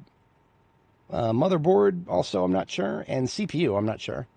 Yeah, let's just double tab this and find out real quick. Let's see just how bad things have gotten. So I'm just going to open up a new build here. And we're going to choose my CPU, 7950X3D. Currently $700, so it's only gone up by 100. That's within inflation, so that's not that bad. CPU cooler, the DH15. This has been great. I do really enjoy Noctua products. I do think you're overpaying a little bit. Noctua products, you're getting these are the iPhones of CPU coolers. So you are paying more than it's really worth, but you're getting a very solid brand that if you like the brand, then it's gonna do right by you. That's what I always say about Apple. Like, you know, I would never use it because I don't like the brand. But if I liked the brand, then you know, I would get everything I want out of it. So my Gigabyte X670E ARS, not currently available anymore. So I guess we could just put in a placeholder. Yeah, I mean, I don't know these other brands very well. I mean, look at this. This is a AORS Extreme. Okay, never mind. This is they want to spend $1,000 on this. This is probably a scalper price. Yeah, that's definitely a scalper price. So we can almost disregard that. I wouldn't pay it. Actually, okay, so Asus ROG, another kind of premium brand. Asus ROG is kind of premium. I don't know if I would necessarily advocate for them, but if I had to pick something on screen right now, this is probably what I'd pick. So I don't want to spend too much time on this. I just want to see the overall prices we're looking at here. These parts have potential issues. What is the issue? Warning, the... Oh, that's just a BIOS compatibility issue. So if we were to buy this motherboard specifically, we would have to update the BIOS if it was an older version. Otherwise, the CPU wouldn't work. And I've never tried booting a computer without the CPU slotted in. Is it possible to update a BIOS without the CPU in the slot? It'd be interesting if it wasn't. So the memory is going to be very difficult because the memory is not on the market anymore. I bought Crucial memory. Famously, Micron exited the retail business. So we're probably paying scalper prices for this too. If I had to not use Crucial, I would most likely go for Corsair. So let's just look for a similar kit, a 64 DDR5 4800 64 2x32. So we can actually filter by that. 2x32. There you are. And then can I filter by channel and speed? No. Really? Really? Okay. Well, I'll just do a search for 4800 then.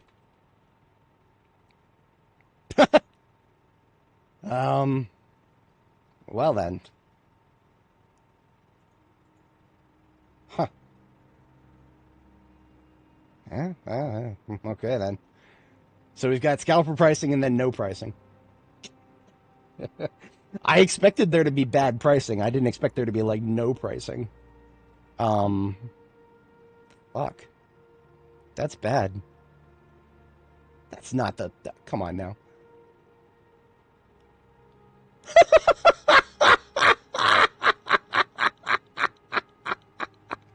Oh my god, okay, yeah, that like I said, 5 figures for RAM, yeah, that's fucking scalper pricing.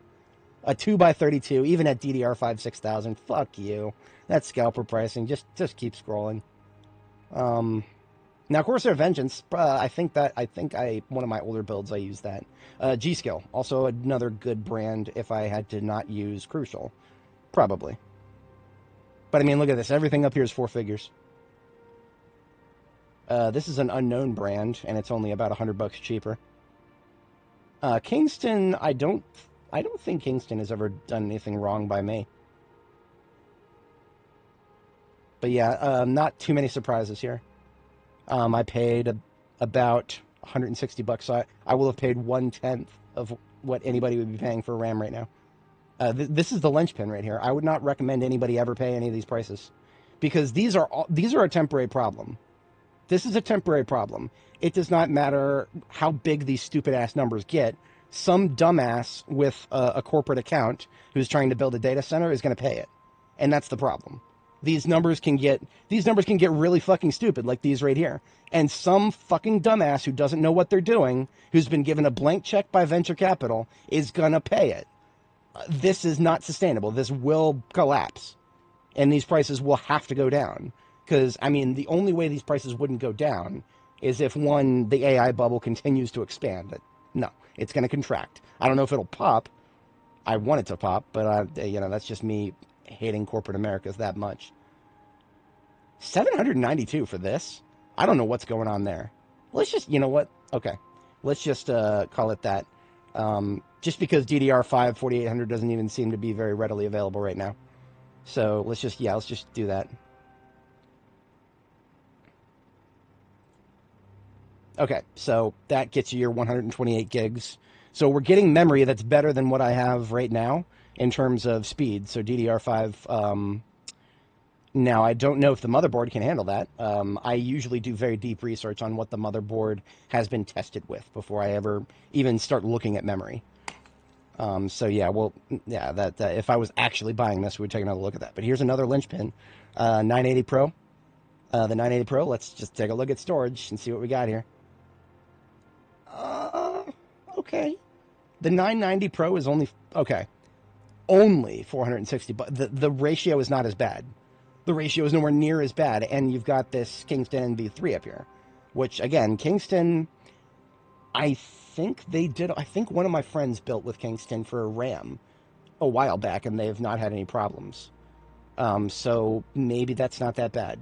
That being said, you're still paying about twice as much as I would have for this stick because same form factor, same cost, but half as much. This is a 1 TB stick. And this is what surprised me earlier, was seeing that Crucial has a SSD, 2 terabyte M2 equal to what I've got right now. PCIe 4.0 M2 key slot. So yeah, let's just add 2 of these. These are not that. I would probably pay these if I was building a new computer. I would suck it up and buy that if I was building a new computer right now. God help me if I had to. God help me if I had to. Wait a minute, hang on. That was a 1 TB. No, I'm trying to build an equivalent of what I have right now. So the 2 TB version of the Crucial P10. There you are. Okay. So, like I said, I have Samsung kits right now, but like I do appreciate Crucial as a brand, despite hating their guts for exiting the consumer business. Sorry for the slur. I think that C word is a slur personally, but everybody uses it. So now my GPUs, I'm pretty sure 4090 is 6 one, half a dozen the other, unless it comes from China. The Founders Edition, 80 grand. Now, that being said,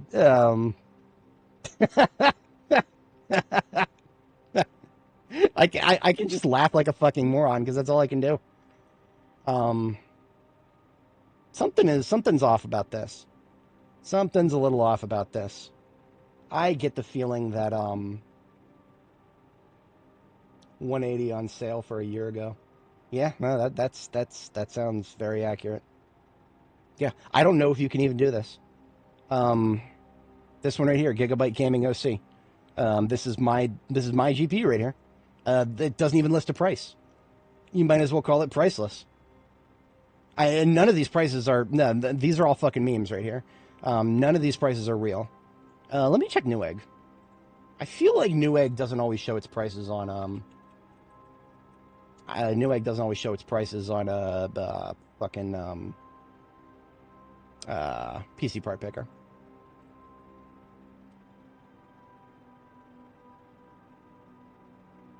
Okay, so these prices are still stupid, but they're not like unrealistic to the point of being unattainable. Yeah, see, look at this right here. This is 3,500. It's stupid. You got a refurbished one for 3 grand. Now that being said, I paid 2 grand for mine, and if I had to build a new PC right now, it would probably be a 4090. Probably. I say probably because I mean I don't think I would ever settle for anything under 24 gigabytes VRAM. And no, there is no think. I wouldn't. And I think the only 50 series, I actually don't remember, is a 5080 24 gigs. No, it's 16. So a 5080 for my use case is just fucking out. I need 24 gigs for my hobbies in the AI sphere, which, of course, if I had to build a new PC, I would have to think very long and hard about those hobbies. This card would be fine for 99.9% of video games out there right now. I do remember looking at some of the stats of the 5080. It's not bad in the slightest. It's the VRAM. It's all the VRAM. NVIDIA, and I have gotten really mad when I've talked about this in the past, so I'm not going to talk about it right now. NVIDIA has a monopoly on high VRAM GPUs. And the only threats to those monopolies come in the form of Apple Silicon and AMD. Intel is not even a factor right now. I'm sure some people out there have Intel cards that they enjoy. That's good. I'm happy for you, and I hope Intel gets better. Right now, they're not. They're a joke. Right now, they are an absolute joke in the GPU space. I don't even know if I want to look. What's 5090s looking like? Okay, so if I'm going to be forced to spend 4 grand on a card, of course I'm going to go for a 5090 instead of a 4090.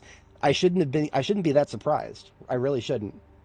The 5090 is, again, let's just look at this in terms of price per gigabyte of VRAM. It doesn't list that, but 32 gigabytes of VRAM. Let's just call this a 4200 card, or 4300. I mean, all these brands. The cheapest one is the MSI Supreme right here. And so let's just call it 4,200 divided by 32. We're getting 131 bucks per gigabyte of VRAM at the upper end here. But if we were to look at the current prices for 4090s, which that's the GPUs I'm using 4090s.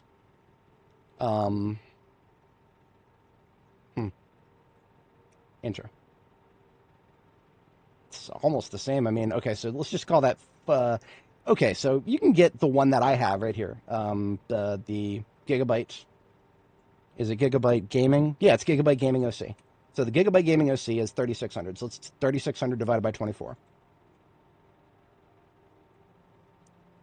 More expensive if you look at it in terms of now these are the calculations I'd be making because VRAM to me is everything. So yeah, I would buy a 5090 if I had to build a PC right now. That being said, like almost everybody in my audience, I don't know if I have any AI enthusiasts in my audience. If I did, this would be relevant to you. But almost everybody in my audience is probably for gaming, in which case I don't even know if a 5080 is necessary. For gaming purposes, a lot of games are optimized to go under 16 gigs. What's the 5070 look like? The CUDA core count's probably going to be pitiful. And now CUDA core count is, again, that's a thing that, you know, a lot of games aren't optimized to use all the CUDA cores. So, yeah, honestly, a 5070, 16 gigabytes for a 1570. Are you shitting me? What the fuck is the difference then? Are they just giving the 5070s the shittier dies? Yeah, okay. So if a 5080 die is produced and too many of the cores are dead, they'll call it a 5070. Otherwise, it's the same amount of VRAM. Okay. Now I know at a certain point, CUDA core count is going to affect you if you are trying to play video games. I don't know where that kicks in. Because, I mean, I don't know if NVIDIA SMI can even show you how many CUDA core CUDA cores I'm using right now. If we look at NVIDIA -SMI, it'll show me the process name, it'll show me all that. It'll show me my wattage. I'm using 185 watts out of 450 watts. Even if I'm using 100% core, I don't think I ever get that high. The fan speed, that's 72. Task Manager could show us the utilization. Problem is with the utilization is I was hoping for a processor breakdown. Maybe I can get that. Hang on. Y'all forgive me about going a rabbit hole here. Does SysInformer show me this? Does GPU is be in these lists? I get GPU dedicated bytes. Does it just do straight GPU?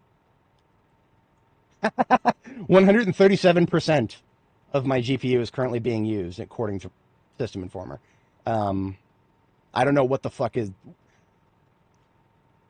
OBS is apparently using 100% of it. That's not what Task Manager tells me. This is why I didn't even have the column there. It's probably bullshit. Yes, Task Manager is telling me I'm using about 56% of my GPU, that's what I should be using at the moment right now. So Zomboid is using about 25%. I think OBS is just kind of false reporting. Or, yeah, something is wrong. There's no way ever that OBS would be using 100% of the GPU. FF Play is what's doing my ugly face on the screen there. Those are discrete windows.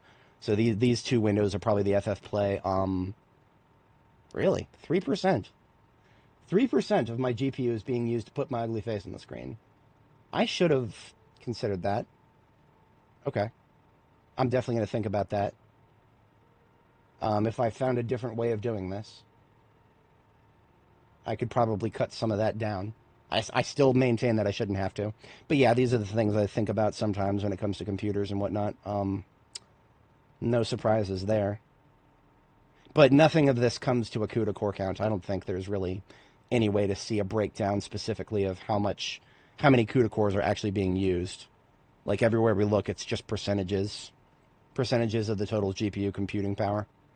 And the reason CUDA core usage, like core by core, let me back up a little bit if anybody's not familiar. NVIDIA cards have these things called CUDA cores, which I believe mine has 16,000 or 24,000. I don't remember the exact quantity. The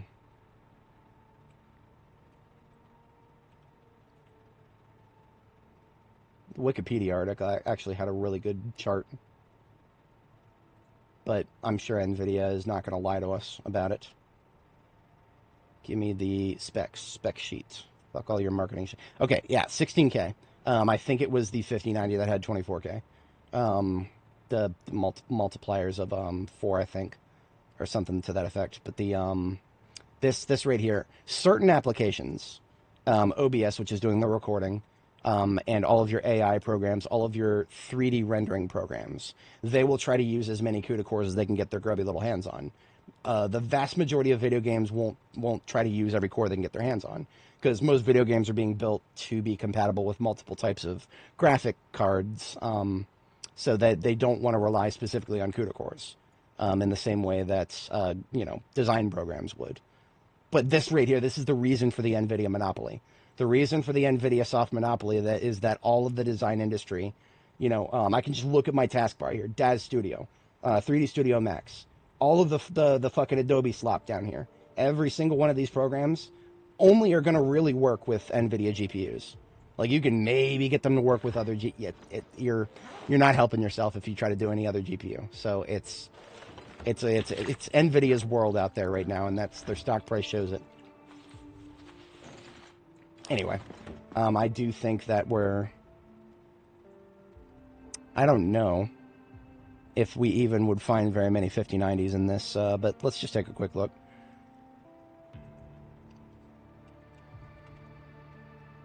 I mean, look at this. Look at these fucking numbers.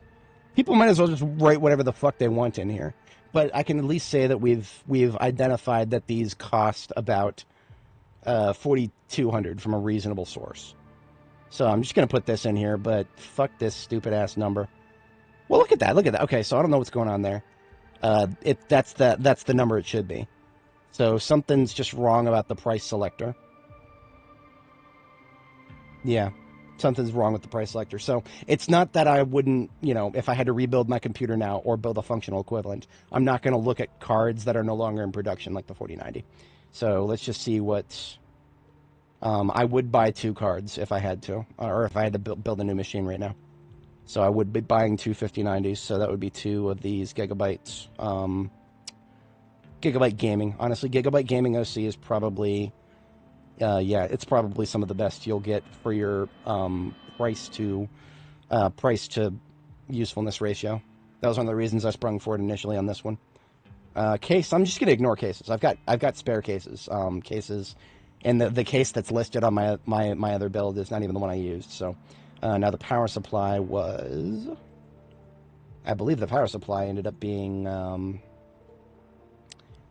Supernova 1600 watts. Yes. And I specifically had to factor that in because Supernova 1600 watt or higher in order to run both GPUs. Yeah, I don't know what's going on with these prices just not showing up right in the search. That's just weird with PC part picker. It was only $309 that I paid for that. Yeah, I don't know what to make of that.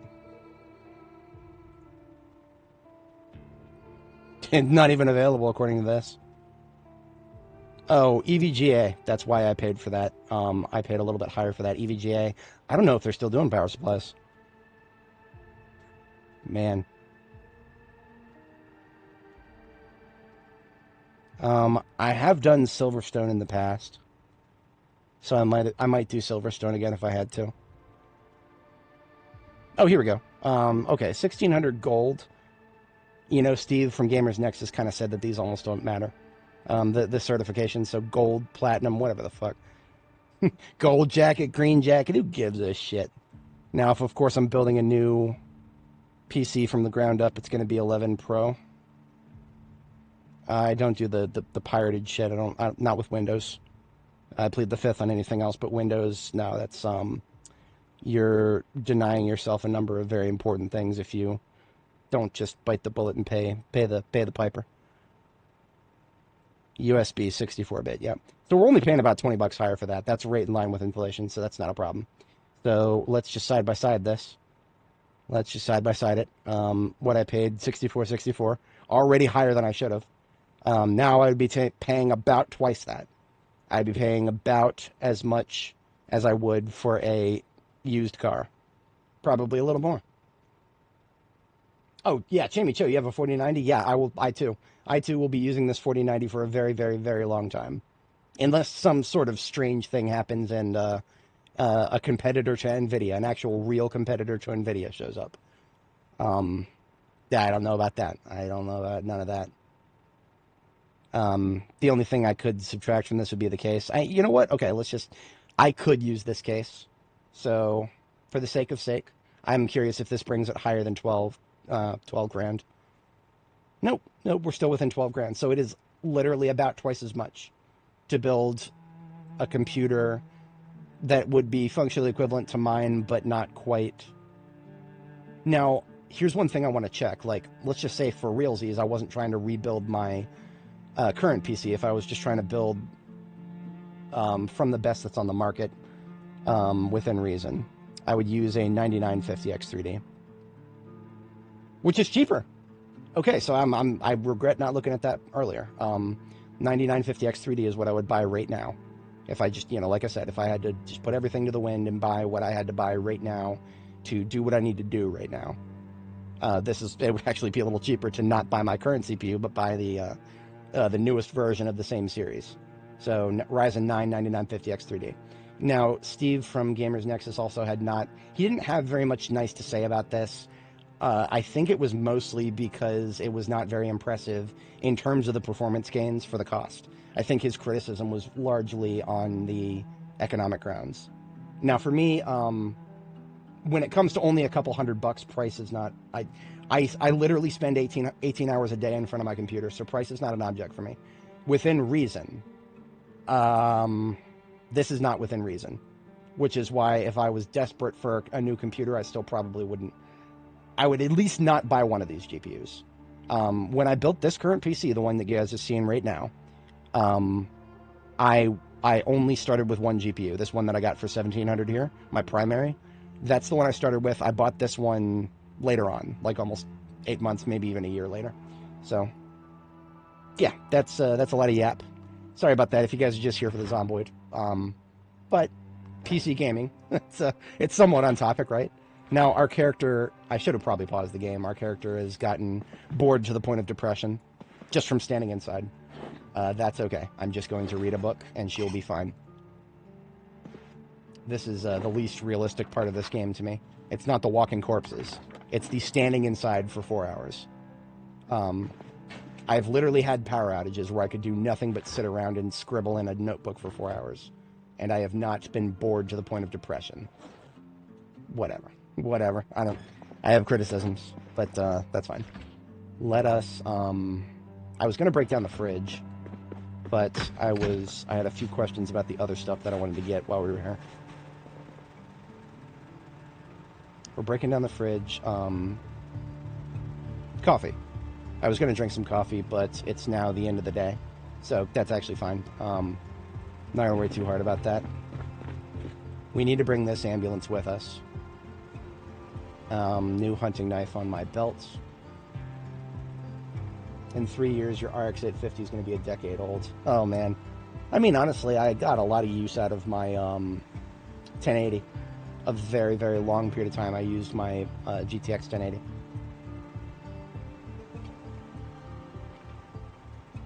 AMD box for running LLMs locally. I missed that memo. If it has a specific name, I'd be interested. Let me know what that is. I have seen other things attempt to be the LLM machine.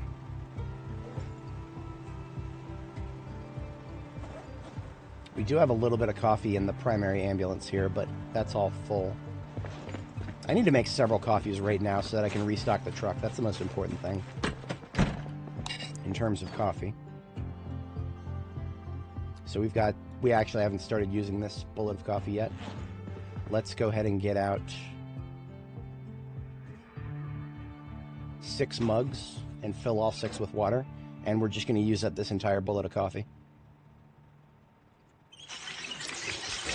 Each coffee you make is 5 from the bullet. I call it a bullet because that's what we called it in Starbucks. But yeah, like when you have a coffee container in this game that weighs 1 encumbrance, it's got 30 hungers worth of coffee. Each time you brew a coffee, it is 5 from that. So 6 full mugs is That is the rest of this bullet.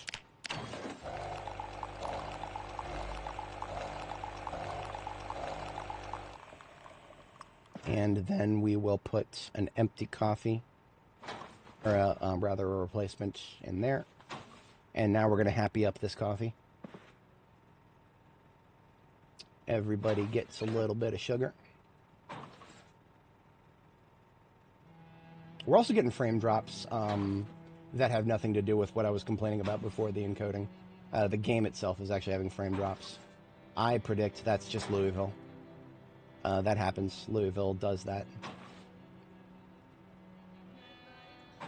And the only fix for it, there's a memory leak of some kind. You can just close or reopen the game. That will fix it. We will do that at some point here.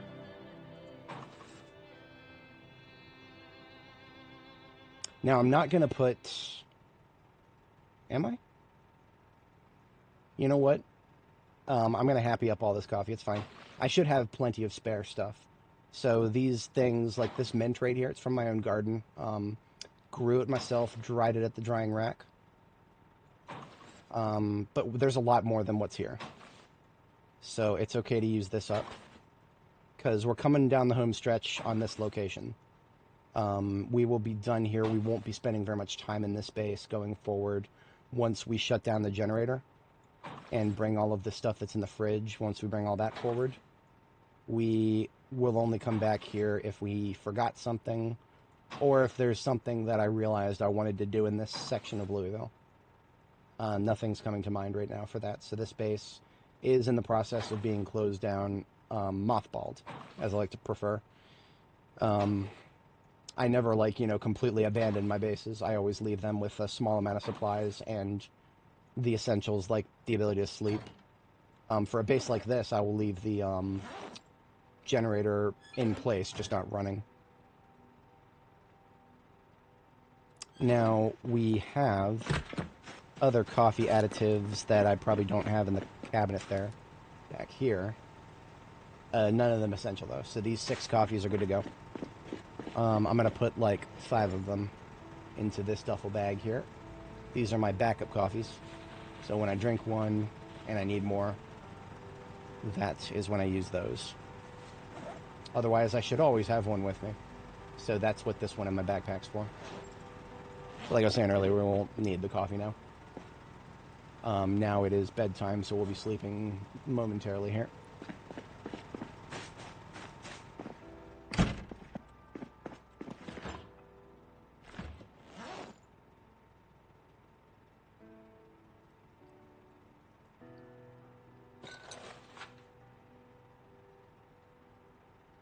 I think we'll use these rabbit meat cuts to make ourselves some food.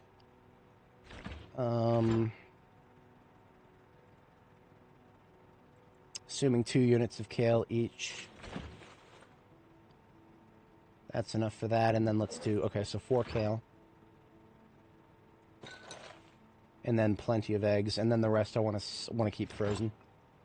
Okay. The milk we can literally leave behind, it's fine.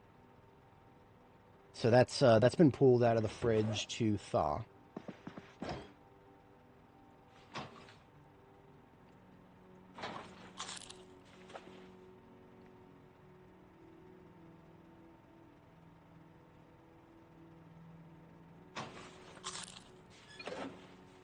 And I'm just going to do something light to pass the time. We'll just take a bath. And clean some other stuff.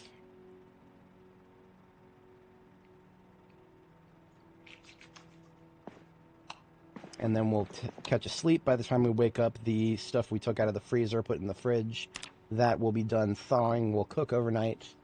And then tomorrow we shut the base down and transition our materials in shifts. We're not going to do everything at once because I have a lot of stuff here. That entire fleet of step vans, we're not going to try to do all that at once. That's too boring even for me, let alone the viewing audience.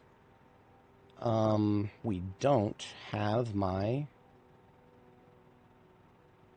we don't have my frying pans. They all got brought forward or left behind somewhere else. So let's just take 6 bowls out. And we're just going to cook all the materials. So Let's make that 7. If I do 8, that's an even number. I like my even numbers. So yeah, the kale and the rabbit meat, we're just going to cook all that. And then we can put it in salads.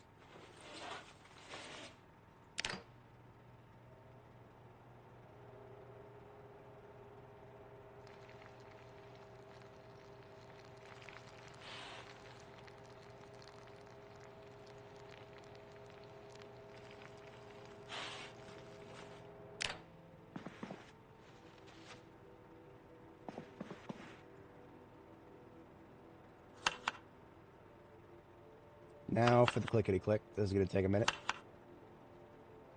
Regrettably, I can't save my app for the tedious stuff like this because it actually takes enough of my brain power to be disruptive.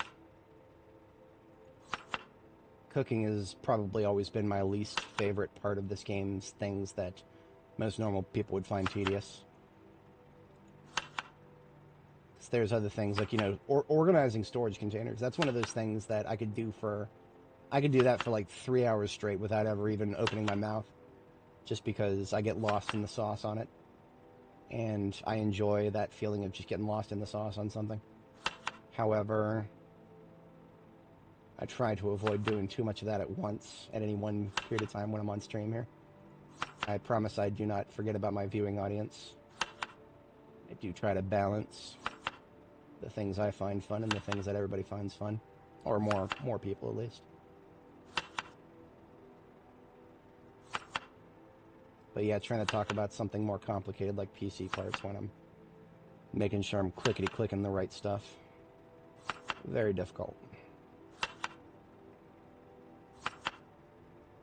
So we actually used up all of that kale, but we came out a little bit behind. The rabbit meats, not even close. Okay, that's whatever.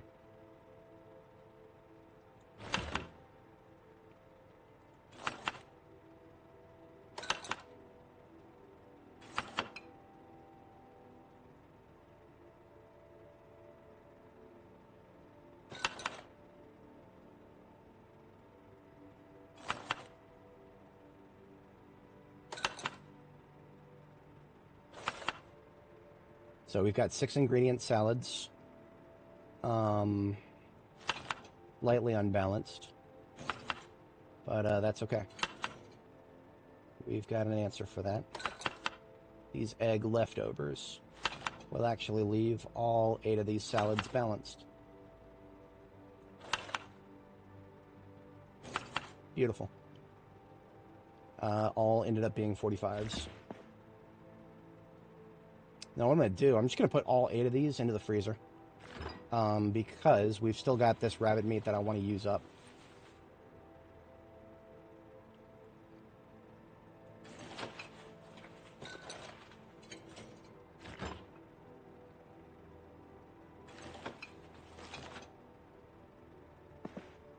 And regrettably, salads are the best option to me right now. I say regrettably because, honestly, I would prefer something other than salads if I could swing it.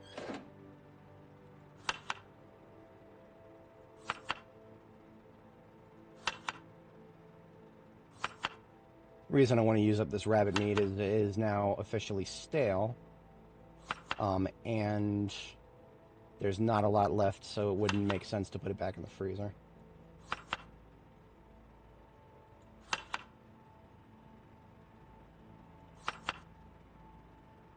And this is why I put all the other ones into the freezer. Because these are just going to be 3 rabbit salads. So they're going to come out pretty boring.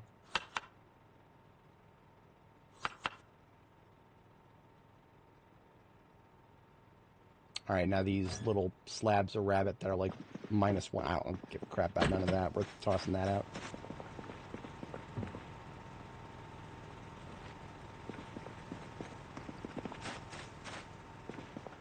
Oh, wow. I forgot. I started early today. And because of that, I'm already up to 7 hours. I don't have any immediate concerns, so I don't have to like stop the stream anytime immediately. I do need to start thinking about later this afternoon, though. I think I'm going to move in the direction of... we'll play through the next day, for sure. We'll play through the next day, and then we'll assess what the situation looks like tomorrow evening in-game. Because I do have a couple of things I had to knock out this afternoon. Oh, hello. Okay, now that was interesting. The game had a frame drop when I was hitting the F3 key, so I didn't realize we were still fast-forwarding. That's funny. Alright, so these salads, the second round that we just made, are 30 salads. I actually like 30 more than 45. It is what it is.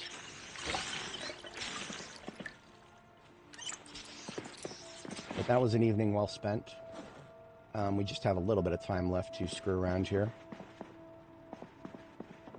Sounds to me like we need to wash up a little bit.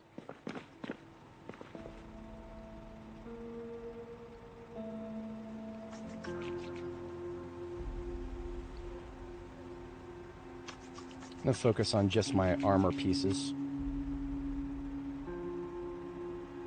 Because the armor pieces won't get me very cold if they're wet. Now, I will get cold because I'm outdoors and I'm standing still. That's nothing surprising about that.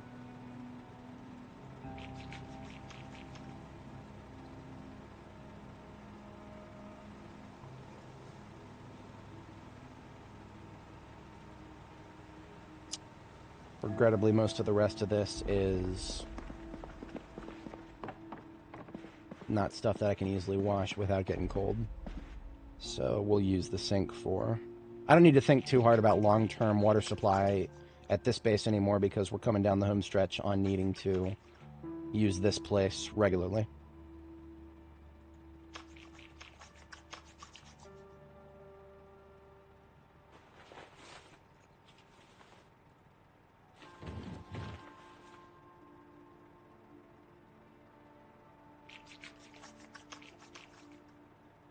Yeah, as long as it's in the dozens, I'm good with it.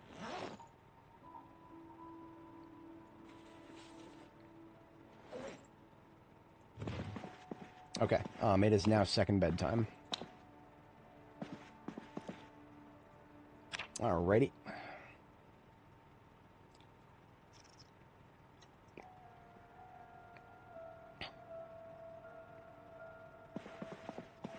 Am I playing? No, I'm, so I only do single player.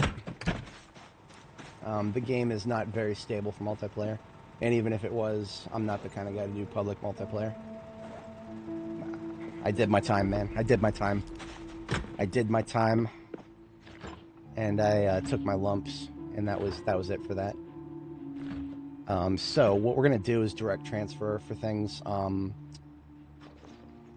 Let's do the contents of the fridge first. Now, when we get to our destination, I'm going to close and reopen the game, I think.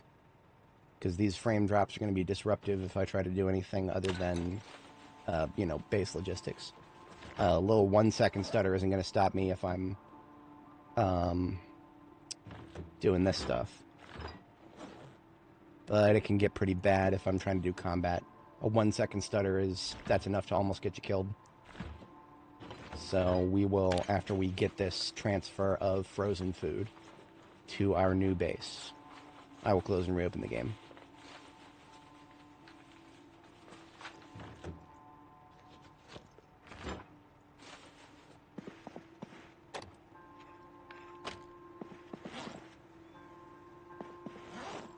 New battery for my flashlight.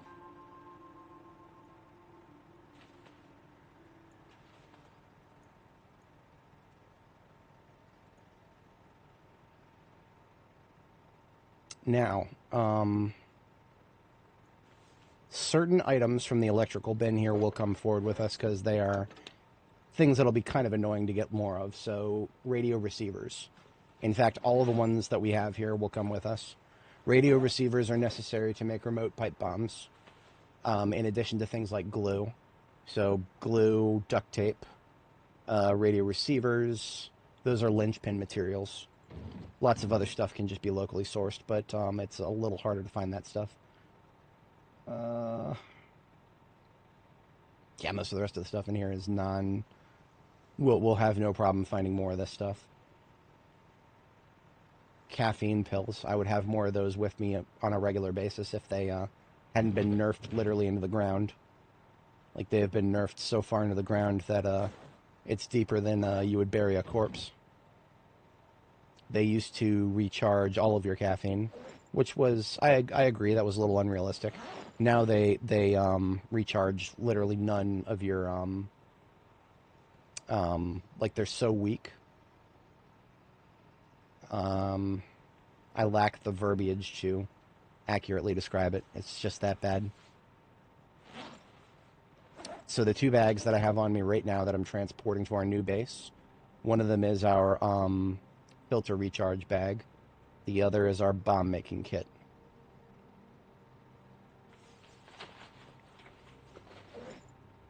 One last thing that's really important for this location is the katanas. Those don't need to be left behind. Those are extremely rare. I can't use them. There's literally no point in using a katana even if you find one because they can't be sharpened. So they're actually kind of useless. You'll get a lot of kills really fast and it'll be fun.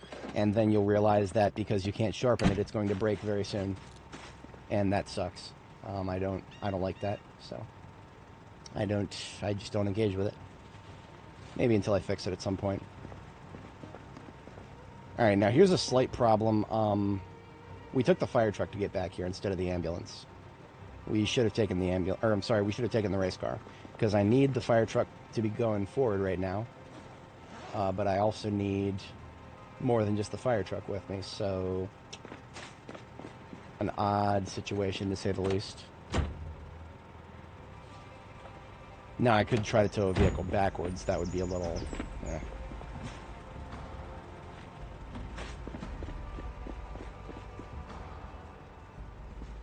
I'll just tow Citrus Wave with the fire truck. It's fine. It'll work. Oh, I see. Well, I've had people tell me that, whatchamacallit, that they watch my streams to help learn English, so if you're interested in learning English, the most I could say is you could do worse than me. I know there are some people with horrifically bad vocabularies that it would be ill-advised to try to learn from them. And I'm very confident in saying that I'm above average in my vocabulary, but sometimes it's not always the best way to learn. It's like jumping in the deep end and trying to learn how to swim. The generator here can now be shut down. Right? Yeah. Yes. That is a solid, definitive yes. We are done with this location for perishables, at least.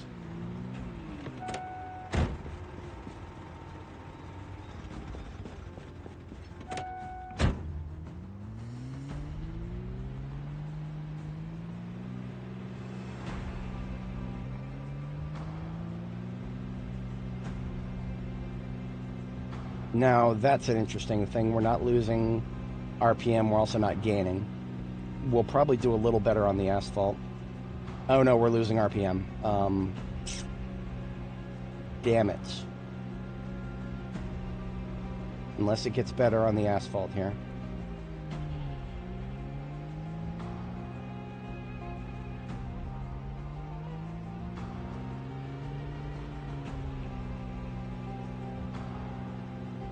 We're gaining RPM now.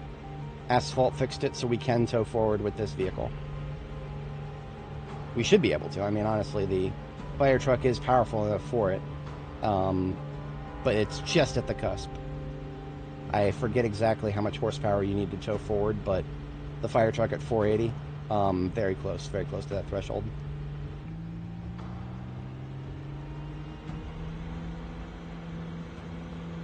This is what you want to clear. You want to get to second gear and not be losing RPM. I mentioned this earlier, but bears repeating, because towing can be very arcane right now. And I seriously doubt, if anybody's watching this in the future, towing is probably very unfinished.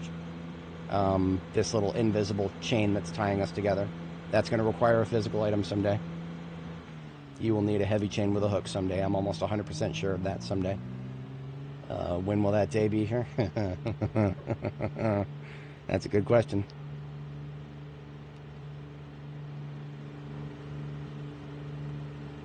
So this particular van that we're towing is not exactly essential.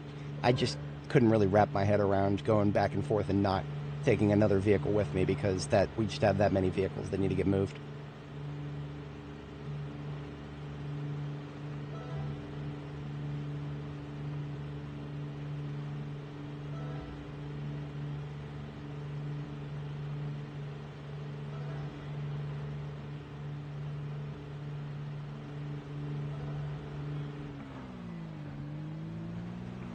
What the fuck? Okay, yeah.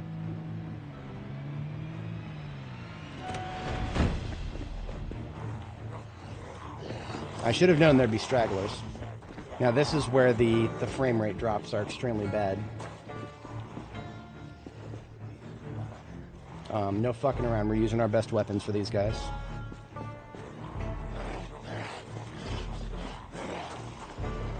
See that right there? That 1 second drop while a zombie is behind me? Not good.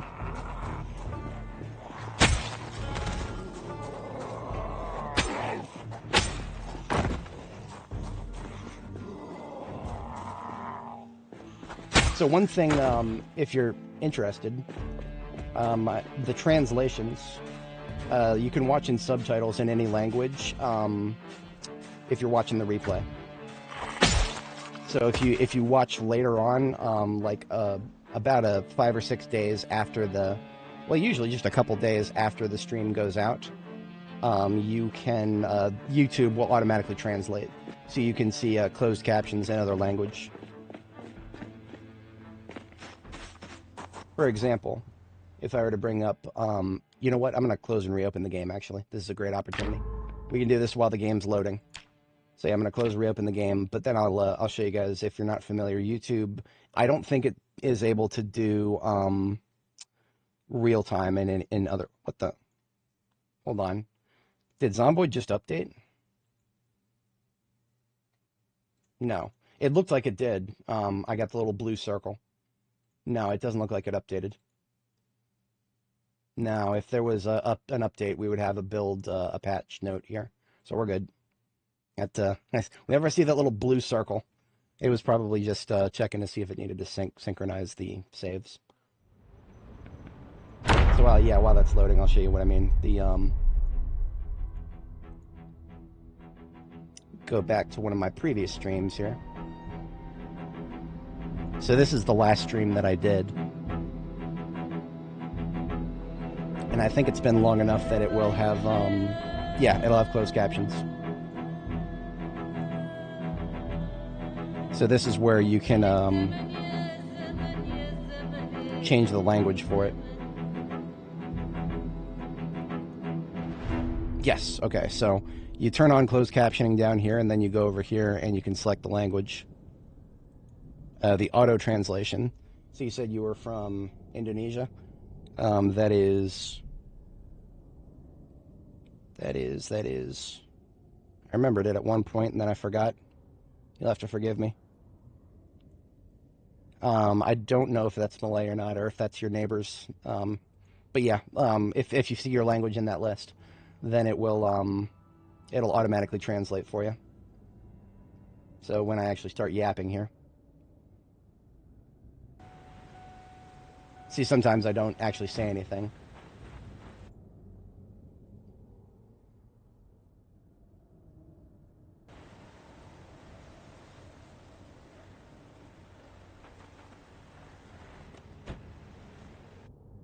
See, I told you guys, sometimes I just never yap.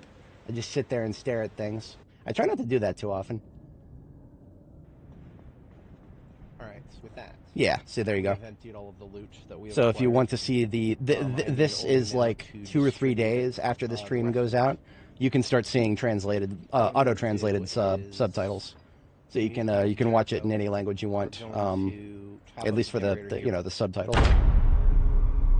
But I don't know, for some reason that takes several days for YouTube to get that, so.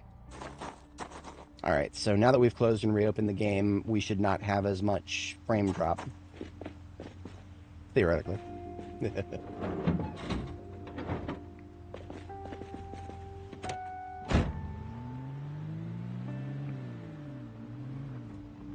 I don't actually know where I would park the truck regularly. I'll have to figure that out.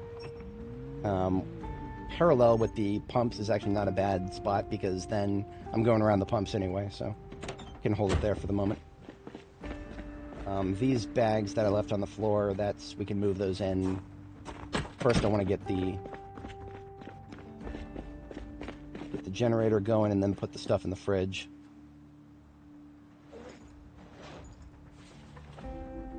I like how there were plenty of zombies coming up here. It looked like those guys that we just killed were standing around the generator. Even though the generator wasn't running. I don't know anything about that. That's just, I find that funny. Yep. That's it, yep. And that's if you want to watch it in, with the subtitles. I had a number of folks, back when I streamed on different hours, like about 5% of my audience was from Vietnam at that point, and a lot of them would watch the replays with the subtitles on. I think like about 5% of my audience was watching with Vietnamese subtitles at one point, so I don't know if that changed. I think that changed because of my time, because, I'm, what am I? I'm about 8 hours, maybe 9 hours behind you guys. I forget exactly what time zone Indonesia is in, but yeah, we're like, we're a little bit behind you guys in the clock. So, like, I think for you it would be the evening right now. Yeah.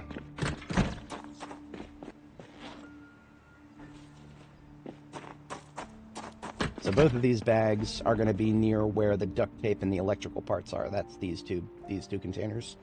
So let's put one on top of each. And we got that sorted out. Beautiful. Okay. I got the base powered. Then my brain froze. All right. Mailbag has the perishables for the freezer. Into the freezer with all this.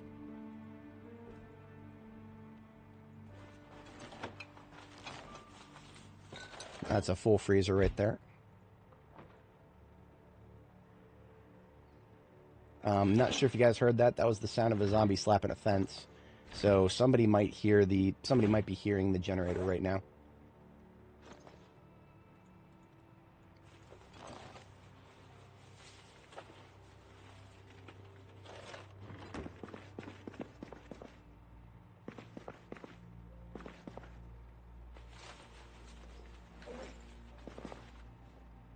Sure thing. Okay, that's not attack. That's just somebody flipping over something. Probably that railing. So there are still plenty of active zombies directly to the north. We will have to deal with them sooner rather than later. In fact, that's probably what we're about to do right now. Yeah, we're going to go deal with them.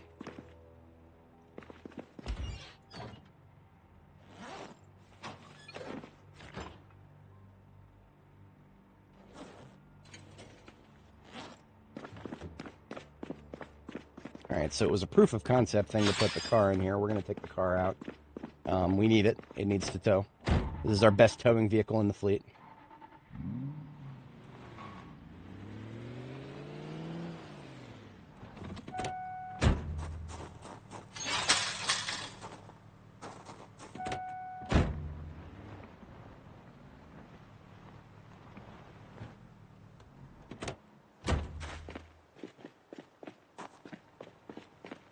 Alright, now the Citrus Wave truck right here, this one does not need to be anywhere special right now. What I'm actually going to do with this, I'm going to use it to block windows. Now, zombies can crawl underneath cars now. So using cars as area denial is not what it used to be. However, I do think that if you just want to disincentivize a zombie from attacking a specific window for no other reason than it's like the nearest thing, right? I think this will still disincentivize them, at least from... Well, that doesn't work. I'll have to get closer. I just want to, if somebody comes out of this building while we're dealing with the other one, I don't want them to come up here and break my windows while I'm too busy to defend them. So let's get a little closer there. Yeah, see, this bitch right here. This bitch right here coming on out of here. How many more of her are there? There could be plenty, I don't know. Let's take care of her somewhere where we don't have to run over her.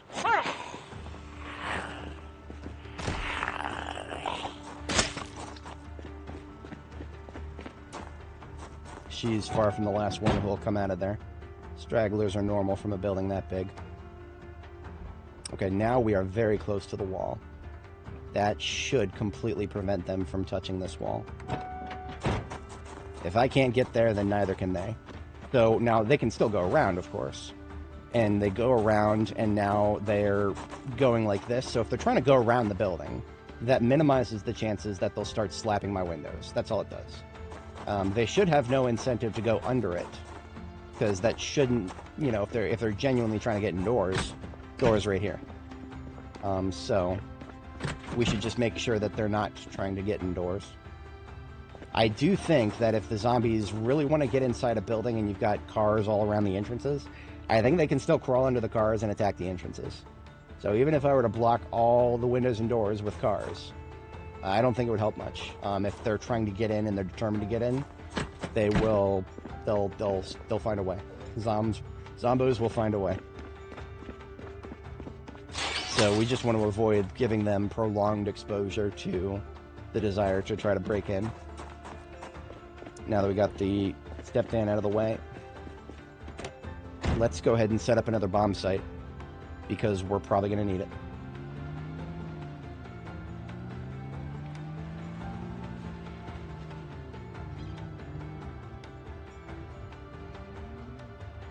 Okay, so here's an important thing. This zombie right here on the second floor of this unit. That zombie's existence tells me that this entire complex has now spawned in. That's not the worst thing in the world. We can deal with that, but that is a significant thing.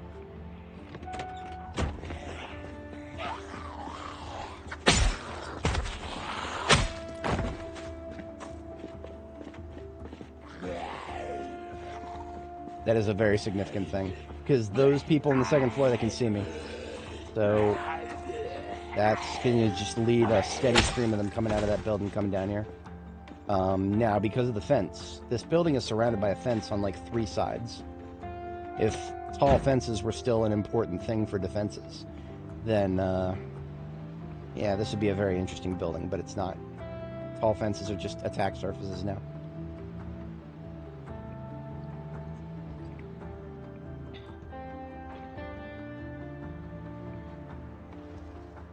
Alright then. Okay. Definitely doing another bombing site. The question is specifically where.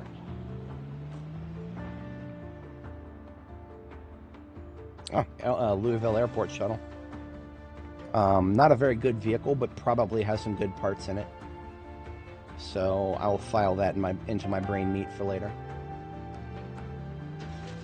So like I was saying, for the meta, today's stream, I will probably end it tomorrow morning in-game. So this will probably be our last major combat up for the day. And I can't top earlier. I can't top earlier. Earlier was wild. We're just going to do, we're going to use this parking lot. Yep. This parking lot's great. We'll need a point of reference. Otherwise, this parking lot is fantastic.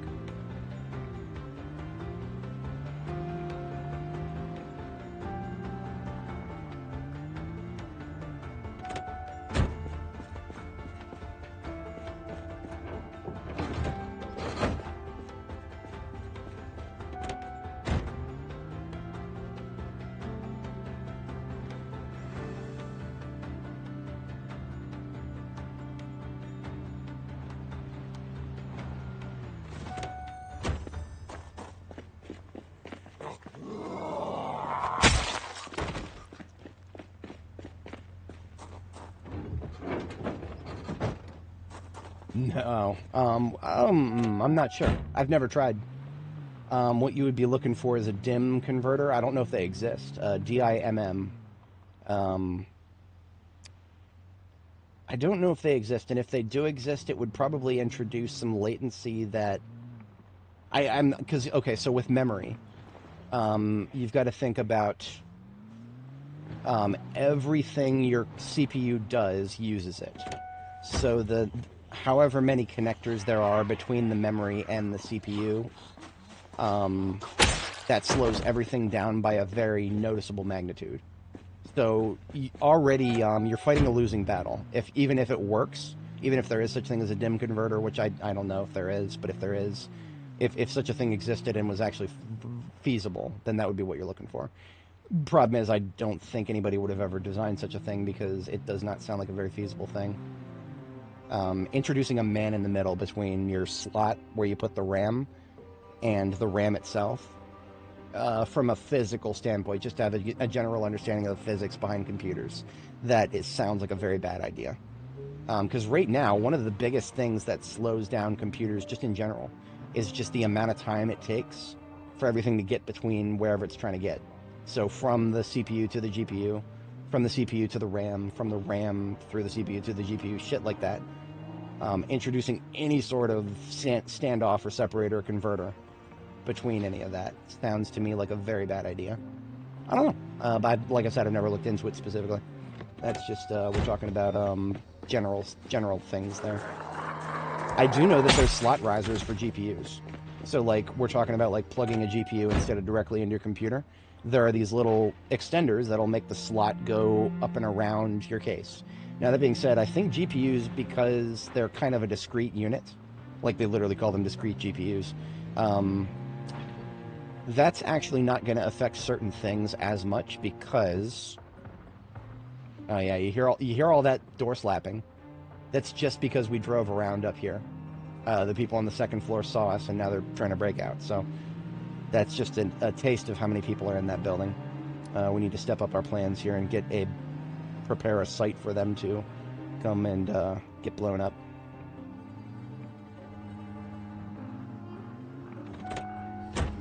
But yeah, honestly, a laptop, you can get new RAM for a laptop, right? If RAM is your concern, or you know, I mean, laptop. A lot of laptops these days, like even the ones in my day job. The ones in my day job actually do have empty slots. Like my work laptop right over there, it does technically have empty slots. I think they only come with two of the 4 DIMMs actually loaded. So I could probably double its RAM if I was willing to take it apart, which no, Dell warranties and shit like that. It's not worth it. If anything ever goes wrong with our laptops, we can literally just hand it back to Dell and Dell will hand us a new one. As much as I don't like participating in the slopified trade-in system for big corporations, it makes way too much sense.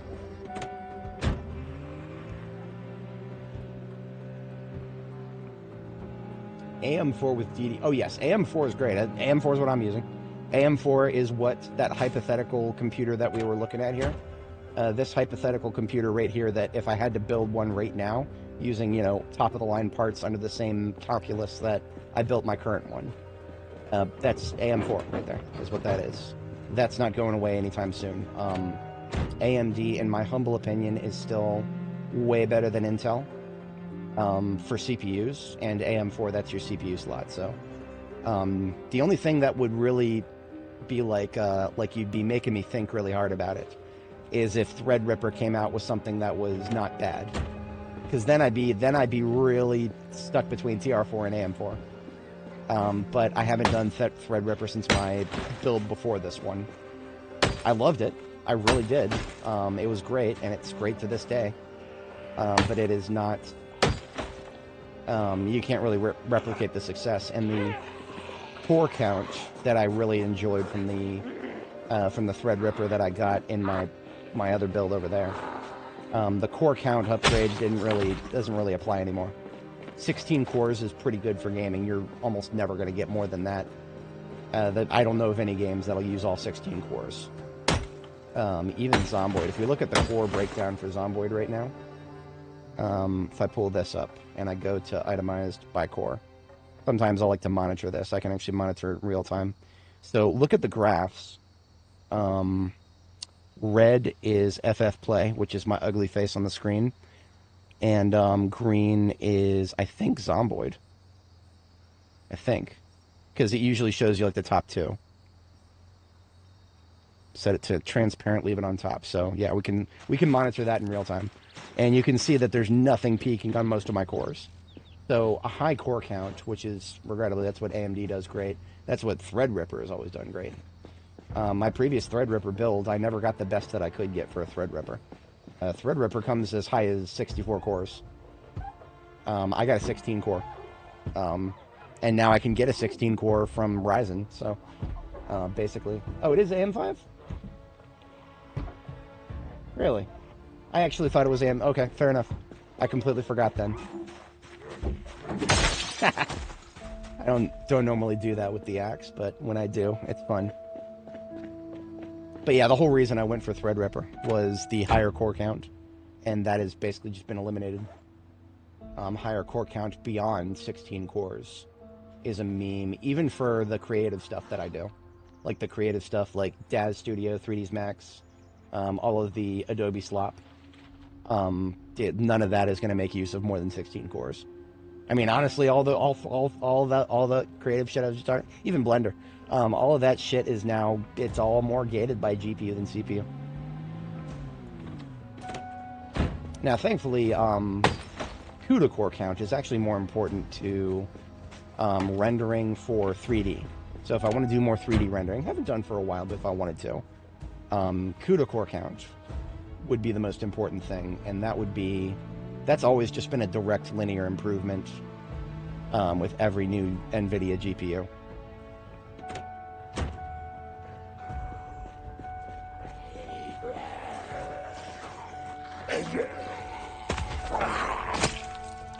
Game left the door open because I got out and I was holding the right click button there. Alright, so we've got the parking lot clear. We've cleared the tree line of sight obstructions. I'm just going to do a...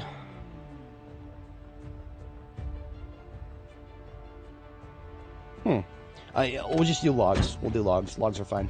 So these 4 logs right here, all we got to do is use 3D placement, and we can make our own point of reference. So we don't have any streetlights here. We don't need any streetlights. I'm going to build my own streetlight. That is what we're reduced to. And it's fine. It works. I always like to put my pipe bombs on streetlights because they are easy to see when there's a billion zombies on top of them. But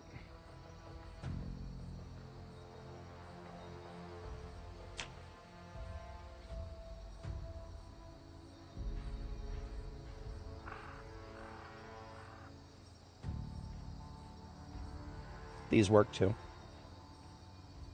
Now, the reason we're just using 3D placement instead of like placing a stump, for example, 3D placement lets us go taller than any of the stuff we can build, and it, most importantly, it doesn't stop the zombies from moving. Because if the zombies could attack it, then they're just going to break it. There's going to be a lot of them. Y'all know what I'm about. Lots of zombies at once. Now, is this exploiting the 3D placement system? Kind of, honestly. This is about as much of a faux pas as like using a pre-measuring if you play tabletop games. You know, tabletop games where you're supposed to eyeball it for your distances when you're doing your having your mech do a bombardment. Pre-measuring is frowned upon. So that's kind of what this is. This is like the tabletop. This is the video game equivalent of doing that in your tabletops. Now, of course, if I want to actually do a pipe bombing, maybe I should actually place the pipe bomb. Let's do that. Lord help me, I'll forget to place my pipe bomb, and then I'll click the trigger and Pikachu face when nothing blows up. I haven't done that yet, but it's the first time for everything. Okay. We got ourselves a bomb right here. And that reset the Z value for everything. That's tedious. Truly tedious. I always forget that happens. So now, whenever we're leading the zombies here, we just look for the log and do circles around the log. Easy peasy. There's our street light.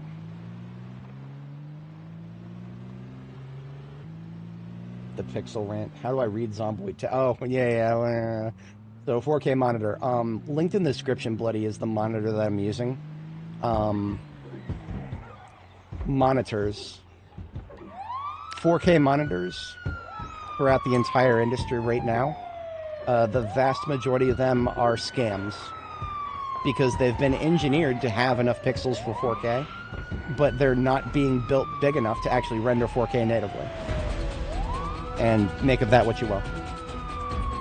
You want to have 38 inches or higher, otherwise you're being scammed.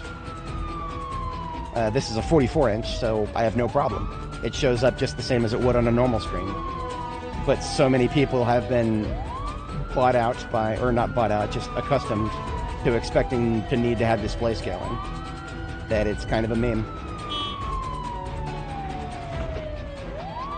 And it's going to be complicated because I'm going to need to do lots of loopbacks up there. And it is what it is. We'll do all right. But yeah, I'm not doing the full rants. Not again. I'm in a good mood right now. I was able to talk about NVIDIA and not get mad. You know what? Yeah, I'm in a good mood right now. That's how you know I'm in a good mood. If I can talk about NVIDIA and not actually start yelling. Because, boy howdy, are they fucking our everything about PC gaming right now. Ironically, one of the people who have done best by us for a while. They've turned on us, basically. And this is why the heretics get worse treatment than the heathens. In all of your religious conflicts, this is why the heretics are burned at the stake and the heathens are just, you know, thrown in schools until they learn. Betrayal hurts way worse than a refusal to comply.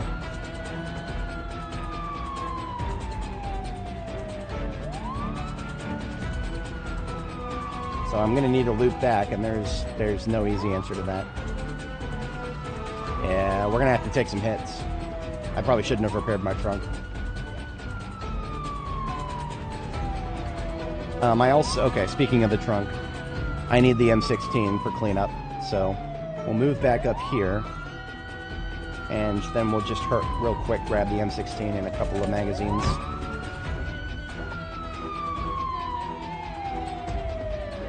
In a perfect world, I won't need it, but this is not perfect, nor is it the world.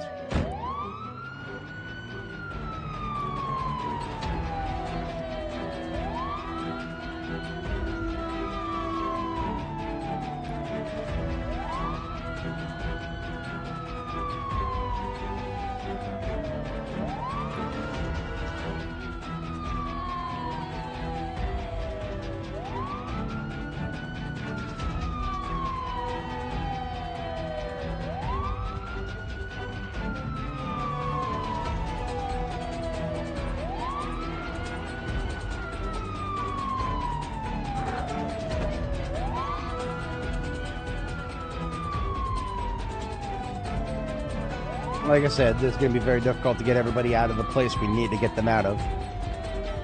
They're all coming still, but if we don't get a chance to loop back soon, then they'll start thinning out, but they won't be anywhere near done. Because some of them are just out of range now. Like, I'm literally considering just going all the way around now. I can't go around my side of the base, I can't do that.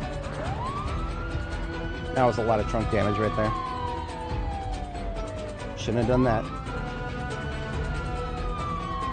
Maybe if I go all the way up here. The horn does reach a little farther than the light bar. Not that much farther, but... Alright, yeah, I'm just going to loop all the way around this way. Sorry about this for the houses. These houses are all going to get wiped out. Not a single door will be left standing.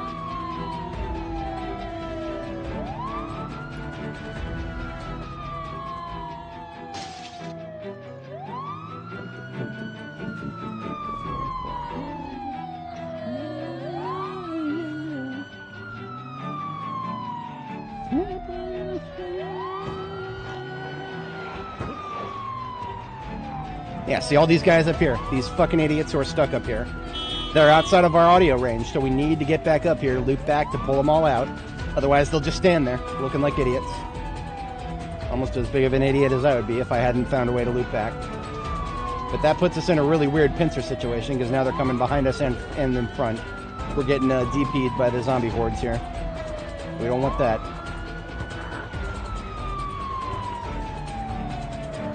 So I won't be spending too much time here. Just enough to get these people's attention.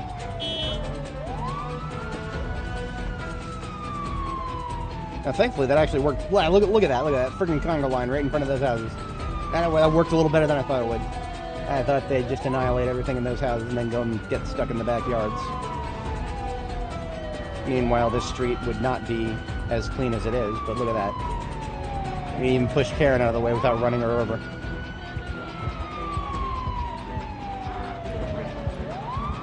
I love cruise control at 5 miles an hour. It is the best gift that we've had for a long time in this game.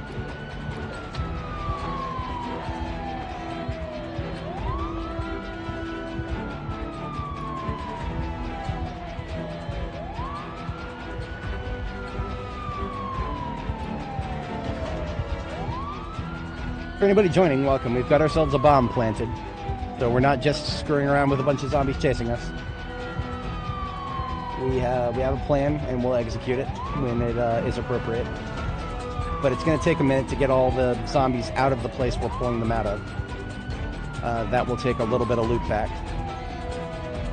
Honestly, if we hug this side, then the slow ones won't backfill into the road as much.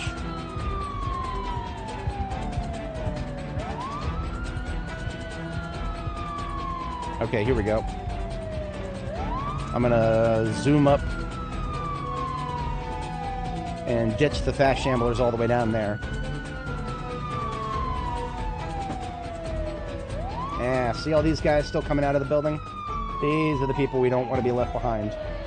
You know that that education program for the U.S., No Child Left Behind? No zombie left behind.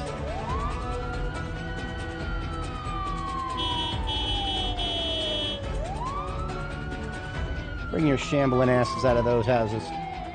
Bring out your dead. Bring out your dead. Now this is going to get a little complicated here. Not a little. This is going to get a lot of complicated. We're just going to have to go around again. I don't think there's going to be any sneaking down the road this time. Shit. There is one other solution. Actually, okay, this is the best solution right now. We're gonna go dark for a very brief moment here.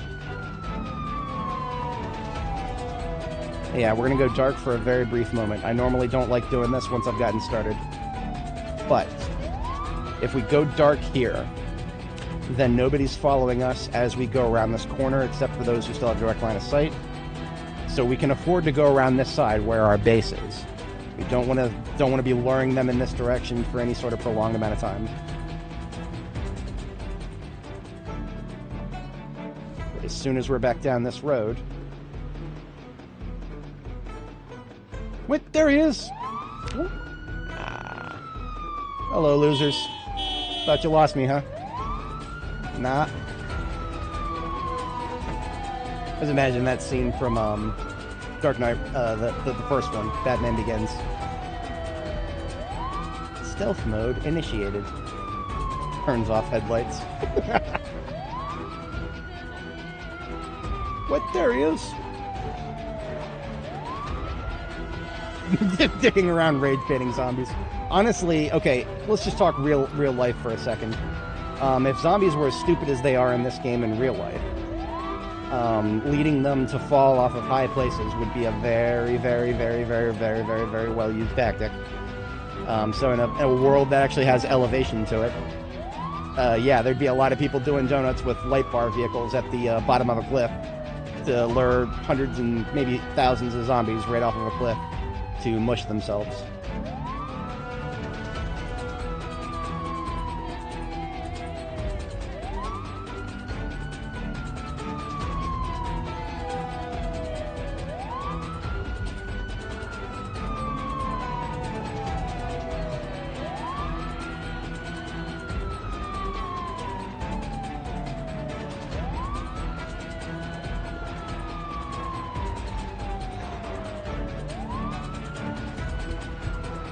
You can see how we're getting the blob together here. It's starting to take shape. Especially now that we got the slow ones down this far.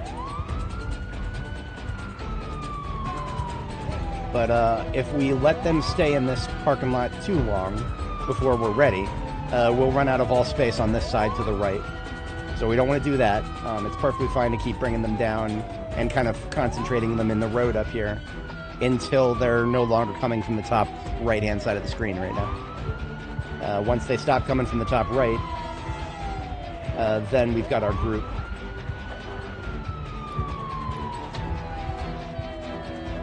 So about that, where I said earlier, where I went dark, I might do that again, actually. There's no need to keep the light bar running if we're going to go around, to loop back one more time at least.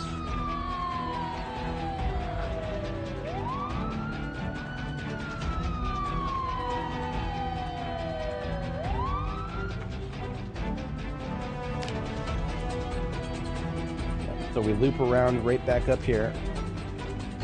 Now, of course, some of them will keep following us, but the vast majority have now lost us. The zombies have the memory of a particularly brain-damaged goldfish. Now, this is what I wanted to see. This courtyard is pretty much empty now. I expect stragglers, but yeah, there's nobody coming out of the building anymore. So, mission success, we've got our group. The last thing that I'm worried about up here is these people who got stuck on this side of the fence. We don't want this.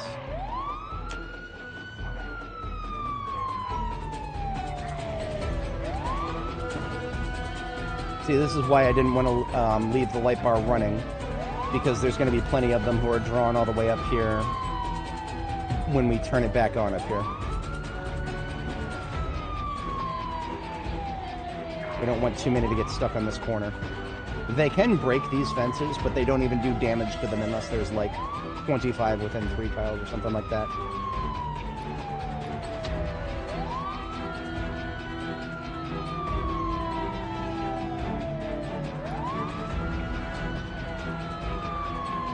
Alright, we got the lion's share of them who are around the corner. They're coming around the corner now. So even if there's an attack surface in front of them, they should eventually continue around now. So, just as before, second verse, same as the first, we are now officially just waiting for everybody to come around from the top here. Once they stop coming from the top, we've got our group. I do enjoy how many slow shamblers we've got right in the right spot now. We didn't lose too much progress at all with that flip pad.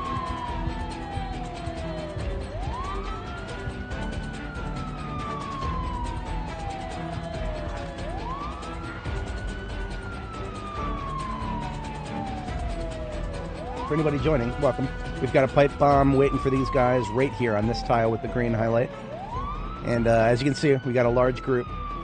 Now the blast radius of the pipe bomb is 7 tiles in each direction. So that's going to take a minute to get everybody in the correct spot. But we'll be able to, if we do this right, we'll get the vast majority of this entire group. And then for cleanup, we've got the M16 on standby. The loop back is going to be a little difficult here, but we'll manage. 5 mile-an-hour cruise control for the long phases here, and then I'll probably just take manual control as needed.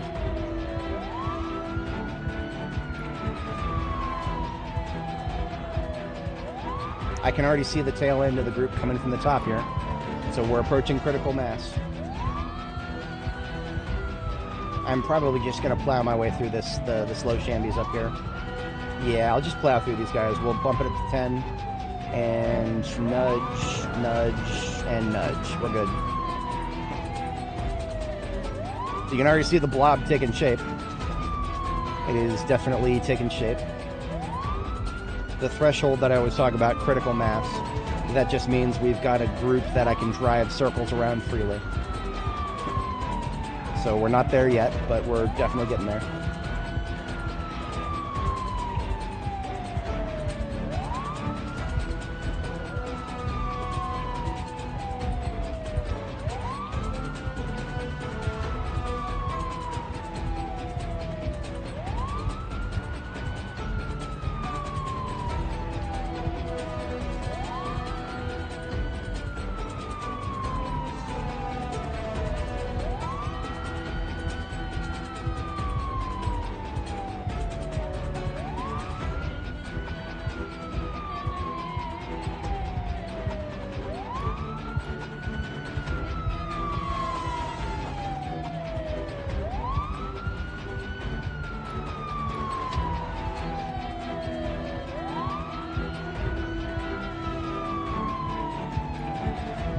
Probably. If it is, I've forgotten, but I am a walking encyclopedia of obscure trivia references, so it might be. Sometimes I forget them. Oh, Critical Mass. If you're talking about Critical Mass, yes, that is a line from Honey, We Shrunk the Kids. Or Honey, We Shrunk... No, it's Honey, We Shrunk Ourselves, maybe, whichever the first one was. The Rick Moranis movies with the shrink ray. I think Honey, I Blew Up the Kid was the first one, but I don't think that... I can't remember. And the funniest thing is, I have the scene. I downloaded it, but I don't remember the title of the video now. That's all right, just casually watching a video on the other screen while we're, binary. Binary... Was it? Or, no, it was download slash vid.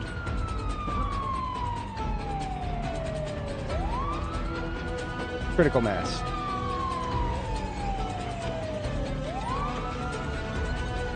To avoid a copyright strike, I'll have to like make it transparent, I think.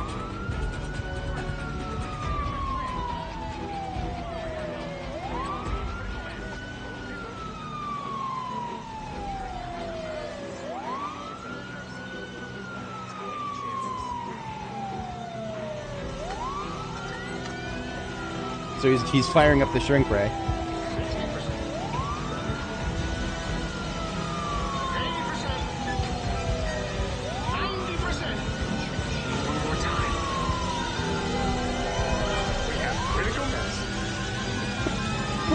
Every time I hit a button, that's all I can ever think of is, we have critical mass. I don't even remember that actor. Rick Moranis is the guy in the checkered shirt. The other guy's pretty good, too. John Candy, is it? I don't remember. Some of those 90 big names in the 90s actually escaped me.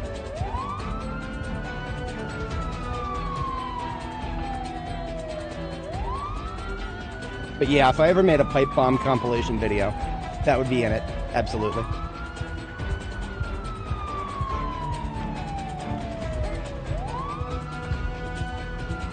All right, we got our group, and we've had critical mass for a while. Actually, I just got distracted and stopped thinking about it. We've had critical mass. Just the way he slams the big red button afterwards. That's always stuck in my head.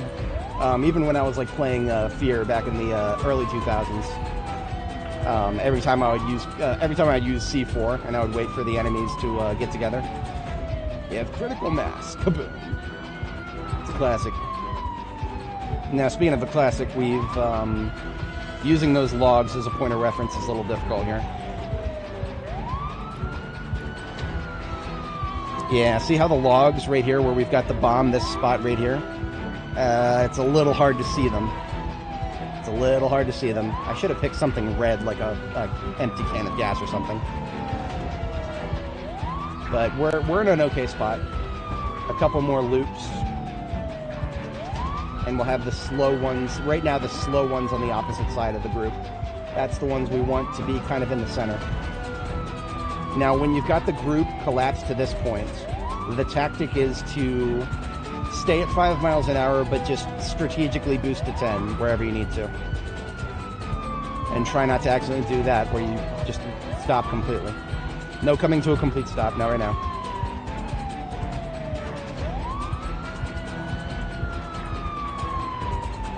So 7 tiles from this is 1, 2, 3, 4, 5, 6, 7. So we can actually go pretty far in this direction. And we're going to need to.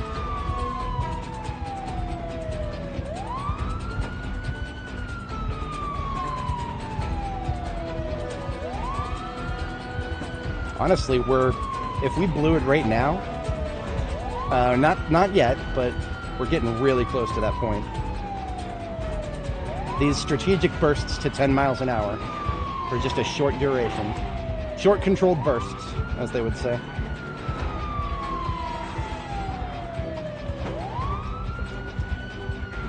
I could probably use machine gunner rules. Only stay in 10 miles an hour long enough to say, die, motherfucker, die. I mean, honestly, that's how long you're supposed to fire an automatic weapon. Just long enough to say, die, motherfucker, die, and then you gotta stop. So otherwise your recoil is making you waste bullets. Okay, next loop back, we're doing it. So we got the detonator in our main inventory, making the inventory screen a little smaller here.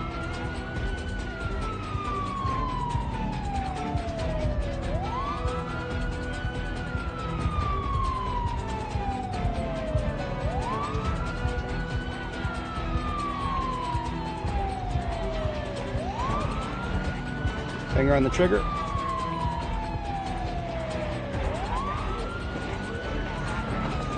Now this is where it gets difficult. We have to do this blind because it's nighttime.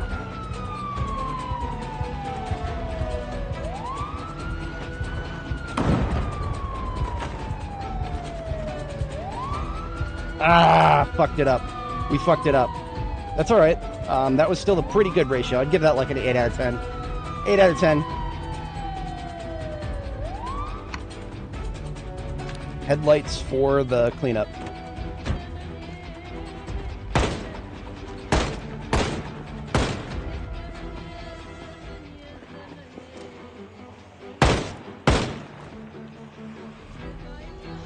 Looks slow shamblers are overrepresented.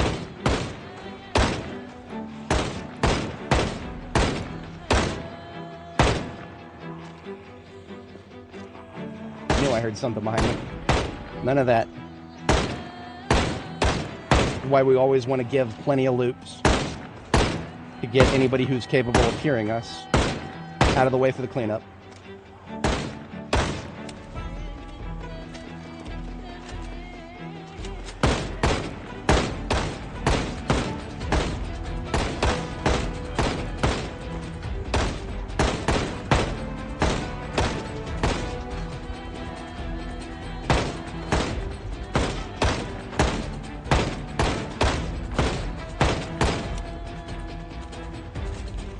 Okay, one of my 6 switching calibers.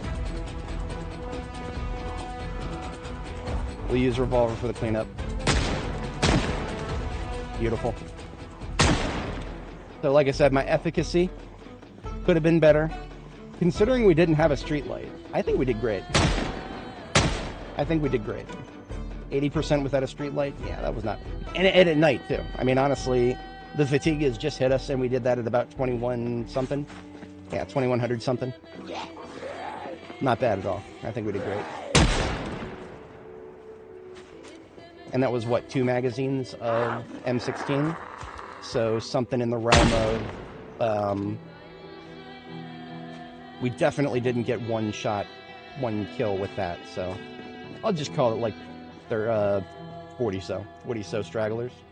Out of a group that I think exceeded 500. I don't recall if we didn't have too many shadow zombies. There's one on that fence. I can hear it. Inside or out? Yeah, out.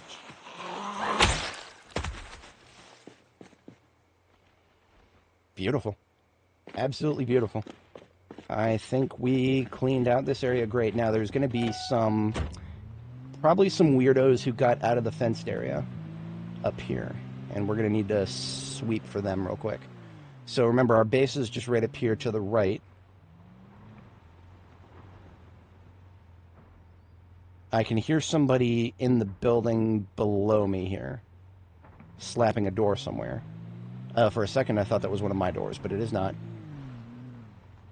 If there was anybody screwing around in our base, we actually have some precedent. They probably would kind of just come up here. Because the generator is on the 2nd floor. We did actually come back here once and see a bunch of zombies just hanging around right here. The generator wasn't running at the time, so I found that very odd, but yeah, that would explain some of their movements. But yeah, we need to do a thorough sweep of this area before we call it an evening. And I do regret to say that to everybody that, yeah, this one right here. It was this one that I saw, and then there might be 1 or 2 more. So we want to sweep the side of this fence very thoroughly.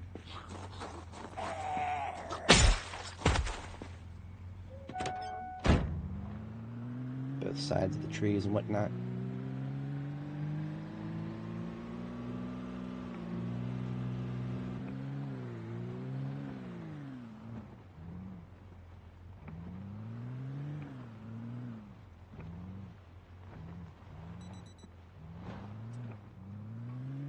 Now, up here, at one point we did have a little, what is it, dingleberry of zombies kind of caught up here. It was this fence right here, this side of this fence particularly. We had to lure a bunch of them around up here so they didn't get stuck. Because you could see how they could get stuck if they got, they heard our siren down there in the bottom, slightly right of center. They could get caught in this little corner here, and they'd hear the siren on the other side of the fence, and they'd try to slap the fence, get through it, and impotently slap the fence because there wouldn't be enough to break it. But I think we successfully pulled everybody out of this trap, that was one of my metrics of success for this area. I think we did great today, boys. I think we did fantastic, if I do say so myself. Stragglers like this, though, be gone.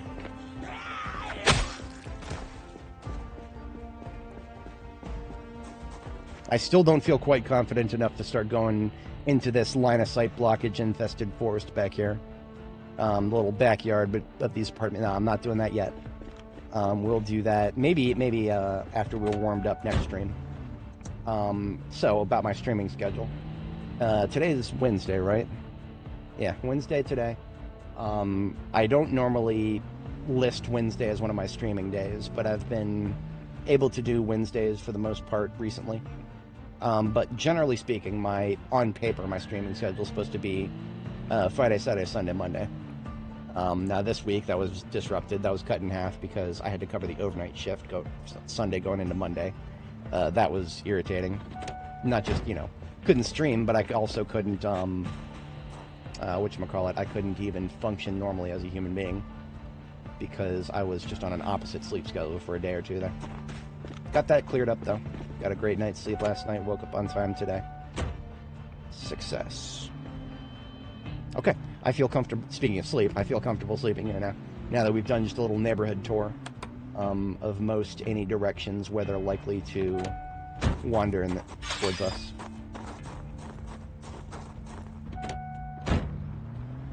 Been a while since I've had a base I can just straight up drive into. I don't see myself doing this every time, but get some maintenance we can do overnight here.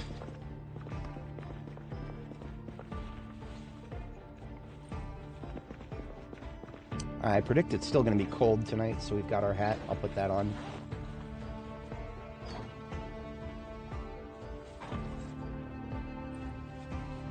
We need trunk repairs. No, not immediately. Soon.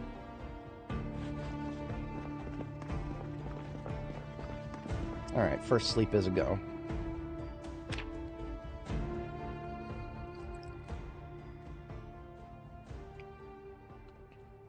Alright, almost 9 hours. Not bad for a Wednesday. Alright, folks. So if you guys are here for the heavy combat, that is now concluded. We're just in cleanup mode. So if you're here for that, the fun stuff, I'll probably catch you guys next time. Otherwise, we're going to get things wrapped up here for the night. Put away my M16 and the remaining mag that's full. We brought a paintbrush. I don't know if I'll need it, but I brought it. I'll leave it here somewhere that I can see it.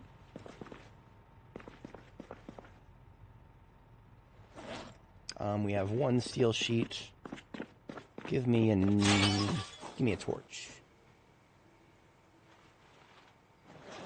Give me a torch, and I'll be able to fix my trunk just once. That'll be fine.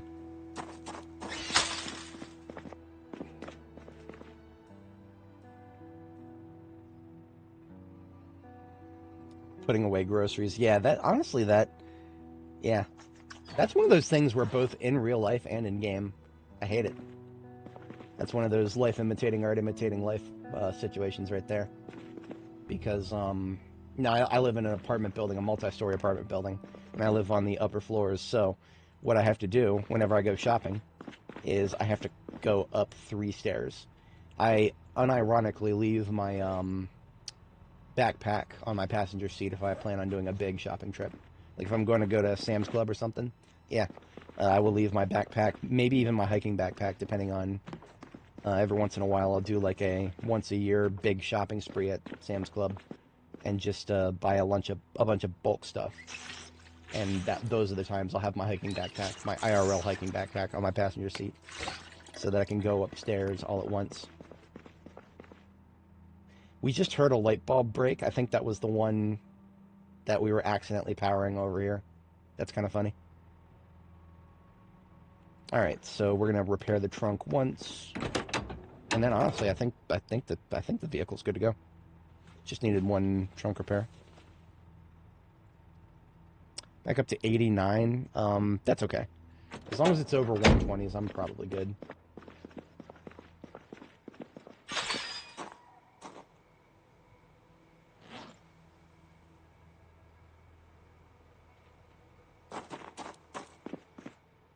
So that actually leaves us with a little bit of time to clean up other things. In the more literal sense, I'm going to clean up the floor. I don't know if I'll be able to do the whole floor, but I'm definitely going to get started with it.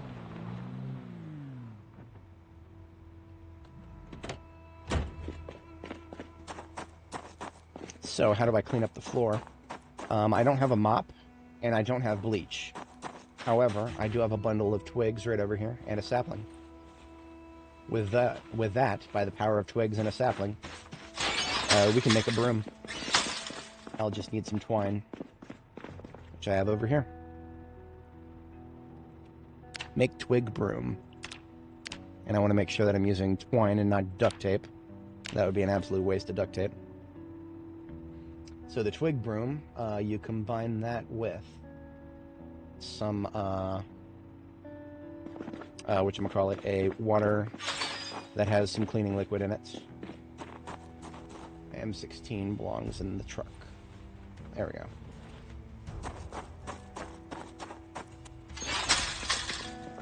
So we got toilet water on the floor here in these buckets. Yeah. Nasty, but useful for floor cleaning upping. Empty a little bit out so we got room in the bucket. And then squirt some of that cleaning liquid into the bucket here. Not much, just I like to do it in increments of like 100 when it comes to bleach. I can't tell you if I've used cleaning liquid before. I usually prefer bleach, more of it, but that'll do the trick. Get rid of that ugly stain first, and then we'll just go up along the kitchen here. This also gets rid of it from the wall. So when you're doing the tiles right in front of the wall here, you'll notice a little bit of grime on the fossil oil wall there going away. You'll notice a lot more from this room, because this room is one of the ugly ones. Former janitor closet.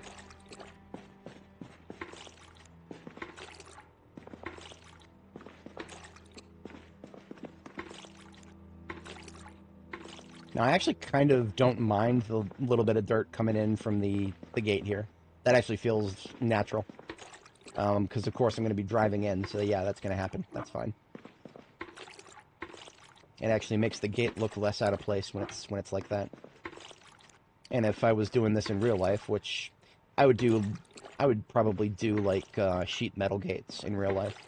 If I had to like take an existing building and modify it a little bit to make it so I could drive through it, I would probably have like take some caster wheels like from a shopping cart or something, and just put a whole array of them on the bottom of a huge piece of sheet metal, and then that sheet metal, like corrugated, like the kind you would use on a shipping container or something like that, and then turn it into something that you would slide to the side, as opposed to a, hinged gate.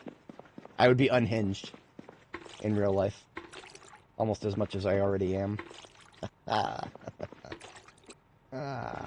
So we used up that particular bucket of shit water. Now we use up this one next. Empty out a little bit. And by doing a little bit, I hit the empty and then I immediately walk. It's enough to get a little bit out. Now what's left is mostly cleaning solution. So now this bucket is completely empty. It goes outside to catch rain.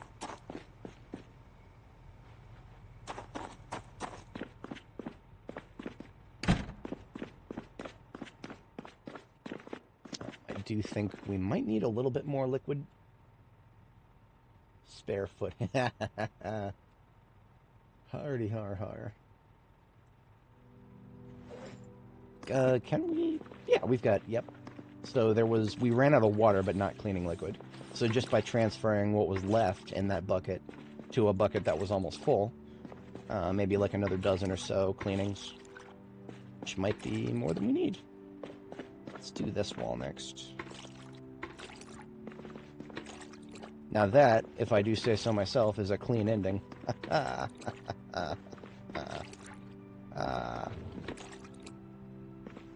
You know, speaking of really bad puns,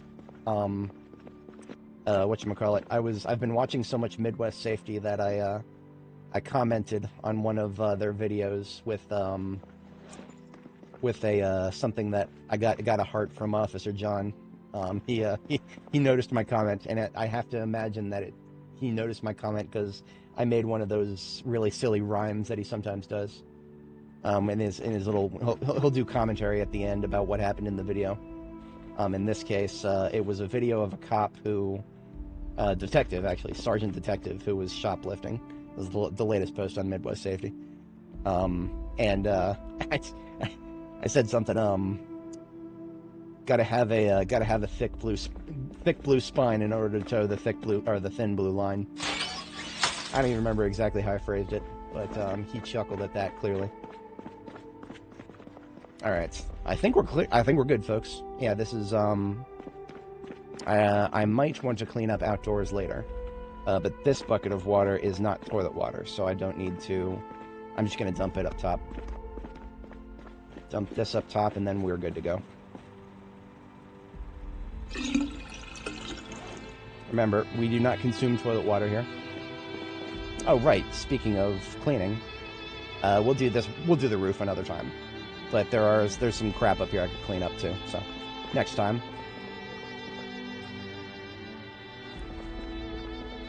I know, right? I don't know what it is about now that I'm a little bit into my older age. Just at the toe, you know. I feel like dad jokes are funnier to me now than they've ever been. So the 100%, I'm here for it. All right, second sleep for the night. And that is a pretty good, clean session there, folks. I always recommend whenever you close out a long session, take a screenshot of your base. You never know when it might not be there because it might break due to an update. So in this case, I'm going to get my base and the parking lot. And then a shot of I call it the end run station because this might be the last base we build, depending on how long the game will go before the next save breaking update comes out. Otherwise, folks, I'm out of here for today. We backed up our save last time, so we're good on that. Every other session, I'll back up my save now because the saves are just that big. So I'm going to go ahead and head out, folks. Y'all have a great day, and I will probably catch you on Friday, most likely. Peace out, and have a good one.